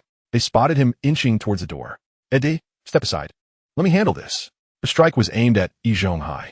With a splat, the impact echoed Shaju. "You aimed wrong." Yi Zhonghai was fuming after being splashed. However, he Yuju had already lost control of his actions. After that burst, he slumped back into the pool. Yi Zhonghai quickly composed himself and climbed onto the surface, determined to personally confront Guodong. Yet, without shoes on the slippery ground, he lost his footing and fell back in with a splash. He landed directly beneath Yin Bugue, causing another splash. The commotion was so chaotic that it caught the attention of the bathhouse attendant. The elder rushed to the door, only to witness a scene he would never forget. Terrified, he promptly shut the door again, while Guodong seized the opportunity to escape, shouting back, "Elder, call the police quickly. They're having a contest in there." Chapter 69. What? The 3 elders are defecating in the bathhouse? As Guodong strolled along the tree-lined path, humming a cheerful tune, he felt exceedingly pleased. Soon, he returned to the courtyard. Zhang Shuyu was quite surprised to see him back so early. "Guodong, didn't you go for a bath? Why are you back so soon?" Upon hearing her inquiry, Guodong grinned widely, revealing a set of pearly whites. He leaned closer to Zhang Shuyu and recounted the recent escapades of the 4. "Ha ha ha, this is too embarrassing. They actually had a contest in the bathhouse." Zhang Shuyu laughed uncontrollably, unabashedly shedding tears from her mirth. "Oh, my stomach hurts. Aya, you're killing me." After a while, both finally calmed down. Once Zhang Shuyu regained her composure, she wiped her face and asked Guodong, "Do you think they might get caught and retaliate against you?" Guodong smiled slightly and replied, "I'm not worried. If they dare to seek revenge, we'll just have some more fun." Zhang Shuyu realized that she couldn't dissuade him. Later that night, around 9, the 3 elders and he Yuju returned from the bathhouse. As they entered, the ruckus they created was enough to rattle the roof. "Guodong, you little rascal. Get out here. Don't be a coward." Their voices boomed. He Yuju brandished a stick, glaring ominously from the side. Anyone witnessing this scene would surely be terrified. The commotion attracted many residents of the courtyard, who emerged to see what was happening. What's wrong with the 3 elders? They seem furious. Look at Shaju. He has even got a stick. This must be serious. I heard they went to the bathhouse with Guodong. It must be related. As the crowd speculated, Guodong, Hearing the elders' voices, dashed out of the house, feigning confusion. "Oh, esteemed elders, what seems to be the problem?" Yin Bugue glared at Gu Guodong and said, "Let me ask you, did you act unreasonably today? You've humiliated us." Yi Zhonghai and Lu Haizhong stood grimly beside him, clearly furious about the situation. Gu Guodong, perplexed, looked at them with feigned innocence. "I don't quite understand what you mean, esteemed elders. Stop pretending. If you don't compensate us, there will be no resolution." Yin Bugue declared menacingly. "Yes, you must pay." Yi Zhongkai Iquit. He Yuzhu remained silent, but the stick he tapped lightly against the wall made his stance clear. "Hey, esteemed elders, the more you say, the more confused I become. What exactly did I do to upset you? If you want compensation, you must first explain what happened. Or how can I compensate you?" Gu Guodong shrugged his shoulders, his expression one of feigned innocence. "Don't play dumb with me. You caused me great trouble today. Without you, how would we have ended up in the bathhouse like that?" Lu Haizhong slammed his hand against the wall, pointing at Gu Guodong in outrage. The expressions of Yi Zhonghai, Yin Bugue, and He Yuzhu shifted dramatically upon hearing Lu Haizhong's words. Internally, they berated him for being such a foolish ally. They had agreed not to disclose the incident prior to their confrontation with Gu Guodong, but Lu Haizhong inadvertently revealed everything with just a few words. As expected, the moment Lu Haizhong finished speaking, the onlookers began to chatter excitedly. "What? The three elders actually defecated in the bathhouse? How bizarre. I've lived this long and never seen anyone do that in a bathhouse. Believe it or not, while these old gentlemen may seem unreliable at times, they usually act with integrity. It's indeed rare for them to have such an experience in a bathhouse. Ha ha ha, this is absolutely hilarious." Hearing the laughter of the crowd, Yi Zhonghai and the others wished they could sink into the ground, their faces flushed with embarrassment. In the end, Yi Zhonghai gritted his teeth and stepped forward, declaring, "I do not fear the laughter of others. Today, the four of us experienced a bout of diarrhea in the bathhouse. We suspect that it is this rascal Gu Guodong who has orchestrated this mischief, leading to our unfortunate predicament, and thus he must take responsibility." "What? Gu Guodong managed to cause three esteemed gentlemen to suffer from diarrhea? This fellow is truly remarkable." The crowd was immediately taken aback, their expressions one of disbelief. "Hold on a moment, Master. Your words must be substantiated with evidence. While one may indulge in a careless meal, one must not speak recklessly, lest one invites retribution." Gu Guodong retorted, casting a glance at Yi Zhonghai. "All four of us fell ill, yet you did not. This serves as the best evidence." Lu Haizhong interjected promptly. "Guodong, just admit it. There is no escaping today as consequences. We will not leave until you compensate us. So my lack of illness implicates me? If that is the case, shall we blame anyone who suffers from diarrhea on me? Can one not live in peace in this world?" Gu Guodong scoffed. Lu Haizhong found himself momentarily at a loss for words, struggling to respond.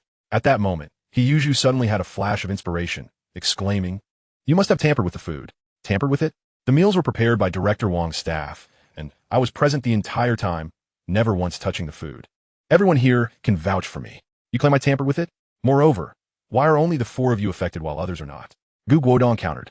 Mentioning Director Wang caused the four to wilt visibly. They were acutely aware that it was indeed Gu Guodong who had engaged in foul play. Yet they could not pinpoint his wrongdoing. This sensation was akin to swallowing a fly, utterly revolting and frustrating.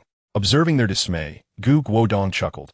"I understand that the three of you harbor disdain for me and seek to create trouble, but I advise you to exercise prudence. Otherwise, humph." With that, Gu Guodong turned and left the room. The four stood bewildered, gazing at Gu Guodong's retreating figure, their hearts brimming with fury. Today, they had sweet-talked the bathhouse proprietor and ensured it was spotless, each contributing 10 yuan for sanitation fees, successfully averting the involvement of authorities. They had intended to confront Gu Guodong, to teach him a lesson, but the outcome was not as they had envisioned. Chapter 70. The Senior Leadership Inspects. The three exchanged glances, shaking their heads in resignation. "What shall we do? It seems we are at an impasse with this fellow," Lu Haizhong lamented, scratching his head in frustration. "What else can we do? It's all your fault, Master Heir. Had you not mentioned this matter, we would not be in such a predicament. We agreed not to speak of it before coming here, yet you disregarded our agreement," he complained, glaring at Lu Haizhong. "But how can I be blamed for this?" He retorted. "Enough, Zhuzi, do not hold your second uncle responsible," Yi Zhonghai interjected. "We shall concede this matter. Indeed, this fellow is quite remarkable." Yin Bugue sighed. "If that is the case, we must accept our fate. Let us depart." The four sighed in resignation and began to leave. A bunch of cowards bullying the weak. Guodong scoffed as he observed Yi Zhonghai and the others retreating, unimpressed. He had anticipated this outcome and felt no surprise. Yet, he was not the least bit concerned. Even if those few realized it was him, what could they do? They possessed no evidence, and in the end, they would only be left to suffer in silence. At the Hongqing steel plant, within Workshop 1, the machines roared to life, creating a cacophony of sounds as various parts were processed, a scene bustling with activity. Guodong accompanied Deputy Factory Director Li as they inspected the operations in Workshop 1. As it was the first workshop to complete its transformation, Guodong provided a brief training session for the workers there. The efficiency of Workshop 1 had significantly improved, boasting an increase of over 30% compared to before. Guodong, prepare yourself. I have invited a senior leader to inspect our factory today. Come with me to greet him. Make sure to perform well. I have already spoken highly of our machine modifications to him. He is quite pleased with our design. When he arrives, you should share your thoughts on the modifications. The leader has high hopes for our project. If we execute this well, our factory will surely receive more contracts in the future, Deputy Director Li said earnestly, patting Guodong on the shoulder. Guodong understood the significance of this and quickly replied, "Thank you, Director Li, for your support. I will strive to contribute to the prosperity of our factory." Deputy Director Li nodded appreciatively. "Good. Remain humble yet ambitious. Let us proceed." With that, he led Guodong to the entrance to welcome the senior leader. Upon arriving at the entrance, aside from Deputy Director Li, many factory leaders stood waiting. Upon seeing Guodong, they greeted him with smiles, which he returned politely. They generally understood that the reason for today's visit from the senior leader was largely due to the efforts of the new engineer. Soon, several Volga cars approached from the distance, coming to a gradual halt. From the first vehicle emerged a young man clad in military attire. "Director Li, the leader has arrived. Quick, let us go greet him," a leader called out to Deputy Director Li, who was momentarily distracted. Hearing this, Deputy Director Li hurriedly straightened his attire and moved towards the two men. "Welcome. We are honored by your presence to inspect our work." As Guodong looked at the young man in military uniform, he was taken aback. Was that not the driver, Xiao Li, of Old Wang from the other day? Sure enough, the rear door opened, and Old Wang stepped out, shaking hands with Deputy Director Li. "Director Li, you have worked hard. The progress of our Hongqing steel plant has been commendable and deserves praise." Old Wang commended. "Thank you for your encouragement, leader. This is the collective effort of our factory's team. I have done little," Deputy Director Li humbly replied. "This gentleman," Old Wang continued, "is the comrade Guodong I mentioned to you. He proposed the transformation plan, and all the designs were drawn up by him. Moreover, I have yet to mention that he is skilled in processing parts, his craftsmanship comparable to that of a grade 8 fitter. These past few days, he has been training our workers, and our factory's efficiency has improved significantly since my last report to you." Deputy Director Li extolled Guodong to Old Wang. "We meet again, Comrade Guodong. I have heard much about you from Deputy Director Li. He speaks very highly of you," Old Wang remarked, turning to face Guodong with a smile. "I did not realize you were so talented. Not only can you draw plans, but you can also process parts. It seems I was correct in my previous assessment. You truly are a pillar of the nation," Old Wang said with a beaming smile. "Thank you for your kind words. Leader, I am humbled," Guodong replied with a modest smile. The leaders at the steel plant were taken aback upon discovering that Guodong was acquainted with Old Wang. Even Deputy Director Li appeared astonished, not having anticipated that Guodong held such a connection. As they conversed, more individuals began to exit the cars behind them. Guodong recognized the lead figure as none other than the senior leader from the original narrative. He was quite astonished to see Guodong and Old Wang engaged in such enthusiastic conversation. "Lao Lu, this young comrade is the one who assisted me with my car repairs last time. Just look at him. He can fix cars, sketch blueprints, and process components. You folks at the steel mill have truly struck gold," Old Wang remarked to the leading figure. The high-ranking official chuckled and replied, "Haha, splendid, absolutely wonderful." Then he turned to Deputy Factory Director Li and said, "Xiao Li, you are doing an excellent job. Keep up the good work." With that, he glanced at Guodong and added, "Young man, your work is impressive. I'm merely a fortunate fool, stumbling upon success. I don't dare take all the credit." Guodong chuckled. "Haha, very good. Not being boastful while possessing genuine skill is indeed rare," the high-ranking official remarked, clearly holding Guodong in high regard. "All right, everyone, let us proceed inside and observe the results of Comrade Guodong's modifications." Subsequently, the group entered the steel mill in single file. Guodong noticed that the high-ranking official showed great respect for Old Wang, slightly trailing behind him as they walked. It is worth noting that the high-ranking official was a leader from the Ministry of Industry, although the original script did not specify. Guodong could deduce from the steel mill being a department-level unit that this official was at least at the level of deputy minister. The fact that such a high-ranking individual exhibited such respect hinted at Old Wang's significant status. Moreover, given that Shaoli was clad in military uniform, it was likely that Old Wang was a prominent figure within the military. Gradually, a plan began to form in Guodong's mind. The group soon arrived at workshop No. 1. Upon seeing such a multitude of leaders arrive at once, the workshop workers felt a wave of nervousness. When Yi Zhonghai saw Guodong accompanying the high-ranking official and others, his eyes widened in surprise. Chapter 71. The high-ranking official's appreciation. Is this the modified machine? The high-ranking official inquired, observing it closely. It appears to be quite similar to the previous version, he remarked. Leaders, this machine has primarily undergone internal modifications. The exterior remains largely unchanged. Deputy Factory Director Li hastily clarified. Oh, I see. Come, Xiaozhong, give this machine a try and see how it performs. The high-ranking official instructed a staff member behind him. Certainly, leader, the staff member responded, moving toward the machine. He then took a rough steel ingot and began operating the machine. Within a mere 20 minutes, the staff member's expression transformed from initial skepticism to satisfaction, ultimately culminating in sheer delight. Throughout this process, the high-ranking official remained silent, quietly observing all that transpired. It was only after the staff member completed his operation that he approached and inquired, "How did it go?" Leader, this machine's performance aligns perfectly with the data report submitted by Deputy Factory Director Li. There are no discrepancies whatsoever, the staff member exclaimed excitedly. Upon hearing this, the high-ranking official displayed a look of surprise. Deputy Factory Director Li, how long do you estimate it will take to complete the modifications for all the machines in the workshop? He asked. Reporting to you, Leader, under the current circumstances, we should be able to complete the modifications for all machines within a week at most, Deputy Factory Director Li respectfully replied. Excellent, excellent. In that case, the work performance targets you applied for can be approved tomorrow morning. I believe that under your leadership, the steel mill will achieve remarkable results this year. The high-ranking official praised Deputy Factory Director Li. Thank you for the compliment, Leader. I will certainly strive to work even harder. Upon hearing the high-ranking official's praise, Deputy Factory Director Li's face lit up with excitement, his heart brimming with joy. The high-ranking official's statement about his leadership indicated that his plans were on the verge of success. As he thought of this, Deputy Factory Director Li's heart raced with exhilaration. But the next words from the high-ranking official caused his heart to sink. Comrade Guodong, I hear from Deputy Factory Director Li that you single-handedly completed the entire process of the machine modifications, from drafting the blueprints to producing the components and finally assembling the machinery. The high-ranking official turned to Guodong. Reporting to you, Leader, it is not entirely accurate. Many components were processed and produced by workers arranged by Deputy Factory Director Li. I merely tackled the most challenging aspects, Guodong stated nonchalantly, as if it were a trivial matter. Ah, quite commendable. Upon hearing Guodong's humility, the high-ranking official regarded him with even greater esteem, raising his evaluation of Guodong.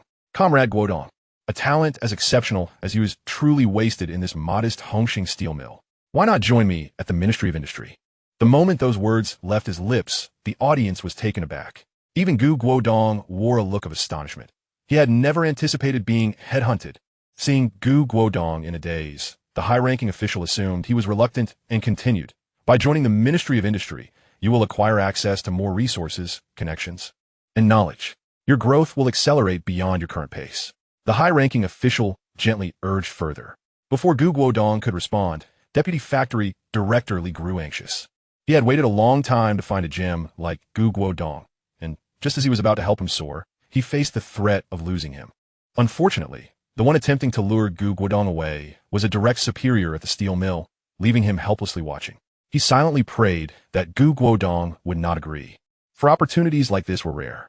Joining the ministry would grant Guodong substantial funding, resources, policy support, and a broader platform for development, which would greatly benefit his future career. Such temptations were nearly irresistible for the average person. Thus, after the high-ranking official's proposal, the eyes of those around turned toward Guodong. Leader, I appreciate your kind offer, but for the time being, I wish to remain at Hongqing Steel Mill. I'm not considering a change of environment at this moment. Guodong hesitated for a moment before slowly responding. What? The crowd gasped in disbelief at Guodong's words. They had never expected him to reject the high-ranking official's invitation. Was he out of his mind or simply foolish? The high-ranking official was a towering figure in China's industrial sector. Aligning oneself with him would pave the way for a much smoother journey ahead. Yet, here was Guodong turning it down. Guodong was neither insane nor foolish. He was simply aware that in a few years, the high-ranking official would face turmoil and be ousted. Guodong's primary concern was the potential repercussions for himself. In contrast, Oldie would likely continue to thrive during that tumultuous period. Following Oldie would at least ensure his safety. As for future development, there would be ample opportunities once those events had passed. Seeing the high-ranking official gazing at him in astonishment, Guodong continued, "No matter where I am, I will contribute to the nation. That is my reason for choosing to stay at Hongqing Steel Mill." His words were resolute and unwavering. Comrade Guodong truly possesses remarkable determination. Since you have decided to remain at the factory, devote yourself wholeheartedly to your work and strive to ascend to a higher echelon of engineering expertise. However, one thing to note, Comrade Guodong, is that once your research results are finalized, I shall dispatch individuals to collect them. Additionally, during this period, I will arrange for several experts in machinery research to visit you, allowing you to exchange insights and collaborate in the noble pursuit of developing our own machinery for the nation. The future of our country's industry rests upon the shoulders of you young talents, the esteemed leader remarked with a beaming smile. While he was somewhat surprised by Guodong's refusal, he did not dwell on it excessively. After all, the steel mill operates under his command, and at his behest, Guodong would be obliged to follow his directives, rendering the location inconsequential. Meanwhile, Deputy Factory Director Li gazed at Guodong with profound gratitude. Had Guodong chosen to depart from the steel mill at that moment, it would have been a significant loss for him. Fortunately, he chose to stay, allowing Li to rely on him for further advancement. With this in mind, Deputy Director Li resolved to treat Guodong with the utmost consideration in the future, ensuring that he would never face any grievances at the steel mill. Not only Li, but several other leaders at the steel mill also took note of Guodong. After all, he was someone coveted by the higher-ups, and they had to exercise caution to avoid offending him. Chapter 72. The Master Thief Strikes, Stealing a Chicken. Throughout the entire process, Old Wang merely observed in silence, refraining from offering any opinions. However, behind him, Shaoli was diligently taking notes, frequently glancing at various things and jotting down observations. Once the tour concluded, the esteemed leader suggested that everyone take a break to watch a film, and when mealtime arrived, they could enjoy a meal at the cafeteria. Naturally, Guodong and his companions had no objections, as the esteemed leader had spoken. How could they dare refuse? Moments later, the group marched towards the movie screening room, chatting animatedly along the way. "Hey, Su Damao, where are you headed?" On the other side, Su Damao had 2 chickens in hand, intending to stew them for soup to replenish his health. Lately, he had been tirelessly working with Lu Xiaoyi, yet there had been no signs of progress, which troubled him greatly. He believed that his exhaustion had taken a toll on his physical condition. Hence, after discussing it with Lu Xiaoyi the previous night, he resolved to buy a chicken for them to stew and nourish their bodies, hoping this might lead to pregnancy in the coming days. However, just as he was about to step out, a member of the publicity department returned and immediately called out to him, inquiring about his whereabouts. "Oh, department head, I just bought a chicken. I'm going home to put it away. There is nothing scheduled for today's screenings," Su Damao explained. No. The esteemed leader just announced that we are watching a movie today. You need to prepare quickly." "Really? The esteemed leader is watching a movie? Is that true?" Su Damao's excitement was palpable upon hearing the department head's words. He had heard earlier that the esteemed leader was coming and had been contemplating how to present himself favorably. However, he was disheartened when informed that there would be no film screening and only a meal before leaving. Now, the prospect of a movie brought him immense joy. Indeed, the esteemed leader confirmed it. "We have already notified the necessary parties. Hurry up, don't delay, or the esteemed leader might take issue with it," the department head urged as he prepared to attend to the esteemed leader and his entourage. "But where should I put this chicken?" Su Damao exclaimed in a panic. "Just leave it here. The office is empty right now, and no one will take your chicken," the department head reassured him from a distance. Su Damao considered this and realized everyone had gone to present themselves before the esteemed leader, so no one would be around. He placed the chicken down and hurried toward the grand auditorium. Just then, a small figure appeared in the office, none other than the legendary master thief, Bang Gong. Upon spotting the hen on the floor, his eyes sparkled with delight. He stealthily picked it up, stashed it in his clothing, and quietly exited the office. In a swift motion, he dashed out of the steel mill, arriving at a nearby area adorned with hollow stone pillars where another small figure awaited him. "Brother, how'd it go? Did you find anything good?" The little girl eagerly approached upon seeing him. "Xiao Dang, look what I have. Bang Geng et Gleam," revealing the chicken he had hidden. "Wow, it's a hen. Can we have chicken today?" Xiao Dang's eyes sparkled with excitement at the sight of the hen. "Yes, we're having roasted chicken today," Bang Geng declared, drawing out a small knife to prepare the chicken. He then fetched some water and mixed it with mud to create a paste, which he layered generously over the hen. "Brother, how can we eat it when you've covered it in mud?" Xiao Dang asked, puzzled by Bang Geng's actions. "You don't understand. This is a method taught to me by Shaju. It's called beggaress chicken, and it's absolutely delicious." Bang Geng replied with a smile, continuing his work. In no time, the hen coated in mud resembled a large clay egg. "Oh, so it's beggaress chicken. Brother, didn't he mom say we should stop calling him Shaju and refer to him as Uncle He? Why do you still call him Shaju?" "Xiao Zhang Pao Tet, Guetstining Bang Geng." A Bang Geng scratched his head, then said, "Everyone in the courtyard calls him Shaju. Of course, I will too. I'm an adult now, different from you all." He then dug a hole in a small mound, kindled a fire, and tossed the clay egg into it. "Xiao Dang, keep an eye on the fire. I'll go gather some more ingredients. Or one tea tastes good," Bang Geng instructed before leaving, while Xiao Dang obediently sat by the fire. Shortly after, Bang Geng dashed to the back kitchen of the steel mill. He peeked inside and saw Shaju diligently cooking, completely unaware of his presence. He then stealthily approached the spice table and grabbed a bottle of soy sauce, pouring it into his own small container. Just as Yuju finished the dish and paused to take a break, he spotted Bang Geng stealing soy sauce.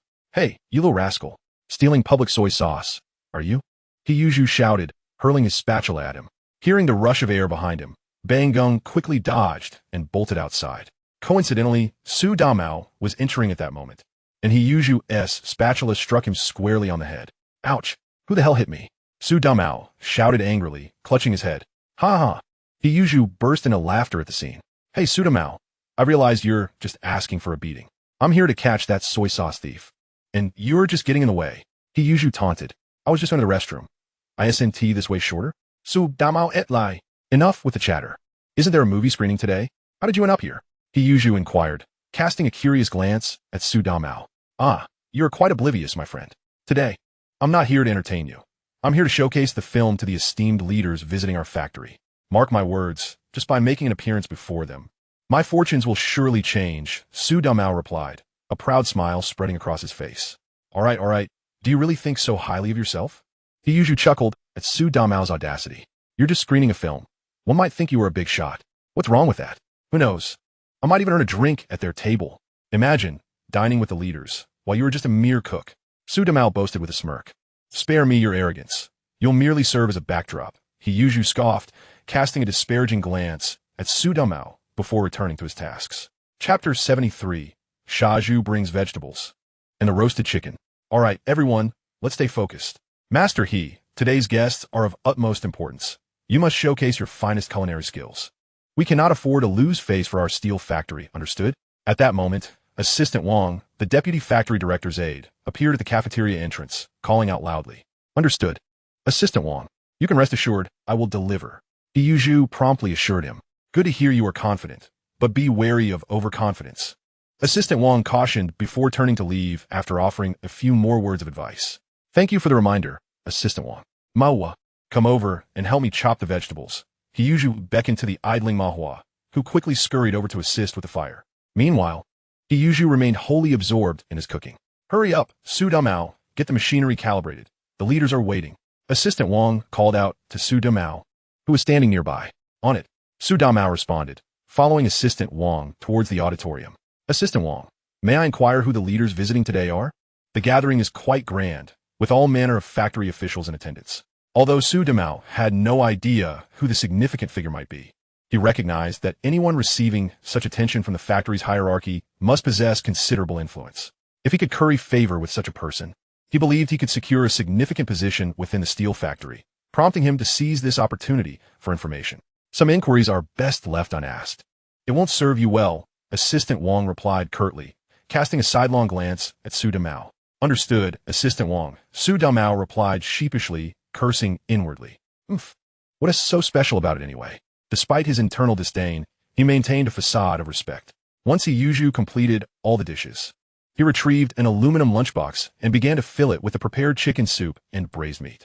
With the abundance of food, it was nearly impossible to discern the quantity he had placed inside.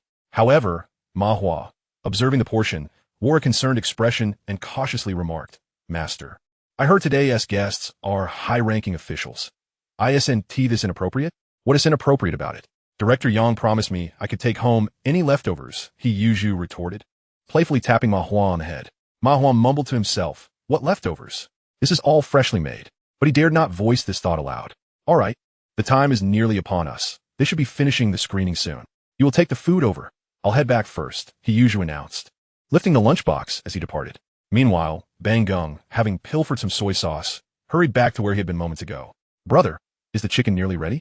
"Em starving," Xiao Dang eagerly asked upon Bang Gung's return, the anticipation of the roasted chicken making every second feel agonizing. "It's almost done, just a little longer." "Xiao Dang," Bang Gung reassured her with a smile. Xiao Dang nodded obediently, her eyes fixated on the large egg as she waited. Bang Gung, meanwhile, was using a stick to turn the egg while wiping drool from his mouth. He too was quite hungry. Ever since Guodong had roasted chicken at home, he had been craving it. However, recent financial troubles had made it difficult to indulge, and yesterday, Qin Huiru mentioned they had no extra money for such treats. Thus, he had taken Xiao Dang out to the steel factory in hopes of finding something to eat. This was not his first time. He had been sneaking into the steel factory cafeteria for food since he was very young. Each time, Shaju would not only refrain from scolding, but sometimes even offer them extra portions. On his way, he fortuitously spotted Su Damao carrying an old hen. Originally, Bang Gung intended to wait for Su Damao to take the chicken back before devising a plan to steal it. However, upon witnessing Su Damao entering the office and emerging shortly thereafter without the chicken, he quickly assessed the area for onlookers. Finding no one, he seized the opportunity to showcase his skills and snatch the chicken. In no time, the chicken was nearly ready. Bang Gung used a stick to extract the egg, then smashed it with a stone, shattering it and revealing the succulent chicken within. An irresistible aroma wafted through the air, making their mouths water. As Bang Gung and Xiao Dang inhaled the delightful scent, their stomachs growled audibly. Ignoring the heat, he quickly tore off a large drumstick and handed it to Xiao Dang. "Here, Xiao Dang, hurry and eat. We can dip in the soy sauce." He then tore off another drumstick for himself, dipping it in soy sauce before savoring the flavor. The two little rascals devoured the entire chicken, their hands and faces smeared with grease. At that moment, He Yuzhu walked by, catching a whiff of the aroma. Who is making beggar's chicken? Following the scent, he approached Bang Gung and Xiao Dang. Upon arrival, he spotted the two happily feasting on chicken. "Oh, Bang Gung, where did you steal this chicken from? Why does it concern you where I got it?" Bang Gung shot back, rolling his eyes at He Yuzhu, dismissing him entirely. "Hey, if you tell me you're roasting chicken, I might as well just give you a bottle of soy sauce to take home with you," He Yuzhu replied, turning his attention to Xiao Dang. "And where did this chicken come from?" "My brother won tea, let me say," Xiao Dang answered timidly. "Ha ha, and that's just the way it should be." He Yuzhu laughed heartily, pinching Xiao Dang's cheek before continuing on his way. "Brother, look at the lunchbox." Xiao Zhang et Golim, pointing at the aluminum lunchbox in He Yuzhu's hand as he walked away. "I see it. Hurry and eat. Later, I'll have Mom ask him for that lunchbox so we can enjoy another meal," Bang Gung replied. As Bonging spoke to Xiao Dang, he had already noticed the lunchbox held in He Yuzhu's hands. Xiao Dang obediently nodded and then bowed his head to begin eating. The two soon devoured the chicken completely, and after satisfying their hunger, they made their way back to the courtyard. Meanwhile, in a reception room at the steel factory, Old Wong was vociferously expressing his displeasure.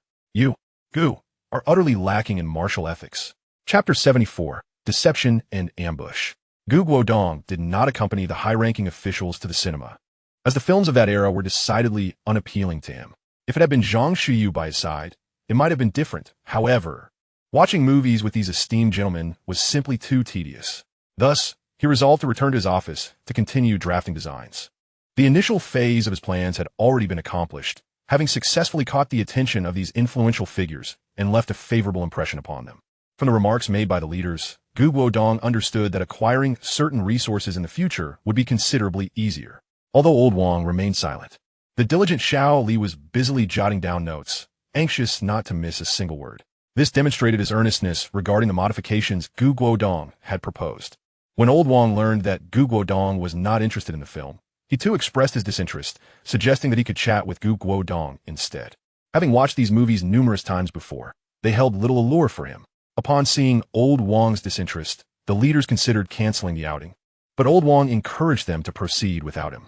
Given Old Wong's insistence, the leaders acquiesced and headed to the auditorium for the film, while Old Wong accompanied Guodong to the office. Xiao Gu, our conversation is rather dull. How about we play chess while we chat? Old Wong proposed. Guodong did not decline and nodded in agreement. Excellent. Xiao Li, please fetch my chess set from the car, Old Wong instructed the assistant. Xiao Li promptly exited and soon returned with a Go board and 2 boxes of stones. Upon seeing the Go set, Guodong was somewhat taken aback. As he had initially assumed, Old Wong intended to play chess, a game favored by many military personnel for its strategic nuances. Guodong was not particularly skilled at chess and had braced himself for a challenging experience. However, the prospect of Go intrigued him. In his previous life, Guodong had harbored a deep passion for Go, diligently memorizing strategies from AlphaGo's games to enhance his skills. While he was uncertain of Old Wong's proficiency, he assumed it would not rival that of a formidable opponent like the AI. What is this, Xiao Gu? You don't know how to play Go? Old Wong inquired. Noticing Guodong est surprise. Not really, just a little Old Wong, Guodong replied hesitantly. Well then, let's begin, Old Wong said, taking his seat at the board. Guodong followed suit, sitting opposite him. Concerned that Guodong might not perform well, Old Wong allowed him to play as white first. With swift moves, the two engaged in the game, but after only a few initial plays, Old Wong furrowed his brow. Xiao Gu, your opening strategy seems unfamiliar. Where did you learn this?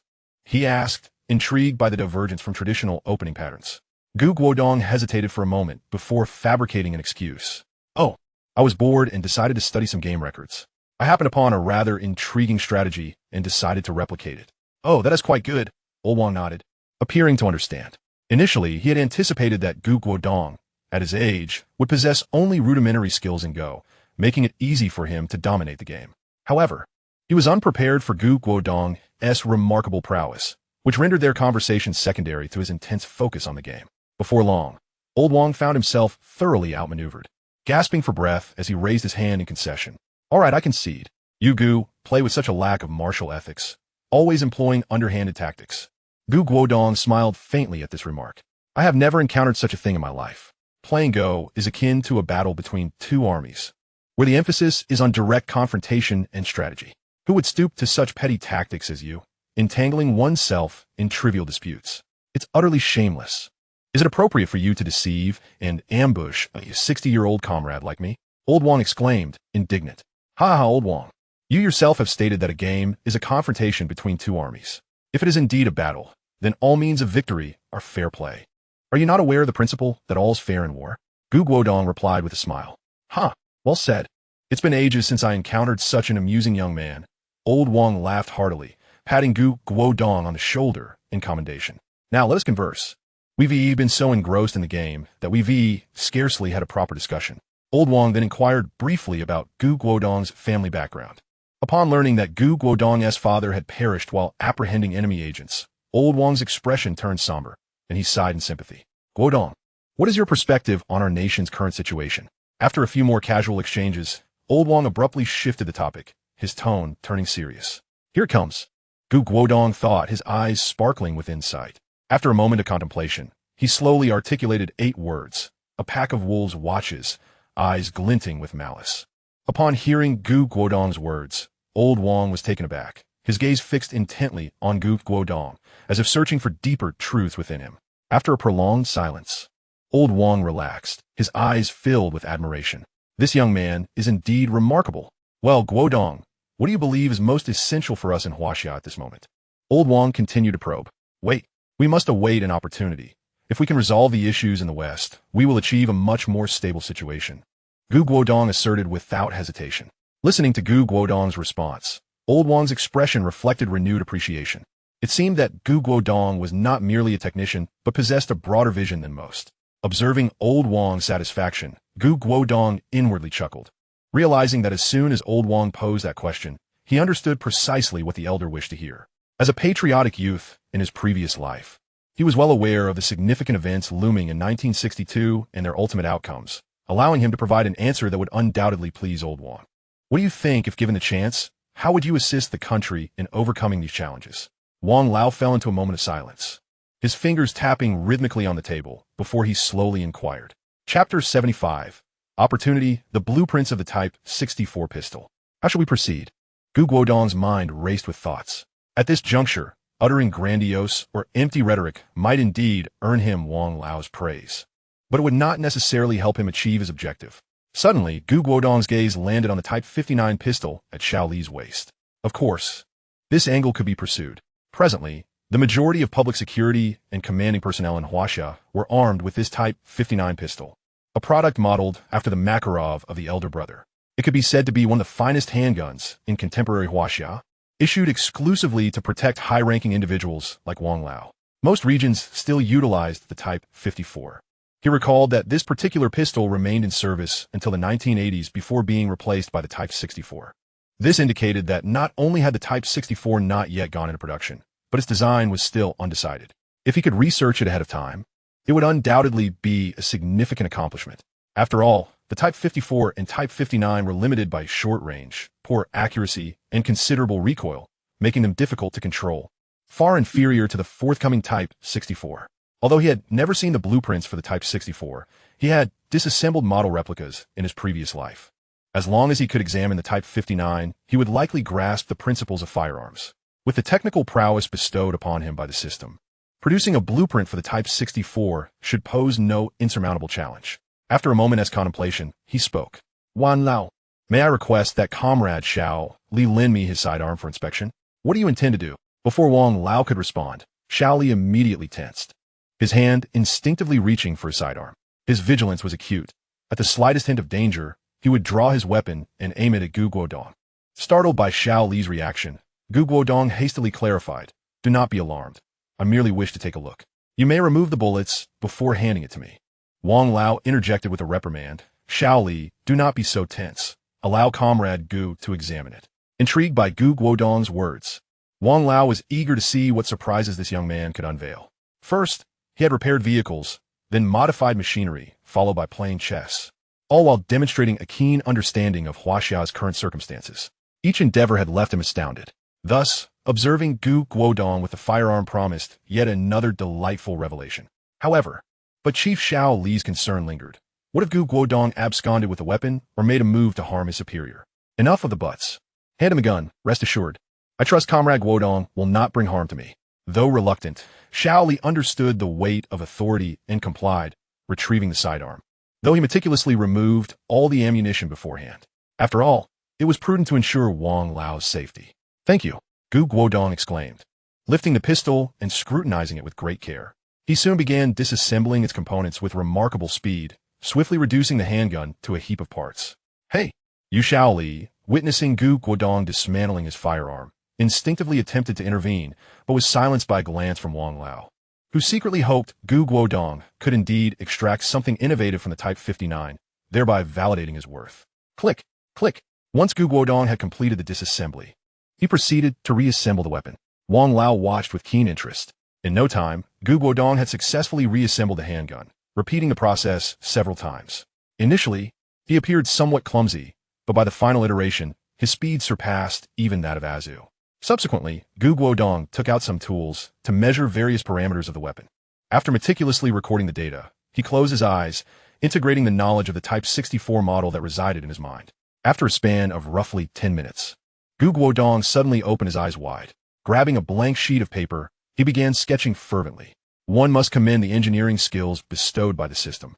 Utilizing the data from the Type 59 and his recollections of the Type 64 model, he swiftly rendered a complete structural diagram of the Type 64 pistol on paper. Next, he delineated the various designs of the Type 64 with a pencil. Although there were slight discrepancies from the original Type 64, Guodong was confident that his design would prove to be more precise, with greater range and power. Phew! After more than an hour of intense concentration, he finally completed his drawings, beads of sweat dotting his forehead. "Wang Lao, take a look at this. If it meets your approval, perhaps you could arrange for a prototype to be made." Guodong presented the sheets of blueprints to Wang Lao. Wang Lao took the documents into his hands, examining them meticulously, and his astonishment grew with each passing moment, his expression turning serious. "Guodong, is this truly your own creation?" Wang Lao gapet, his expertise in military engineering allowing him to quickly discern the rarity of such blueprints. If these designs were indeed the product of Guodong's independent efforts, it would be nothing short of astounding. Xiao Li, standing behind him, stared wide-eyed at the drawings as well.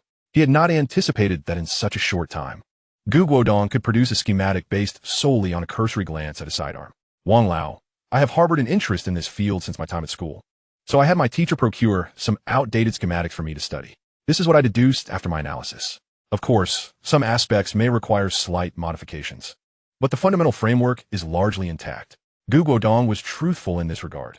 Lin Wenbo had indeed sought out numerous materials to cultivate his sole disciple, including various weapon blueprints. Who was your teacher? Wang Lao inquired, his curiosity piqued regarding Guodong's mentor. My teacher is Professor Lin Wenbo from South China University of Technology. Guodong replied candidly.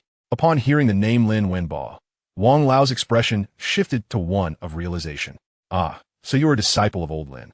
At that moment, a commotion erupted outside, indicating that the senior leaders had finished watching the film. Wang Lao promptly folded the blueprints and handed them to Xiao Li. Guard these carefully and take them back with you. Moreover, today's events must remain undisclosed to a fourth party. Understood? This directive was intended for Xiao Li, but was equally applicable to Guodong, who nodded in acknowledgement. Chapter 76, Su Damao's Frustration. In the canteen of the Hongqing steel plant, a cluster of leaders from the steel mill sat at 3 tables, each adorned with 10 dishes. Dompa pork, couples lung slices, fish-flavored shredded pork, mapo tofu, braised pork, hot and sour shredded potatoes, vinegar-dressed cabbage, dry-fried green beans, garlic eggplant, and a chicken stew. Come, esteemed leader Old Wang. These dishes have been specially prepared by our cafeteria chef for you. Do taste them and share your thoughts. Deputy Factory Director Li beckoned everyone to take a seat, warmly inviting them to savor the delicious offerings. The esteemed leader was the first to lift his chopsticks and select a piece of braised pork. After a few chews, a look of satisfaction illuminated his eyes. Quite good indeed, he praised. Haha, I'm delighted to hear you enjoy it. Let us have another bowl of rice. Gu Changhe replied joyfully. He then turned to Old Wang, grinning as he asked, Old Wang, why don't you have a taste? Old Wang chuckled and also picked up a piece of braised pork, savoring it. Quite good. This is authentic Beijing-style Sichuan cuisine, cooked to perfection, he commended. If you like it, one day I'll have this chef come to cook Sichuan cuisine for you. Deputy Factory Director Li said with a beaming smile, feeling quite pleased. Oh, that would be improper. Old Wang quickly shook his head in refusal upon hearing Li's suggestion. Haha, Deputy Director Li, you're being too modest. It's of no concern. I too enjoy Sichuan cuisine. Perhaps you can invite this chef to prepare a meal for me. The esteemed leader suddenly said with a cheerful grin. Very well, leader, I will arrange for him to visit at his earliest convenience. Deputy Factory Director Li eagerly agreed. For this was an opportunity to strengthen his rapport with the esteemed leader, and he certainly wouldn't let it slip away, disregarding Old Wang's polite refusals. Guodong also picked up a piece of couple's lung slices and began to eat slowly. One must admit, Xiaozhu's culinary skills are quite commendable. However, compared to the current Zhang Shuyu, Xiaozhu still has much to learn and does not quite match her culinary prowess. Observing Guodong nodding and then shaking his head, Old Wang assumed the dishes did not suit his palate and inquired, What is the matter, Comrade Guodong? Are these dishes not to your taste? No, Old Wang. You misunderstand. These dishes are quite well prepared, but my significant other's cooking is just a tad better. If the opportunity arises, I'll have her cook for you. Guodong explained with a smile. Oh, is that so? I look forward to it. Old Wang responded with genuine interest. The delightful meal concluded in a harmonious atmosphere.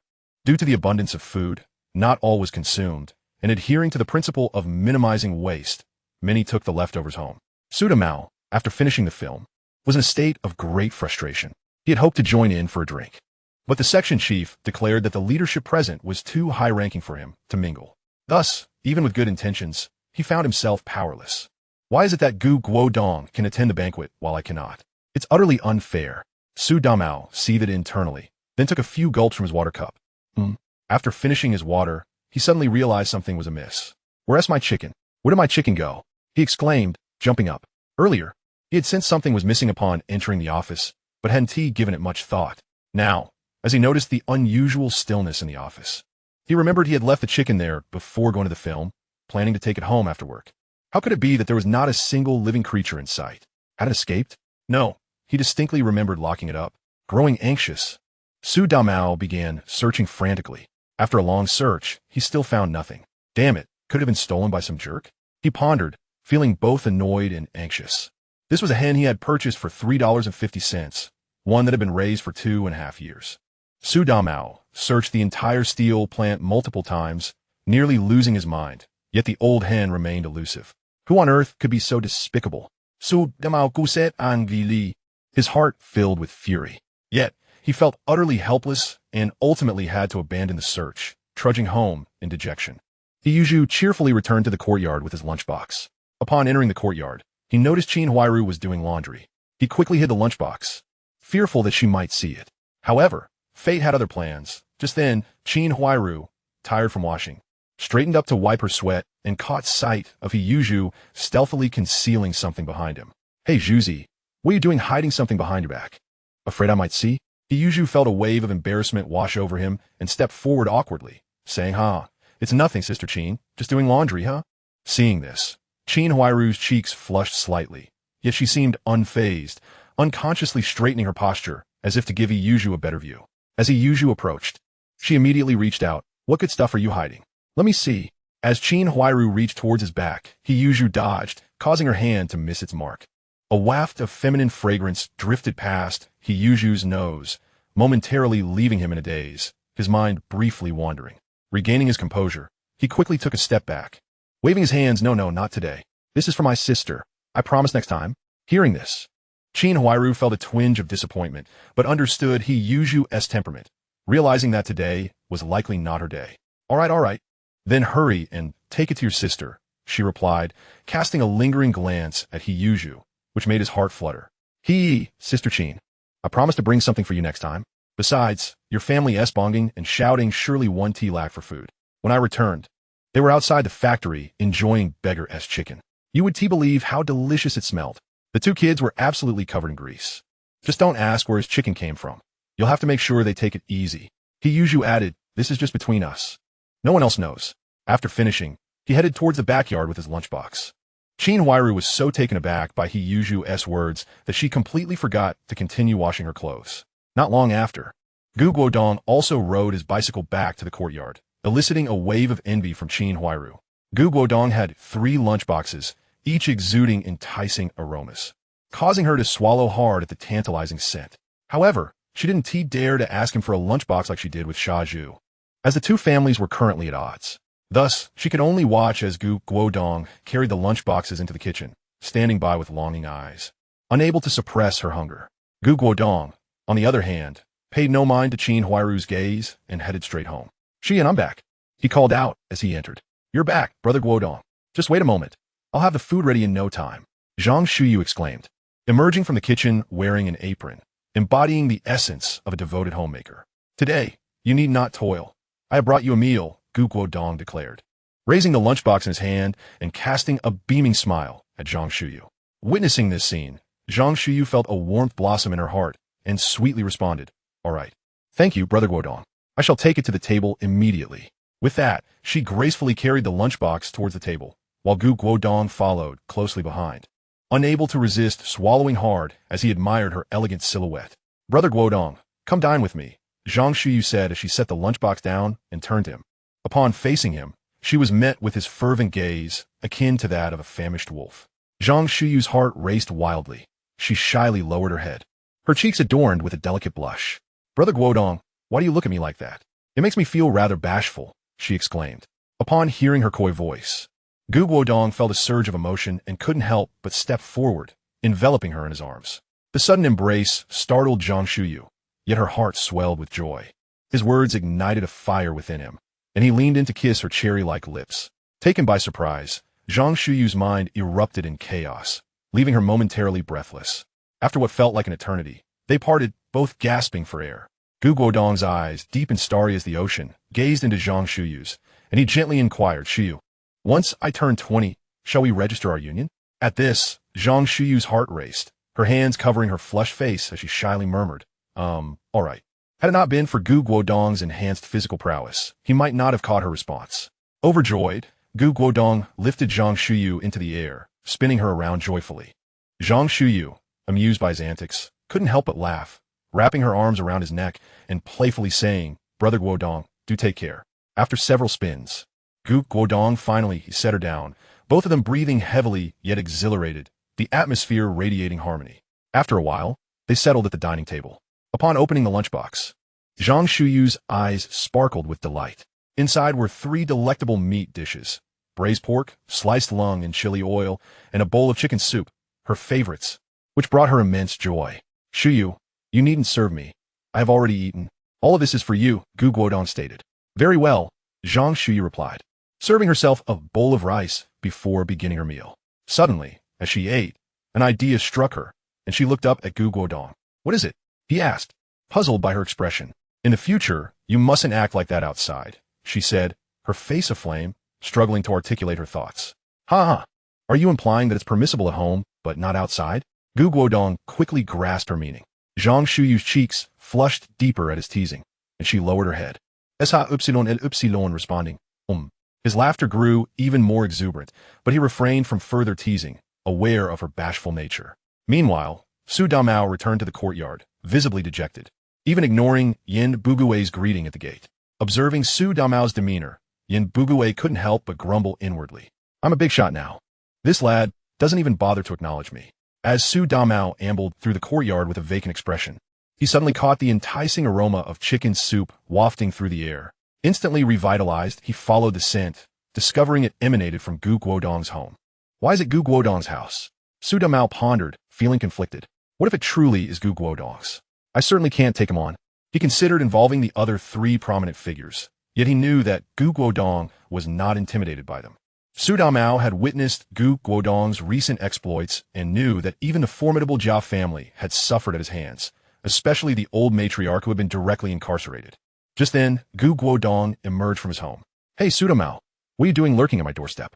he asked, spotting Su Damao's furtive stance. I was just passing by. Su Damao hat's et lai." "Passing by?" Guodong scrutinized him skeptically. "Yes, passing by," Su Damao insisted, mustering his courage. "So, Guodong, did your family prepare another delicious meal today?" he inquired, attempting to subtly glean information. "Oh, today the factory leaders treated us to a meal, and I brought back a little. Do you want to try some?" Guodong asked with a knowing smile. I'm not fond of meat, but thank you. I'll take my leave now." "See you later," Su Damao replied, suddenly recalling that Guodong had dined with the leaders today, feeling foolish for forgetting. Upon hearing Guodong's words, Su Damao hastily made his exit, almost fleeing. Guodong mused, observing Su Damao's retreating figure. He was unconvinced that Su Damao's presence was merely coincidental. There had to be more to it. I must follow him. He certainly has something up his sleeve. As Su Damao trudged ahead, he was engulfed in a wave of despair, having lost $3.50 for nothing, an unbearable loss for anyone. His mood was utterly shattered, and he regretted not having brought home the chicken. Yet just then, the alluring scent of chicken soup wafted into his nostrils once more. Chapter 78. Su Damao viciously beats He Yuzhu. Guodong seizes the opportunity to earn points. Following the enticing aroma, Su Damao found himself at He Yuzhu's door. Without hesitation, he pushed the door open and stepped inside. Upon entering, he saw He Yuzhu stirring chicken in a clay pot. In an instant, Su Damao's eyes turned green with envy as he beheld the bubbling chicken soup, and an inferno of rage ignited within him. "Hey, Su Damao, you can look but don't drool. You might end up dripping into the pot, and that would be a disaster," He Yuzhu remarked, casting a glance at Su Damao with unabashed mockery. "Stupid Zhu, where did you get this chicken?" Su Damao's tone was menacing. If He Yuzhu failed to provide a satisfactory answer, he would not let it slide. He Yuzhu was taken aback by Su Damao's fierce tone, never having expected such hostility from him. In that moment, Su Damao appeared as a ferocious beast. However, He Yuzhu was undeterred, having grown up with Su Damao's antics. "Who are you to dictate my actions?" He Yuzhu shot back defiantly. "You." Su Damao, filled with rage, pointed a trembling finger at He Yuzhu, momentarily speechless. "How dare you challenge me? If you're brave enough, let's face off, and if you lose, I'll reveal your secret." He Yuzhu's words were unwavering, successfully cornering Su Damao. "A duel it is, as if I fear you," Su Damao blurted out. "Well, since we're going to duel, let's not waste any more time. Come on, let's head outside," He Yuzhu declared, striding directly into the courtyard. Su Damao, seeing this, hastily followed suit. "Come on, you scoundrel, let's see how I handle you today." He Yuzhu struck a pose, ready for the confrontation. Upon witnessing He Yuzhu's stance, Su Damao felt a twinge of trepidation. He had never bested He Yuanzhu in their childhood skirmishes. However, he was unwilling to concede defeat so easily, lest he lose face over his missing chicken. Resolute, he gritted his teeth and charged forward, determined to give He Yuanzhu a run for his money. In an instant, they were entangled in a fray, exchanging blows. He Yuanzhu, being more robust and accustomed to manual labor, delivered powerful punches that sent Su Damao scrambling, overwhelmed and in disarray. In the dimming light, neither noticed a figure lurking in the shadows of the archway, silently observing their altercation. Listening to Su Damao's earlier words, Guodong began to comprehend the source of Su Damao's unusual distress. It was evident that his chicken had been stolen, explaining his furious demeanor. As he watched Su Damao being thoroughly outmatched, an idea sparked in Guodong's mind. He glanced around, picked up a small stone, and flicked it towards He Yuanzhu's calf. The unexpected pain caused He Yuanzhu to stumble forward, nearly losing his balance. And in that fleeting moment, Su Damao seized the opportunity to tackle He Yuanzhu to the ground, swiftly mounting him and delivering a flurry of punches. Ouch! That hurts! He Yuanzhu cried out in agony. You thieving scoundrel! That's what you get for stealing my chicken.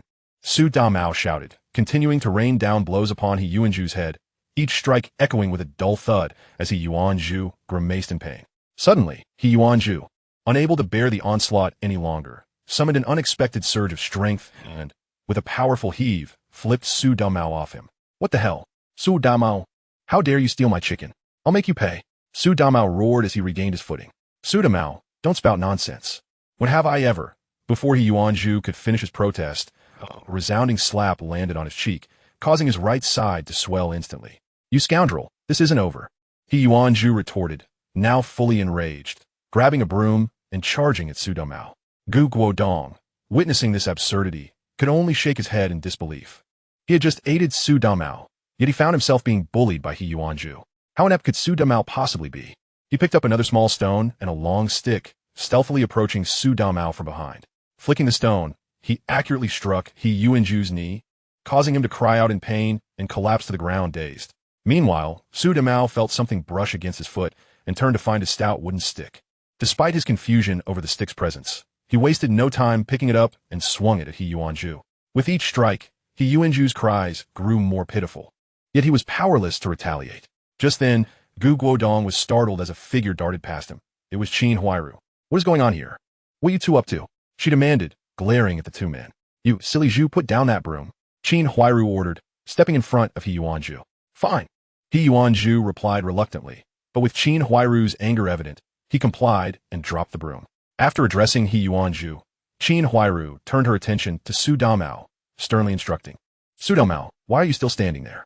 Drop that stick immediately. Su Damao, realizing the gravity of her reprimand, hastily discarded the stick. Satisfied with his compliance, Qin Huairu had initially intended to see if she could acquire He Yuanzhu's lunchbox. Although she had learned from He Yuanzhu that the duo had already indulged in roast chicken, she remained hopeful, as she and Jia Dongxiu had yet to eat. Even if she couldn't secure a whole chicken, half would suffice. However, upon her arrival, she was met with the shocking sight of He Yuanzhu being assaulted, prompting her to intervene. The commotion attracted the attention of others, including Erday and Su Damao's wife, Lu Xiaoyi, who emerged to investigate. What happened? What's going on? Lu Xiaoyi inquired, her anger flaring upon witnessing her husband's disheveled state. Silly Zhu, what are you doing? Why are you attacking my Damao? Su Damao, sensing support from his wife, exaggerated the situation, exclaiming, listen, silly Zhu stole our chicken. Lu Xiaoyi's brows furrowed at her husband's accusation, and she turned to He Yuanzhu. Is this true? He Yuanzhu, bruised and lying on the ground, cradling his stomach, jumped up at the couple's exchange. You're talking nonsense. I didn't steal anything. In his fervor, he forgot about his injured knees and leaped up, only to be met with sharp pain that brought tears to his eyes. What's going on? Did silly Zhu really steal your chicken? Lu Haizhong stepped forward to inquire. Indeed, I went to the market at noon and bought a hen. I even greeted you on my way back, remember? Su Damao recounted eagerly as Lu Haizhong nodded in acknowledgement. I intended to keep it aside, but the higher-ups decided to watch a movie, so I left the chicken in the office. When I returned after the film, it had vanished without a trace. I searched everywhere, but to no avail. So I came back home. Upon my return, I sensed something was amiss. Su Damao led the group to He Yuanzhu's residence. Everyone, take a look at this. As they entered the room, Su Damao pointed to the steaming clay pot and declared, Shaju, what more do you have to say? Your greed is insatiable. If you desire chicken, why not purchase it yourself instead of pilfering from our home? Upon noticing the chicken simmering in the pot, Lu Xiaoyi was equally incensed and reproached He Yuzhu. Hey, which of you has seen me steal your chicken? He Yuzhu retorted, feeling indignant at the unjust accusations. Lu Haizhong pressed on. Then, pray tell, how did this chicken come to be in your possession? I bought it, He Yuzhu stammered, his resolve faltering under the weight of their scrutinizing gazes. At that moment, Qin Huairu's expression shifted, as she recalled what He Yuzhu had mentioned upon his return, that Banging and Xiaodang had procured a chicken from somewhere and were roasting it outside the steel mill. She began to suspect that this chicken might indeed have been stolen from Su Domao. The realization dawned on her. She knew her children well enough to understand that Banging was capable of such mischief. When did you buy it? Where did you purchase it? I heard no commotion of you bringing a chicken home. Lu Haizhong continued to interrogate. He Yuzhu found himself at a loss for words. He could hardly confess that he had taken it from the factory, as that would be a far graver offense than mere theft. He hesitated, struggling to devise a plausible explanation. Suddenly, he noticed Qin Huairu's changing demeanor and recalled Banging and Xiaodang, and it dawned on him who the real thief was. Resolutely, he declared, I stole it. What of it? Ah, so you admit to the theft. Lu Haizhong's countenance darkened as he commanded, Su Domao, go inform Uncle Yi and Uncle San. We shall convene a meeting for the entire courtyard. Su Domao perked up at the prospect, exclaiming, all right, second uncle. I shall do so at once. He hurried out. Wait, Su Domao. Qin Huairu interjected, desperate to intervene. If a courtyard meeting were called, and Shaju proved not to be the thief, the investigation would inevitably extend to Banging. However, Su Domao paid her no heed and dashed away. Is it truly necessary to convene the entire courtyard for such a trivial matter? Qin Huairu pleaded with Lu Haizhong. Trivial? This pertains to moral character. In our courtyard, not even a needle has been lost for over a decade. Now a chicken has vanished. Does that not warrant concern? Lu Haizhong's temper flared at her words, sensing his authority was being challenged. That's not my intent, second uncle. What I mean is, you are our esteemed second uncle. Surely, you can resolve this without complicating matters further, he explained, attempting to placate him. Besides, there is as yet no evidence implicating Shaju, he continued, but before he could finish, Lu Xiaoyi interrupted. What do you mean, Qin Huairu? The chicken belongs to us, and we suspect Shaju. Why do you keep obstructing us? Are you implying that it was Banging who stole it? Or is there some secret between you and Shaju that prompts your defense of him? Lu Xiaoyi's sharp words struck a nerve, leaving Qin Huairu flustered. What nonsense are you spouting, Lu Xiaoyi? Fine, you handle this mess yourselves. I have no desire to be involved. She hurriedly departed, fearing she might inadvertently reveal too much. Come on, Shaju, why are you dawdling? We're convening the courtyard meeting. Lu Haizhong urged He Yuzhu. I'm not afraid of you, He Yuzhu retorted as he followed Lu Haizhong. Meanwhile, Guodong, having overheard the call for a courtyard meeting, slipped back to his room. At that moment, Zhang Shuyu had just finished washing the dishes and was preparing to tidy the living room. As it was time for their daily study session, after dinner, Guodong would teach her various subjects, a routine she had come to cherish. Shuyu, today we won't be studying. Instead, prepare for spectacle, Guodong announced with a mischievous grin as he entered the room. What's going on, Guodong? Zhang Shuyu inquired, intrigued by his expression. Come, let me tell you, he replied, recounting the recent events. Just as he finished, Su Damao's voice echoed from outside, calling Guodong. Shuyu, are you there? Come out for the courtyard meeting. Chapter 80 What? Su Damao's chicken is missing? No wonder they cannot have children. In the courtyard of the compound. Following the previous incident regarding Guodong's housing allocation, the residents gathered once more. As before, an 8 immortals table was set in the center, with the 3 managing elders seated beside it, each with a steaming enamel basin before them, filled with freshly poured hot water. This time, however, the presiding figure was not Yi Zhonghai, but Yin Bugui. Seated on the 2 stools were Su Domao and Lu Xiaoyi, while on a nearby stool sat He Yuzhu alone. Not far behind him was Qin Huairu, her face etched with concern. Recently, Banging and Xiaodang had returned, their faces smeared with grease, confirming He Yuzhu's words that they had feasted outside, without Jia Zhangshu's protection. It was easy for Qin Huairu to glean the truth from Banging's chatter, that Su Damao's chicken had indeed been stolen by her son. This realization shattered her last shred of hope. Initially intending to reprimand Banging, she was persuaded by Jia Dongshu to let it go, insisting that it was merely a chicken and not worth such a fuss. Ultimately, she could only sternly instruct Banging and Xiaodang to remain at home during the meeting and to keep the chicken theft a secret. Despite her precautions, one critical element remained. He Yuzhu. He was the only one privy to the truth, and if he were to speak out, the situation could spiral out of control. Thus, she took a seat behind He Yuzhu, preparing to intervene should he attempt to reveal the truth. The elders at the table, meanwhile, were consumed by their own thoughts, with Lu Haizhong wearing a self-satisfied expression. The reason he was so insistent on convening the courtyard meeting this time was that he believed he had finally discovered an opportunity to distinguish himself. He was eager to showcase his authority and was convinced that if he could prove He Yuzhu was the chicken thief, it would be a significant accomplishment. Perhaps he could leverage this success to gain favor with the street office director, demonstrating that he was indeed the most suitable candidate for the position of the elder. Furthermore, news would likely spread to the factory, potentially allowing him to vie for a position as a team leader. It was, in essence, a plan that would kill two birds with one stone. Yin Bugue, on the other hand, wore an expression of smug satisfaction. He had previously been the third elder, wielding the least influence among the three. Many of his schemes had fallen flat as a result. However, fortune had shifted, and now it was his turn. Sitting in the main seat felt undeniably different. No wonder Yi Zhonghai had always enjoyed taking the lead, as occupying this position indeed provided a certain comfort. In contrast, Yi Zhonghai maintained an expression of calm. Although his face betrayed no emotion, his heart was heavy with frustration, occasionally casting furtive glances at Yin Bugue beside him. It was he who now occupied that chair, a change that made it difficult for Yi Zhonghai to find joy in the proceedings. All of this was Gu Guodong's fault. With this thought, he cast a subtly venomous glance at Gu Guodong, believing his actions to be discreet and unnoticed by others. Yet, Gu Guodong observed his behavior with keen awareness, smirking to himself, "Ha, you old fool, still think you can deal with me? You should first assess whether you possess the capability." Nevertheless, on the surface, he maintained an air of nonchalance. "All right, everyone, please settle down," Lu Haizhong announced as he stood up and cleared his throat. "The reason for gathering you all today is to address a certain matter. I believe you've all heard that Su Damao's chicken has been stolen." "What? Su Damao's chicken has been stolen? No wonder he can't have children." Gu Guodong interjected suddenly. This remark elicited uproarious laughter from the crowd. That statement holds no flaws. Indeed, it's about time someone uncovered the reason he remains childless. The audience buzzed with lively discussions, filled with mockery, derision, and disdain.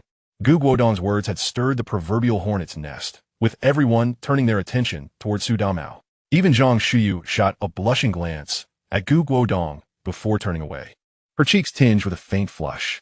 Su Damao and Lu Xiaoyi glared at Gu Guodong with a mixture of shame and indignation, wishing they could rush up and strangle him. Yet, they understood that Gu Guodong was not to be trifled with, so they could only glare fiercely before averting their eyes. However, that gaze alone was enough to slay a bull. Gu Guodong paid no heed, instead turning his curious gaze towards Zhang Shuyu, lightly asking, "Hey Shuyu, why is your face so red? Are you feeling unwell? Would you like me to give you a massage?"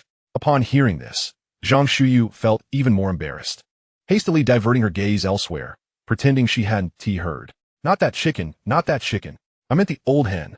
Lu Haizhong quickly interjected to restore order. "Let us focus on the meeting and discuss the real matter." His words brought a semblance of silence back to the gathering. "Let me clarify. Su Damao has lost a 2.5-year-old hen. Many of our colleagues in the courtyard have seen him carrying it to work. He had intended to bring it home after work today. However, during the movie screening, it went missing. Coincidentally, upon returning to the courtyard, he discovered someone was stewing a chicken on their stove. Logically, since the chicken was lost at the factory, it's not certain that someone from our courtyard stole it. Yet, it seems rather coincidental that the moment Su Damao's chicken goes missing, someone in our courtyard is cooking chicken. Don't you think? Thus, I believe this is not mere coincidence. There is an inevitable connection. I want to hide it from you all. The culprit is He Yuzhu. When I asked him where he got the chicken, he couldn't provide an answer. Therefore, I, along with the first and third elders, decided to summon this courtyard meeting. At this point, Lu Haizhong paused, took a sip of tea to moisten his throat, and continued. "Now, let us invite our newly appointed first elder, Yin Bugue, to preside over the meeting." Hearing this, Yin Bugue smiled with satisfaction and began, "I trust everyone understands the situation, so I want to elaborate further. I shall ask directly. He Yuzhu, did you take Su Damao's hen?" After Yin Bugue spoke, he fixed a piercing gaze on He Yuzhu, awaiting his response. "Of course not. I'm not a thief. Why would I steal his chicken?" He Yuzhu firmly denied the accusation. Yin Bugue narrowed his eyes, scrutinizing every minute shift in He Yuzhu's expression. "Oh, since you claim you're not a thief, then tell me, where did your chicken come from?" "I bought it," He Yuzhu replied irritably. "Where did you buy it?" "At the market, of course." Where else would I buy a chicken? Oh, I forgot to mention. Guodong just said your home has no chickens. He usually unflinchingly exposed Su Damao's shortcomings. This revelation sent the crowd into another fit of laughter. E. Su Damao's face turned crimson, unable to articulate a response. Elder 1, Elder 2, Elder 3, this is personal attack. Are you not going to intervene? Lu Xiaoyi immediately defended her husband. All right, He Yuzhu, stop deflecting. I ask you, you say you bought this chicken at the market. Was it from the Dongdan market or the Chaoyang market? Yin Bugui questioned sternly. Of course, it was from the Chaoyang market. He Yuzhu replied matter-of-factly. That is not right. The Chaoyang market is quite far from here. Even by bus, it takes 40 minutes. Considering the time, that doesn't account for the time spent buying and preparing the chicken. I heard you were cooking for the leaders today, so you wouldn't have finished work early, right? Yin Bugui methodically threw out his inquiries, gradually leaving He Yuzhu speechless. He had indeed overlooked those details. In truth, He Yuzhu had never anticipated that Yin Bugui would seize upon this point to conduct such an interrogation. What? You've gone silent? Are you feeling guilty? Yin Bugui sneered at He Yuzhu's silence. Seeing He Yuzhu at a loss for words brought Su Damao a sense of satisfaction. Typically, he could neither overpower nor outsmart He Yuzhu. Witnessing He Yuzhu falter now filled him with immense delight. Come on, silly Zhu. Weren't you quite the talker? Why the silence? Have you lost your tongue? Su Damao taunted He Yuzhu with a malicious glee. He Yuzhu, provoked by Su Damao's aggressive demeanor, retorted sharply, "Shut your mouth." At that moment, a pair of small eyes hidden beneath a fringe suddenly flickered and spoke up, "Perhaps there is another possibility. The chicken in that pot may not indeed belong to Su Damao and his ilk." Su Damao was momentarily taken aback by this remark, ready to counter it, but was interrupted as the voice continued. Everyone knows that Sha Zhu is the cook in our third steel factory's canteen. Didn't the elder just mention that today Sha Zhu cooked for the leaders? So, it's quite plausible that the chicken was brought back by Sha Zhu from the canteen. Hey, don't go off on a tangent. I merely swiped one chicken from Su Damao. That's no big deal. Stealing from the factory would be theft of public property. In that case, it wouldn't be a mere meeting, but a public denunciation meeting for the entire factory. So, Elder 2, mind your words, He Yuzhu interjected anxiously. Upon hearing Lu Haizhong's words, He Yuzhu became increasingly flustered. Yet, despite his unease, he stubbornly defended himself. Yin Bugui chuckled at his response, saying, "Is that so, Sha Zhu? Allow me to ask you. You return home each day with a net bag containing a lunchbox. What exactly do you keep in that lunchbox?" Yin Bugui had previously attempted to borrow that lunchbox multiple times for a drink, only to be rebuffed by He Yuzhu, who claimed it was for his sister. However, Yin Bugui had once discovered that He Yuzhu always gave the lunchbox to Qin Huairu, never to him, which had long since fostered a grudge in Yin Bugui. Until now, he had been waiting for the opportunity to exact revenge, and now it had presented itself. The residents of the courtyard began to murmur amongst themselves. They were all aware that He Yuzhu returned home with a lunchbox, but due to He Yuzhu's previous camaraderie with Elder Yi Zhonghai, none dared to confront him. After all, according to Yi Zhonghai's principles of fairness and justice, should a quarrel arise, no one would emerge unscathed. Today, however, Yin Bugui's remarks sparked renewed discussions, escalating the gossip. Initially, the chatter suggested he was merely bringing home leftovers, but it soon evolved into whispers that the contents were not leftovers at all, but rather that He Yuzhu would scoop some food out beforehand to take home. Listening to their conversation, He Yuzhu's complexion gradually turned pale, for they had struck upon the truth. Just then, Yi Zhonghai intervened, having sampled that lunchbox several times himself and understanding the situation. If further inquiries were made, he too would likely be implicated. Moreover, He Yuzhu was his ally. If he did not protect him now, when would he? All right, everyone, let's not delve into these trivial matters. Old Yin, I believe the lunchbox is a factory issue and unrelated to our discussion about whether he stole the chicken. Why don't we return to the question of the chicken theft? Yi Zhonghai called for a halt to the discussion before turning to Yin Bugui. It must be noted that as the former elder, Yi Zhonghai held a degree of authority in the courtyard. Once he spoke, the crowd fell silent. Yin Bugui nodded slightly. Although he wished to pursue the matter further, he had just recently taken on the role of elder himself, and disregarding Yi Zhonghai's words might provoke discontent among others, as Yi Zhonghai had his supporters. However, he felt a twinge of discomfort at being addressed as Old Yin, when he used to call Yi Zhonghai elder himself. He Yuzhu, I shall ask you one last time. Did you indeed steal that chicken? Yi Zhonghai queried, having noted Yin Bugui's nod. He dared not let Yin Bugui continue questioning, as each of his inquiries struck at the heart of the matter. If he pressed further, something significant might surface. He Yuzhu was about to deny the accusation vehemently, but suddenly recalled that it was Bang Gung who had stolen the chicken. If he insisted it was not him, he might find himself in trouble. For Su Damao had seen Bang Gung stealing the soy sauce, and might suspect He Yuzhu as well. In his moment of conflict, his gaze fell upon Qin Huairu, who was looking at him with an expression of hopeful expectation. Her delicate demeanor stirred something within him, and after a moment's hesitation, he gritted his teeth and declared, "I suppose that counts as my theft." Chapter 82. The Courtyard Assembly concludes. Upon hearing He Yuzhu's admission, Qin Huairu blinked at him with gratitude. He Yuzhu, captivated by her playful expression, felt a surge of emotion. "What do you mean it counts? Either it is, or it isn't. What does this count as nonsense? Huh?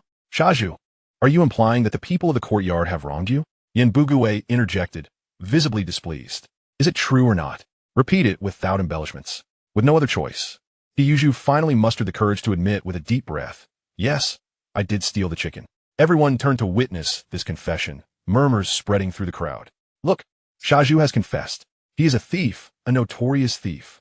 Who would have thought this burly fellow would stoop to thievery?" Su Damao et Golim, rising in anger as he pointed an accusatory finger at He Yuzhu.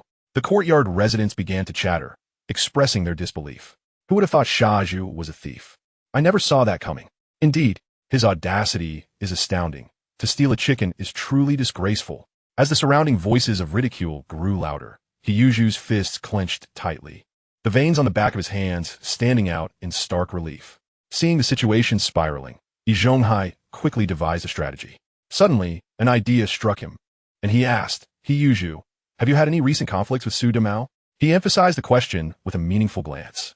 As old comrades, He Yuzhu immediately understood Yi Zhonghai's intent. "Yes, there's been some tension between Su Damao and me. Earlier today, while I was cooking, he barged into the kitchen and called me a useless cook. Everyone heard that. He Yuzhu stole Su Damao's chicken. This seems to be an act of retaliation rather than a moral failing. What do you all think?" Yi Zhonghai presented the matter to the crowd, discreetly signaling to several individuals with whom he was closely aligned. Indeed, as soon as Yi Zhonghai spoke, some began to echo his sentiments. Yes, this is retaliation." Qin Huairu was the first to chime in, supporting him. With the first voice of agreement, others in the courtyard quickly joined in. "I concur with Elder Three's viewpoint. Indeed, I stand with him."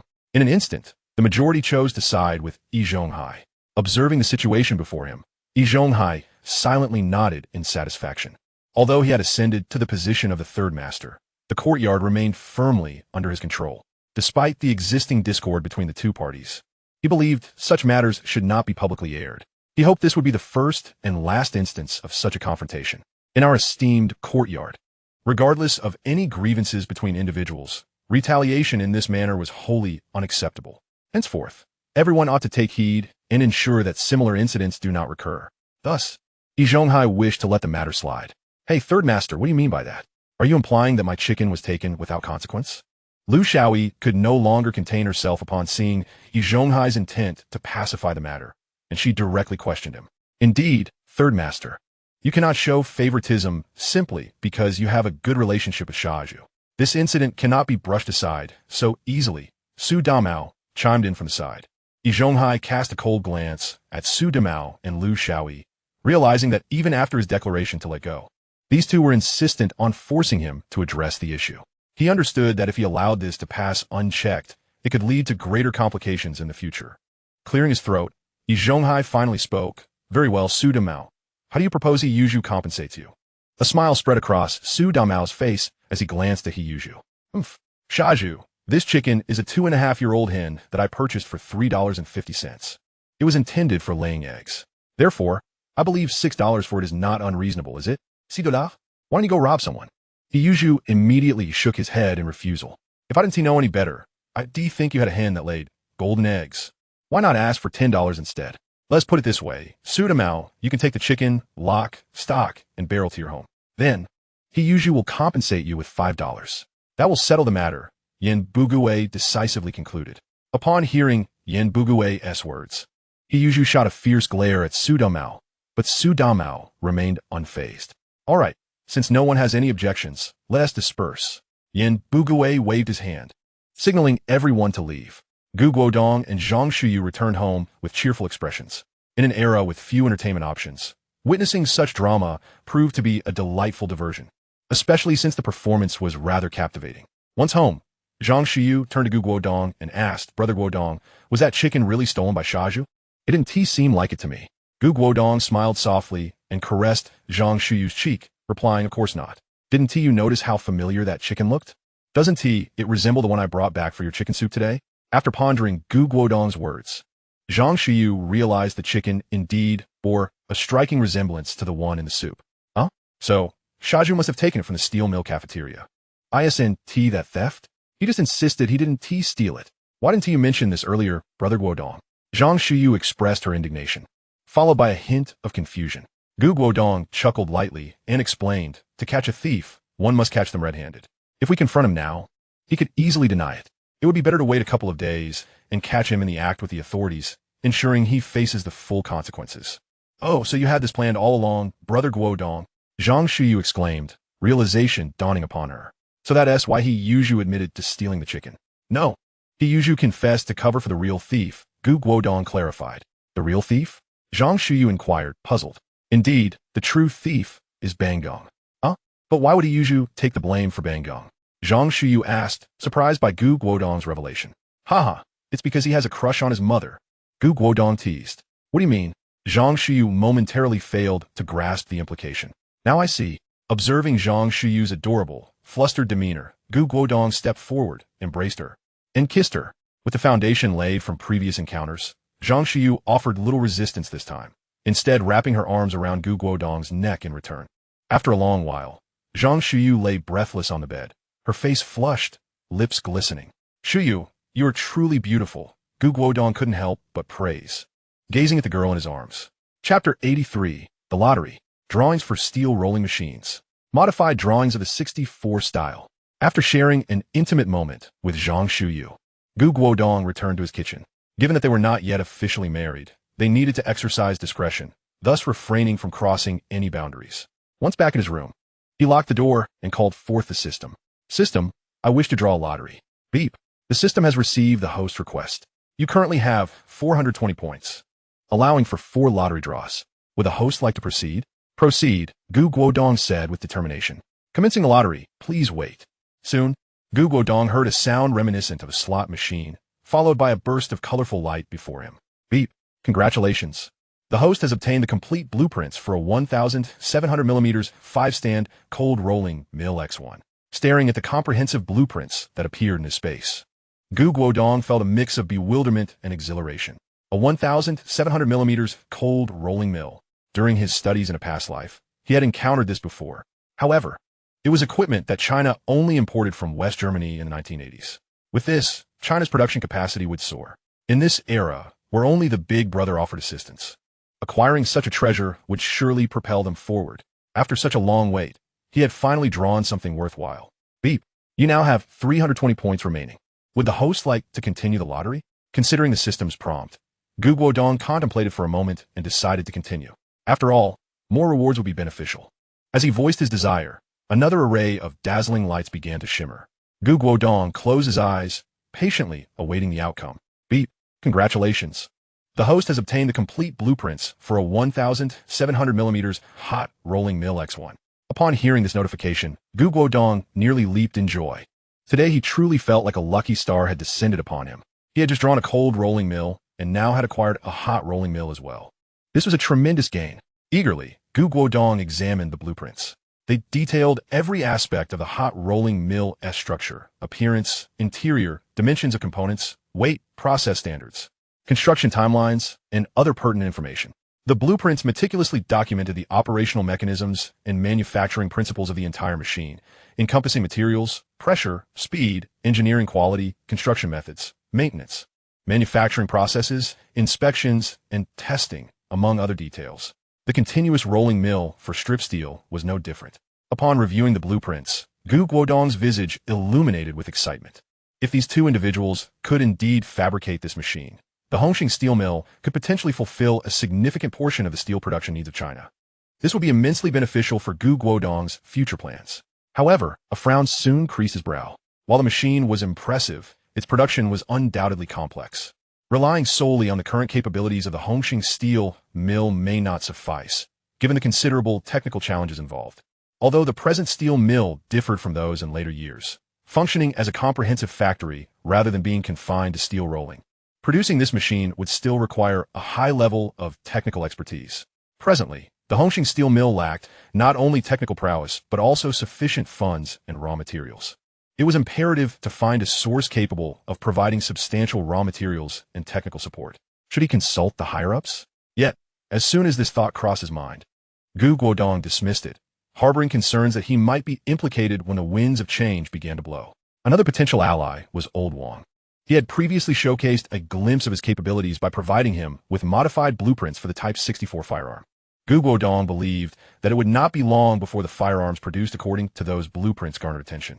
At that point, Old Huang would likely seek him out. With his military background, Old Huang possessed considerable resources and could offer a safe haven. As Guodong pondered, the system's voice echoed once more. You currently have 220 points remaining. Would you like to continue the lottery? Naturally, he chose to proceed. Let us draw again. Guodong smiled. Having drawn such remarkable items twice, it seemed fortune smiled upon him today. Ding! The host successfully drew a prize. Intermediate medical skills, X1. Pharmaceutical manufacturing secrets, X1. These two items appeared promising. While they may not surpass the previous two, these skills might prove invaluable at a critical juncture. Would the host like to accept the skills immediately? Yes, accept them at once, Guodong replied. Instantly, a wealth of knowledge surged through his mind.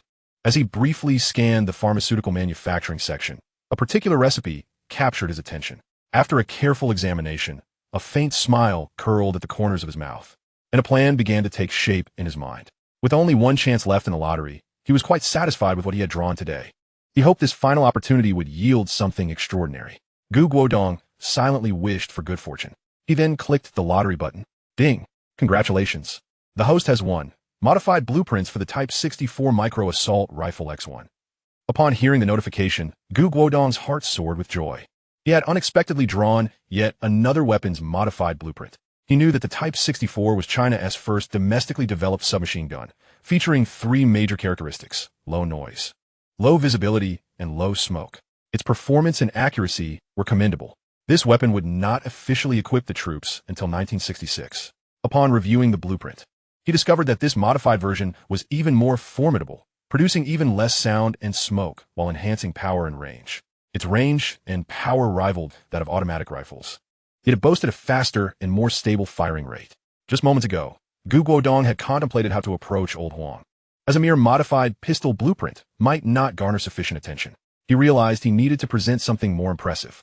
Little did he know that fortune had smiled upon him, delivering the design for the modified Type 64 submachine gun. With this, he was confident that when he next met Old Huang, he would be regarded as a prized asset. With this thought, Guodong couldn't help but chuckle to himself before exiting the lottery page and drifting off into a delightful slumber. The following morning, Guodong awoke early. With the pantry nearly bare of vegetables, he rose a bit earlier than usual and, accompanied by Zhang Shuyu, headed to the market to procure some groceries. He specifically instructed Zhang Shuyu to purchase plenty of meat, handing her a bundle of meat ration tickets. If left to her own devices, she would likely buy no more than half a kilogram. He also provided her with a small note, requesting that after her shopping, she visit the pharmacy to acquire some medicines based on the prescription written on it. Once he had arranged everything, Guodong leisurely made his way to the steel mill for work. Chapter 84. From now on, I am your grandfather. Upon arriving at the steel mill, Deputy Director Li was already waiting with a beaming smile for Guodong. Due to his excellent performance the previous day, his promotion was all but assured. Come, Guodong. Let's have a chat in my office. Deputy Director Li cheerfully beckoned, guiding Guodong inside. Once they were settled, Deputy Director Li poured himself a cup of tea. Guodong, you did exceptionally well yesterday, he praised. Guodong smiled modestly. Thank you, Director Li, but I was merely fortunate. It was nothing much. Deputy Director Li shook his head. Regardless, you have made a significant contribution. Do you have any further plans? Guodong pondered for a moment. Director Li, now that our production capacity has increased, we could complete the task even with one less workshop. Would it be possible to free up equipment from one workshop for me to conduct some modification experiments? I'm eager to see if we can further enhance the machine's operational efficiency. Guodong was not inclined to passively await developments from Old Wang's side. He sought to prepare himself with a proactive approach. Although the steel mill could not produce those specific machines, It should not be too challenging to implement modifications based on their designs. Deputy Director Li hesitated for a moment, but after careful consideration, he nodded in agreement. All right. Since you wish to proceed, I will grant permission. While clearing out a workshop may slightly affect work efficiency, completing the overall task should remain feasible. Allowing you to experiment might lead to further enhancements in the mill's production capacity, resulting in another significant achievement. Just then, a knock echoed through the door. An assistant Wang entered. Director Li, the driver of old Wang from yesterday, is here to see Comrade Guodong regarding a matter, he announced. Upon hearing this, both Guodong and Deputy Director Li exchanged surprised glances. During the previous day's banquet, old Wang had mentioned wanting to sample Guodong's fiancée's culinary skills, and now, the very next day, the driver had come to seek him out. Guodong's astonishment was of a different nature. He anticipated that old Wang would seek him out, but did not expect it to happen so swiftly. Guodong, make sure to perform well. Deputy Director Li signaled with his eyes. Guodong understood the implication. Should he reap benefits, he must not forget to acknowledge his benefactor. Rest assured, Director Li, I am well aware of how to proceed, I promptly assured him. Immediately, Deputy Director Li broke into a satisfied smile. This understanding of unspoken communication was precisely what endeared Guodong to him, making their collaborative endeavors exceptionally comfortable. Very well, you may go. There is nothing of pressing importance requiring your oversight here. With a dismissive wave, he signaled for Guodong to accompany Xiao Wang. Upon encountering the driver Xiao Li once more, he noticeably exhibited a much more courteous demeanor, no longer regarding Guodong with the same suspicion as before. Comrade, Guodong, you have arrived. Old Wang summoned me to bring you here regarding yesterday's matter. At this, Xiao Wang fell silent, his gaze descending to his waist. Guodong understood he was alluding to the schematics of the firearm. He nodded slightly to indicate his comprehension, and the two departed together. After stepping outside, Xiao Wang drove the vehicle to the entrance of Mauer Hutong to fetch Zhang Shuyu. Upon seeing Guodong, Zhang Shuyu was taken aback. Did you finish work early today? However, when she learned that she was to prepare a meal for the commander, a wave of anxiety washed over her. Though her culinary skills had improved, she still felt uncertain, relying on Guodong's encouragement that a well-prepared meal could lead to a promotion and a raise. Only then did she agree to accompany Guodong to meet old Wang. The two emerged and settled into the Volga car driven by Xiao Li, which then glided away. Half an hour later, the car halted beside a quaint villa enclosed by a garden adorned with a few trees, exuding an air of tranquility and elegance. The previously tense Zhang Shuyu found herself unexpectedly at ease in this familiar environment, having grown up in a military compound and thus well acquainted with the atmosphere of such surroundings. Here, she felt an inexplicable warmth of familiarity. Once they alighted, Xiao Li escorted Guodong and Zhang Shuyu into the villa, where old Wang was basking in the sun with a cup of tea. Upon hearing their footsteps, he looked up and exclaimed, "Ah, Guodong has arrived. Please, take a seat. Xiao Li, fetch us a pot of tea." He turned to Zhang Shuyu. "This must be your partner, right? We met at the market last time. Do you remember me?" "Yes, hello, I am Guodong's partner, Zhang Shuyu," she replied, nodding vigorously. Come, enjoy this tea. It's from my own garden. I quite fancy its flavor." Old Wang poured 2 cups for Guodong and Zhang Shuyu. Guodong accepted the cup with gratitude. "Thank you, old Wang."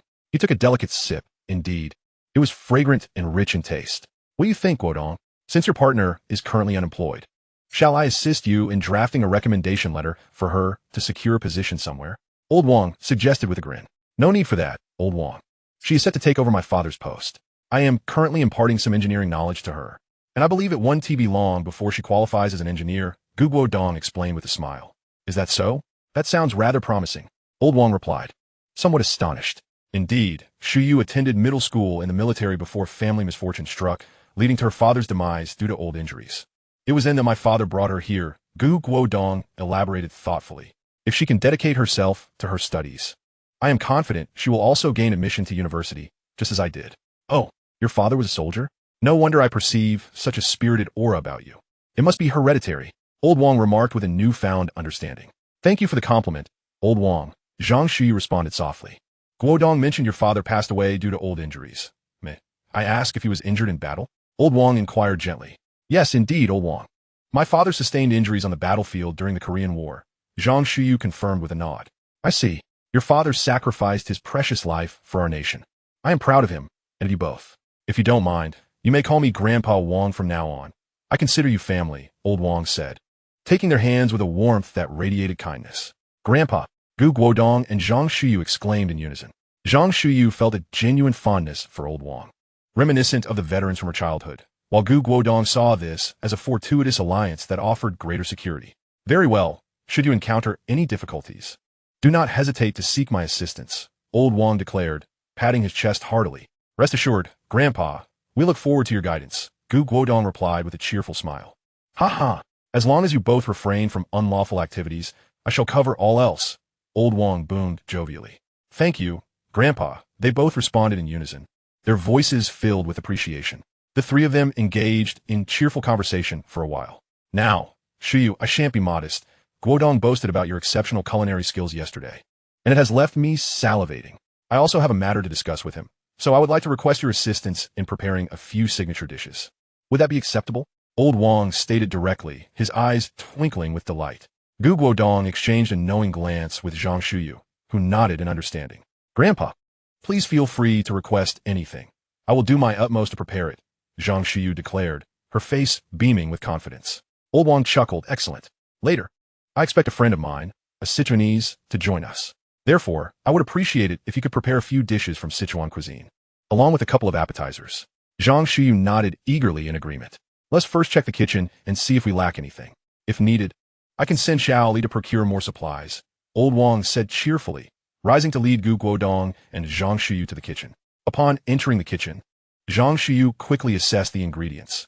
They were sufficient, requiring only a few additional appetizers. What do you think, Shuyu? Is there anything missing?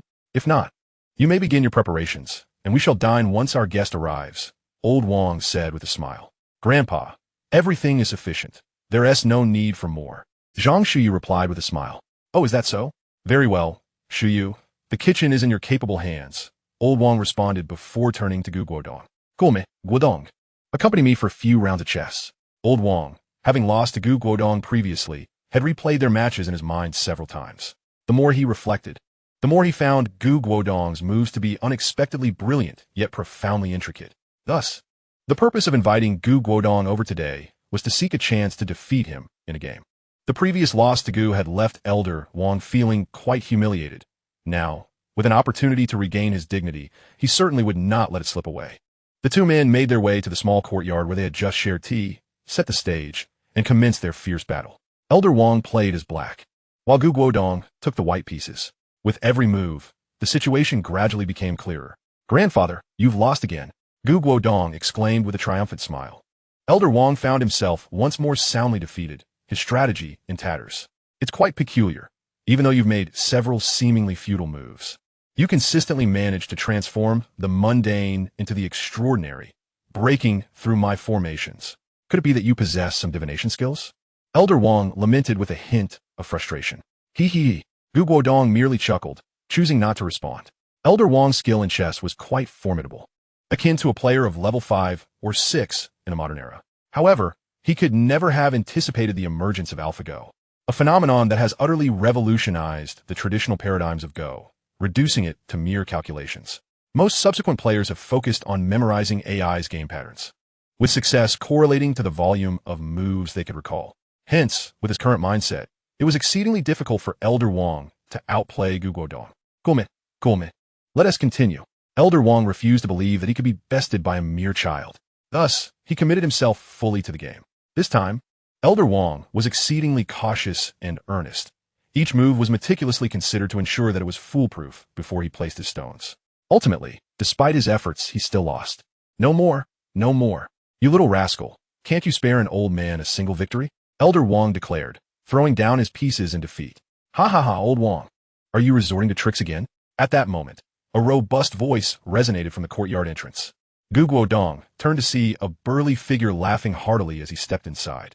The man, though his voice boomed with vitality, bore the marks of age, graying hair, and a face lined with deep creases, embodying the visage of a seasoned soldier. You've arrived, Old Chen. This young man here is Guodong, the one who provided me with the blueprints yesterday. Elder Wang smiled at Gu Guodong and then introduced him to the elderly Chen. Greetings, Comrade Guodong. Your blueprints have been a tremendous help to us, Old Chen said with a beaming smile, extending his hand toward Gu Guodong. Gu Guodong reciprocated with a smile, taking Old Chen's hand. Hello, Old Chen. You may call me Xiao Gu or Guodong. Haha, then I shall take the liberty of calling you Guodong. Old Chen laughed heartily. That is perfectly fine, Old Chen, Guodong replied, joining in the jovial laughter. Just then, Zhang Shuyu emerged, announcing, Grandfather, the meal is ready. We can begin. Excellent, excellent. Come, Old Chen, allow me to introduce you further. This young lady is Zhang Shuyu, Guodong's partner. I hear her culinary skills are quite remarkable. Today she has prepared your beloved Sichuan dishes. Her father perished on the battlefield, so I've come to regard them both as my grandchildren. Please take good care of them, Elder Wang stated. Upon hearing of Zhang Shuyu's father's sacrifice, Old Chen immediately stood in reverence, leaving her deeply touched. Subsequently, the group made their way to the dining room. Upon entering, the rich and enticing aromas filled the air, causing both Elder Wang and Old Chen's eyes to widen in delight. Impressive, impressive, Shuyu. Just from the aroma, I can tell your skills are exceptional. Old Chen remarked cheerfully as he took a seat. The table was adorned with 6 dishes: twice-cooked pork, spicy beef slices, fish-flavored shredded pork, mapo tofu, mouth-watering chicken, and finally, boiled meat slices. These were truly authentic Sichuan dishes. Very well done, Shuyu. Whom did you learn this from? Elder Wang inquired, lifting a piece of fish-flavored shredded pork to savor its taste. Zhang Shuyu was momentarily at a loss for words. She herself was unsure whom she had learned from. One day, she simply awakened with the ability. Surely, she couldn't claim it was from a dream. It was from the cook in the courtyard where I used to live. He was from Sichuan, and I learned from him, Guodong interjected, providing clarity for Zhang Shuyu. Chapter 86. I want a research institute. After the meal, Elder Wang instructed the driver, Xiao Li, to escort Zhang Shuyu home, understanding the gravity of the matter at hand. She left first. Now, only Guodong, Elder Wang, and Old Chen remained in the room. The atmosphere turned serious once Zhang Shuyu had departed. Comrade Guodong, I wish to understand how you came to possess the blueprints for this handgun. Did you truly conceive them on your own? Old Chen inquired, lightly tapping his fingers on the table, his sharp eyes fixed intently on Guodong. In that moment, Guodong felt a profound sense of pressure. Yes, Old Chen. The handgun blueprints are my own design, crafted according to my vision, Guodong answered with calm assurance. Are they not sourced from abroad or provided by someone else? Old Chen pressed, rising slightly as his hawk-like gaze scrutinized Guodong, searching for signs of deceit. However, he was met with disappointment. Guodong's expression remained placid, devoid of any tumult. If you suspect that the origins of these blueprints are questionable and consider me a traitor, you may detain me without any complaint from my side. I merely wish to contribute to my country. Guodong's words rang clear and resolute. After speaking, he met Old Chen's gaze without flinching. Guodong understood that this was a trial of character. Had they truly deemed him suspicious, they would not have invited him for dinner, but would have apprehended him for interrogation instead. Old Chen was taken aback, clearly unprepared for Guodong's fearless demeanor. At that moment, Elder Wang interjected with a chuckle. Old Chen, what do you think? I told you that your little tricks wouldn't intimidate Guodong. Quickly, admit your defeat and bring forth your tea. With a resigned smile, Old Chen's imposing presence diminished as he shook his head and retrieved a small packet of tea leaves from his bag, tossing it to Elder Wang. Upon seeing the tea, Elder Wang's eyes gleamed with excitement. He hastily opened the packet and eagerly fetched a teapot to brew some for himself. Come, Guodong. Let us see if this aligns with your designs, Old Chen said, pulling out a dark object from the small packet and tossing it to Guodong. Upon examining it, Guodong was astonished. They had only received the blueprints yesterday, and yet they had already produced a prototype today. The gun you designed bears a striking resemblance to our current research. However, its power, accuracy, and range surpass what we are developing considerably. I must admit, you truly are a genius. I heard from Old Wang that you merely took apart the Type 59 to examine it, and subsequently designed such an impressive creation.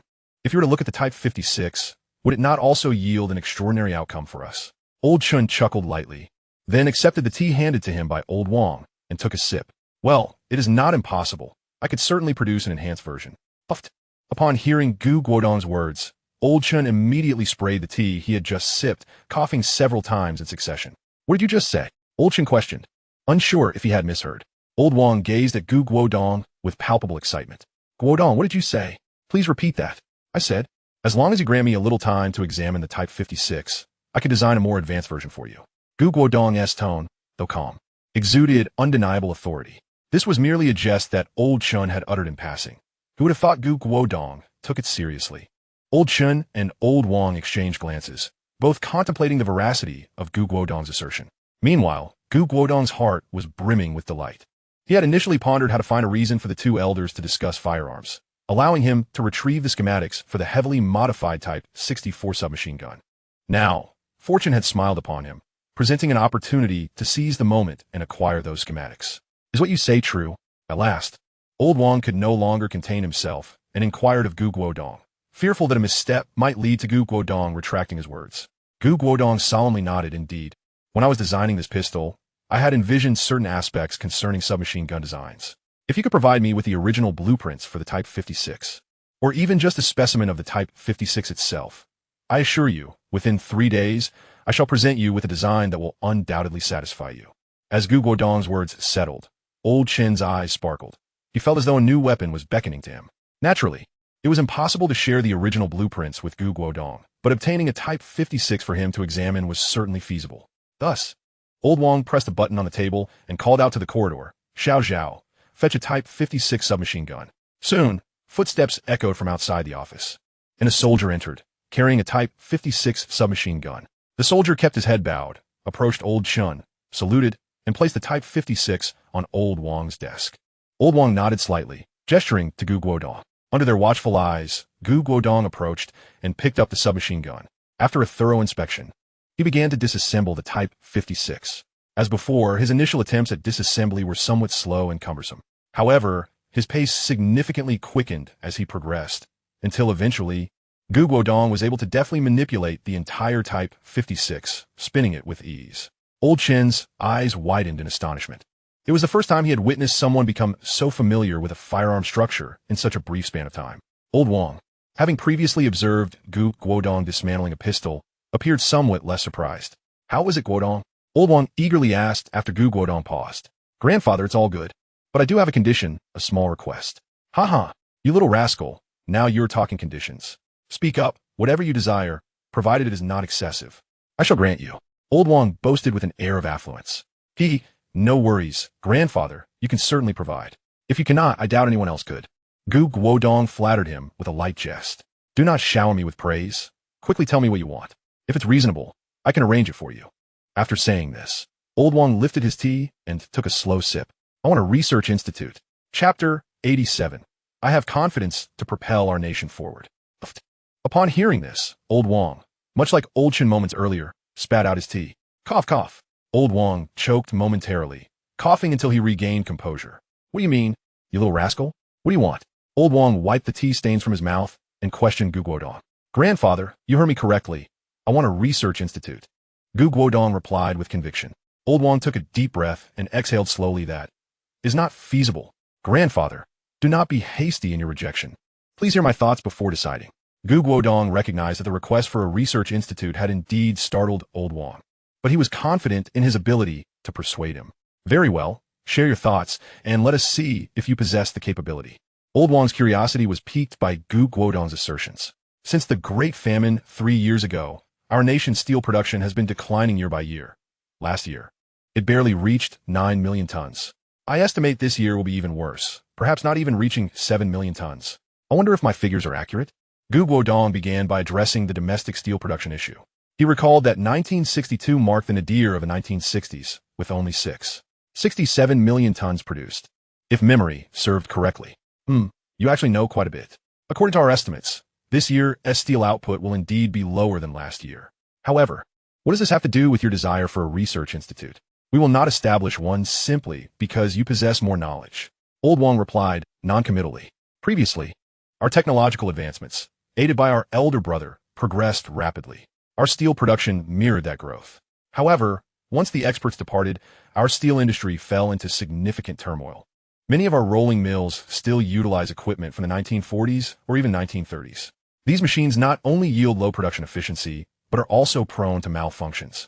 Just like the equipment in our factory, I believe other rolling mills, or even the entire steel industry, share the same plight. Many technological advancements have stagnated. Listening to Gu Guodong's analysis, Old Wang nodded slightly. The actual circumstances aligned closely with Gu Guodong's observations. Presently, the domestic steel industry was indeed mired in considerable difficulties. The United States would not provide us with technological support, nor would the West. Our elder brother was embroiled in conflicts. and relying solely on our own research would undoubtedly yield slow progress. The steel industry is the backbone of our industry. Its stagnation inevitably hampers the development of other sectors, particularly the military-industrial complex. Many innovations cannot be mass-produced, and the military still relies on outdated equipment.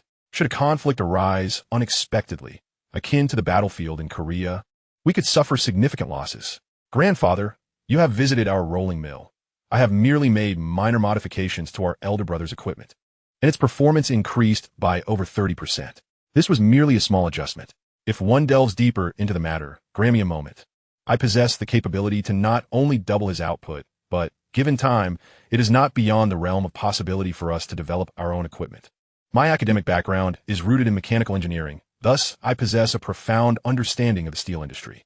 I am confident that, without reliance on foreign technology, I can carve a path through adversity and propel our steel industry to new heights. At this juncture, Guodong paused to sip his tea, moistening his throat, while allowing Wang Lao and Chun Lao a moment to digest his preceding statements. He then continued, "What I desire is not an extensive research institute. A modest space will suffice, one that ensures my tranquility during research. Furthermore, I require only the necessary materials. That alone would be sufficient. I shall provide the design blueprints, and you may arrange for production. Of course, aside from the steel industry, my designs in the military sector have also been witnessed by the two of you.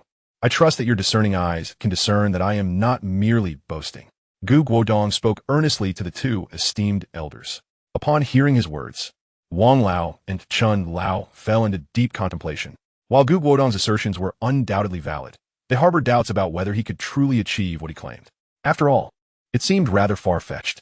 Numerous experts in mechanics within the country had spent years in pursuit of innovation without yielding new breakthroughs. What audacity did this young man possess to make such bold proclamations? Yet, Guodong's capabilities were evident. The steel mill had indeed experienced a significant boost in efficiency with only minor modifications to certain components. The handgun he had produced was also a commendable product. Should he apply such exemplary design to automatic rifles and submachine guns, it would undoubtedly elevate the strength of their military to unprecedented levels. Wan Lao, Chen Lao, there is no rush to reach a decision. I understand this is a formidable choice. Here is my proposition. Within 3 days, I will deliver the blueprints for the submachine gun to you. Once you have reviewed the designs and produced a prototype, you can assess its performance before making a final decision.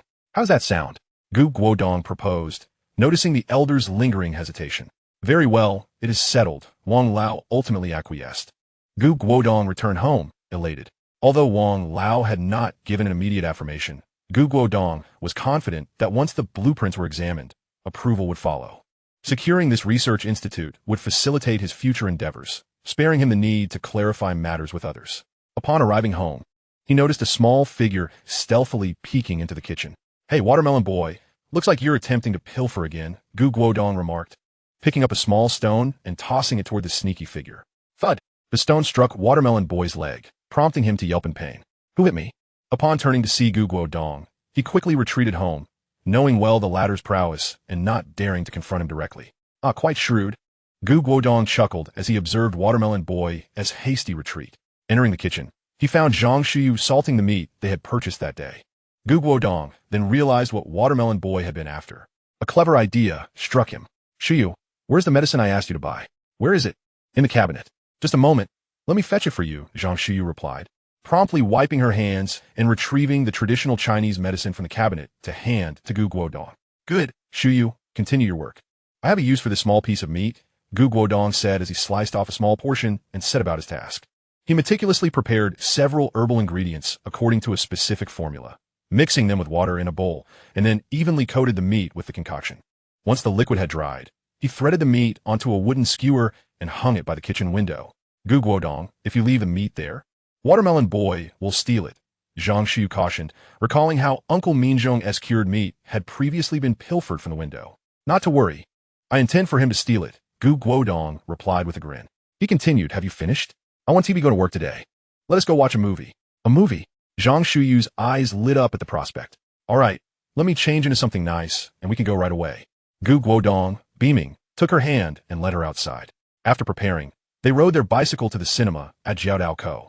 As they traveled, passers-by frequently cast curious glances, particularly drawn to Zhang Shuyu's exquisite beauty. which garnered considerable attention. A radiant smile adorned Zhang Shuyu's face. The film they were to watch was titled Street Angel, depicting the story of a young woman who, after stealing money from a restaurant, hides in a circus and encounters a wandering artist. It proved to be an enthralling tale, especially the flirtatious kissing scenes, during which Zhang Shiyu discreetly grasped Guodong's hand. Meanwhile, back at home, Watermelon Boy, having been struck by Guodong's stone, remained hidden, observing every movement from the shadows. Upon seeing Guodong ride away with Zhang Shiyu, he stealthily returned to the kitchen, recalling the sight of Zhang Shiyu preparing salted meat. The thought of that substantial piece of meat made Watermelon Boy's mouth water. He swallowed hard and, with stealthy steps, approached the kitchen door, armed with his most formidable weapon, a wire used for lockpicking. He attempted to unlock the door, but to his dismay, it resisted all his efforts. Frustration mounted as he tried repeatedly without success. Just as he prepared to give up, his gaze fell upon the small piece of meat hanging by the window. His eyes gleamed with greed.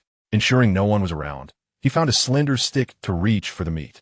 After successfully snagging it, he hesitated, realizing the piece was far too small to share with his father, who lay in bed. To hell with it. This time, I'll indulge my own hunger first, he resolved. Upon this realization, Bongging hastily departed from the scene, making his way to a clandestine haven just beyond the courtyard.